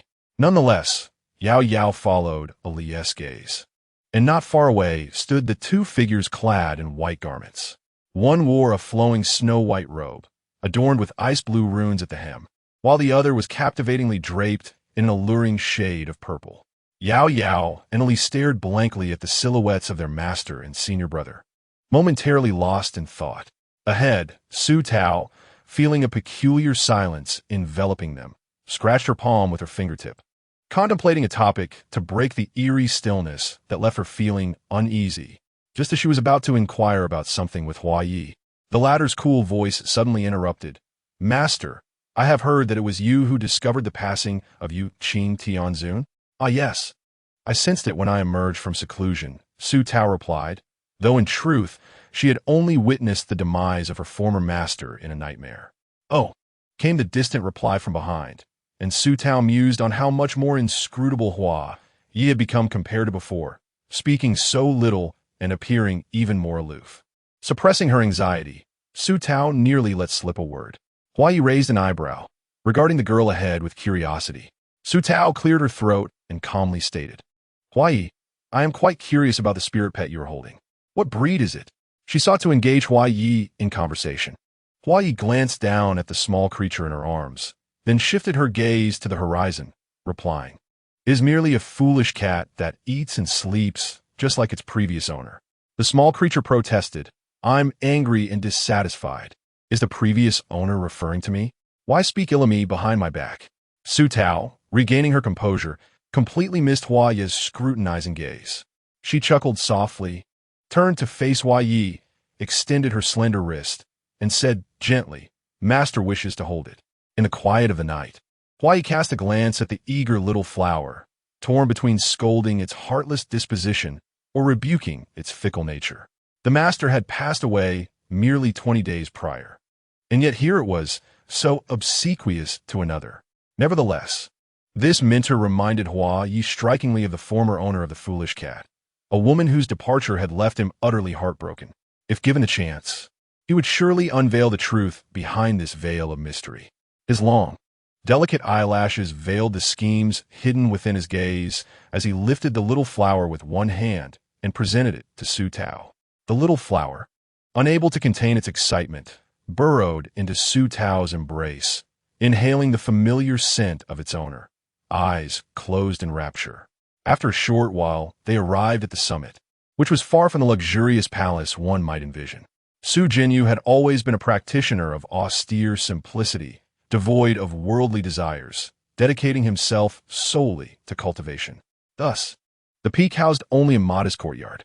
In front of the courtyard stood a small bamboo grove, and upon entering, to the left was a peach tree beneath which rested a stone table. To the right, a canopy was erected, its top adorned with green vines and delicate purple flowers, beneath which lay a reclining chair. At the back stood an elegant two-story bamboo dwelling. Though unpretentious, it possessed a unique charm. Upon entering the courtyard, Su Tao lazily reclined in the chair, preparing to issue some commands to Hua Yi when a ripple from the mountain's protective formation caught their attention. Shortly thereafter, Fang Qingyan appeared before the bamboo house, accompanied by two of his personal disciples. The two disciples, their faces flushed, lowered their heads, unwilling to meet the gaze of the seated sect leader. "What's the matter, senior brother?" came a voice as cold and sharp as icicles falling. Fang Qingyan offered an awkward smile, explaining, "It's nothing of great importance. I merely forgot to inquire about some matters concerning Hua Yi, so I came to ask." Su Tao, silent, propped herself up, resting her chin on her hand, her beautiful eyes turning towards Hua Yi. "Please, proceed." Hua Yi politely offered a salute to Fang Qingyan, who then asked, "Hua Yi, my uncle wishes to know the circumstances surrounding the death of the Qianghua immortal lord from the East Sea. What transpired on the day of her departure?" Fang Qingyan's gaze was earnest, even scrutinizing. Su Tao's heart jolted. Qianghua immortal lord was dead? Who could be responsible? "Uncle, I'm also unaware. After exiting the imperial secret realm, I intended to linger for a couple of days, but feeling perturbed, I returned directly to the sect." Hua Yi replied. Fang Qingyan inquired further, "Was Zixiao Jinju the last to leave?" "Not exactly. At that time, only I, Li Hansheng from the Sword Sect, and Lu Failing from the Yinxiao Palace entered and exited the secret realm. Prior to entering, I overheard a dispute between Zixiao Jinjuan and Qianghua, Immortal Lord. Upon our exit, Zixiao Jinjuan took Lu Failing with him, followed by Li Hansheng and myself." Fang Qingyan listened intently, his brow furrowed. "Understood, my uncle. If others from different sects inquire, simply speak the truth. Indeed, I won't keep you any longer, senior brother. Farewell." After exchanging formalities, Fang Qingyan departed with his two blushing disciples. Su Tao murmured absent-mindedly, "The Qianghua immortal lord is dead?" Hua Yi affirmed with a nod, then undertook a most audacious act. He suddenly moved in close to Su Tao, the unique, crisp fragrance emanating from him enveloping her entirely. Their bodies were pressed so closely that they could hear each other's heartbeat. Su Tao was taken aback, blinking her eyes. Her charming face flushed with a rosy hue, and in a fit of embarrassment and indignation, she raised her gaze to the stunning youth before her. Her fingers gripped the armrest tightly, turning pale from the pressure. "What's wrong?" she stammered, her nervousness causing her words to falter. Hua Yi squinted, his aggressive gaze recklessly sweeping across Su Tao's face. A mischievous smile playing on his lips as he mused about the beauty concealed beneath her veil. I wonder what my master's visage looks like beneath this white silk. Perhaps I should unveil it? Saying this, he boldly reached for the edge of her veil.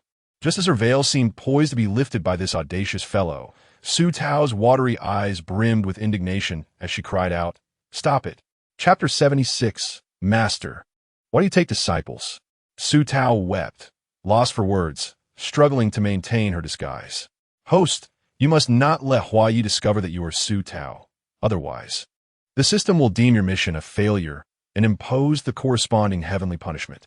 She too wished to remain undiscovered. But who could have predicted that he would act so unpredictably? I am his master, she thought indignantly, as she watched her veil about to be unveiled. She could no longer concern herself with anything else. Channeling her celestial energy, she gently tapped her fingertip, and a flash of white light erupted, causing Hua Ye's fingers to be repelled from the veil. However, by a twist of fate, his fingers inadvertently landed on the fabric at her shoulder. Consequently, due to the momentum, her thin garment was torn aside with a rip, revealing her smooth, lustrous shoulder, reminiscent of jade. Both were momentarily stunned. After a brief pause, Su Tao's eyes, reminiscent of a serene pool, shimmered with crystalline tears. "Ooh, I've been bullied. Hua Yese Alobes Felushit Kurimson." And a casual glance revealed a peculiar red mole on her delicate shoulder. He remembered that this very mole had been present when he helped her adjust her clothing during her blindness. His initial certainty had now grown to 8 parts. Yet he remained perplexed as to how she had become the head of the Tao sect. Turning his gaze back, he found the beauty below him, her autumn-like eyes brimming with reproach, staring at him. Though her face was partially concealed by the veil, Hua Yi could easily imagine the allure hidden beneath it. His throat tightened, and his thin lips parted slightly, dryness settling within his mouth. The shock of rediscovery, combined with the scene before him, incited a fervent desire to embrace the woman standing before him. He had longed for her for so long, while she appeared unfazed, driving Hua Yi into a frenzy, wishing to throw her onto the bed and ravish her thoroughly. Suddenly, a loud crash echoed from the courtyard as a porcelain dish fell to the ground. Su Tao's face turned pale, her startled eyes darting toward the source of the noise, only to find Yi Sui and one Ali standing at the entrance. Both rendered speechless. Overwhelmed with shame and anger, she immediately pulled her garment back, pushed Hua Yi away, and hurriedly retreated into the bamboo house behind her. Hua Ye's expression darkened at the sight of these uninvited guests. Yet considering her reputation, he suppressed the surging anger in his brow and, upon lifting his head, wore a demeanor that was unexpectedly gentle and courteous. "Might I inquire, dear junior sisters, as to your purpose in seeking this place?" Yi Sui, and when Ali had yet to recover from the scene they had just witnessed, stammering, "Senior brother, I have prepared some pastries and wish to know if the master would like to have some." However, it was rather embarrassing, as only Ali held a complete plate, while Sui's pastries had long since fallen to the ground, shattered into pieces. Hua Yi cast a glance at the delicate and delectable pastries in the plate, recalling that someone had a fondness for sweets. He extended his fair, slender hand and spoke gently, "Thank you, junior sister." Yi Sui, seeing that her pastries were actually desired, eagerly took the plate from Ali's hands, presenting it with both hands and exclaiming, "In no trouble at all. It is our honor." Hua Yi, after hearing this, chose not to respond, intending to turn away, but noticed the two still standing in a daze. He cast a sidelong glance and inquired, "Is there anything else, junior sisters? If not, you should hurry back." "And no, nothing else. Nothing at all." Yi Sui, and when Ali hastily waved their hands and shook their heads, Hua Yi seemed to remember something and said casually, "Earlier, I was applying medicine for the master.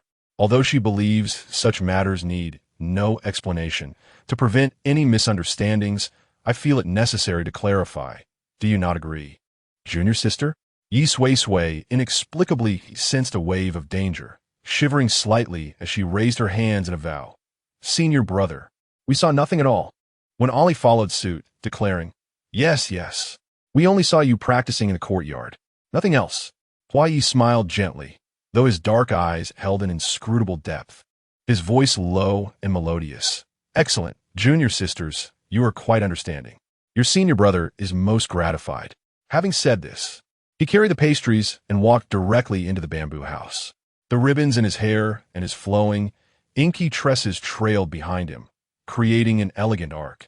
Yi Sui mechanically turned her head, swallowing hard, and urgently pulled Wen Ali's hand as they ran down the mountainside. The two darted back to their cave like a gust of wind. Yi Sui bent over, panting heavily, and asked Wen Ali, "Ali, do you think what we just saw was as I imagined?" Wen Ali's elegant brows twitched as she recalled her senior brother's half-smiling, half-serious demeanor. Hesitatingly replied, "It is likely just as you think." Yi Sui gasped, and Wen Ali, vexedly ruffling her disheveled hair, eventually said, "Though I don't see any issue with it. I even feel a bit excited and happy." "What is happening?" Sitting across from her, Yi Sui replied earnestly, "To be honest, I feel the same." The two sat before their cave, cradling their chins in their hands, shaking their heads in wonder. This must be the allure of beauty. Two captivating beauties. I could easily forego my reason. Regardless of any master-disciple relationship, I believe senior brother and master are a perfect match.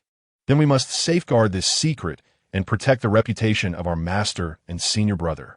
Wen Ali nodded vigorously, earning Yi Sui's agreement. Meanwhile, Huai slowly entered the bamboo house, holding the pastries, and beheld a woman of ethereal beauty, resting her chin on her delicate hands, gazing into the void. Her eyes, shimmering like water, were filled with sorrow. He chuckled softly, pondering the reason behind the other's peculiar identity, and why they did not acknowledge him. Yet it mattered little. After all, the dynamic of a master and disciple seemed to pique his interest even more, stirring a peculiar intrigue within him. Upon hearing the melodious voice behind her, Su Tao straightened her back and replied casually, "What is it?" "Junior sister just brought some pastries, and I thought you might enjoy them since you have a fondness for sweets, so I brought them in for you to sample," he said. Upon hearing this, Su Tao immediately bristled, tilting her head to glare at him with her watery eyes, vehemently denying, "Where did you hear that? I do not have a taste for sweets. Take them away." Her eyes, reminiscent of autumn waters, sparkled with a charm that could soften one's bones. Suppressing the mischief bubbling within, Huai stepped forward and placed the pastries on the table, leaning in to inquire, "Is master upset about my previous indiscretion?" Su Tao cast a glance at the delicate pastries, her cherry lips hidden beneath her veil, moistening slightly. The hint of pink visible through the veil caught Huai's eye, darkening his gaze as he spoke in a husky voice. "Master?" It appeared Su Tao had just regained her composure as she replied, "Of course. I am the esteemed master of the Xianqing sect. It would be quite improper for me to be seen in such a manner with you. All right, it is my fault. I have already discussed it with the junior sisters. They are simply preparing medicine for you." Upon hearing this, Su Tao pouted, nodding in satisfaction. The villain was indeed reliable, executing matters with precision. Huai gazed intently at Su Tao and asked, "I wish to inquire about something, master." Su Tao tilted her head, signaling him to continue. "Why did you choose to take me as your disciple?" Chapter 77. Supporting Huai Jin, Su Tao furrowed her brows, slightly lifting her chin to regard Huai earnestly. "Because you are pleasing to the eye. I have always admired your face, even when you were merely a string of words." Huai stood in silence, contemplating, well, at least this face will always belong to him. As long as he possesses it, she shall remain by his side. Master speaks so candidly. "By the way, I am curious where you have arranged for my accommodation. Anywhere on Tianji Peak is fine. You may choose whichever you prefer." Su Tao replied nonchalantly.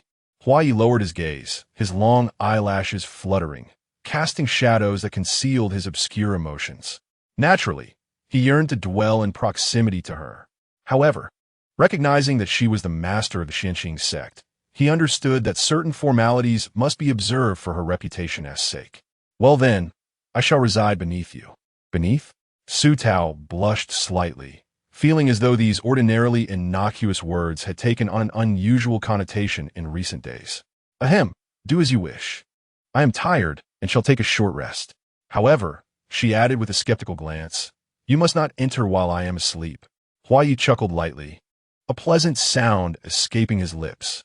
Watching Su Tao gracefully retreat into her inner chamber, he stepped outside to close the door of the bamboo hut, settling himself at the stone table beneath the peach tree. Little Flower was peacefully slumbering on the stone table, resembling her master in every way. Huaya poked Little Flower's rear and asked, "Oh, foolish cat, how did your master ascend to the position of the sect leader, and why does she not acknowledge me? Could it be that she is intentionally teasing me? Or perhaps she finds this more exhilarating? Ah, it pains me to recall how I was tormented not long ago, my heart writhing in agony. How, pray tell, can I reclaim what I have lost from her?" Soft whispers flowed from the lips of an exquisite man, causing Little Flower to shudder slightly, mourning for her master for a few moments. After Huaya practiced in the courtyard for about an hour, the woman inside remained deep in slumber. He pushed open the door, his garments swaying, and strode straight into the room. There, behind the gauzy curtain, lay the woman, quietly and obediently asleep on the bed. When she slept, she was always a picture of tranquility, evoking sympathy. Huaya was well aware of this, having kept vigil by her side during countless nights when she was blind. He approached the bedside slowly, sitting on one side, his peach blossom eyes fixated on Su Tao's cheek, still veiled by sheer fabric. Yet, he could vividly imagine the visage concealed beneath it. The woman in her dreams seemed to be recalling something, her brows furrowing and then relaxing, soft sounds escaping her lips. Huaya reached out, pausing his hand in midair. As if struck by a thought, he withdrew his hand and leaned down to bestow a delicate kiss upon her cherry-red lips through the veil. Even through the fabric, the tender, supple sensation sent a jolt through him. The woman on the bed let out another soft murmur, as if on the verge of awakening. Huaya abruptly turned and hurriedly exited, his steps disordered, his silhouette reflecting the urgency of a retreat. Outside, he traced his fingers across his lips, seemingly still able to feel the softness of her touch. When Su Tao awoke, Fang Qingyan sent a message urging her to hasten to the Taiwei Hall, instructing her to bring Huaya along. Upon their arrival at the Taiwei Hall, they found Fang Qingyan, Ling Yuan, and Qing Rao seated solemnly within. On one side of the grand hall sat the Zixiao, true monarch, and a white-haired elder adorned in resplendent silk garments. "Jinyu Immortal, it is good to see you well," the elder said, rising to bow to Su Tao. As the elder spoke, Su Tao distinctly sensed Huaya's uncharacteristic emotions, pondering why the concealed sentiments of the antagonist were so easily perceived by her. She nodded slightly in acknowledgement.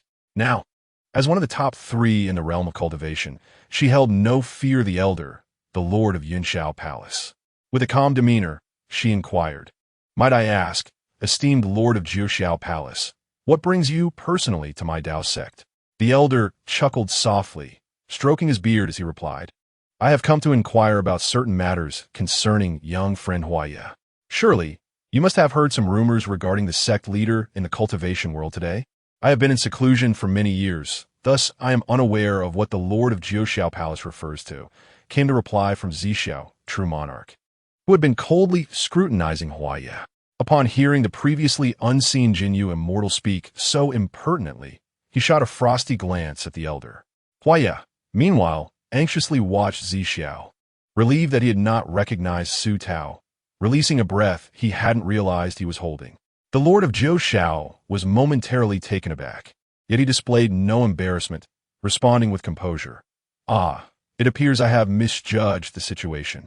Naturally, the sect leader, having just emerged from seclusion, is unaware that it has been rumored that the death of the esteemed Qianghua Xianjun was orchestrated by my sect, Zixiao. However, according to Zixiao, he was the first to depart, and on that day, your esteemed Sex Hua Yu was also present in Penglai, hence my inquiry. Is that so?" Su Tao replied with an air of cool detachment before turning to Hua Yi, instructing, "Please recount the events of that day to the Lord of Jiuxiao." "At your command." Hua Yi respectfully bowed and then addressed Jiuxiao with a composed expression, slowly stating, "After seeing your brotherly departed, I, heartbroken over the death of my beloved in the imperial secret realm, followed him in a daze, remaining entirely unaware of the subsequent events."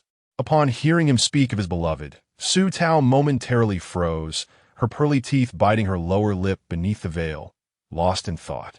"Oh, Might this beloved of yours be our sex, Su Tao? After a brief silence, Hua Yi replied with palpable sorrow. Indeed. Rising to his feet, Jiao Shao continued. According to my disciple Fei Ling, Su Tao perished in the flames of the Xuanwu array. It is said that within this array lies a fragment of the Xuanwu soul. Might you, young friend, know of its whereabouts? With a scoff, the enchanting fairy Qing Rao shifted her posture to rest her chin on her hand, laughing derisively. Recognizing that this old man was not genuinely seeking the truth for his disciple, but rather coveting the soul of a divine beast. Fang Qingyan and Ling Yuan also shared her sentiments, thinking that the members of Yinshao Palace were truly a heartless lot. Whatever they could conceive, Hua Yi could surely comprehend. He felt a profound disgust for these cultivators. Yet, concerned that Su Tao might be hurt, after all, these individuals had once been her elders. He stole a glance at her serene countenance, feeling slightly reassured. Suppressing his rising disdain, he coldly clarified. On that day, Su Su dragged Qi Yao into the array's eye, as Qi Yao had previously blinded her. We were then cast out of the Xuanwu array by the goldenly beast, and subsequently, the imperial secret realm was to be permanently sealed. We three hurriedly exited, and the events that followed are well known by your sex, Yixiao. As for the veracity of my words, you may inquire with your sex Lu Fei Ling and the sword sex Li Hansheng. Jiao Shao chuckled, my young friend. Fei Ling has mentioned that for a time, you were the sole occupant within the array. May I ask if you encountered the Xuanwu soul during that period? The members of the Xianqing Dao sect thought to themselves, this old man truly lacks any sense of shame. Hua Yi frowned, responding solemnly. There was no reaction within the array, and we were swiftly expelled by the goldenly beast. After all, the goldenly beast is an ancient ferocious creature. Surely, the Lord of Jiao Shao does not believe that we, mere golden core cultivators, could contend with it? The opposing party pressed on. While that may be the case, the Xuanwu soul is not a trivial matter. Since you claim to be so innocent, why not allow this old man to search with a soul technique? With a sharp clap, Su Tao struck the armrest of her chair, rising abruptly and coldly asserting, Jiao Shao, do you think you can search my beloved disciple's soul at your whim? Should you choose to act so shamelessly, do not blame me for being impolite. Chapter 78. Su Su's majestic defense of her husband, all present in the hall, were astonished that the esteemed Zhen Yu Xianzun, renowned for her purity and ethereal grace in the cultivation world, would publicly chastise with such unrelenting fervor. The sharp rebuke from Su Tao left not only the members of Yinshao Palace momentarily stunned, but also rendered Fang Qingyan and his companion speechless, exchanging bewildered glances. Was this truly their younger sister, as cold and unyielding as an ice mountain? As the crowd stood in astonishment, Hua Yi raised an eyebrow in surprise, gazing at the elegant woman clad in white above. Having lived for several centuries, Jiao Zhao's countenance, now flushed with indignation after being publicly chastised, bore little resemblance to that of an immortal being, resembling instead a fresh piece of liver, tinged with a purplish hue. Su Zhu's words seemed excessively harsh. After all, it was merely a soul search.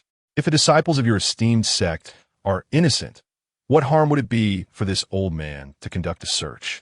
Do you, Xianqing Dao sect, wish to monopolize the soul of Xuanwu? Preposterous. Such audacity is beyond comprehension. Su Tao maintained her cold gaze upon the seemingly transcendent elder of the sect, recognizing him as a petty individual who disregarded the well-being of his disciples for his own interests. Suppressing the wrath boiling within her, she found herself ironically amused by his ignorant disdain, responding icily, how ludicrous. Hua Yi, as the esteemed direct disciple of the revered one, is the senior brother of Xianqing Dao sect. How dare you presume to search at will? Furthermore, to speak so brazenly of probing into another's soul and invading their privacy. Has Yinshao Palace committed such despicable acts on numerous occasions? TSK, TSK. Such a base sect as yours is one I find utterly shameful to associate with. If you wish to search souls, let's first examine your own, shall we? The master of Yinshao Palace, taken aback by her sharp tongue and eloquence, found himself momentarily at a loss for words. The rumors outside claimed she was an icy and indifferent figure. How could she defend a disciple with such fervor? Fairy Qingrao's beautiful eyes lingered on her sect leader, appreciating her words. To her astonishment, this typically frigid individual could display such warmth. Her gaze then shifted to Hua Yi within the hall, who possessed a notably handsome visage. Fang Qingyan silently agreed with the words of his sect leader, but felt the need to articulate a few diplomatic phrases. Thus, he gently remarked, "Master of Jiushao, as my sect leader has stated, Hua Yi is the senior brother of Xianqing Dao sect. The use of such soul-searching techniques by your sect is indeed an affront. Xianqing Dao sect has stood proudly on Tianyuan continent for a millennium, and if Yunshao Palace continues such behavior, we shall not shy away from conflict." Standing aside, Hua Ye's long eyelashes concealed his inscrutable emotions. According to the exceedingly hypocritical cultivators, shouldn't he simply offer himself for the elder's scrutiny? Yet something felt amiss. Ultimately, his captivating peach blossom eyes fixated on the white-clad woman standing above. Jiu Shao, visibly agitated, darkened his expression and asked in a deep voice, "Does the esteemed Qing Yin intend for us to sever all ties with Yunshao Palace henceforth?" "Not at all, Master Jiu Shao. Your words seem rather exaggerated. Qing Yin merely speaks a truth. Hua Yi and his companions are but at the golden core level. How could they possibly steal the soul of Xuanwu under the protection of the golden Daihorn beast? It is likely that the soul of Xuanwu remains within the Xuanwu array. Perhaps Master of Jiu Shao should revive Qianghua and then request him to open the imperial secret realm." Fairy Qingrao covered her lips and chuckled softly. Recognizing her brother's undeniable prowess in diplomacy, his words were enough to infuriate anyone. In the hall of Su Taoguan, the expressions of the gathered individuals ultimately settled upon Hua Yi, who stood quietly in a corner, evoking a desire to gently ruffle his hair. How could one discern a hint of grievance within him? Excellent. Truly, the Xianqing Dao sect is comprised of individuals of high moral standing. Yet it is this disciple of yours who exudes eccentricity at every turn. Having sheltered him to such an extent today, one can only fear that in the future, he may lead to misfortune. Thus, I have little more to say. Pray that this young lad never steps beyond the confines of the sect. Zixiao, let us depart." With that, he stormed out of the hall, preparing to summon his spiritual companion. Fairy Qingrao elegantly raised her hand and remarked with a smile, "Master Jiuxiao, one cannot ride demonic beasts above the Xianqing Dao sect." Jiuxiao scoffed, instructing the true monarch Zixiao to retrieve the flying vessel before sweeping away in a huff. The various peak masters of the Xianqing Dao sect chose to remain silent, dispersing without further ado. Fang Qingyan informed Su Tao that in a few days, the Grand Assembly of Xianqing would convene, during which Hua Yi would be officially appointed as the elder brother of the Dao sect, a proclamation that would resonate throughout the entire Tianyuan continent's cultivation realm. Su Tao nodded in agreement and prepared to escort Hua Yi back to Tianji Peak. However, upon exiting the Taiwei Hall, she turned and gently instructed, "Hua Yi, I have matters to attend to. You may return to Tianji Peak and await my return." Disciple obeys. He replied, and Su Tao transformed into a streak of light, vanishing into the sky. Yet, Hua Yi did not return to Tianji Peak. Instead, he followed closely behind that fleeting light. Master of Jiuxiao and true monarch Zixiao were within the flying vessel, vehemently cursing the individuals of the Xianqing Dao sect, when suddenly, a thunderous sound erupted, followed by a torrent of overwhelming spiritual pressure. The two hastily turned their attention to the deck, only to behold a woman clad in black, her face obscured by a silver mask. The pressure she emanated was akin to crashing waves, formidable and overwhelming. The master of Jiuxiao and his companion dared not underestimate her, hastily preparing to summon their own spiritual companions, while inquiring, "Might we ask who you are and the purpose of your unexpected arrival?" The woman smiled alluringly, her voice both sweet and beguiling, as she conjured a black, supple whip from thin air. Despite her cheerful demeanor, an unsettling chill crept upon them. "Who am I? I am the sovereign of the demon realm. I have long heard of the old fogey from Yunshao Palace." "Oh, you are called Jiuxiao, are you not?" Those little brats from the demon realm have spoken highly of your abilities, and I have come today to experience them firsthand. The sovereign of the demon realm? You are the demon sovereign? The presence of a demon sovereign had never before graced the cultivation realm, and no one had witnessed the true extent of their power, only knowing that in legends, they could contend with divine beings. Jiu Xiao lamented his misfortune in attracting the ire of these unreasonable demon cultivators. Fully aware of his inferior strength and their reckless disregard for life and battle, he spoke softly, since the demon sovereign has no connection with me. Perhaps we could sit down and discuss this matter? Before Jiu Xiao could finish his sentence, a whip infused with potent spiritual energy lashed toward him. His eyes widened in alarm, and his features contorted with rage at the unreasonable actions of the demon cultivators. He hastily formed seals to summon his spiritual companion, yet the assault was too sudden, leaving him utterly unprepared. By the time he called forth his companion, he had already endured 2 lashes as the black-clad woman pressed her relentless advance. Her movements swift as a fleeting shadow. In a state of agitation, Jiu Xiao cried out, "Zi Xiao, come quickly to aid me." Zi Xiao, taken aback by the sudden ferocity of the enigmatic woman in black, had never witnessed such a fierce battle before. With a stern expression, he swiftly summoned his spirit beasts. With thunderous roars, 2 colossal creatures materialized before them. One, towering at 7 jambs, bore the form of a lion and sported majestic wings. It was Jiu Zhao's innate spirit beast, known as the double-winged glazed lion. The other, crackling with incessant lightning, shimmered with a dark hue tinged with purple. This was Zi Zhao's spirit beast, the celestial dark thunder leopard. As the 2 titans roared, their claws tore into the ground, sending shock waves rippling outward. The winds whipped around Su Tao, who furrowed her brow. With a flick of her whip, each strike left deep gashes on the beasts. This enchantress was formidable beyond measure. Zi Xiao, quickly activate the defensive formation, or we may very well suffer grievous injuries today. Upon hearing this, Zi Xiao disregarded the plight of his spirit beasts, which are now cowering in fear, barely clinging to life. He hastily bit his fingertip, allowing blood to flow. With urgency, he retrieved the pre-prepared formation from his storage ring, placing it before him and letting his blood drip into the array, which immediately erupted in golden radiance. As Zi Xiao turned to pull Jiu Xiao into the formation, the woman in black seemed to sense their intentions and plunged toward them, her presence radiating an immense and overwhelming force.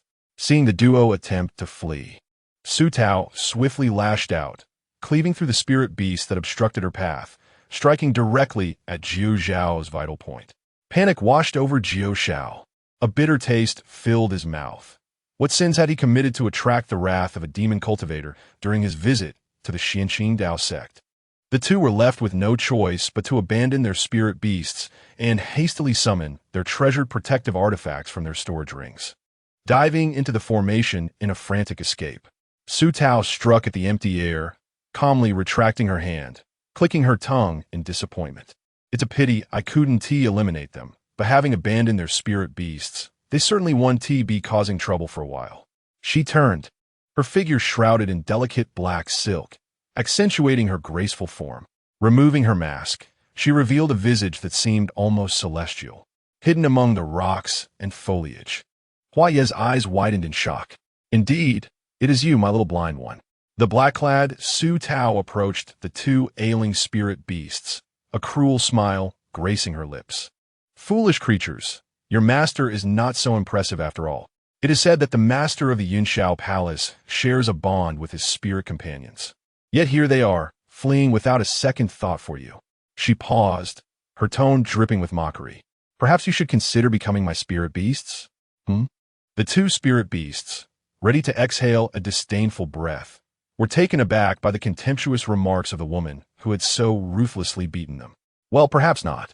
You are far too ugly, lacking even half the charm of my little flower." The 2 proud 7th-tier beast kings were utterly infuriated by her disdain.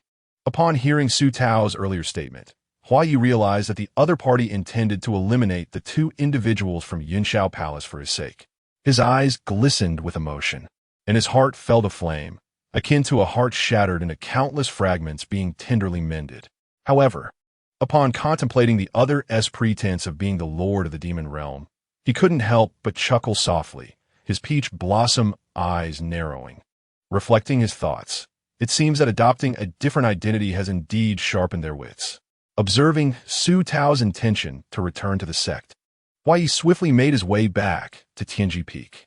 His initial aim had been to create some discomfort for the two, yet he had not anticipated that the little blind one would seize the opportunity first. Meanwhile, Su Tao rested her chin on her right hand, pointing at the two fierce beasts, asking, "Do you wish to preserve your lives?" As seventh-tier spirit beasts, they had long attained a semblance of intelligence and were acutely aware of their former master's cruel abandonment. The two beasts exchanged glances, and after a moment's pause, they nodded, indicating their desire for survival. The path to survival was straightforward.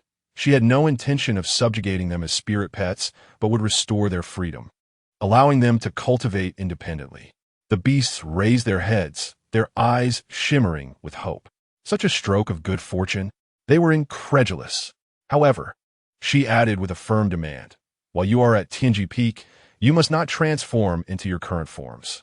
With a disdainful sweep of her gaze over their imposing figures, she insisted, "You must shrink in size." How imposing I could be like this, they thought. This woman truly lacks vision. Yet, despite their thoughts, they obediently diminished in size.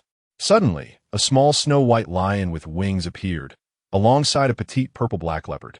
Su Tao possessed a peculiar fondness for fluffy little creatures. Her eyes curved with delight as she tucked the two spirit beasts into her sleeves, gleefully soaring back to Tianji Peak. Within her sleeves lay a world of wonders.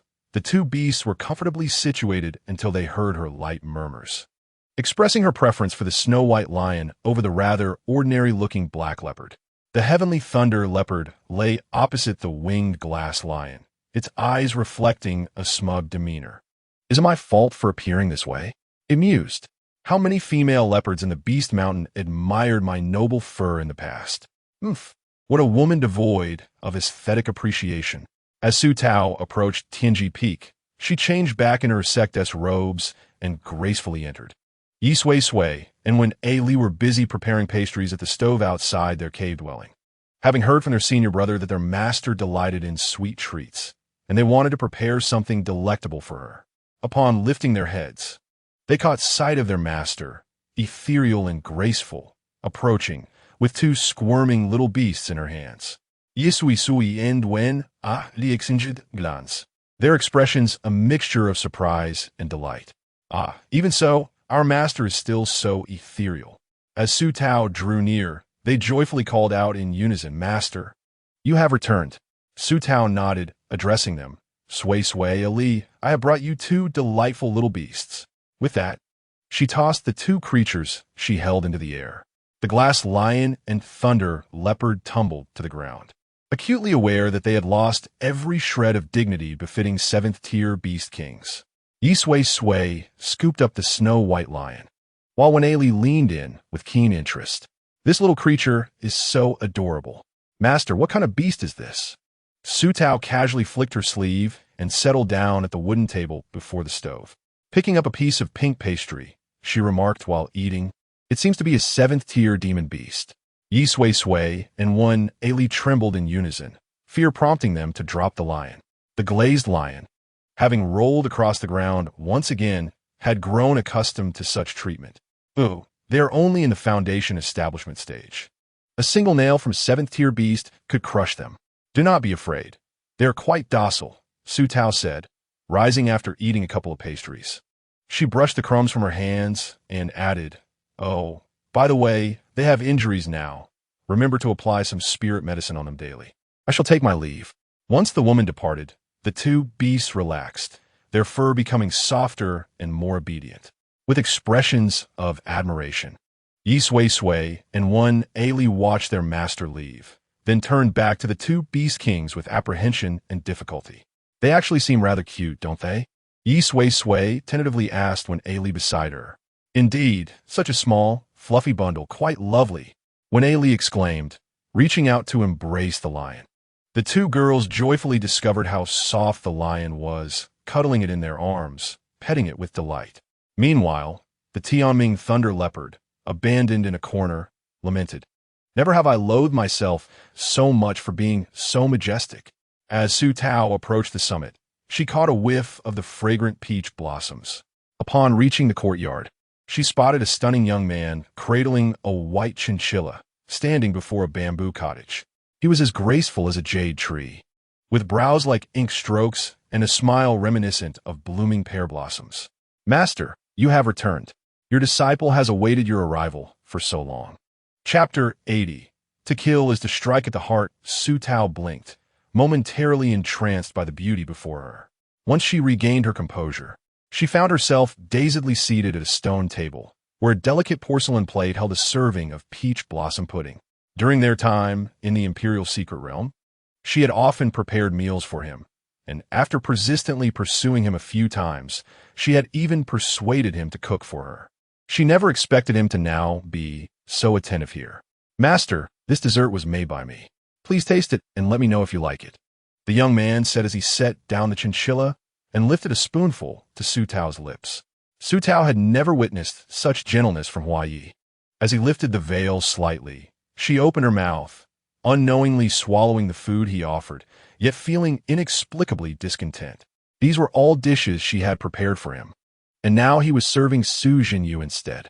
Although Su Zhenyu was indeed her now, he did not recognize her true self. Su Tao shook her head, feeling dizzy from the convolutions of her thoughts, pondering the essence of identity. At this moment, Su Zhenyu was indeed Su Tao. Hua Yi observed the woman across from him, her clear eyes squinting at times and staring vacantly elsewhere, and he knew that she was lost in her own thoughts again. He withdrew his hand, took another spoonful, and offered it again, asking, "Master, in a few days during the Suqing Grand Assembly, what preparation should I make?" Su Tao glanced at the spoon approaching her lips and instinctively opened her mouth to take another bite. Even she was unaware of how natural these actions had become. "There is no need for any preparations, is there? Oh, by the way," as the white veil descended, Hua Yi's dark, obsidian eyes deepened, obscuring her rosy lips. Opposite her sat a woman who delicately retrieved 2 jade boxes from her storage ring. Within one lay the exclusive sect robe of Master Xianxing, while the other contained a hairpin crown, which her master would personally adorn her with during the grand event. Upon hearing this, Hua Yi's eyes sparkled momentarily as she licked her lips. After a brief pause, Su Tao added, "Junior brother Qingyan also instructed that you must bathe in the Qingling pool a day before the event." "Oh, the Qingling pool?" Hua Yi inquired. "Indeed, the pool is rich in spiritual energy. You may soak for a while, as it aids in cultivation." Little Hua Hua, with her plump rear, nestled into Su Tao's embrace, who absent-mindedly caressed her head. Hua Yi's eyes narrowed dangerously as she cast a sidelong glance at little Hua Hua. The latter shivered, sensing a chilling presence upon her backside. With a gentle tap of her jade fan, Hua Yi feigned innocence. "Alas, the Qingling pool? Such a prestigious place. I have never heard of it nor visited. Might master take me there?" Su Tao contemplated briefly, realizing that Hua Yi had not received much attention at the Xianxing Dao sect, making her unfamiliarity with the Qingling pool understandable. Noticing Hua Yi's pitiful demeanor, she readily agreed. "Very well. The event is 3 days hence. I shall take you there beforehand." With that, she returned to playfully teasing little Hua Hua. Hua Yi, seated opposite, wore a gentle smile, gazing affectionately at Su Tao. "The Qingling pool?" The youth inwardly scoffed. Such a trivial matter, he could hardly be bothered. In his youth, having cultivated both celestial and demonic arts, he had vanquished that old fool Yuqing and seized his artifacts, subsequently infiltrating the Qingling pool numerous times. His cultivation had surged remarkably. If he did not suppress his power now, he might surpass even his master. Regardless of appearances, she was still merely a naive little rabbit, easily deceived. Unbeknownst to Su Tao, she was under the sway of his possessive gaze. "Master, please rest. I shall step out for a moment." Su Tao looked up and waved her hand. "Yes, go ahead. I wish to have some plum blossom cakes from Zhang's at the foot of the mountain. Bring some back for me." Hua Yi raised an eyebrow and smiled. "As you command." It seemed she had begun to assert herself. truly living up to the saying about pushing boundaries. Yet, recalling her willingness to disguise herself as the demon lord to eliminate those two old fools from Yunxiao Palace for her sake, Huaye's spirits lifted. Being ordered about wasn't so bad after all. It added a touch of amusement. He strolled leisurely toward the mountainside, where he spotted Yi Sui and Wen Ali playing with the two small beasts Su Tao had brought back. Approaching with a smile, he asked, "Junior sisters, may I borrow these two little beasts for a moment?" Yi Sui and Wen Ali looked up, the gentle breeze caressing their faces, and were greeted by the stunning visage of their elder brother. Their faces flushed crimson as they stammered, "Why, yes, take them. If you like them, you may have them all." The glazed lion and the thunder leopard. They are merely playthings for women, easily given away or discarded at will. Huayi, with a dismissive glance, accepted the two demonic beasts, finding them utterly unappealing. Displeased, she noted that since arriving at the Xianqing Dao sect, the once mighty Beast King had lost all dignity. "Very well. I shall return them to my junior sister later." A gentle voice echoed as Yi Sui and Wen Ali gazed at their beautiful senior brother with admiration as he walked away. With a thud, the glazed lion and thunder leopard were unceremoniously tossed into the thicket, rolling several times before coming to a stop. They glared up at Hua Yi in discontent, chattering in their beastly tongue. Hua Yi let out a cold laugh, a flicker of flame shooting from her fingertips directly towards the tails of the glazed lion and thunder leopard. "Speak human language," she commanded. In a flurry, the two beasts scrambled to extinguish the flames on their tails, casting mournful glances at the fearsome figure before them. "What do you want us to say?" The glazed lion grumbled, its voice as rough as a blacksmith's. If Yi Sui and the others were to learn that the adorable little creature they petted was, in fact, a rugged lion, they might hesitate to touch it again. Huayi pondered for a moment, then bent down with a smile, leaning towards the two beasts. "Let's discuss your former master, as well as some matters concerning the Yunxiao Palace." The glazed lion sighed in relief, cradling its singed tail with a pitiful expression. "What do you wish to know? Where should I begin? Perhaps you could start with the shameless deeds of that old dog from Jiuxiao, and then recount the despicable actions of the Yunxiao Palace?" Realizing that this smiling young man was not to be trifled with, the glazed lion contemplated for a while. Once it began to speak, it continued for half an hour. Huayi listened intently, occasionally expressing his astonishment and approval. Indeed, that old dog was utterly shameless. The tales of forcibly taking female cultivators as furnace cauldrons and wantonly slaughtering demonic beasts, even engaging with the partners of his own disciples, were egregious. It's no wonder the Yunxiao Palace was in decline. The rot began at the top. As the saying goes, to kill is to strike at the heart. Without targeting the heart, what is the purpose? Since the opponent values his reputation above all, it would be fitting to cast that face to the ground, allowing multitudes to trample upon it. Now, that would be truly satisfying. Chapter 81. Master, I've caught you. I am quite pleased with what you just shared. The glazed lion said, feeling a weight lift off its shoulders. The thunder leopard trembled behind its lion brother, too fearful to speak. But what's the matter? The glazed lion's fur bristled, its eyes flashing with caution. The woman in black and the man before it were clearly not benevolent. What is with that look? A gentle voice emerged from the man, who fanned himself with a folding fan, smiling radiantly. An inexplicable chill crept up the glazed lion's spine. The man continued, "I am indeed a good person, a truly good person. How gullible do you think I am?" The glazed lion retorted, "Enough of the chatter. My master awaits my return with provisions, and your contract seal has yet to be lifted. I can assist you in that regard." The Lioli lion's eyes sparkled with delight, as this was indeed a fortuitous occurrence. Had the 9 heavens and the purple sky, true monarch, regained their composure and forcibly summoned them, they would have had no choice but to return. Subsequently, a radiant black-golden light emanated from the thicket, followed by the roars of 2 fierce beasts. After a short span of time, the roars transformed into whimpers, accompanied by a waft of charred aroma from the underbrush. The Lioli lion and the thunder leopard were left barely alive. They believed they had stumbled upon a stroke of luck, yet in truth, the man had merely lifted their curse, only to impose upon them a far more dreadful one. After all, you are still 7th-tier beast kings, without employing certain measures. I cannot rest easy. Should you pose a threat to her in the future, I fear it would be too late for regret.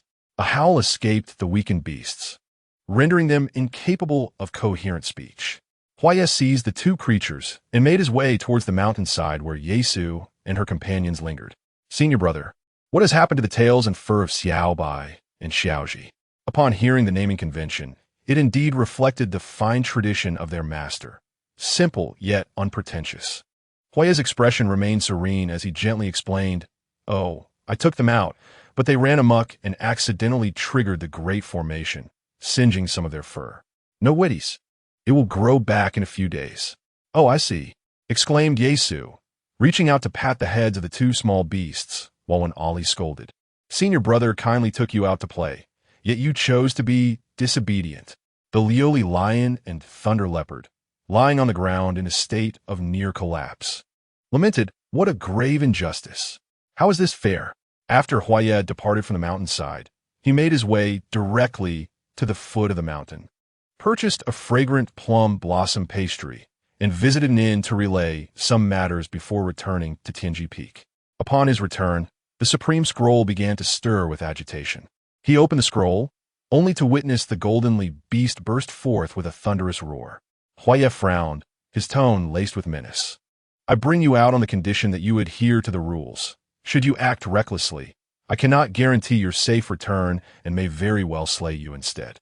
The goldenly beast, enveloped in flames, whimpered in protest. "I have lingered in that secret realm for countless years, steeped in solitude. Now that I am out, I merely wish to gaze upon the world beyond. That is unacceptable." Without further ado, he wielded the ink jade fan and forcefully ushered the beast back into the scroll. Enraged, the goldenly beast retorted, "Heartless." Upon returning to the bamboo cottage at the peak, Huaya discovered his master reclining in a rocking chair, basking in sheer contentment. Her delicate hand lazily stifling a yawn. A gentle breeze stirred her garments, rendering her reminiscent of a celestial being from a painting. "Disciple, you have returned." Upon hearing the commotion at the door, Su Tao immediately sat up, her autumn-like eyes curving into a smile, evidently delighted. Huaya's voice softened unconsciously as he placed the food he had brought for her upon the stone table, responding with a gentle hum. Opening the food box, he slowly stated, "Disciple has gone to the inn at the foot of the mountain and brought some delicacies for master. Please have a look and see if it pleases your palate." Su Tao gasped in delight, recalling her current status as the revered Jiyuxian, and cleared her throat lightly, feigning formality as she approached the peach tree. The stone table was adorned with exquisite dishes, totaling 8 varieties of culinary delights. Though Su Tao longed to indulge, the white veil she wore rendered it somewhat inconvenient. Lifting her eyelids, Su Tao glanced at the figure of Hua Yi standing opposite her. What should she do if he discovered her true identity? Sensing her hesitation, Hua Yi smiled and said, "Master, please eat first. I shall return to my cultivation." "Very well." Su Tao nodded fervently. Just then, a small beast leaped out from his scroll, entirely crimson, with a single horn atop its head, its fur exceptionally soft. Su Tao's eyes instantly sparkled with delight as she exclaimed, "How beautiful! Disciple, is this your little beast? It looks so familiar." Huai cast a cool glance at the goldenly beast and replied, "Indeed, this is the little beast I have tamed." The goldenly beast seemed to understand that the only one who could save it was the stunning woman before it, and it began to whimper and plead, its intentions unmistakable. It was as if it were about to bow in supplication.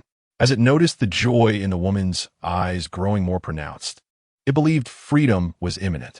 However, she shook her head, "Too noisy. Disciple, please take it away." The goldenly beast was taken aback, wondering, am I unworthy?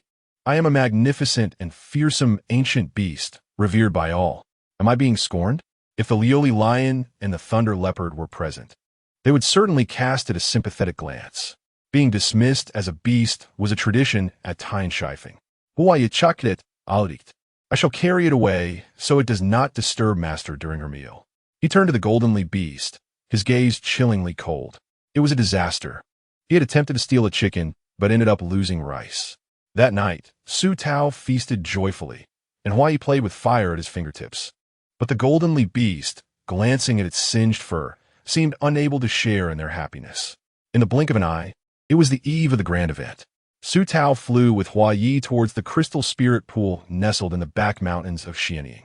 The crystal spirit pool was a natural celestial pool, shrouded in mist and ethereal vapor, surrounded by picturesque mountains and clear waters, a true paradise. It was said that a soak in this spirit pool could heal even the gravest of wounds at a visibly rapid pace. Access to this sacred pool was restricted. Not just anyone could enter, only the top 10 of the sex competition held once every 5 years could. As Hua Yi was soon to become the master brother of the Tao sect, he naturally had permission to enter. Although Hua Yi had visited this place countless times, he feigned ignorance, occasionally asking Su Tao what something was. Su Tao patiently explained everything to him. Upon reaching the edge of the crystal spirit pool, Su Tao paused and gently advised, "Disciple, once you enter, circulate your inner energy and soak for no more than half a quarter of an hour. Staying too long could be detrimental to your health." Hua Yi furrowed his brow, appearing quite anxious. "Master, I have never been here before. Is the power of the spirit pool very intense? I'm somewhat fearful. What if I accidentally lose control and my inner energy goes berserk?" Su Tao pondered for a moment, considering that Hua Yi was not so weak after all. Yet, recalling that it was his first time in such a precious place, she comforted him. "You may enter. I shall wait behind that rock for you. Call for me if you need anything." In the quiet of the night, Hua Yi lowered his head, a glimmer of dark light flashing in his eyes, obediently uttering "all right." He watched as Su Tao slowly approached the boulder, her fingers leisurely loosening her garments. Once clad in only a thin white robe, she gracefully slipped into the spiritual pool.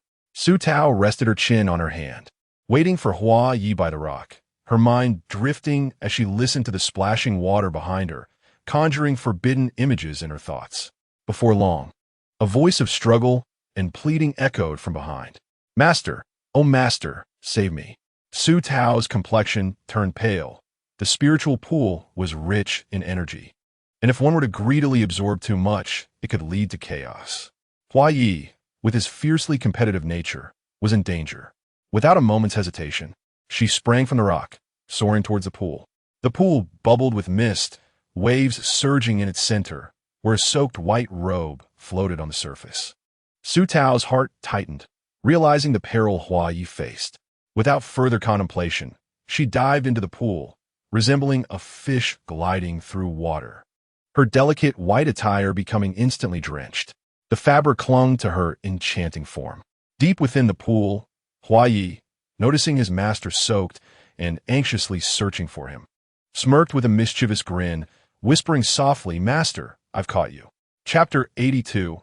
Master, the disciple lacks strength. The water shimmered, lapping gently at her front before receding. Hua Yi extended his hand, encountering the delicate softness of her fragrant foot. He lingered for a moment at her slender ankle, reluctant to part, but fearing discovery by his master, sighed and reluctantly withdrew his hand. Using the momentum, he swam upstream, embracing his ethereal master. Su Tao, still searching for Hua Yi below the water, suddenly felt a lean chest cover her from behind, someone holding her tightly. As she attempted to break free, the voice behind her was weak and pitiful. "Master, the disciple feels unwell." As she spoke, Su Tao sensed the scorching breath of Hua Yi against her neck, realizing that he was on the verge of a spiritual energy explosion. "No," Hua Yi murmured, "it's a different kind of explosion." The spiraling energy crisis was no trivial matter. Su Tao, filled with concern, said, "Disciple, we must return ashore. Let me assist you in regaining your composure." As she struggled to drag him to the bank, Hua Yi's hand brushed against her slender waist, sending his heartbeat racing and causing his breath to quicken. Her waist was like a delicate willow, fitting perfectly within his grasp. Hua Yi, captivated, caressed her waist a few times. Strangely, he found himself unable to pull her along. "Disciple, do you still have consciousness? Make an effort to kick your legs." Su Tao's face flushed crimson. She was already exerting herself to the fullest.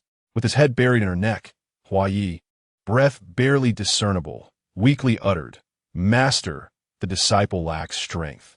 Upon hearing this, Su Tao resigned herself to drag him ashore, lamenting that her celestial power was inexplicably unresponsive at this moment. Frustrated, Hua discreetly explored her form, satisfied only after tasting his own crimson lips. Su Tao felt a tingling sensation on her skin, but dismissed it, attributing it to the mere contact of their bodies, allowing her thoughts to wander awry. As thoughts of guilt echoed in his mind, he could not help but reflect upon the absurdity of his desires, even in this moment of peril. Still captivated by the beauty of his disciple, just as Su Tao struggled valiantly to bring Hua Yi ashore, a gentle voice emerged from behind. "Master, I am ready," Su Tao remarked. "Why do I feel an urge to strike something?" Yet, concerned for the other, her irritation swiftly dissipated.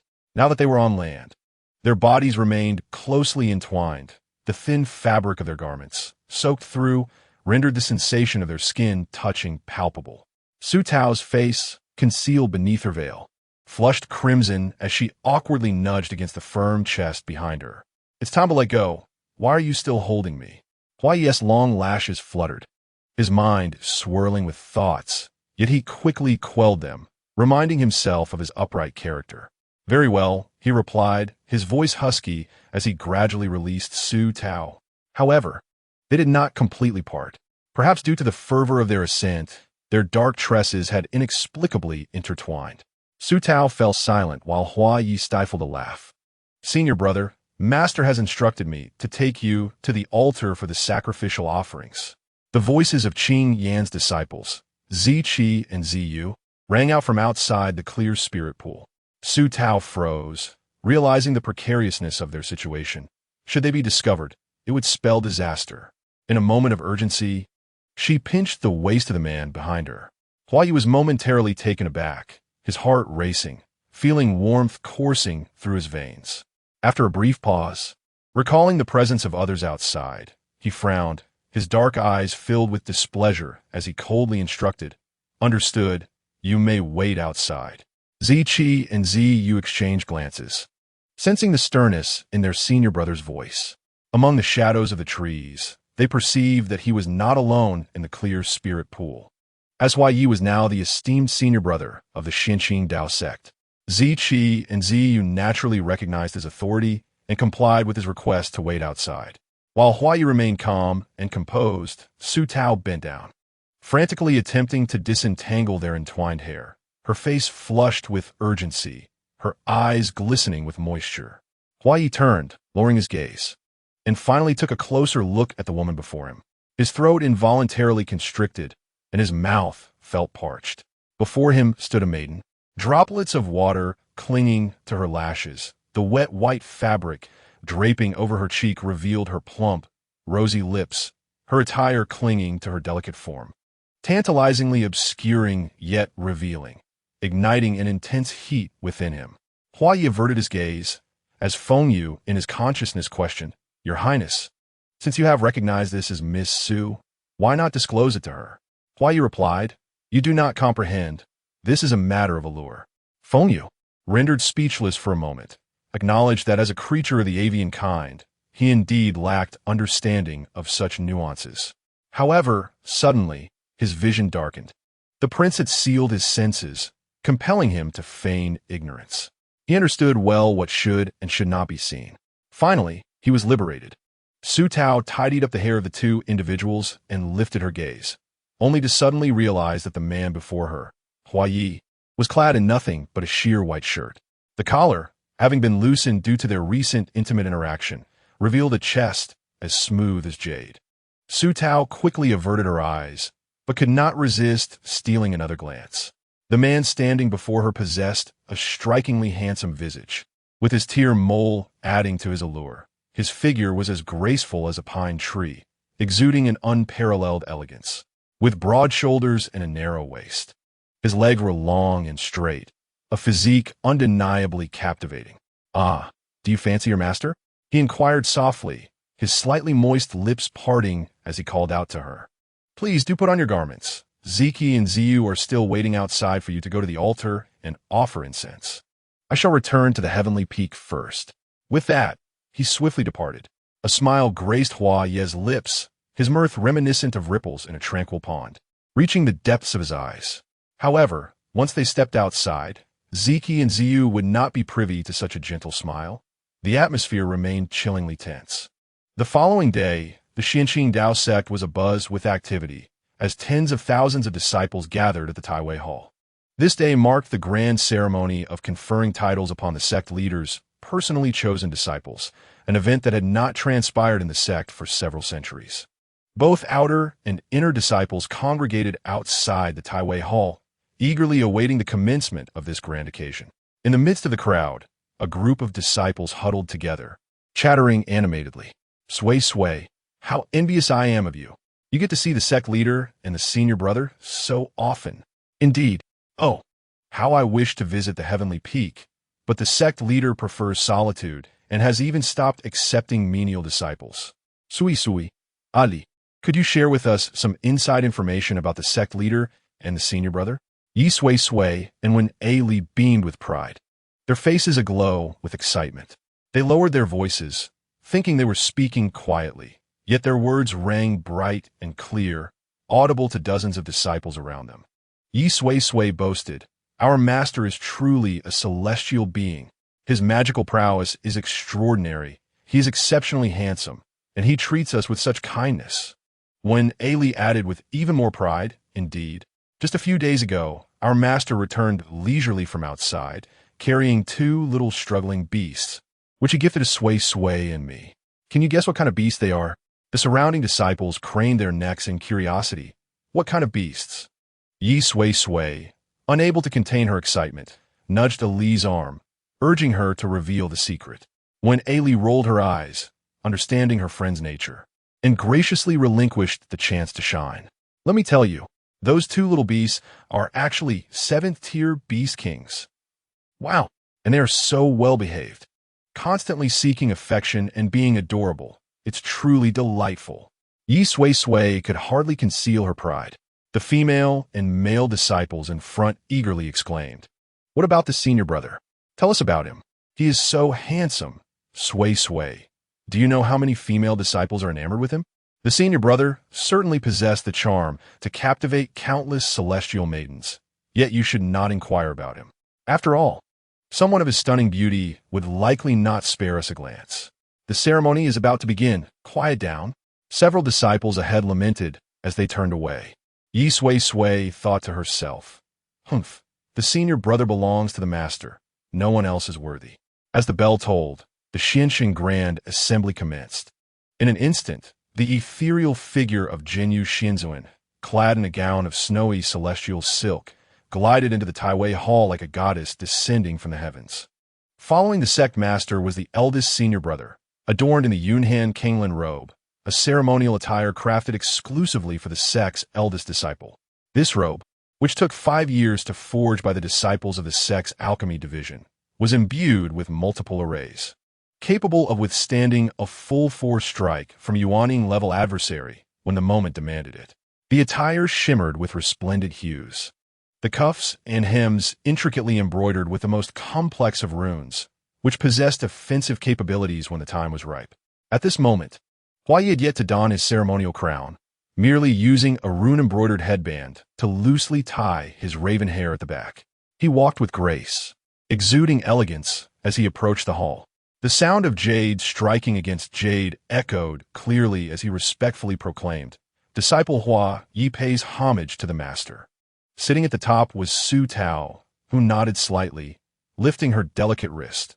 With this, Hua Yi straightened up, standing attentively within the hall. A voice, enhanced by Fong Qingyan's magical prowess, resonated. "The grand ceremony is officially underway." Inside and outside the hall, numerous disciples from various sects bowed in unison, their demeanor humble and respectful.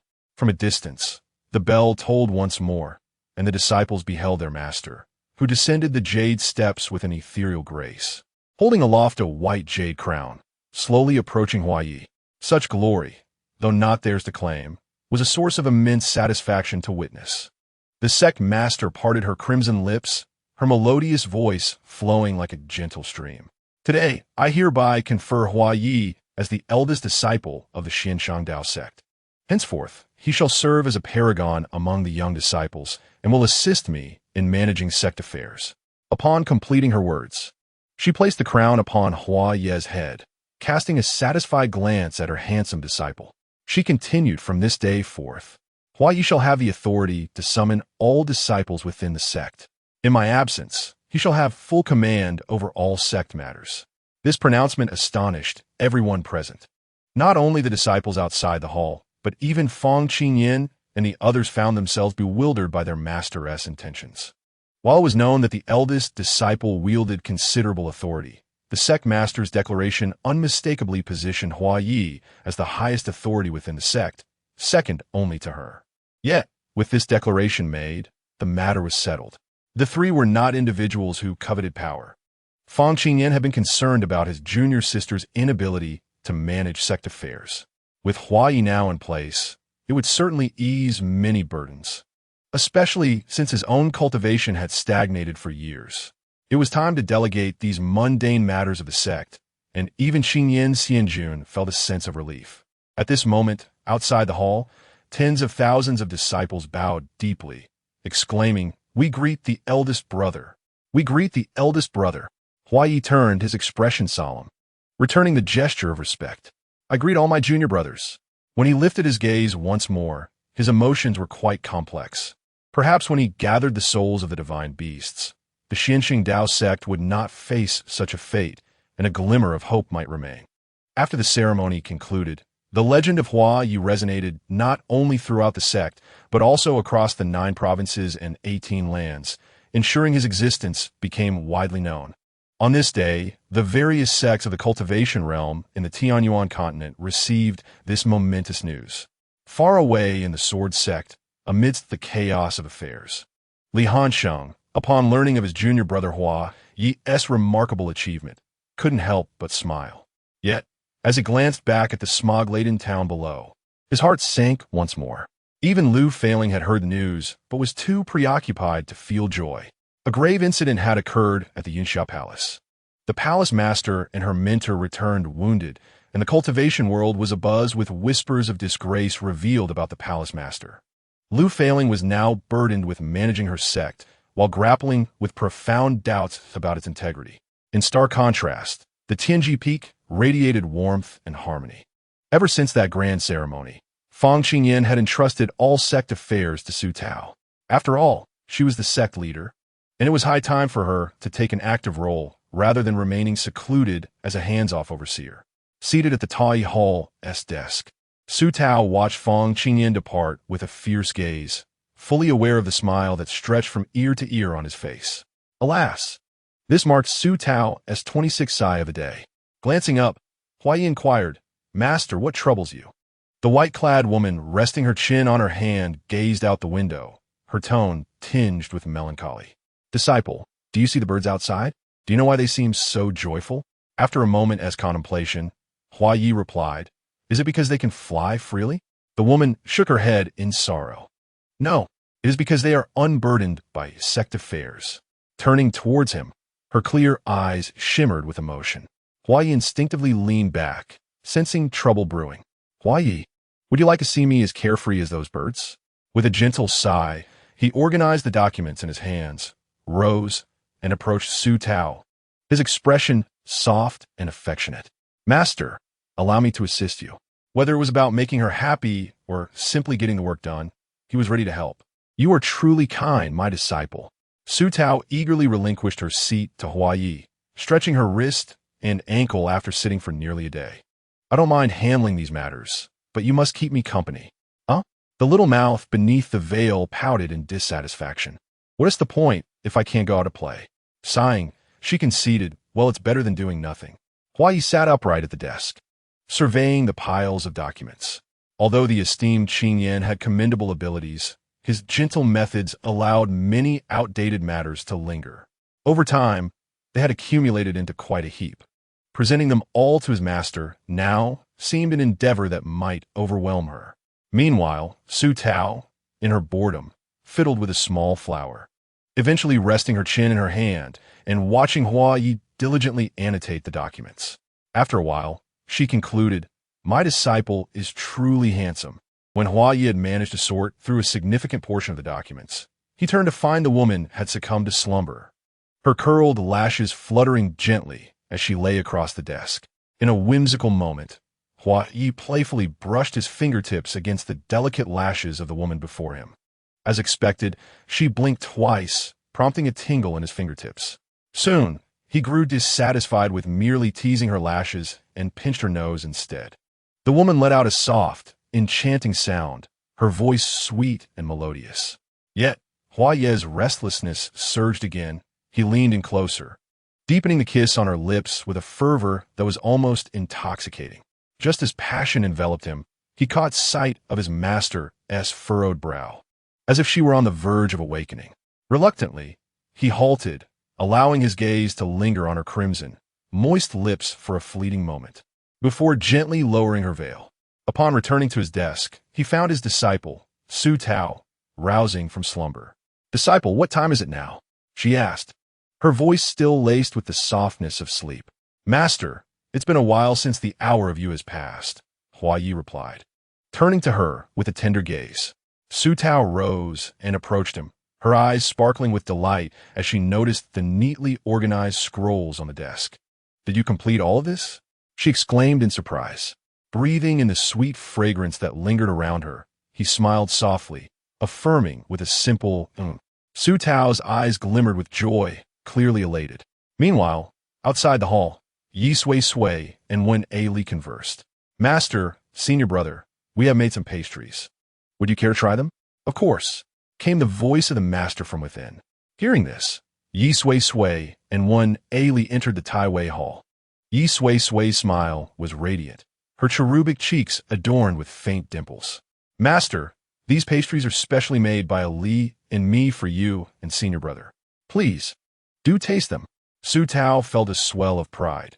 Her two female disciples were not only beautiful and talented, but also skilled in the culinary arts. The sight of her master savoring their creations filled them with joy. When Ali glanced at her master, and then stole a glance at senior brother, keenly noticing how red his lips appeared. "Then, master, enjoy. We shall return to our cultivation." Very well." Su Tao waved her hand, nibbling on the pastries while perusing the scrolls in her possession. Hua Yi had managed the sex affairs with remarkable efficiency. His annotations were concise yet profound, offering clarity and insight that would surely enable the disciples to implement them effectively. As Yi Sui and Wen Ali stepped out of the Tai Wei hall, Wen Ali pondered aloud, Sui, have you noticed how red senior brother's lips are today?" "I didn't pay attention. I was too mesmerized by Master's beauty," she replied with a playful grin. Wen Ali rolled her eyes at her friend, who, despite usually being oblivious to such matters, seemed surprisingly unaware in this instance. Since Hua Yi began assisting her with the sex affairs, Su Tao's life had become exceedingly pleasant.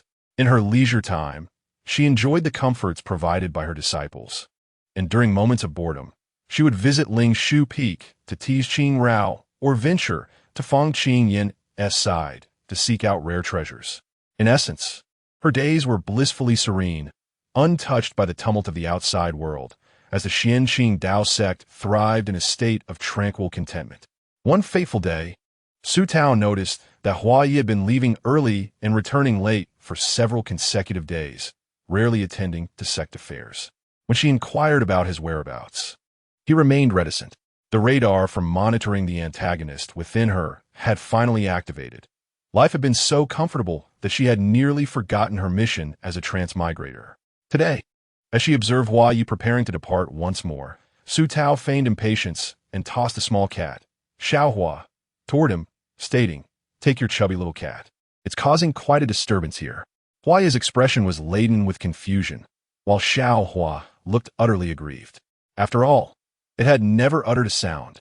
Nonetheless, Hua Yi obediently gathered Xiaohua in his arms and turned to leave. Su Tao couldn't help but smirk as she watched, stealing a fragment of her spirit to delve into Xiaohua's body. She was eager to uncover where Hua Yi had been and what secrets he was harboring. Xiaohua, aware that its previous master had invaded its body, felt no resistance.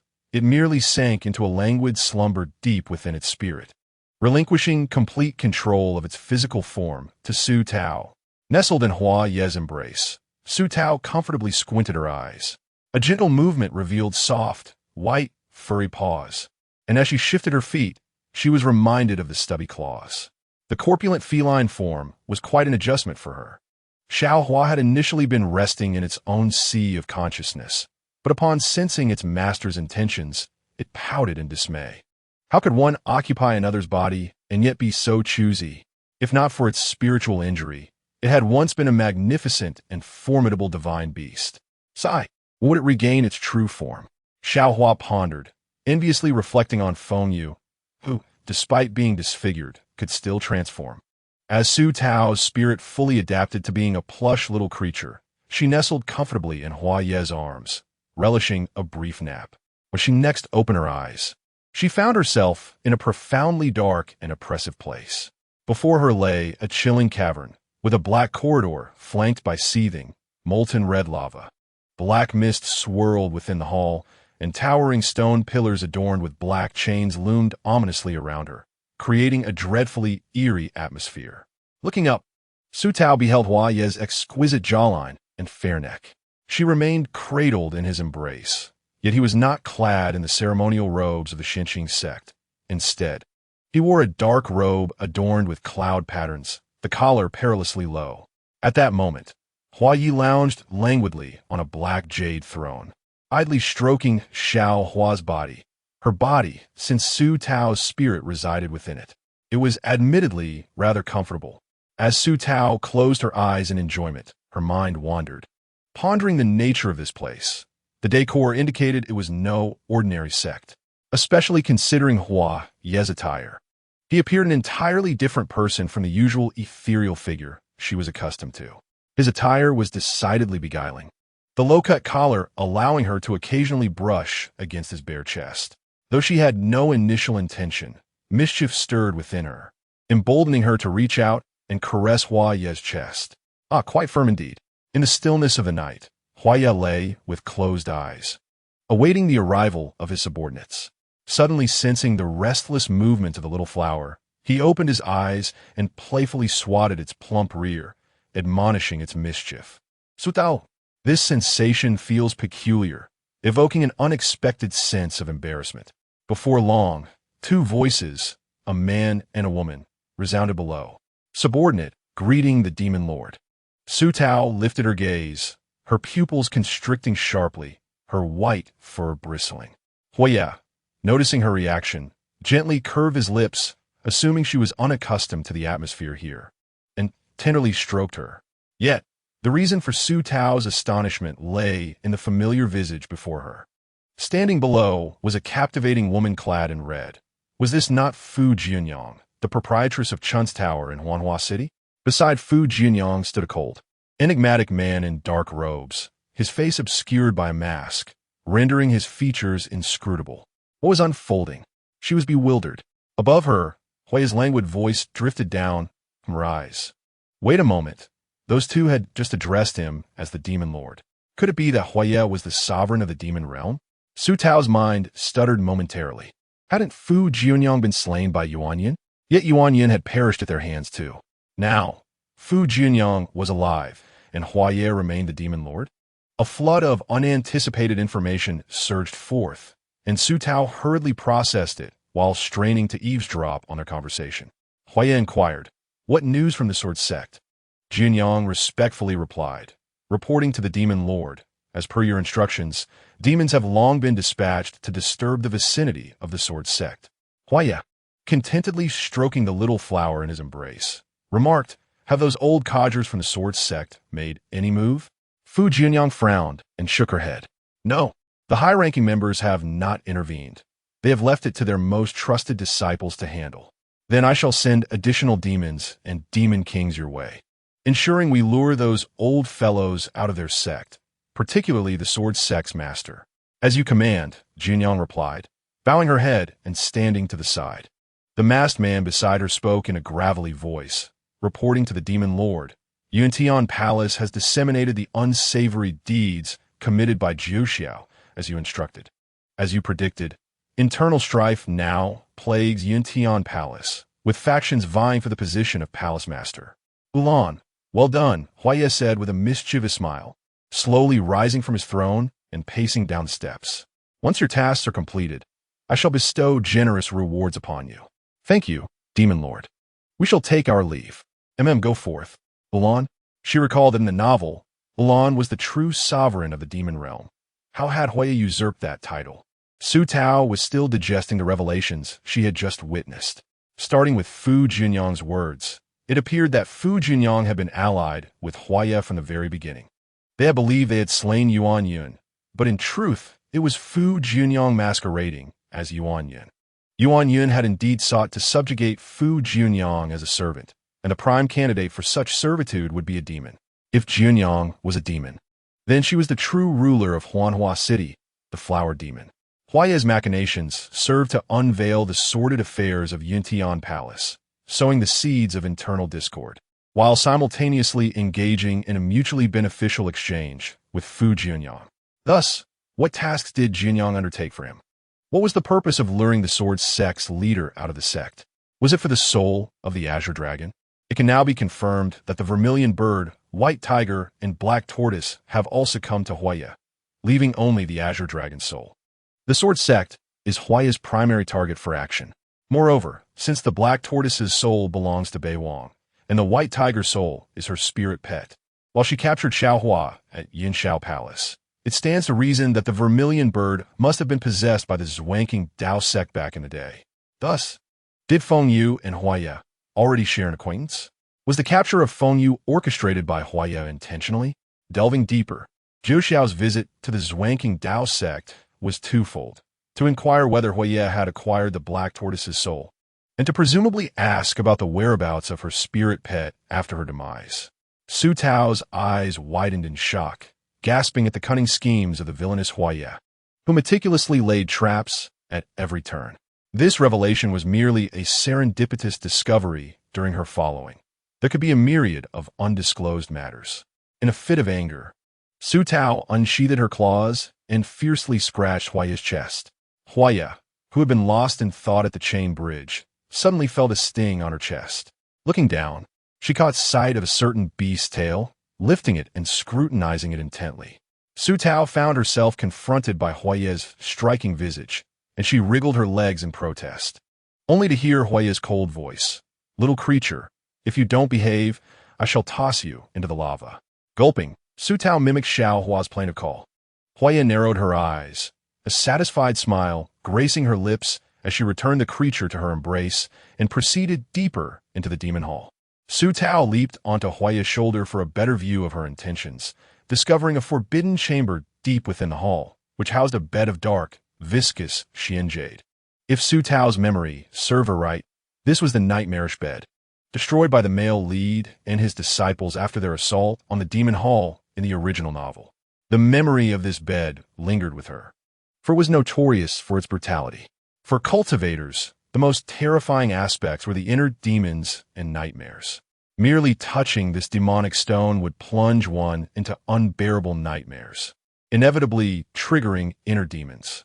Under the dual assault of nightmares and inner demons, few could survive the experience.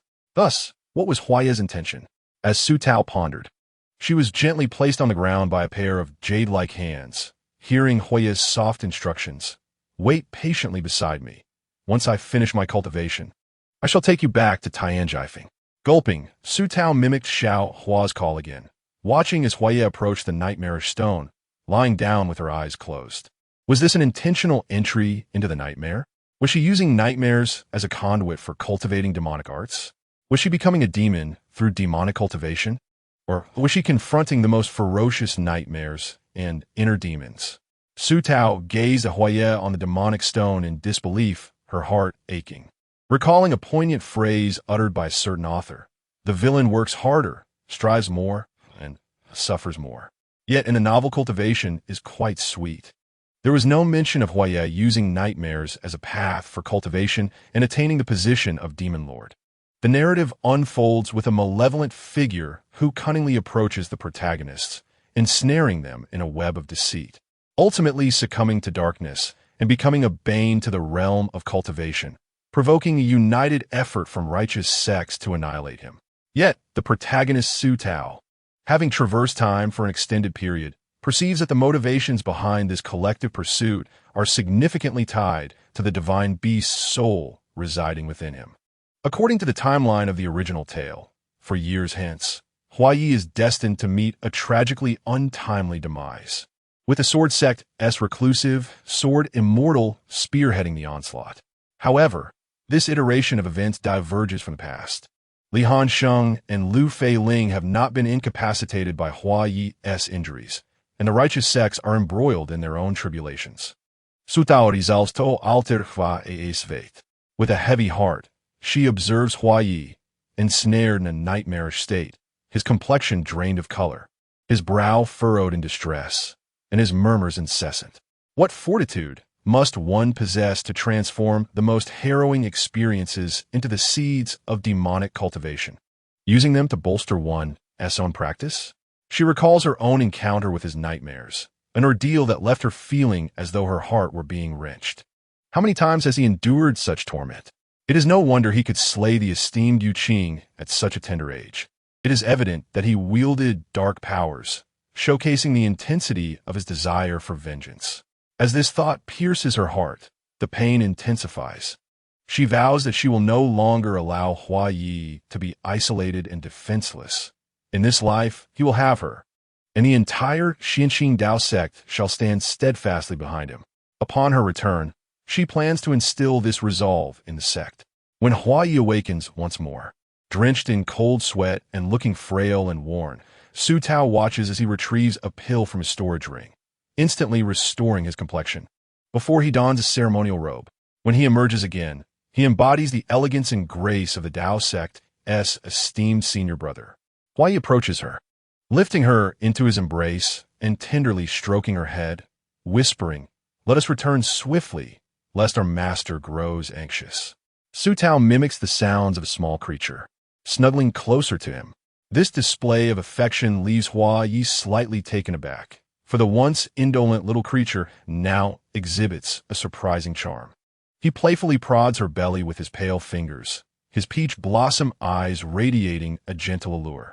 What has prompted this sudden display of affection? He queries. Su Tao quickly covers her belly, casting a reproachful glance at him, though she has transformed into a small beast. Propriety dictates that a gentleman should not poke at a lady's stomach. With a huff, she shifts to nestle deeper into Huayi's embrace. Huayi, unable to suppress his laughter, finds today's little creature to be remarkably peculiar. On the first day of her master's absence, Su Tao nestles near Huayi's heart, attempting to warm his spirit with her soft presence. As they soar back toward the Tianji Peak, she notices him pausing momentarily in the town at the foot of the mountain. Could it be that he is purchasing plum blossom pastries for her? A warmth envelopes her heart.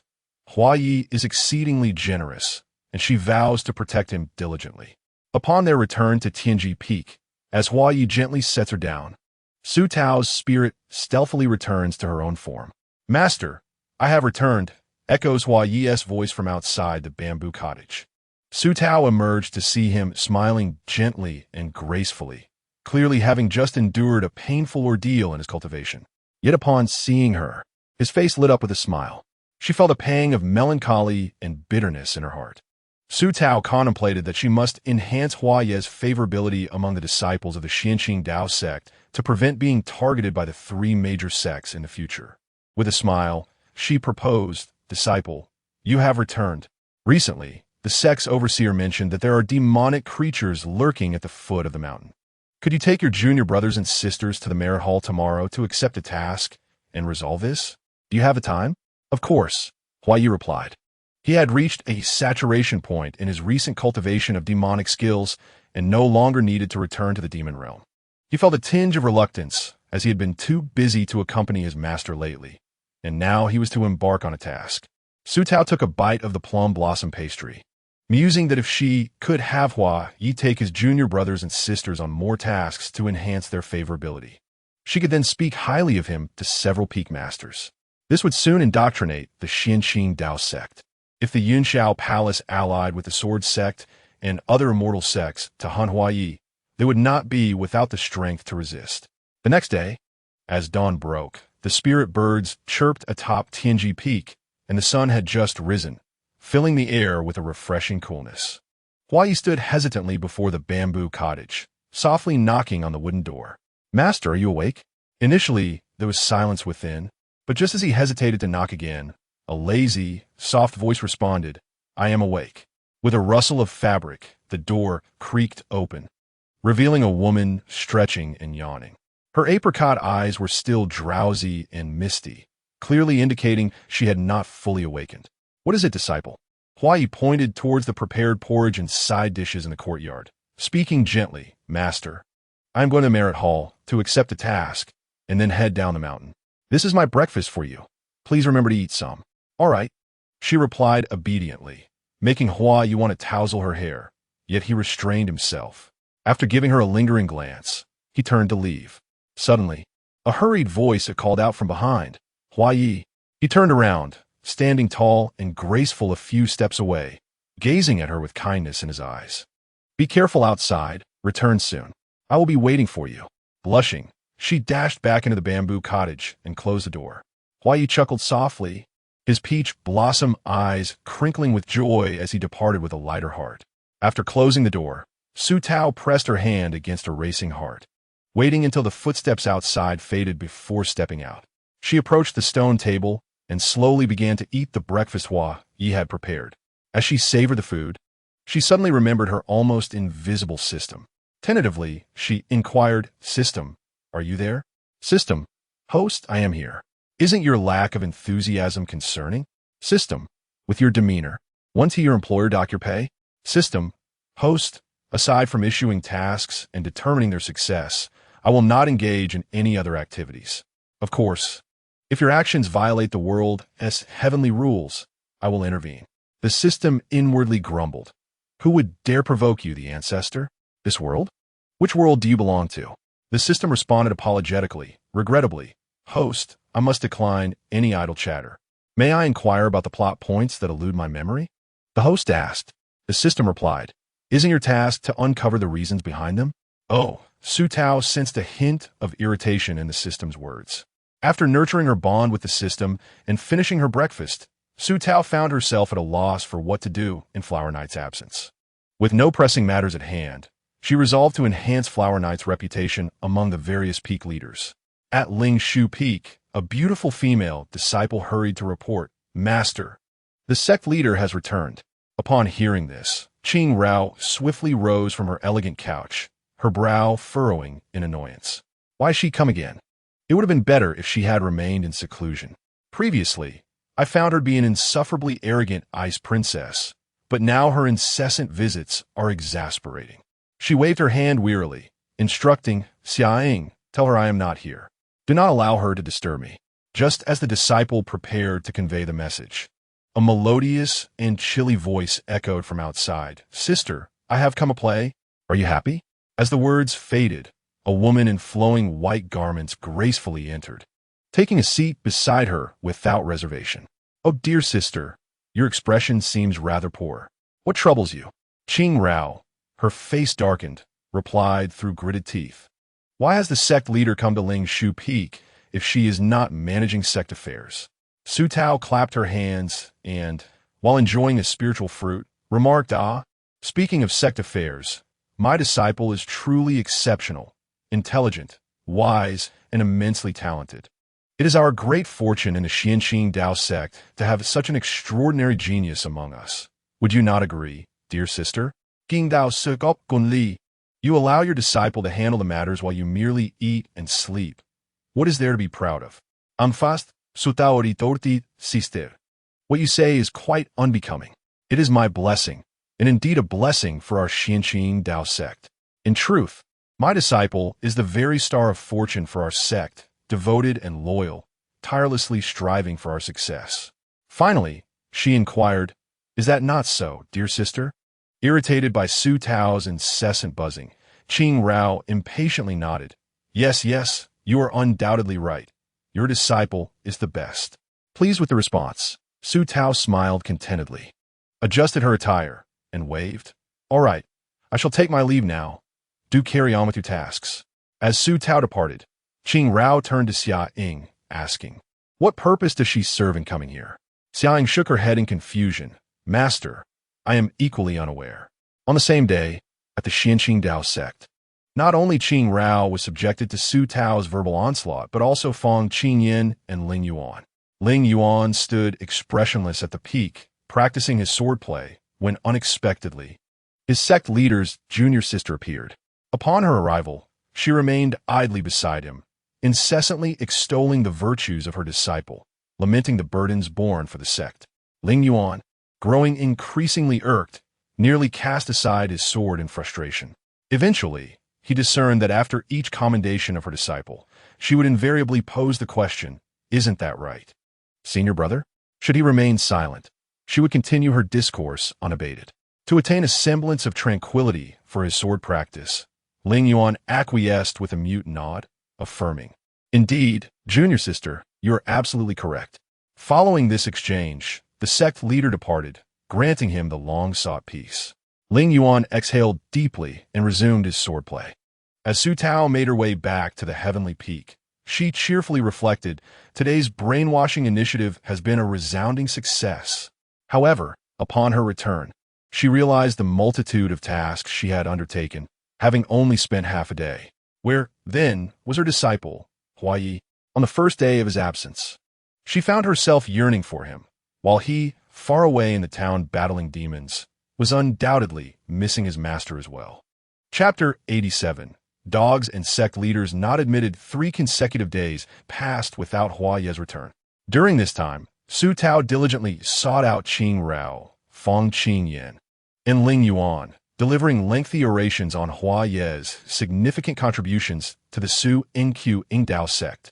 Sitting there, she would speak for an entire hour, and upon her return to the heavenly peak, she often felt parched and weary. Today, Su Tao rose early, savoring a bite of a spiritual fruit, pondering thoughtfully as she rested her chin upon her hand. It was time to embark once more to converse with the various peak leaders. With determination, she finished the last morsel of the fruit, executed a spell, and soared towards Ling Shu Peak. However, upon her arrival, she discovered that the entire mountain was enveloped in a vast golden barrier, with a spell inscribed in resplendent characters proclaiming, "Dogs and sect leaders not admitted." Su Tao, what does this mean? Why am I being compared to a dog? At Ling Shu Peak, within the palace, Xia Ying rushed in, flustered and anxious, exclaiming, "Master, something terrible has happened. The sect leader has returned." Upon hearing this, Qing Rao smirked, leisurely sipping her tea, casting a bemused glance at her apprentice. "What is there to fret about? Did I not establish the barrier? Besides, the inscription at the foot of the mountain is quite clear. No matter how thick-skinned she may be, she ought to feel a modicum of embarrassment in attempting to enter." Before she could finish her sentence, the door echoed with that infuriatingly familiar voice. "Senior sister, we are all family. It's merely a visit. Why establish a barrier? Really, it will require junior sister's effort to break through it." Qing Rao. How could I have forgotten her formidable strength? No sooner had she spoken than the enchanting woman had seated herself beside Qing Rao, smiling amiably. "Qing Rao, what should I do if I feel compelled to utter profanities?" Predictably, yet another hour-long monologue ensued. Only when this exuberant sect leader finally departed did Qing Rao feel her weary eyes begin to regain their focus. She languidly reclined, acutely aware that this could not continue. Simultaneously, on that very day, Su Tao ventured once more to Fang Qingyan's Yunwu Peak and Ling Yuan's Qingjian Peak. As anticipated, both mountains were fortified with barriers. At the foot of Yunwu Peak, it read, "This peak is closed. No visitors admitted." At Qingjian Peak, the inscription declared, "The peak master is solely devoted to sword practice. Please do not disturb." With a decisive motion, Su Tao briefed the restrictions and gracefully entered, completing her daily tasks as per usual before departing. The moment she vanished, the 3 peak masters convened in the Taiwei Hall. Fang Qingyan, seated at the head of the table, typically exuding a refined demeanor, now wore a furrowed brow that betrayed his evident anxiety. After a brief pause, he raised his gaze earnestly towards his fellow disciples, inquiring, "What do you think the sect leader truly means?" Qing Rao, visibly distressed, rubbed her forehead and replied, "Who knows? Brother, why not use a messaging talisman to summon your precious disciple back? My ears are suffering daily torment." If this continues, my Tao heart may falter. Ling Yuan, who had remained quietly contemplative, grew even colder at the mention of a faltering Tao heart, nodding in agreement.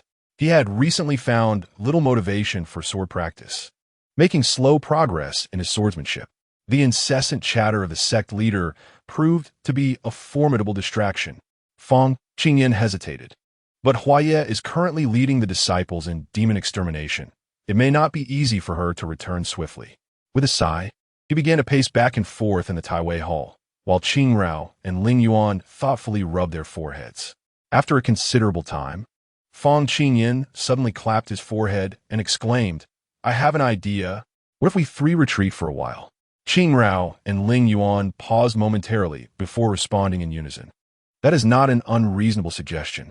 Let's depart quickly." Thus, the three peak masters gathered their belongings and retreated to a nearby mountain for seclusion. The following day, when Su Tao visited the various peaks, she was taken aback to find the places deserted. Feeling a sense of ennui, she returned to Tianji Peak and listlessly stared at the empty air before her, longing to find her disciples. However, as the sect leader, it would seem peculiar for her to search personally. Just then, the plump little flower appeared before her, clutching rare spiritual fruits gifted by the fairies of Lingshu Peak. It seemed the little flower was more favored than she was. As the creature delightedly munched away, an idea sparked in Su Tao's mind.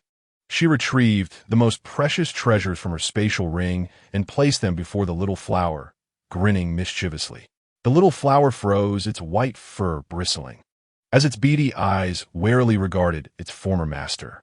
Su Tao pushed the pile of treasures forward, mischievously asking, "Little flower, would you like to eat these?"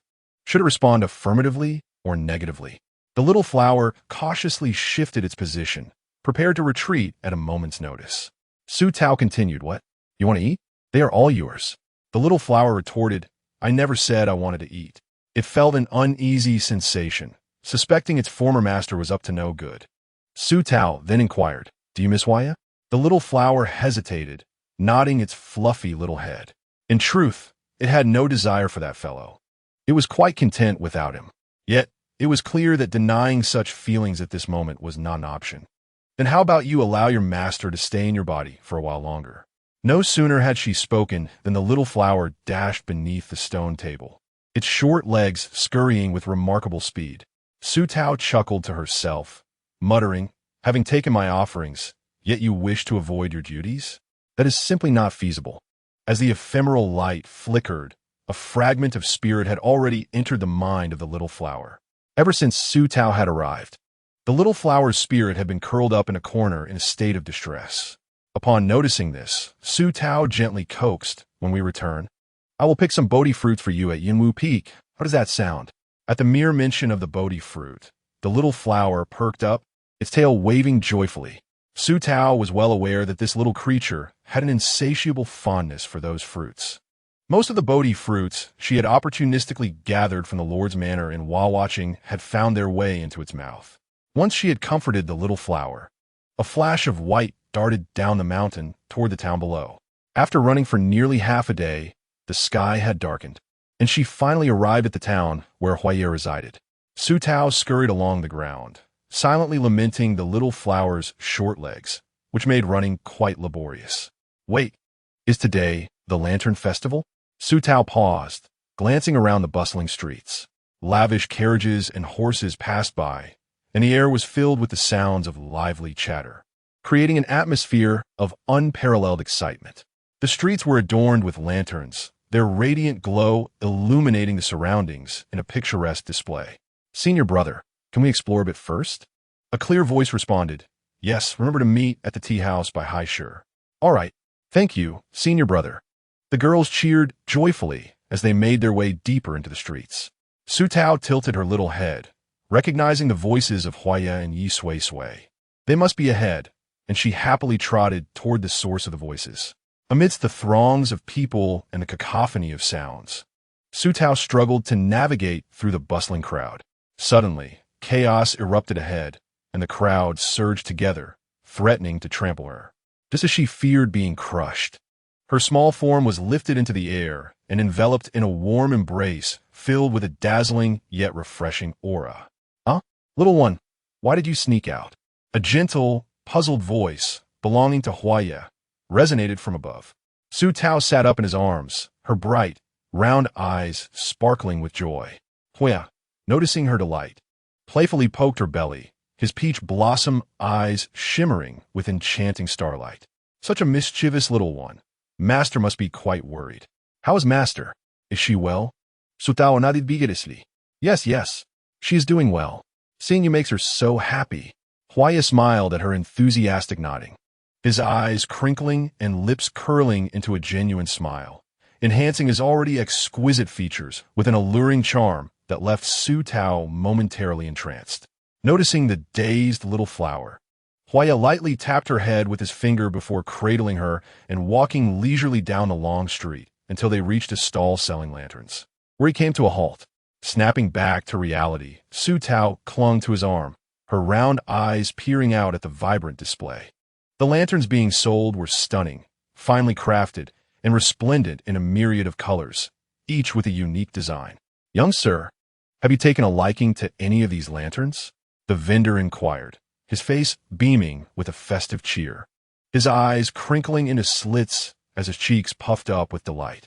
Huai pointed toward the flower lantern and gently said, I desire that lantern. May I trouble the shopkeeper to procure one for me? The proprietor, captivated by the extraordinary young gentleman before him, who was also so courteous, cheerfully retrieved the lantern that Hua Yi had indicated and presented it to him. Hua Yi offered the shopkeeper a silver ingot and turned to leave. The shopkeeper, in a flurry, called out, Young master, this lantern is far too extravagant for such a price. Hua Yi replied, It matters not.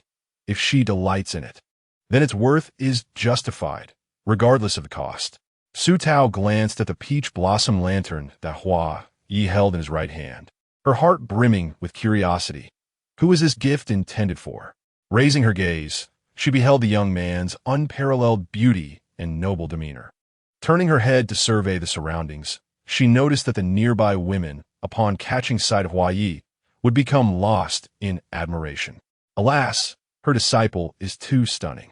Little flower, do you think the master will be pleased to see this lantern? Perhaps they had hastened their pace, for when Hua Yi posed this question, they had already ventured beyond the bustling throngs. Upon hearing his query, Su Tao's eyes sparkled, and she nodded fervently.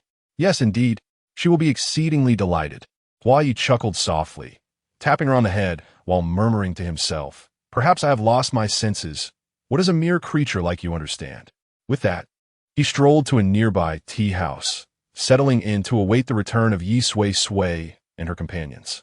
Su Tao scowled. Of course I understand. After all, the gift you bestow is meant for her. Even in a quiet street, the pair, one human and one beast, attracted their fair share of attention.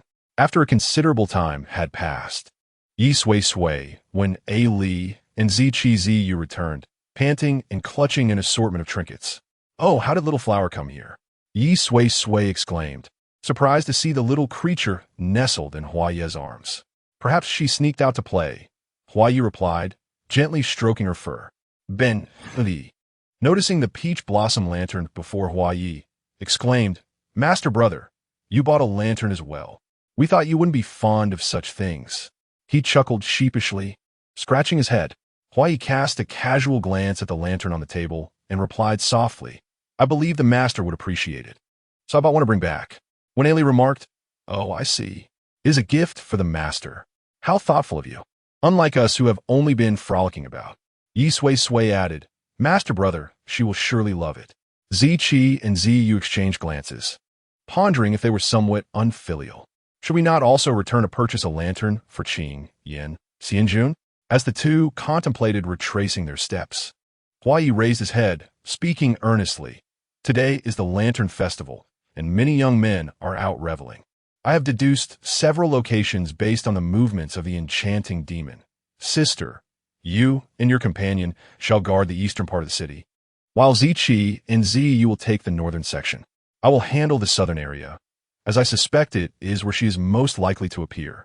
Master brother, will you be all right alone? That enchanting demon is skilled in the art of illusion and adept at beguiling men. Yi Sui Sui expressed her concern for her elder brother. Ziyu nudged Yi Sway's back and said, Sway, why fret? Master Brother's resolve is unwavering. Nothing will befall him. Let us set forth swiftly. Ziqi concurred, believing that with Master Brother's pure and unworldly demeanor, he was unlikely to be ensnared by anyone's charms. In those days, before he ascended to the role of the elder brother, even the daughter of the former sect leader, the enchanting Ling Yuxian, ardently pursued him. Yet he remained oblivious to her affections. How much less could he regard a mere charm demon? Yi Sway cast a resentful glance at Ziyu, but refrained from further comment. Each individual took their talismans from the elder brother and hastened toward their assigned locations. Huaya, cradling the petite flower, made his way toward the southern part of the city, his white robe draping elegantly over him, embodying an ethereal grace that was both cool and otherworldly. Su Tao felt that the current Huaya seemed somewhat different from the demeanor he had when she first entered the narrative. His present aura resembled that of an untroubled Huaya, one who had grown naturally and, therefore, appeared as a gentleman of jade-like quality. She nestled quietly in Huaya's embrace, savoring his scent, contentedly wagging her tail. After being carried by Huaya for about a quarter of an hour, the surroundings fell into an eerie silence. The alley was engulfed in darkness. Su Tao was aware of the mission they were undertaking. In the mortal towns governed by the Xinqing Dao sect, a charmed demon had emerged, leading to the deaths of several men. This demon preyed on exceptionally handsome men, transforming into an alluring visage that captivated their victims, only to invade their insides and devour their organs. The complication of this task lay in the demon's illusionary skills, which were so convincing that those with lower cultivation were particularly vulnerable. Hence, Su Tao had dispatched Huaya along with his junior brothers and sisters to capture the demon. Upon successful completion of this mission, the sect would undoubtedly bestow lavish rewards upon them. Huaya walked calmly through the dim alley, and Su Tao remained equally composed. A mere charm demon was easily dealt with by Huaya. Upon reaching the end of the alley, a dense fog suddenly appeared, prompting Huaya to halt.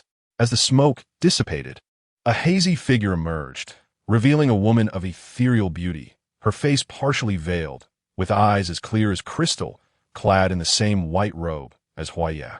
Stunned for a moment, Huaya gasped, "Master?" Upon hearing his soft call, the woman blinked and gracefully approached him, her voice no longer carrying its usual coldness, but instead exuding an unexpected allure. Indeed, it was his master. As she drew near, Huaya's expression turned dazed. Why had she come here? As they conversed, the woman had already closed the distance, tilting her face up to gaze at him with deep affection. Naturally, I am concerned for you, she replied, leaning forward and gently parting her garment to reveal her fair skin. Huaya's pupils constricted sharply. Stepping back, master. What do you mean by this? What do I mean? Huaiqin, is this not what you wish to do for your master? She purred, her voice seductive as she attempted to encircle his neck with her arms. As the veil slowly fell away, revealing lips as pink as cherry blossoms, Huaya turned his face away, speaking hoarsely, "Master, this is contrary to reason." The woman before him laughed softly, her beguiling voice enticing. "Huaiqin, how is this contrary to reason? This is my own desire, and besides, no one is watching, nor are we within the sect." Saying this, she pressed herself against him. Unexpectedly, a sudden turn of events occurred. A golden light flashed, accompanied by the woman's anguished cry. With ruthless ferocity, the alluring demoness spat blood and collapsed onto the ground. Huaya's handsome visage flushed crimson, mortified that this creature could penetrate his thoughts. His ink-black eyes concealed a fierce restraint as he coldly regarded the woman prostrate before him. Observing this demoness still daring to present the face of his master, he hurled his ink jade fan, his tone chilling. "Change your face, or I shall slay you where you stand." Chapter 89. Is Princess Carrying Not Delightful? The demoness, struck by Huaya's palm and thrown aside, lay on the ground, stubbornly biting her lip. "Why must I change? Is this not the very face you covet? Now that I have transformed into this woman, should you not be elated?" In a swift motion, the ink jade fan pressed against the demoness' delicate neck, crimson droplets trickling forth. Terrified, the demoness dared not move. tears streaming down her cheeks as she reluctantly altered her visage to another beautiful countenance. Confused, she inquired, "How did you discern that I am not her? Our allure is so lifelike that it should be impossible to identify so swiftly." As her master, she would never call her Huai. Huai himself was uncertain as to why he engaged in this dialogue with the demoness. His brow furrowed, seemingly disdainful of his own actions. As he raised his gaze to the demoness and asked, "The demonic clan is dwindling, yet you dare to wreak havoc upon the world. Do you desire the complete annihilation of your kind?" The demoness dusted off the grime from her fall, her demeanor pitiful. In truth, living this way is hardly preferable to death. Seeing that Huai was disinclined to hear her explanation and appeared ready to strike, she panicked. "Your Highness, it was Miss Fujio who sent me to find you." The man lowered his hand, emitting a dismissive snort. "Our demonic lineage still retains some bloodlines, particularly among us demonesses, yet some of my kin have been captured by the Lord of Yinshao Palace, their fates unknown. I have come today. What concern is that of mine?" The words of the man, as ethereal as the moonlight, were cold and unyielding, leaving the demoness momentarily stunned. She quickly organized her thoughts. "I fled to the sword sect and heard from Miss Fujio that your Highness is in need of assistance. Thus, I have brought the remaining demonesses to seek refuge with you. May we have a place to reside? If permitted, we shall pledge our loyalty to your Highness." Undeterred by death. Upon hearing this, Huai withdrew his ink jade fan. Speaking deliberately, "You have caused the deaths of several individuals. If I were to spare you, would that not make me a villain who cannot discern right from wrong?" The demoness' delicate face flushed with indignation. "Your Highness, I never intended to kill those men. They sought to harm me first.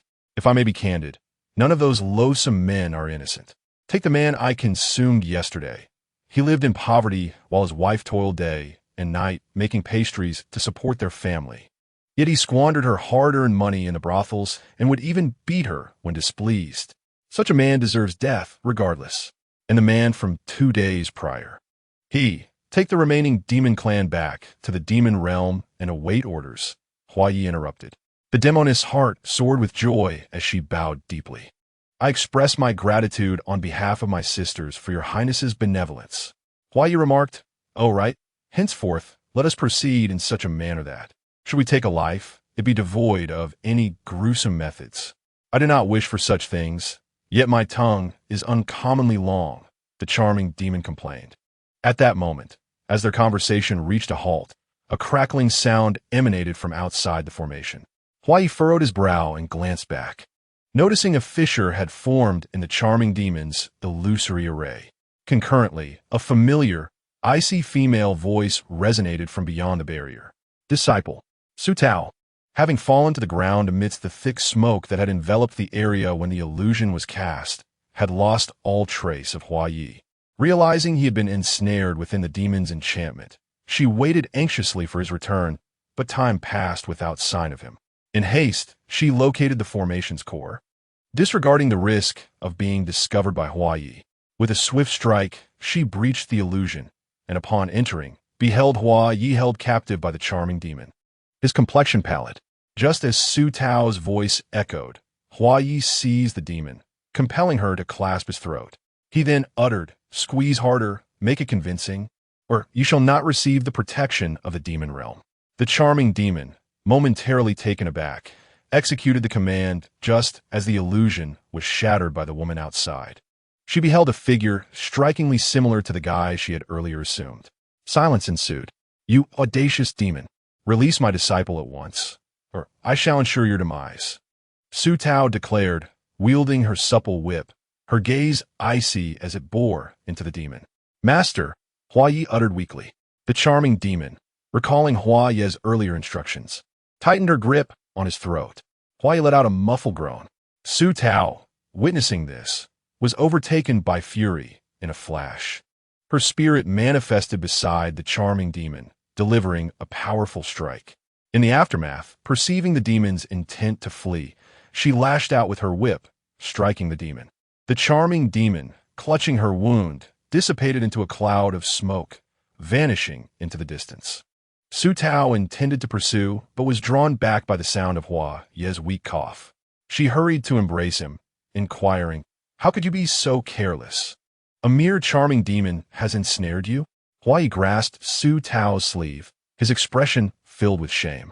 "I was momentarily inattentive, causing you to mock me, master. What brings you here?" "Ah," Su Tao scratched her palm, stammering, "I was searching for Fong Qingyan and the others, not knowing where they had wandered off to. I happened to pass by and sensed your presence, so I came to investigate." Hua Ye's eyes sparkled with a hint of amusement as he unconsciously brushed his fingers against Su Tao's wrist, his lashes fluttering as he feigned nonchalance. "Oh, why did Master choose to manifest your spirit to seek me? Would it not have been swifter for you to come in person?" Su Tao fumbled for words, her anxiety prompting her to scratch her palm again. Hua Ye, observing her distress, suppressed a smile, diverting his gaze to hide his amusement. He had long since noted her tell when she lied. Unable to bear her flustered demeanor, he spoke softly, "Master, please assist me in rising." "Oh, very well." Su Tao acquiesced, silently helping Hua Ye to his feet. Just then, a small flower scurried over, leaping onto Su Tao's shoulder. Hua Ye's gaze darkened as he glanced at the small flower, which trembled slightly, turning away to hide behind Su Tao. "Master, let us proceed to the inn ahead and reunite with our junior sister. I would appreciate your support." "Ah, it is no trouble. Perhaps I should carry you?" Hua Ye replied playfully. "Oh, how would you carry me?" Upon concluding her words, Su Tao effortlessly lifted Hua Ye, displaying an air of nonchalance. "This is how you carry someone." Hua Ye squinted and grinned, his teeth gritting in jest. Is this really appropriate for others to witness? Meanwhile, within his sea of consciousness, Feng Yu was diligently mending the soul of the Xuanwu, acutely aware of the happenings outside.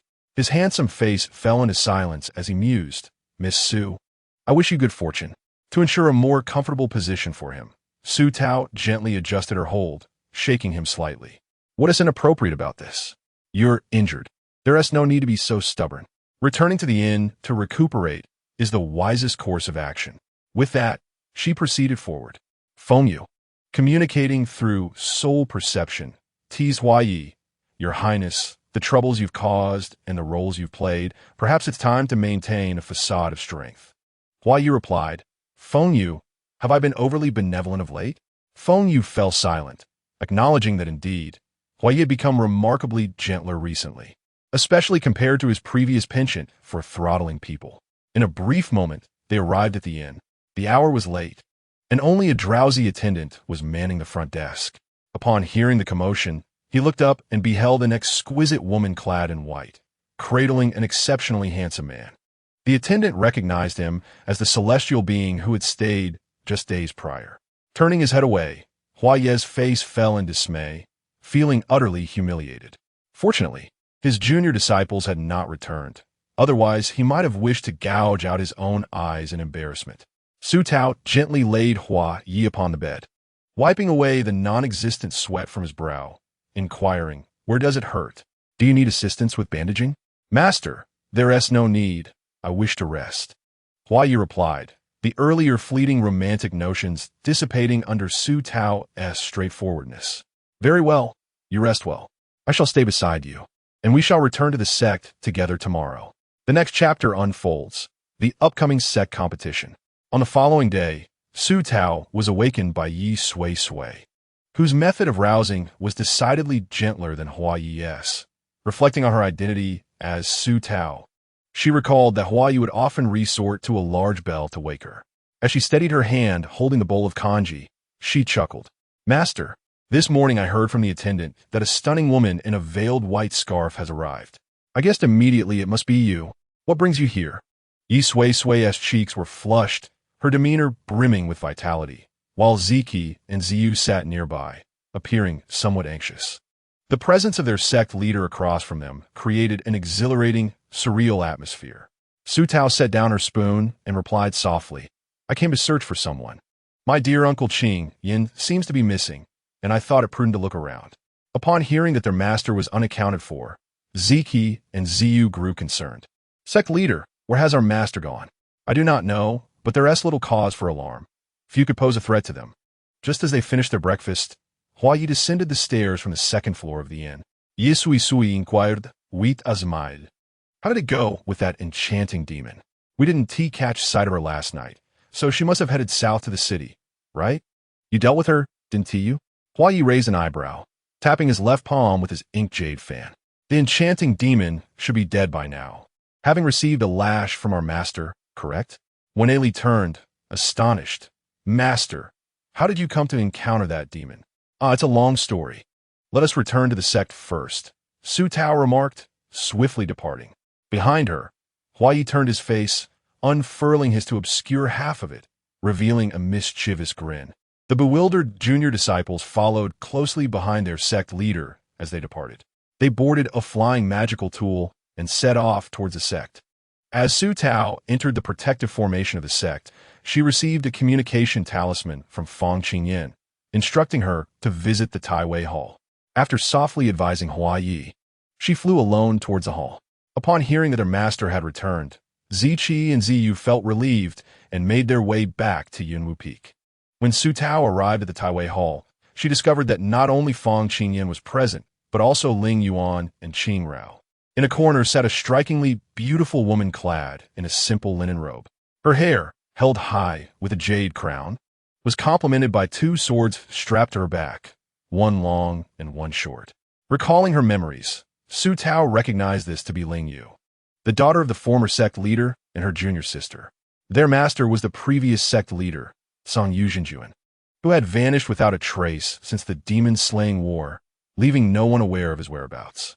Song Yuzhenjuan had 5 disciples, the eldest, Fong Qingyan, the second, Ling Yuan, whom Song Yuzhenjuan had found in a marketplace, the third, Qing Rao. Su Jinyu was the fourth, and the youngest, Ling Yu, was the direct daughter of the former sect leader. If Su Tao were to summarize the characteristics of her senior and junior siblings, the eldest brother, Fong Qingyan, was a charming yet somewhat mischievous good man. The second brother, Ling Yuan, was a stern and emotionless sword cultivator. The third sister, Qing Rao, was vain and always believed herself to be the most beautiful in the cultivation world. As for Ling Yu, she was quite fascinating. She had a penchant for cross-dressing and an outspoken personality, with a tendency to chat incessantly. Upon taking her seat, Ling Yu turned to Su Tao and greeted her with a grin that seemed at odds with her demeanor. Su Tao felt a twinge of embarrassment and gently inquired, Junior sister, have you returned from your travels? Your cultivation seems remarkably advanced. Ling Yu's grin widened, revealing her gleaming white teeth as she proudly replied, Indeed, senior sister, I have recently ascended to the transformation realm. With a scrutinizing gaze, she continued, However, I cannot fathom your aura. You haven't reached the great ascension realm, have you? Su Tao replied with a soft not quite, to which Ling Yu lamented, Senior sister, are you even human? Your rate of progress is astonishing. Qing Rao shot her a cool glance, retorting, Your fourth senior sister is not human to begin with. You should not compare yourself to her in cultivation, lest you drive yourself to despair. Su Tao smiled modestly behind her veil and turned to Fong Qingyan, asking, Brother, what was the purpose of summoning me? Surely it was not solely to welcome Ling Yu back. Fong Qingyan's heart swelled with joy at the gathering of his junior siblings. Reflecting on the news he had received that day, he added with enthusiasm, In half a month, the Centennial Sect competition will commence, hosted by the Sword Sect.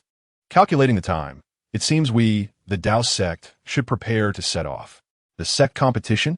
Observing the puzzled expression on Su Tao's face, Fong Qingyan understood that she was often engrossed in closed-door cultivation and knew little about such matters.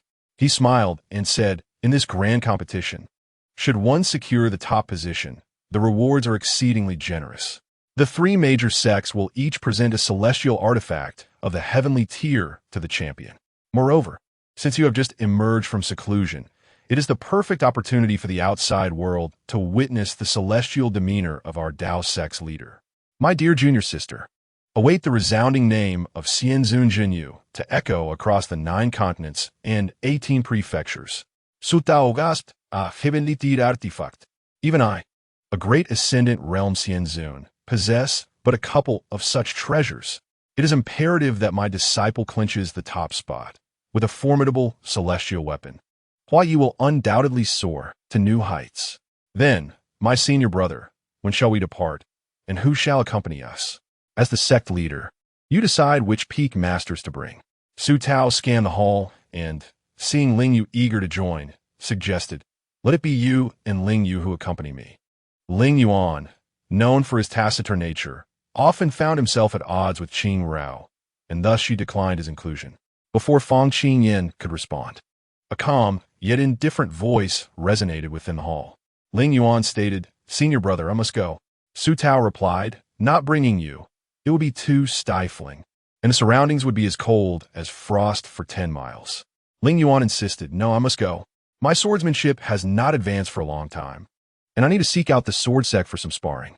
So, you simply wish to engage in combat at the sword sect. Fang Qingyan observed Ling Yuan's unwavering gaze ahead and decided to mediate. Junior sister, let Ling Yuan accompany us. One more person will not be an inconvenience. Su Tao glanced at Fang Qingyan's earnest expression, and realizing his sincere appeal, she relented. All right, we shall all go. With a sigh, Su Tao imagined the extravagant display her beauty-obsessed senior sister would orchestrate at the event.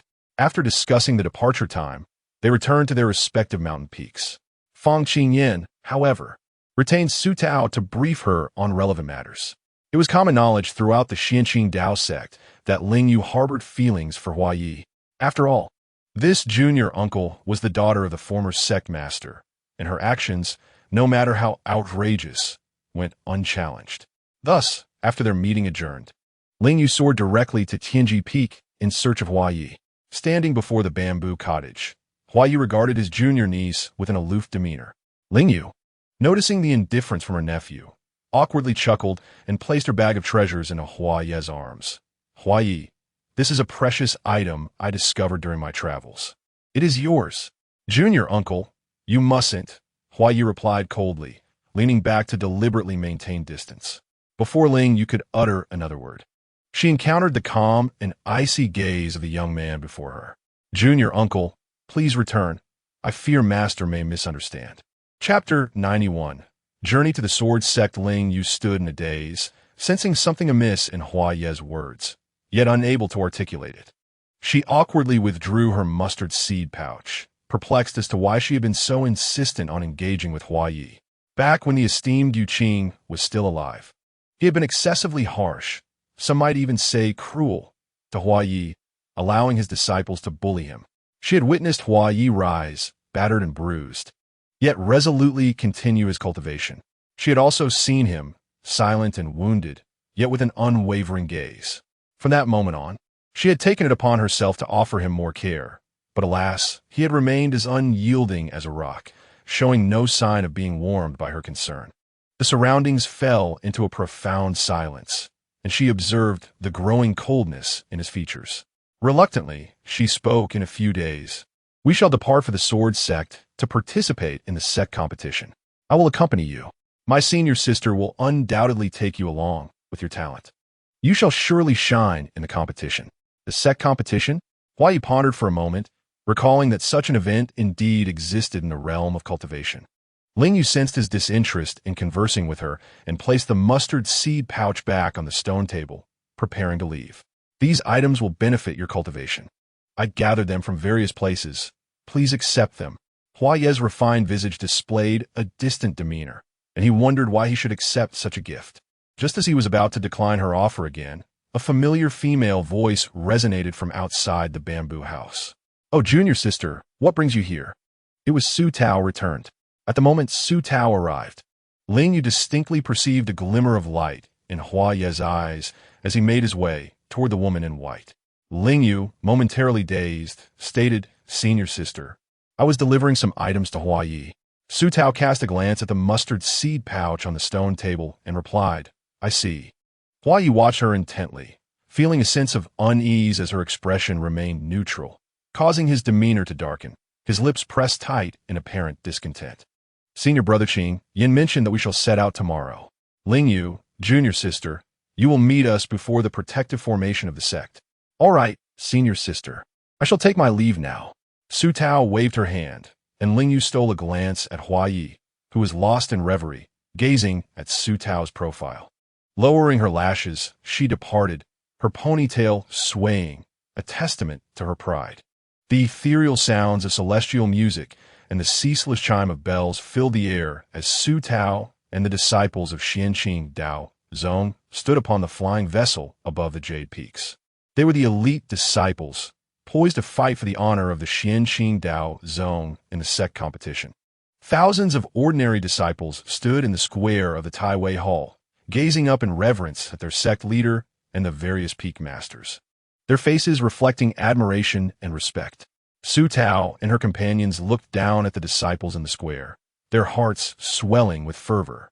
Suddenly, a chorus of cheers erupted from below. May Senior Brother Hua Yi triumph in return. May our sect leader's name resound throughout the 9 provinces. May Senior Brother Hua Yi triumph in return. May our sect leader's name resound throughout the 9 provinces. May Senior Brother Hua Yi triumph in return. May our sect leader's name resound throughout the 9 provinces. The disciples raised their arms in unison, brandishing their long swords. Su Tao silently embraced the exhilaration of their heartfelt send-off. Fang Qingyan stood resolutely at the forefront, her smile unwavering and confident, as if they truly believed they could seize the championship.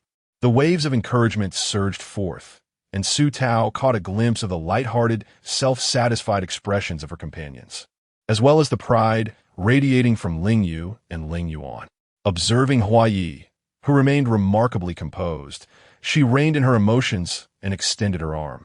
An ethereal voice enveloping the celestial arts, resonating above the Taiwei Hall without fading. I shall fight for the glory of our sect. My heartfelt thanks to all the disciples for your support. Upon hearing the words of the sect leader, the gathered disciples at the Taiwei Hall Square felt a fire ignite within their eyes, their cheers escalating in fervor. Fang Yinyan, están dinapisit Su Tao, smiled with a warmth akin to jade, while Hua Yi encouraged junior sister, protect the disciples well. Su Tao nadit salimli. And accompanied by the well wishes and encouragement from the disciples, they soared westward towards the Yunhua mountain range. Little did Su Tao know that this journey would be fraught with mishaps, and they might not all return together. She wondered if, upon returning to the present day, she would possess the courage to lead everyone to the sword sect. Their journey was expedited by the swift celestial ship, which would reach the sword sect in approximately 10 days. However, for cultivators, 10 days was but a fleeting moment, and during this time, Su Tao thoroughly enjoyed the meticulous care bestowed upon her by her 3 disciples. The attentiveness of Hua Yi and Yi Sui Sui, along with Wen Li, even led Qing Rao to perceive her sect leader junior sister as somewhat inept and caused Ling Yuan, devoted solely to the sword path, to grow weary of her triumphant demeanor.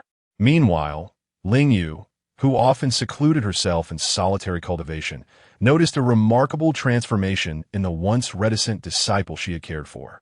The previously aloof Hua Yi had begun to exhibit sensitivity to the feelings of others, even showing gentle affection towards her senior sister.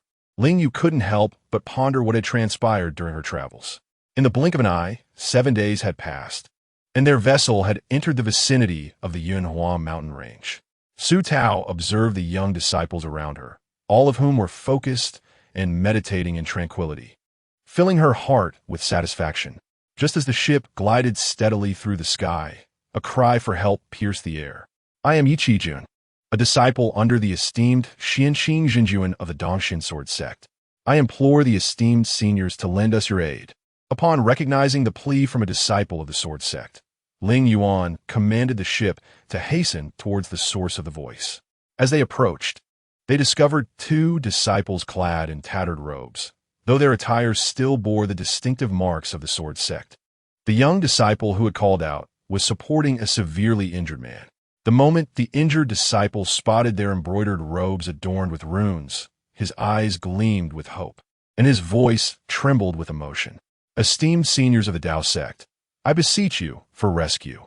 I would be eternally grateful. At that moment, Su Tao emerged from the cabin and waved her hand, prompting Hua Yi to understand her intent and usher the 2 individuals onto the ship. Upon closer inspection, Su Tao realized that the gravely wounded man was none other than Li Hansheng. Hua Yi then informed Ling Yuan, "Uncle Master, this person is Li Hansheng, the eldest disciple of Xianqing Zhenjuan of the Sword Sect."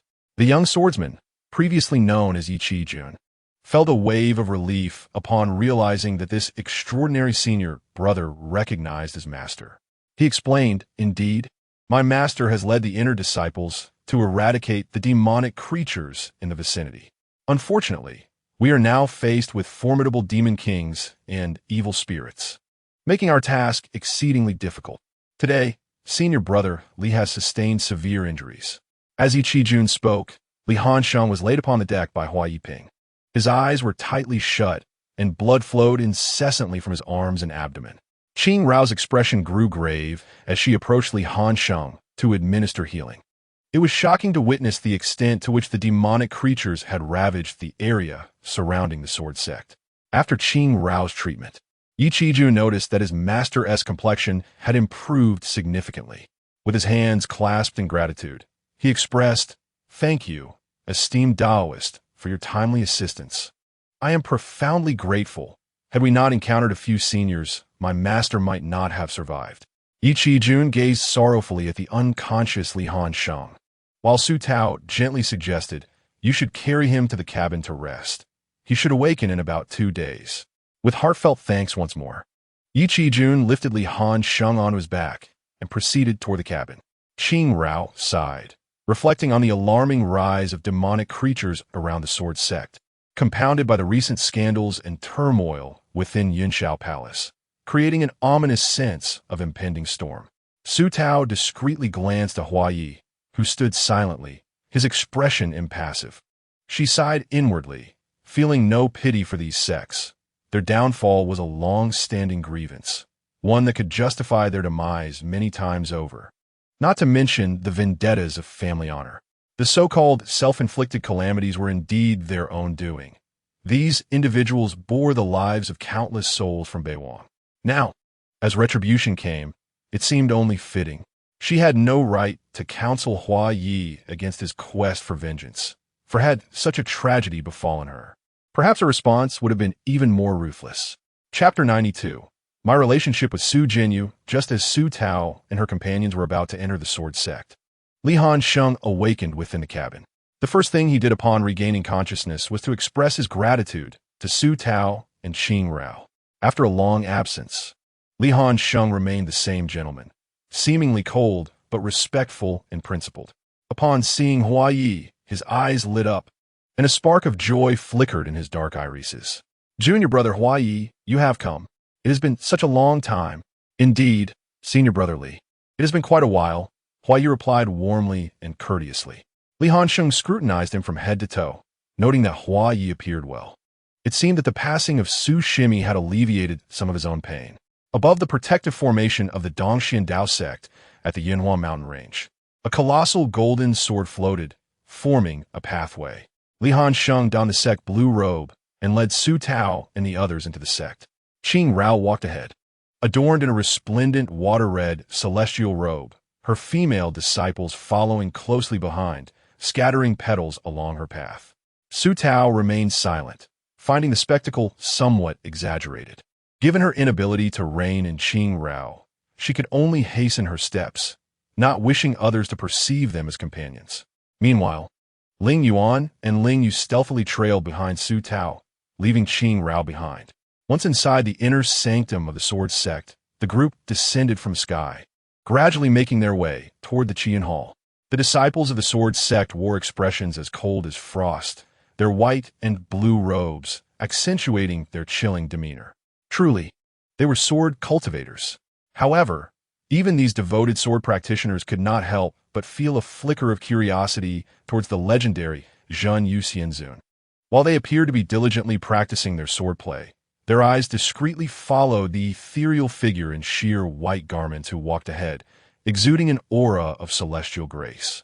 The mark upon her forehead shimmered with a faint, icy blue glow, momentarily captivating these seemingly heartless sword cultivators. Behind the fabled Zhen Yuxianzun stood a transcendent man clad in the sect's white robe, undoubtedly the newly appointed senior brother of the Dao sect. As the glances of several sword sect disciples came to a close, Su Tao and her companions entered the Qian Hall, where the sword sect's leader resided. Upon entering, Su Tao immediately spotted her senior sister, Lu Failing, conversing with the sword sect's master. Lu's complexion appeared haggard, her brows etched with worry. Yet, upon seeing Li Hansheng, her expression brightened instantaneously. At that moment, the sword sect master lifted his gaze and directed a piercing look towards Hua Yi. Sensing the sudden tension, Su Tao subtly shifted a few steps to stand in front of Hua Yi, absorbing much of the oppressive aura and countering it with her own spiritual pressure. Her voice cool and displeased. This must be the sword sect master, Xianqing Jinjun. The sword sect master was tall and slender, with a pale complexion and flowing white hair, exuding an air of celestial elegance. However, his earlier actions belied a certain lack of decorum. Noticing Su Tao's defiance, the sword sect master altered his demeanor, smiling mockingly. Su sect master, it is well. Speaking of which, my sect's sword immortal predecessors had a decent rapport with your sect's Sanya master, though we have not interacted much since. Indeed, as Xianqing Jinjun stated, their exchanges have been minimal. Such high-level discussions did not require their interjection. Lu Failing cast a glance at Li Hansheng, then at Hua Yi. Since their emergence from the Huangji secret realm, she had delved into ancient texts, increasingly convinced that the demon-slaying war from 5 centuries prior was riddled with enigmas. She could not fathom why, but an unsettling feeling lingered within her. Once arrangements for their temporary accommodations were made, she intended to discuss her concerns with Li Shixiao. The sect competition in 3 days. I eagerly await the Dao sect's performance. Xianqing Dao Jun remarked with a smile, then gestured for Li Hansheng. Hansheng, please escort the esteemed ladies to their lodgings. As you command, Li Hansheng replied. After arranging accommodations for Su Tao and the others, he departed with Lu Failing. After escorting the disciples, Lu Failing conversed with Li Hansheng in the bamboo grove. Li Hansheng inquired, "What of the sect leader and elders of Yinshao Palace? Why do you come with only a few disciples?" Lu Failing sighed. "There are internal strife within the sect, prompting me to come ahead. Master and the palace leaders should arrive by tomorrow." Li Hansheng was aware of the turmoil within Yinshao Palace, having witnessed the numerous heinous acts committed by Jiu Shao, which had indeed stirred the entire cultivation world. After a moment's contemplation, Lu Failing continued, "Li Shixiao, during my return to the sect, I perused ancient records and found certain peculiarities regarding the demon-slaying war from 5 centuries ago. What could be the reason? According to ancient records, the northern wilderness has conspired with the demon clan with the intention of devouring the inland cultivators. This prompted the 3 major sects to unite in their efforts to eradicate the northern wilderness. However, setting aside the reasons behind the northern wilderness's alliance with the demon clan, it is worth noting that after the Great Battle, the whereabouts of the celestial Jade, true master from the Dao sect, have become unknown. Furthermore, have you, dear brother, heard of a certain rumor? What rumor? It is said that for thousands of years, no immortal has ascended from the Tianyuan continent. Yet, it is rumored that by gathering the souls of divine beasts and refining them, one may ascend to become a deity. Upon hearing this, Li Hansheng's expression turned solemn. Failing, where did you hear such information?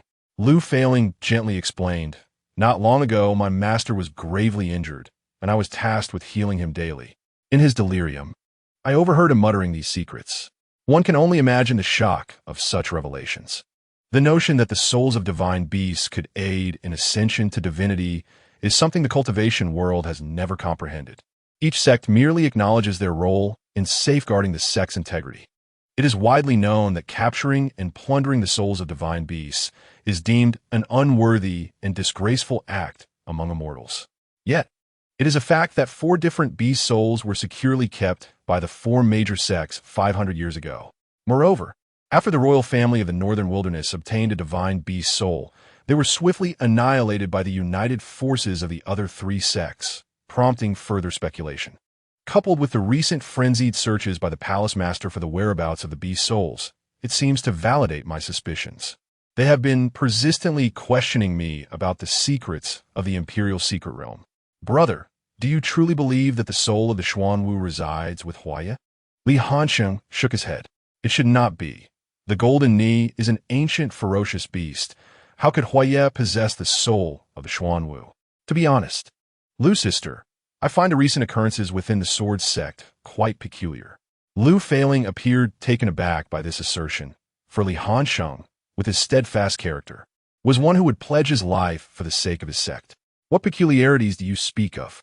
Li Hansheng paced to the side, sighing deeply, and Lu Feiling sensed an inexplicable melancholy in his demeanor. Despite the rampant demonic creatures outside the sect, their master remains unfazed, continuing to hold the sect competition. Given the current circumstances, I cannot comprehend why exterminating the demonic creatures is not the priority. Like you, my master has summoned me several times to inquire about the situation regarding the Xuanwu formation that day, seeming particularly fixated on the notion that Huaya harbors the soul of the Xuanwu. Both fell silent, engulfed by the thick fog before them, obscuring their understanding of the unfolding events. Meanwhile, Su Tao, assigned to a room for rest, was engaging in a friendly dialogue with her system. System, host, your divine soul has perfectly merged, and no longer will there be any obstruction in your celestial arts. Perfectly merged? System, what is the relationship between me and Su Jinyu? Our souls align so flawlessly, and we even bear identical appearances. Do not tell me this is mere coincidence. The system remained silent for a moment before responding. Host, I do not know. You must investigate this yourself. A friendly reminder. Key figure, Zixiao Zhenjuan.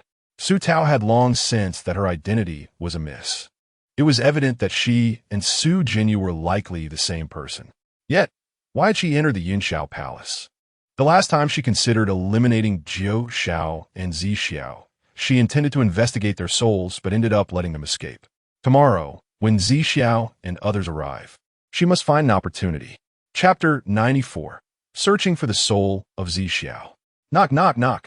A knock echoed from outside the door, followed by a voice that was both cold and deep. Master, are you resting? It was Hua Yi. Su Tao sat up from her bed, adjusted her attire, and replied softly, Not yet, come in.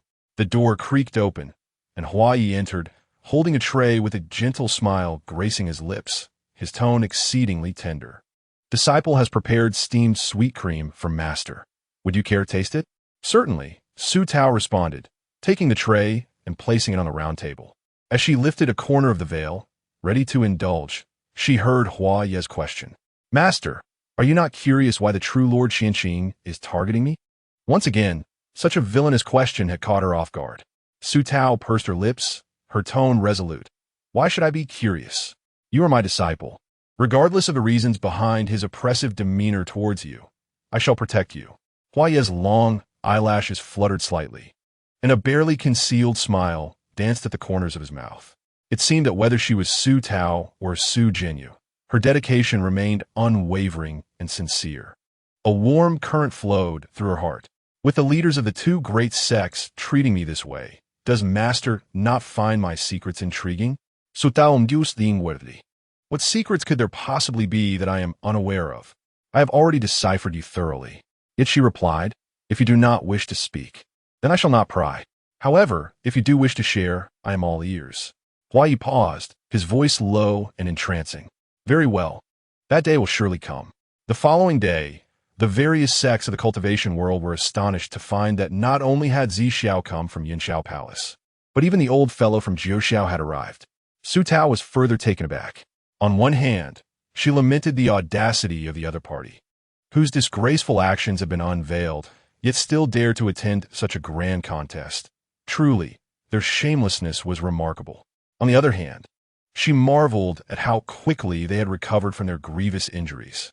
The presence of both Jiuxiao and Zixiao indicated turmoil within Yunxiao Palace. Clearly, others lacked Jiuxiao's cunning, as he managed to maintain his position as the palace lord even in such circumstances, a truly unrepentant individual. As night fell, Su Tao, who had been meditating on her bed, opened her eyes, changed into the dark garb of a demonic sex enchantress, and swiftly made her way to the courtyard of Yunxiao Palace. This night, she intended to carry out her plans stealthily. Silently, Su Tao landed outside Zixiao's quarters, observing the barriers he had set up. With a cold smirk, she raised her hand and effortlessly shattered the ineffectual defenses. The barriers dissipated without a trace. Who dares to be so audacious? Zixiao's furious voice echoed from within.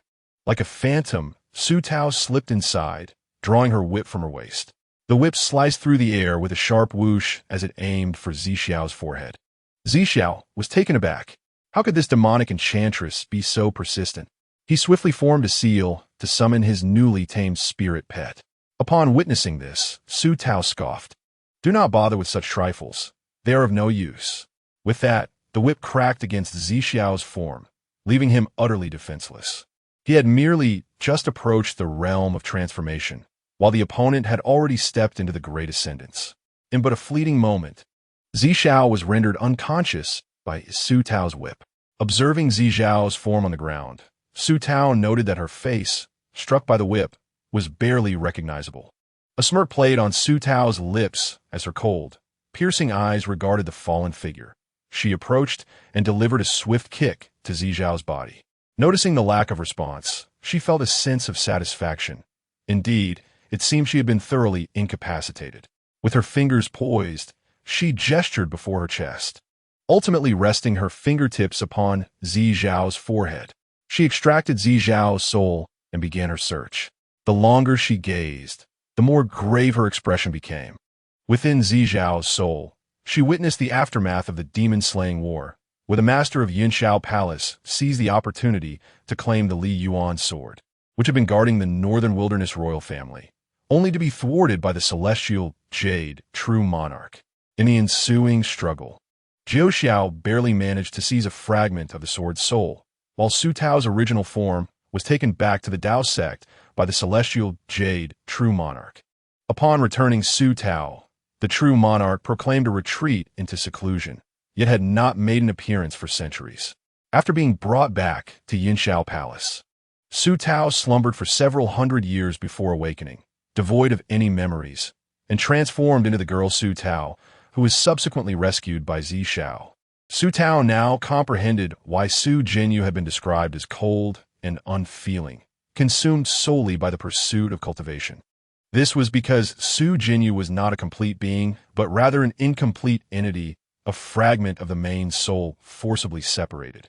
Had she truly been the divine sword guarding the northern wilderness all along? Yet, this recollection merely outlined Su Tao's origins, riddled with inaccuracies upon closer reflection. A splitting headache assailed Su Tao, a sensation akin to her soul being torn asunder.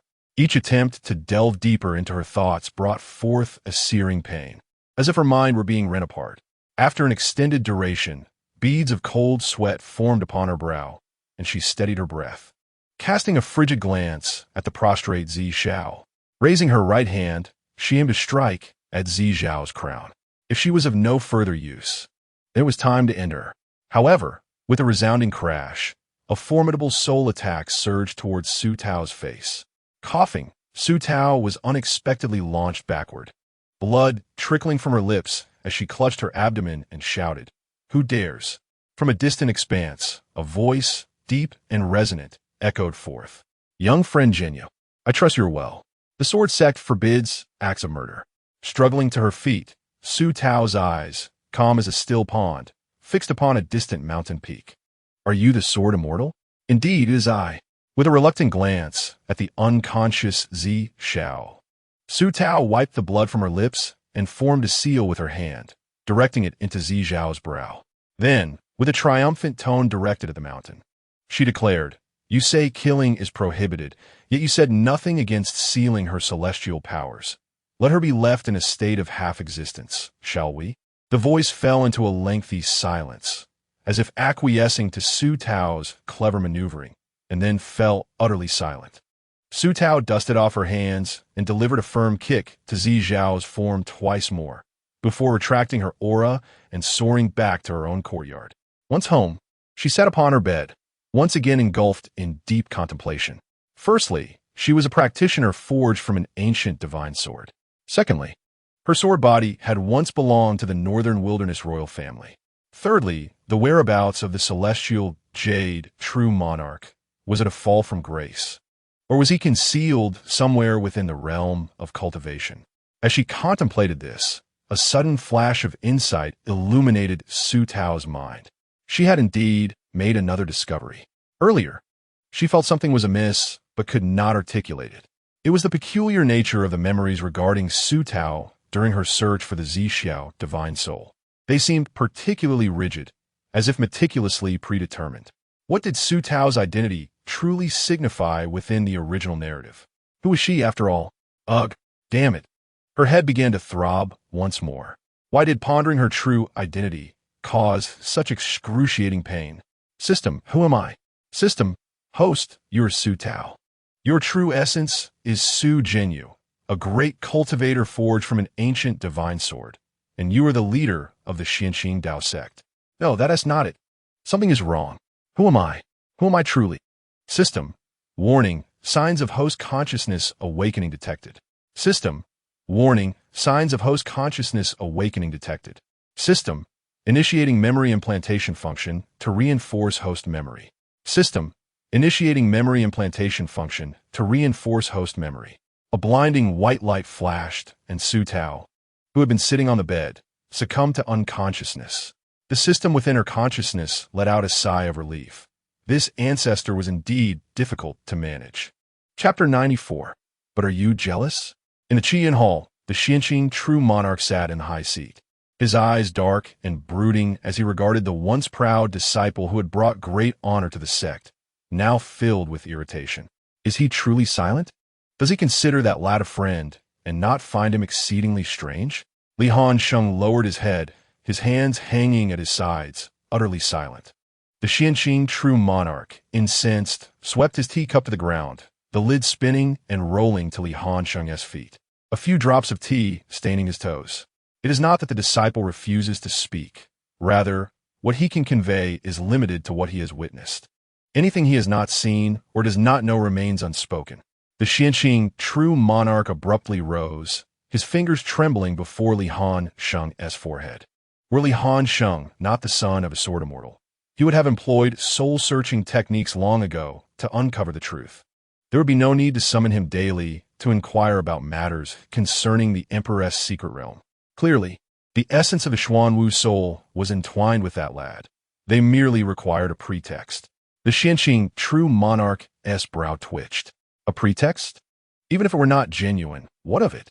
The key that had been causing him pain for so long suddenly clicked into place, and his expression softened slightly. He gestured to Li Hansheng within the hall, saying, "Very well, you may leave. However, the secrets surrounding Hua Yi are numerous. If you choose to associate with him, exercise caution. Whatever he communicates with you, no matter how trivial, relay it to your master. Do you understand?" Li Hansheng furrowed his brows in silence, nodding dully before striding out of the Qian Hall. Standing on the stone steps, he gazed at the thousands of disciples practicing in the square, casting one last glance at the Qian Hall. Ultimately, something felt different. Upon waking today, Su Tao sensed an unsettling dissonance. It was as though she had forgotten something important, yet as she strained to recall, she found no memory eluding her.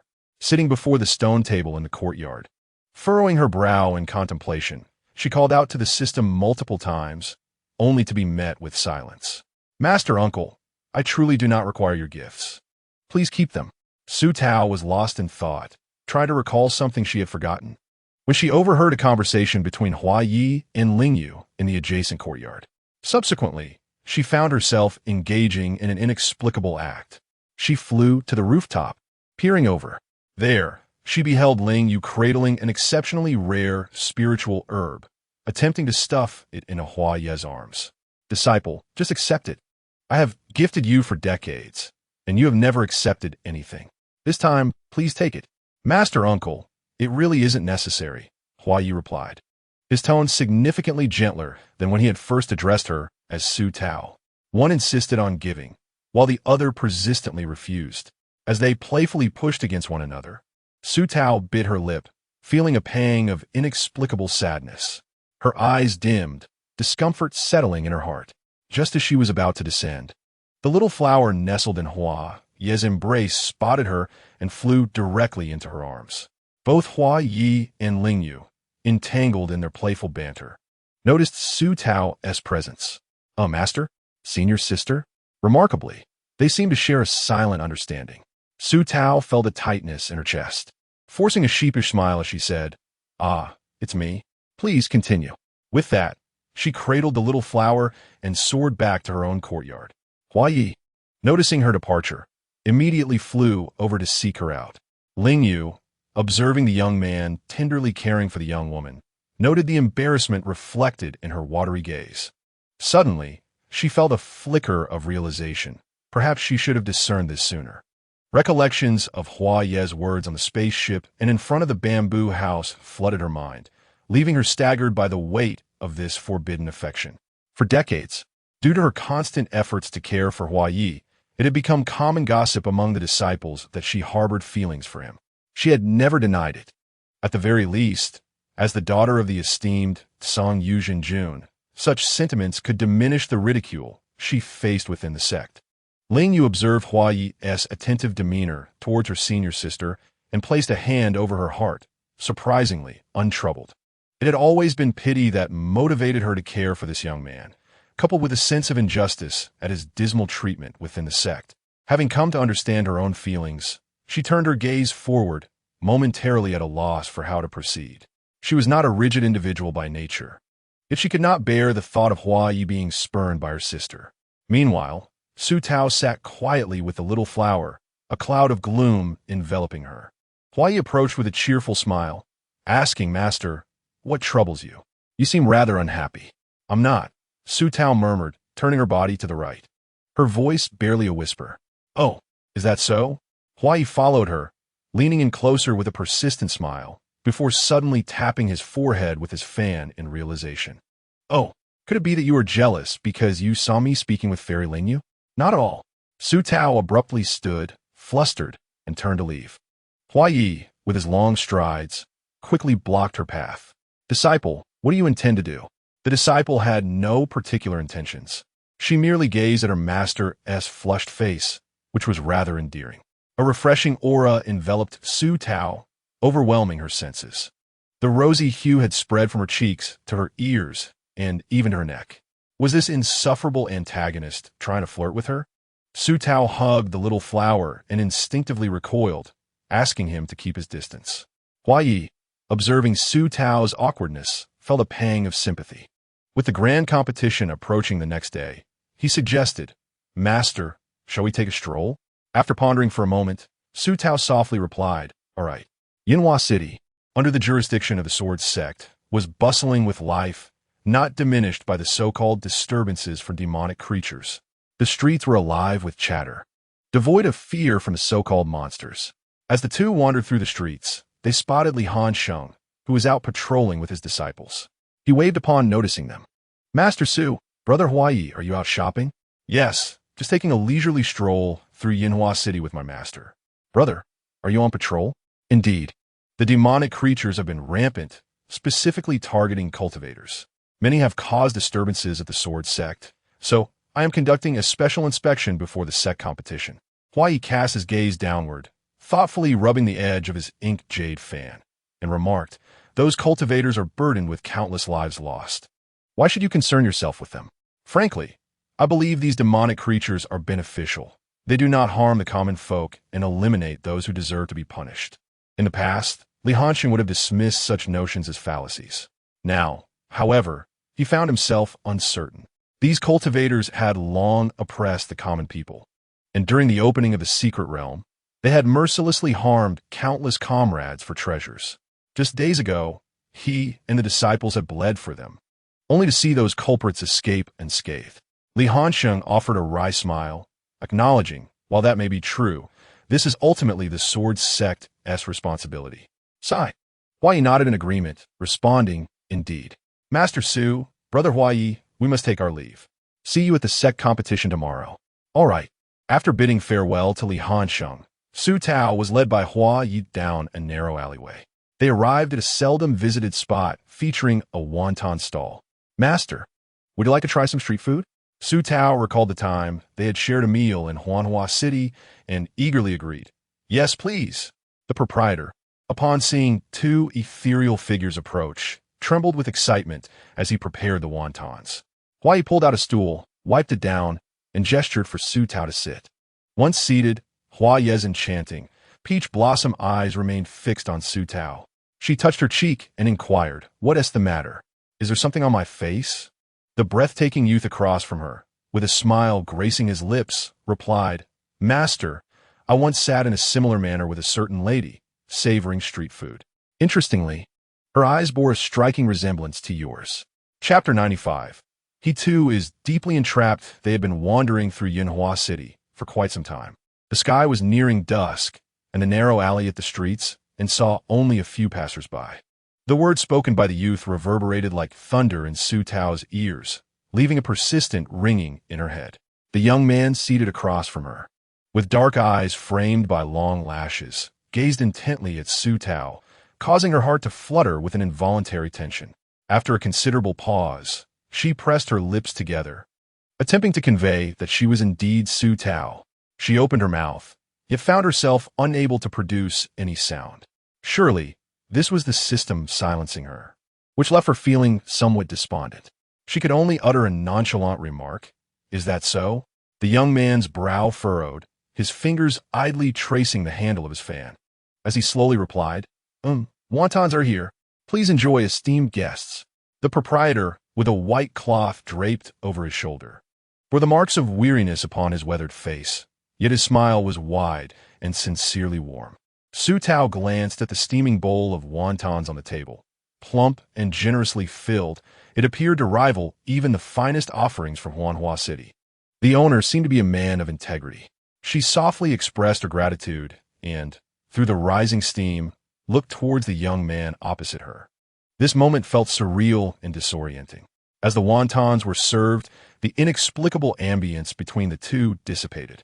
She managed to maintain her composure, feigning the role of his mentor. He did not inquire whether she was Su Tao.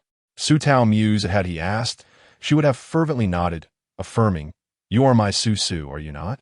Even if the system prevented her from vocalizing her thoughts, she would strive to convey her essence through gestures. She had always been herself. Her mind wandered back to her affections for the young man, which had blossomed from mere lines in a book to a profound fondness. Upon entering his dreamscape and glimpsing his past, she felt an overwhelming sense of compassion and tenderness for him. When she had plunged into the Xuanwu formation, his anguished cries had stirred feelings of admiration within her. Yet, as a character traversing this narrative, she often found herself preoccupied with her own survival. Since arriving in this literary world, she had relied solely on her feelings for him to navigate her journey thus far. The more she pondered, the more chaotic her thoughts became. With a gentle blink, Su Tao lowered her gaze and picked up a wonton, its warmth enveloping her face. Unexpectedly, her eyes grew damp. She thought to herself that the wontons must be exceedingly hot, causing steam to rise to her eyes, giving the illusion that she was weeping. "Master, you are indeed my Su, are you not?" Everything around her faded into a blank canvas. The cacophony of street vendors vanished. The passers-by seemed frozen in time. Even the steam from the wontons before her ceased to rise. A gentle evening breeze caressed her cool skin. In Su Tao's mind, there was an emptiness akin to plummeting into the depths of a vast ocean, where waves surged from all directions, overwhelming her senses and drowning her voice. Her chest tightened, constricted, as if she could scarcely breathe. What had he just said? Su Tao remained transfixed, her pupils dilated in disbelief at the words she had just heard. She pondered when he would recognize her as Su Tao, contemplated how to explain herself upon his realization, and even considered how to navigate the unfolding narrative ahead. Yet, at this very moment, all questions receded into the background. She merely lifted her gaze to the night sky of Yinhua City, where the dusk had descended and the lights flickered to life, illuminating the scene before her in a sudden brilliance. The young man across from her, with his deeply affectionate and cautious gaze, ignited a fire within her heart under the glow of the lanterns. Moments later, Su Tao found herself in tears. The reason for her weeping eluded her, but the tears flowed nonetheless, betraying her vulnerability. Perhaps it was because she heard him prefix her name with two words, "my."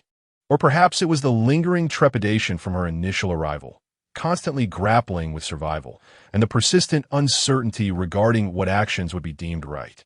In a state of confusion and helplessness, she wept freely in that moment. The sudden revelation, conveyed in such a manner by him, caught Su Tao off guard. It felt almost inevitable. Seeing the woman seated opposite him, stifling her sobs, the youthful prince's eyes flashed with panic, and he hurried over, producing a handkerchief to gently dab at the corners of her eyes, whispering words of comfort. His father had instructed him on how to be a wise ruler, while his mother had taught him the virtues of a principled heir. His subjects had imparted to him the understanding that mortals experience joy, anger, sorrow, and elation. Much like cultivators, the targets of his vengeance had driven him to madness, plunging him into the abyss of demonic despair from which he could not ascend. No one had ever taught him how to love another, nor had anyone ever wept before him with such emotions. His mother wept silently. Her eyes filled with a tempest of hatred, her tears spoke of vengeance. His father, amidst the crumbling city, was consumed by despair and guilt towards his subjects, and his tears conveyed the imperative to restore the northern wasteland. When his people were effortlessly obliterated by those lofty cultivators, their eyes brimmed with a resolute acceptance of death. Their tears resonated with a commitment to perish for the northern wasteland. What emotions accompanied the tears of the woman before him? They seemed to embody grievance, joy, and within her clear eyes, there existed only his reflection. He could not articulate why he had posed that question. It felt as though the words had slipped forth effortlessly. In the realm of illusions, he had endured humiliation at the hands of his peers, and she had been indignant, wishing it were she who suffered, enduring long hours in the cave to accompany him in his cultivation. In that same illusion, when commanded by the Jade, clear celestial master, to leap into the abyss of demonic creatures, she had climbed alongside him step by step. At that time, her palms were stained with blood, yet her eyes sparkled with an extraordinary brightness. She fiercely defended him, cursing the vile creature with venomous words. He had once nearly perished in the jaws of a serpent, and she had risked her own life, plunging in to obliterate the beast. When he had sought to exploit her to activate the Xuanwu formation and seize the spirit of the Xuanwu, she had resolutely leaped into the formation's core, securing the beast's soul for him. It seemed she had never sought anything in return from him. He simply held a vibrant, beating heart before him, his face radiant with a pure, bright smile, entirely oblivious to the pain that would accompany the act of laying bare his own heart. Consequently, he suddenly found himself disinterested in any further tricks. He no longer wished to ponder why she treated him in such a manner. Countless days and nights, his possessiveness and concern for her incessantly reminded him of his desire to possess her, a sentiment he found himself deeply ensnared in, moment by moment. With a slight constriction in his throat, Hoya gently patted her back, his voice low and hoarse, softly comforting her. "Master, do not cry. Your tears pierce my heart." The shopkeeper, catching fragments of their exchange, turned to glance, mistakenly believing it to be a quarrel between a young couple, and chuckled to himself. In the days when his beloved was alive, they too would have their minor squabbles, yet their bond remained unscathed. The shopkeeper paused in his task of rolling out dumpling skins, stretching his weary back while gazing at the starry night. "What a round moon we have tonight." He wiped away the tears from the corners of his eyes. "Alas, I'm no longer of use, forever reminiscing about days gone by." In chapter 96, the disciple was consumed by a desire to overstep boundaries. Su Tao's suppressed sobs escalated into soft whimpers, eventually transforming into an uncontrollable outpouring of tears. Huaya, his panic evident, could only soothe the woman before him in a manner reminiscent of his mother's comforting gestures from his childhood. Had he erred? The youth felt utterly lost, yearning for his master to understand his intentions, yet inadvertently causing her distress. "Master, I was wrong. So, I truly erred. It is I who deserves punishment. Strike me to vent your anger." Grasping her arm, he attempted to redirect her frustration at himself. Su Tao struggled to breathe through her tears, her voice muffled as she prepared to question him, only for more tears to betray her. In that fleeting moment, memories of his repeated tests of her affections flooded her mind. It was unfortunate that she had only perceived him as a capricious villain, failing to contemplate the depths of his feelings. Now, she suspected he was already aware of her foolishness. Her sobs grew quieter, tinged with a sense of grievance and annoyance. What did you come to know? Huya, fearing her ire, mumbled, not long ago. Su Tao lifted her face, her delicate brows furrowed, eyes narrowing as she glared at him, her tear-stained cheeks betraying her distress. Huya, anticipating her anger, was taken aback when she cried anew, snatching his handkerchief to wipe her tears while stammering, "You deceived me. I treated you so well, yet you used to frighten me daily. Now, you suddenly say this and continue to deceive me. Do you have no heart?" Seeing her distress only heightened Huaye's panic. He hurriedly wiped her tears away, exclaiming, "I will confess. I will." Su Tao lifted her head, puffing indignantly, "Then speak." With a tender touch, Huaye cradled her small face in his pale hands, gently brushing away the tears from her eyes. "From the initiation ceremony, I was 5 parts certain it was you, until I pinned you down in front of the bamboo cottage and beheld the mark upon your shoulder. My certainty grew to 8 parts. As he spoke, his voice dwindled to a whisper. Gradually, everything became apparent. How could he dare to claim that he had? While she lay in deep slumber, stealthily lifted her veil and kissed her. Such a truth was too bold to utter. Upon hearing this, Su Tao's eyes widened in astonishment. The revelation fell away as swiftly as a shooting star, and it dawned on her that she was indeed the only fool in this scenario. "You scoundrel," she exclaimed, blinking rapidly as a tear fell like a golden bead. Huayi, unable to bear the sight of her tears cascading to the ground, reached out to catch it. His thumb brushed gently against the delicate corner of her reddened eyes as he softly consoled her. "Yes, I am the scoundrel. You liar. Very well, I'm a liar. You are so wicked. Indeed, I am terribly wicked. What about my Su-Su? Jis, my Su-Su." The youth tilted his head, his peach blossom eyes curving as he gazed at the woman beside him.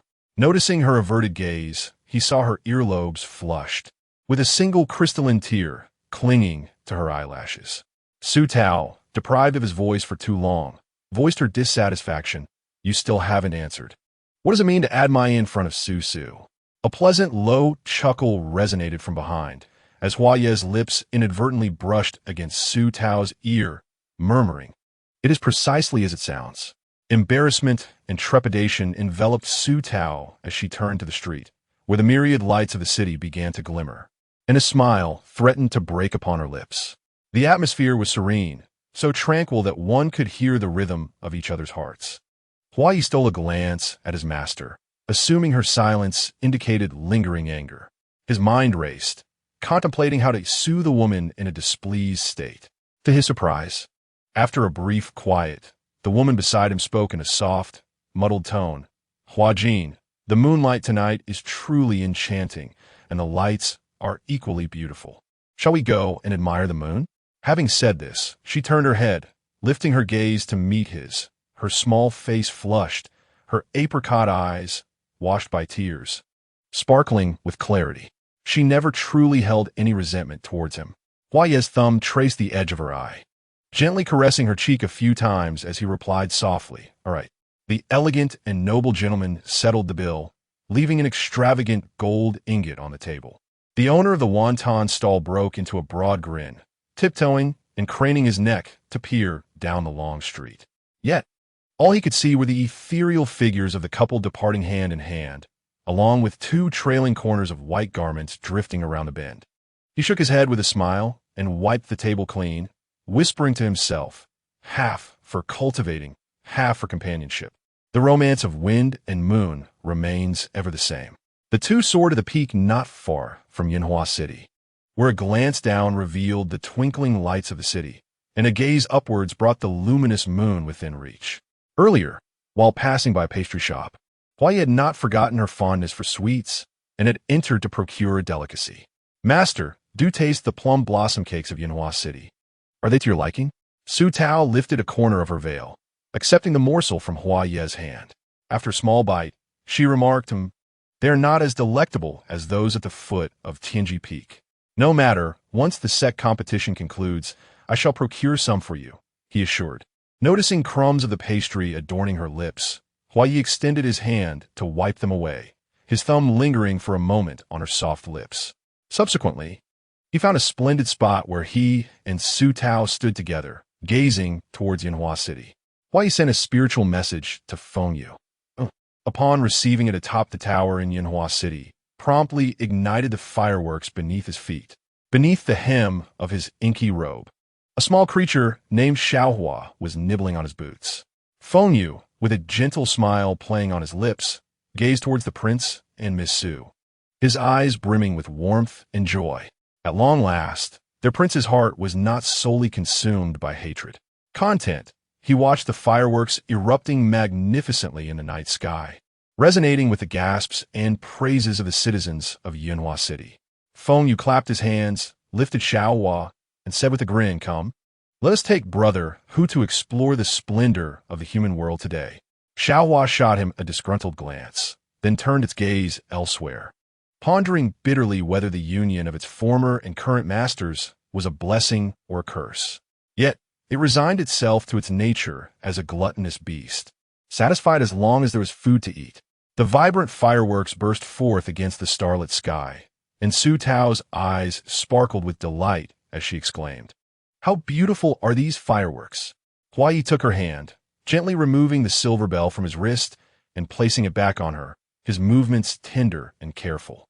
He then met her gaze, his peach blossom eyes filled with earnestness, and spoke deliberately, "Master, I am Wuxing Gongyu, simply known as Yi, courtesy name Huai Jin. A century ago, I was the crown prince of the northern wilderness, and now I am your sole disciple." As the mountain breeze swept by, the young man's garments fluttered, his inky hair billowing behind him, with a white ribbon caught in its midst, a figure of unparalleled elegance and charm. Reflecting on his prior words, Su Tao was momentarily taken aback and inquired, "So what?" Huai's dark eyes locked onto hers, a hint of crimson at their corners, his lips curving into a gentle smile. Yet, his next words bore a daring audacity. As your disciple, yearn to transgress boundaries. Apart from being your only disciple, may I also?" The unuttered continuation hung in the air, his gaze lingering on her with affection, his thumb gently tracing the corner of her eye. Su Tao widened her eyes, listening intently, eager not to miss a single word. Observing her anxious anticipation, the gentle youth chuckled playfully, and when he detected a hint of reproach in her almond-shaped eyes, he solemnly declared, "I have always been of shallow fate and fragile life, unaware if my master would be willing to accompany me through countless lifetimes to promise to stand by my side." Fearful of her possible rejection, a fleeting panic crossed his eyes, reminiscent of a common lad from Baidu City confessing his feelings to the object of his affection, his cheeks flushed with fervent hope. The young woman remained silently poised, while the boy's heart raced with trepidation. In a hasty gesture, he raised 3 fingers in a vow, casting aside all past pride. His voice tinged with desperation. "If you consent, master, unless I perish, I shall ensure your peace through all lives to come." The evening breeze caressed their garments gently. As the edges of their clothes brushed against one another, their dark tresses intertwining in the mountain wind, creating an atmosphere of tender intimacy and burgeoning affection. Su Tao extended her delicate finger to press against his lips, a hint of reproach in her gaze. "What talk of death and demise? How can you utter such ominous words? Surely, we are destined for a beautifully harmonious conclusion." The youth grew increasingly anxious, his eyes glistening with unshed tears. To him, the beautiful things in this world were scarce, perhaps even non-existent. Yet, at this moment, he found solace in the evening breeze of the mountains, the moonlit sky, and the laughter of the enchanting woman before him. These were the treasures he longed to cherish in his heart for a lifetime. In the midst of his almost sorrowful anticipation, Su Tao's soft voice resonated. Her words were like a rebirth for the boy, in a world full of splendor and with the years stretching long. "I wish to walk hand in hand with you, from youthful locks to silver strands. Huai Jin, I am willing to be with you through countless lifetimes, to cherish and accompany you." Boom, boom, boom. Fireworks erupted in the night sky, boldly blossoming in this serene and beautiful moment. They dazzled with brilliance, shimmering with vibrant hues, mirroring the feelings of Huai Yi at that instant. The gentle and kind mentor offered him a second chance at life. Under the illumination of the fireworks, Huaye's gaze grew darker, as if a whirlpool had formed in a deep pool, threatening to draw Su Tao in. Noticing his unwavering stare upon her face, Su Tao reached out to touch him, hesitantly asking, "What is it?" "Master, please remove your veil and let me see your face." Her voice was tender and affectionate, imbued with a hint of pleading. The youth's fervent breath brushed against Su Tao's cheek, causing her skin to tingle with an overwhelming sensation. "No," she said, but the moment those words escaped her lips, the previously elegant and warm man suddenly altered his demeanor. He pinned her against a nearby rock, his hands supporting himself as he leaned closer, their noses nearly touching. Su Tao's heart raced, as if the little deer within her was eager to leap forth. "Master, I truly wish to see," she implored, her voice now laden with an irresistible allure. The intoxicating scent of the man surrounded her, and his tone shifted from a plea to one of dangerous seduction.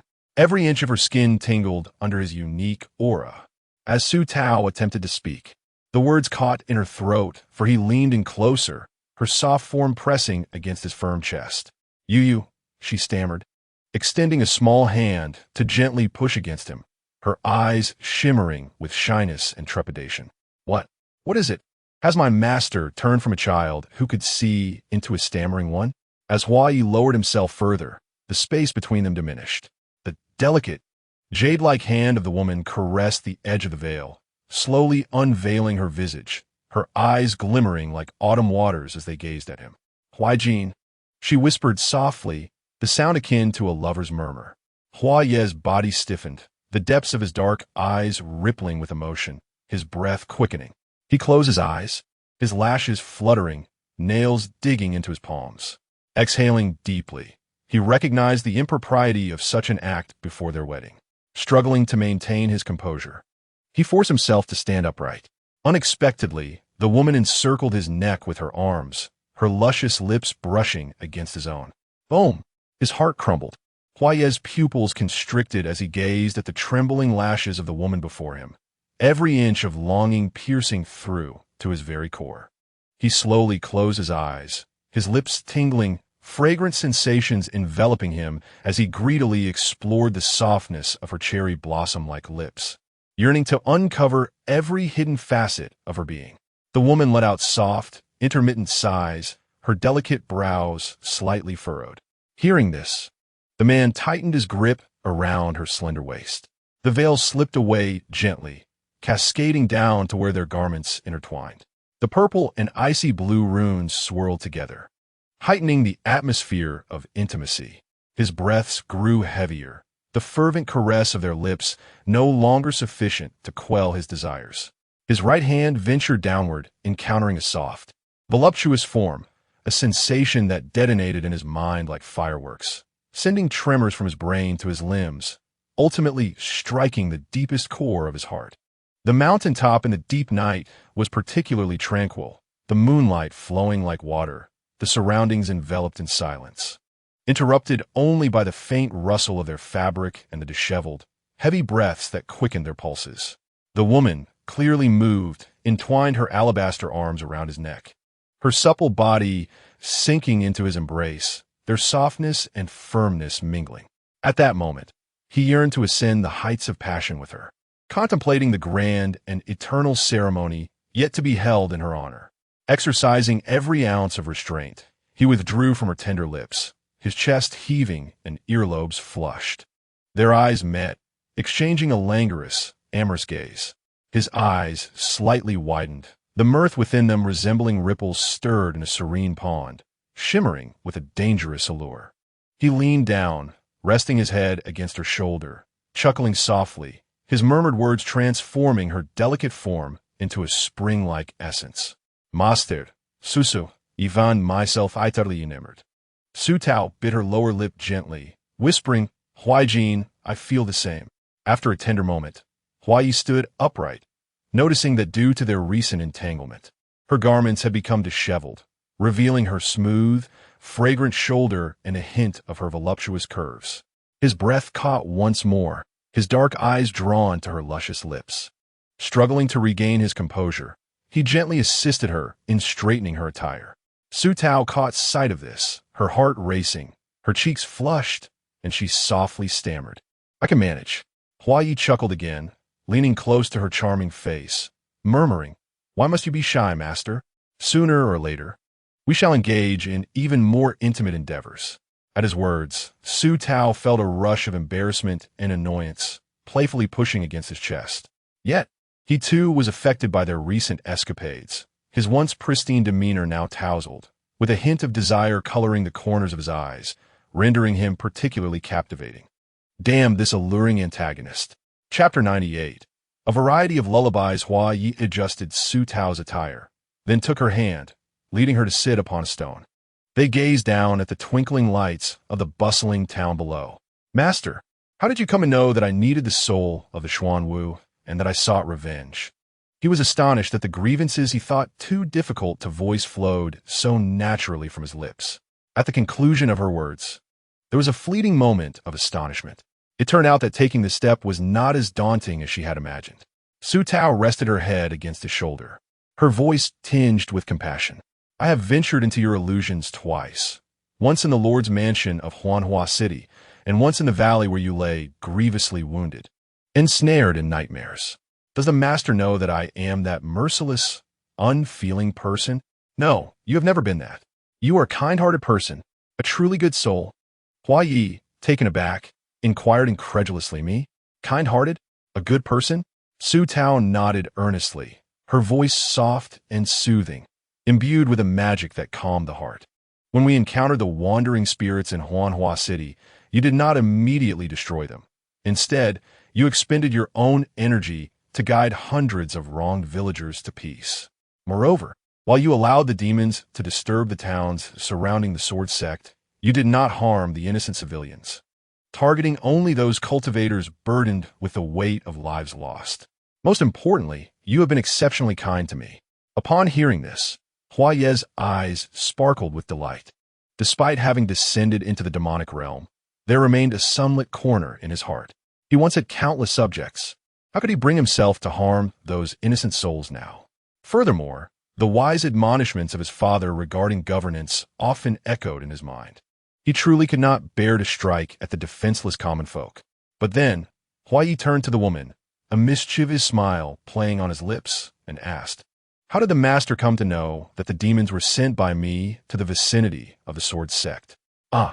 Su Tao widened her almond-shaped eyes, covering her mouth with her small hand, offering an awkward smile. Hua Yi furrowed his brow in contemplation, realization dawning upon him. He smirked and remarked, "Oh, I see now. So, from that time, the master was already aware I was Little Flower? Huai Jin. Why don't we discuss our plans for revenge and how to seek the Azure Dragon Soul?" The other party clearly attempted to change the subject. Yet Hua Yi, fully aware of the diversion, felt an even sweeter sensation in his heart, realizing how much she missed and relied on him. The two shared their innermost thoughts atop the peak for a considerable time, until the night deepened into darkness. Hua Yi then carried Su Tao back to the small courtyard. Unexpectedly, once in bed, the woman refused to sleep and playfully demanded that he coax her into slumber. This posed a challenge for him. Yet, gazing into his master's bright, watery eyes, he found it hard to refuse. He fondly recalled how, in his childhood, his mother would read to him from the book of rites to lull him to sleep. Surely, the method Su Tao referred to for coaxing one to sleep was akin to that. Su Tao looked at Hua Yi with eager anticipation as he cleared his throat, only to hear those exquisitely beautiful lips uttering exceedingly dry and obscure phrases. The human heart is perilous. The path of the heart is subtle. One must be precise and singular and adhere to its core. Do not heed nonsensical words, nor employ unasked for schemes. Is it not dear? Is it not fearful? The masses are not the sovereign. What do they bear? If the latter is not the multitude, how can they guard the nation? How reverent? To be cautious is to possess virtue, respect, and cultivate what is desired. The four seas are impoverished, and the heavenly blessings shall endure forever. This, perhaps, Hua Ye's method of lulling her to sleep differed from her understanding of it. However, seeing the hopeful glint in his eyes. She felt too shy to express that his attempts were rather inadequate. Resigned, she closed her eyes. Fortunately, her greatest fear was studying, and before the incense had burned out, Su Tao had fallen into a deep slumber. Hua Yi listened to the steady rhythm of her breathing from the bed, licking his parched lips, feeling quite dry after speaking so much. He mused to himself. Indeed, his lullabies were effective. His master had drifted off so swiftly. With a pleased arch of his brows, he covered Su Tao with a quilt and gazed at her for a moment before quietly exiting the room. With a gentle leap, he ascended to the rooftop of his courtyard. Feng Yu, holding 2 jars of plum wine and cradling a drowsy little flower in his arms, stood above. "Your Highness, did you enjoy your night?" Hua Yi took the jars from him, leaning against the eaves, savoring a sip, his smile radiant. The happiest moments of his life were when the Emperor and Empress celebrated his birthday with the people of Beiwang, and tonight was no exception, perhaps even surpassing those previous joys. He lifted the jar again for another drink of plum wine. Feng Yu's elongated phoenix eyes curved with amusement as he sat beside him, observing, "It is quite evident, Your Highness, that your countenance radiates with the warmth of spring. I am grateful for your choice today. Miss Su truly treats you with great kindness." Hua Yi scratched the corner of his eye, inquiring, "Is it so apparent?" Feng Yu nodded, affirming its clarity. "She is exceptionally wonderful, to the point that I often feel unworthy. Yet, with just a gentle beckon, she would pledge her life to me. Such goodness I can never betray." The two clinked their wine jars together and drank in unison. Feng Yu remarked, "Your Highness, now that you and Miss Su share a mutual understanding, the future can only grow brighter." Hua Yi tilted his head back, draining the jar, and with a flick of his sleeve, sent it rolling to the corner of the courtyard, where it settled in the grass. He couldn't help but smile, declaring, "It will surely get better." The little flower raised her eyelids to glance at the two who were conversing animatedly in the middle of the night, rolled her eyes, and turned her back to them. They were truly noisy enough to disturb a beast's slumber. As morning broke, the gentle breeze swept through the courtyard, caressing every flower and tree, while soft sunlight spilled into every corner. Beneath the begonia tree, a round-faced girl furrowed her brow and pouted, seemingly lost in thought. Yi Sui felt something was amiss. This morning, she had gone to knock on her master's door to deliver breakfast. Upon opening it, she was taken aback to find the eldest senior brother inside. Yet that was not the oddity. After all, the eldest senior brother often visited. It was the inexplicable atmosphere between the two that made her feel a flush on her cheeks and warmth in her heart. They attempted to be discreet, yet their barefaced exchange of glances was unmistakable. How could she even begin to describe the feeling? Spotting Wen Ailey approaching, Yi Sui waved and asked, "Do you think there is something strange between our master and the eldest senior brother?" Upon hearing her friend's question, Wen Ailey glanced toward the northeast corner of the courtyard, where the master and eldest senior brother were closely engaged, conversing animatedly even about the weeds in the corner. However, she felt there was nothing strange about it. It was just as it had always been, intimate, delightful, and sweet. Yet now, their affection seemed more overt. She placed the food box upon the stone table and picked up a piece of lotus cake, saying, "What is so strange? Isn't it always like this? Come, enjoy the lotus cake." Yi Sui rolled her eyes and continued to fixate on the two individuals in the northeastern corner of the courtyard. She observed as the senior brother said something that made their master laugh heartily, her laughter so vibrant that even through the veil, Yi Sui could glimpse her master's bright, white teeth. She scratched her head, murmuring, clearly, something is amiss. But what exactly is it? Chapter 99. The sect meeting on supporting master-disciple relationships. The antagonist, having just tasted the sweetness of affection, could be described as rather clingy. Since the moment he rose this morning, Hua Yi had been inseparable from Su Tao, following her wherever she went, much to the chagrin of Yi Sui and Wen Ali. The senior brother had crafted a swing adorned with peach blossoms for their master. Her laughter chimed like silver bells, and she seemed exceedingly delighted as the senior brother gently pushed her from behind. Their necks brushed against one another, creating an air of intimacy. Yi Sui and Wen Ali, having transitioned from their earlier discomfort, now regarded the scene with indifference. However, Yi Suesue's attention was drawn to a new target. How can someone be so stunning? She nudged when Ollie's arm, asking, Ollie, do you see that red-haired man in black robes under the eaves? He is so handsome. His pupils are a deep crimson, like flames. When Ollie followed Yi Suesue's gaze and saw the man cradling a small flower, gazing tenderly at the clouds above. But he is wearing a mask on half his face. How can you know if he is handsome? Yi Suesue retracted the food she had previously offered when Ollie and declared emphatically, even with half his face concealed, he is already breathtaking. Imagine if the other half were revealed. One Ollie shrugged, pouring wine onto her sword and meticulously polishing it. She had no desire to engage. After witnessing the deep affection between their master and the senior brother, her heart was as calm as still water, devoid of any turbulence. Especially after witnessing their sweet romance. She felt it highly unlikely that she would find a partner in the future. Fengyu stood there enjoying the breeze, reflecting on how the prince had often kept him confined within the sea of consciousness, which he found rather unfair. Now, as long as there were no outsiders in the courtyard, he could freely roam. Yet while caressing the small flower, he paused, his gentle gaze shifting to the right. There stood a round-faced girl, watching him intently. Every time he glanced her way, her smile grew brighter, and she excitedly waved at him. Out of courtesy, he always smiled back, which only made her more exhilarated. What was her name again? She was a regular disciple taken in by Miss Su, known as Yi Suesue. Fengyu sensed footsteps approaching from outside the courtyard and swiftly retreated indoors. Yi Suesue clicked her tongue in disappointment. The handsome man had left.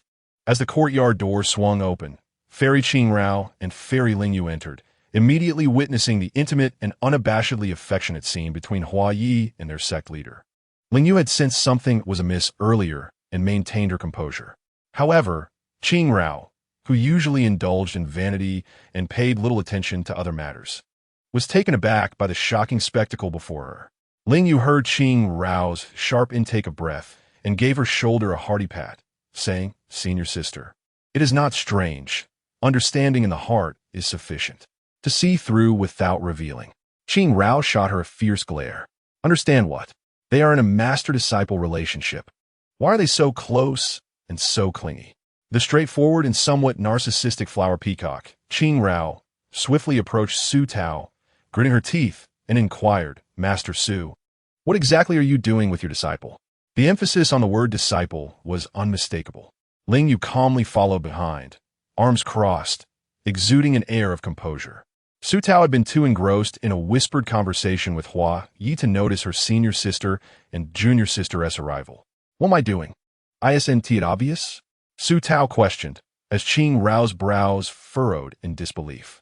Their master, with unwavering confidence, declared we are, of course, in a romantic discussion. Boom! A thunderclap of realization struck. This icy figure had never been human and was now hardly behaving like one. It was over. The reputation of the Xianqing Dao sect was at stake, and Qingrao could already envision the torrent of rumors sweeping through the cultivation world. Clutching her head as she swayed in place.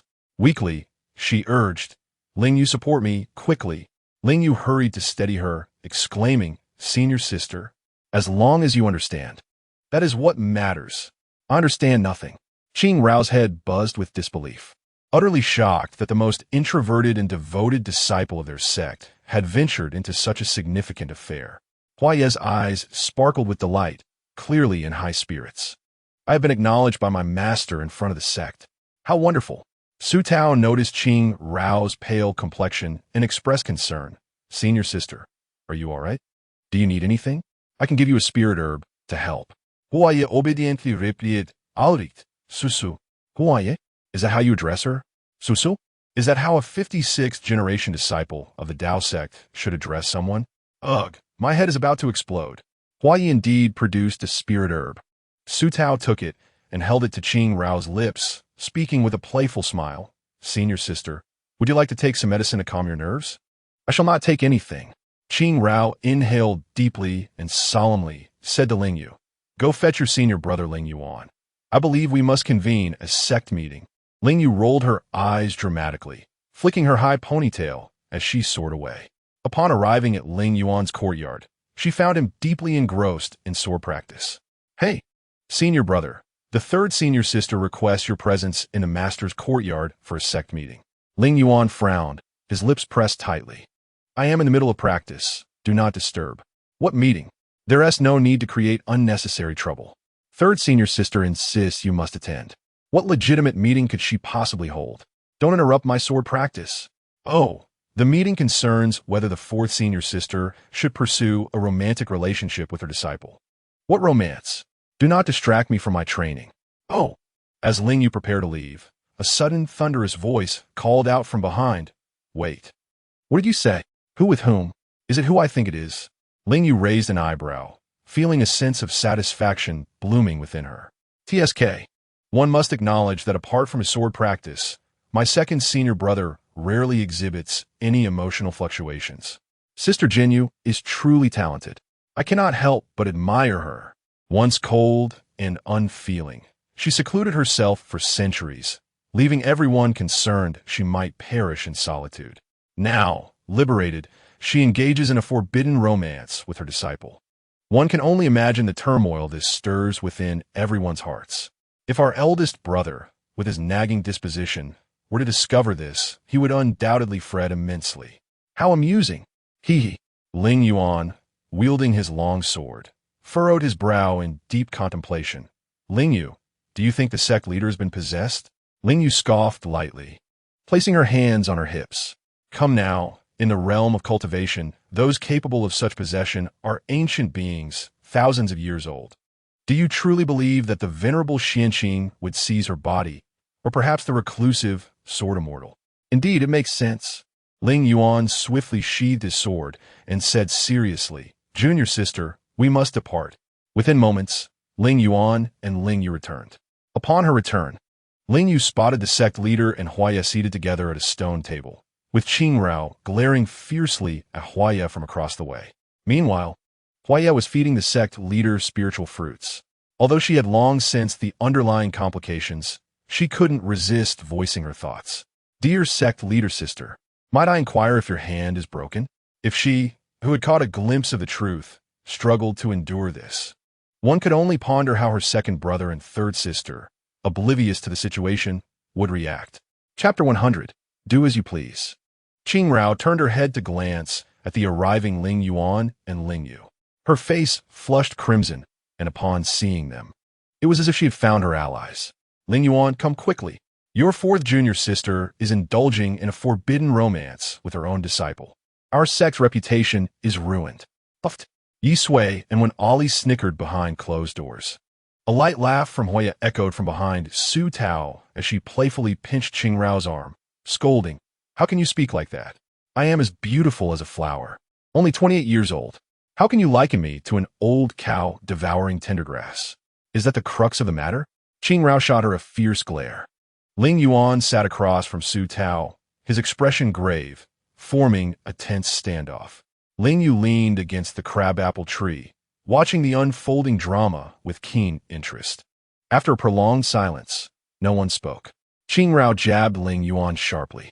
Being the eldest, it was only fitting he should break the silence. He finally grumbled, How long has this been going on? Su Tao, momentarily taken aback, replied, Huh? I asked, How long have you been with that brat? Su Tao fiddled with her earlobe, pondering before inquiring, Which phase are you referring to, senior brother? What phase? Qing Rao interjected.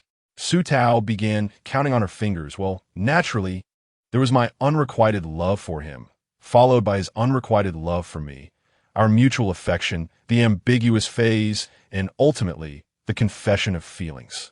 Which phase are you asking about? Her expression was one of innocent bewilderment. Smack! Ling Yuan's long sword slammed against the stone table, causing Su Tao to lean back in surprise. Immediately regretting the action, he felt a pang of sorrow for his sword, his lifelong companion. Indeed, it seems you both have traversed quite a number of stages, Qing Rao exclaimed through gritted teeth. Of course, in matters of the heart, there is bound to be a process. Sister, you have no beloved and no one cherishes you. So, of course, you wouldn't understand. Huaya stifled a laugh, a tear brimming at the corner of her eye. Their master was simply too delightful. Ling Yuan noticed his third junior sister taking deep breaths beside him and gently patted Qing Rao's back, signaling her to remain calm. He then turned to Su Tao and said earnestly, "Let us commence with the first phase." Su Tao, huh? Qing Rao. Ling Yu. How enjoyable to be a spectator. Concealed behind the door, Yi Sui, when A. Li and Feng Yu felt a surge of excitement, eager to listen. Su Tao. Well, this could take a while, but anyway, Huaya is the soulmate I have chosen. Qing Rao. This matter is of utmost importance.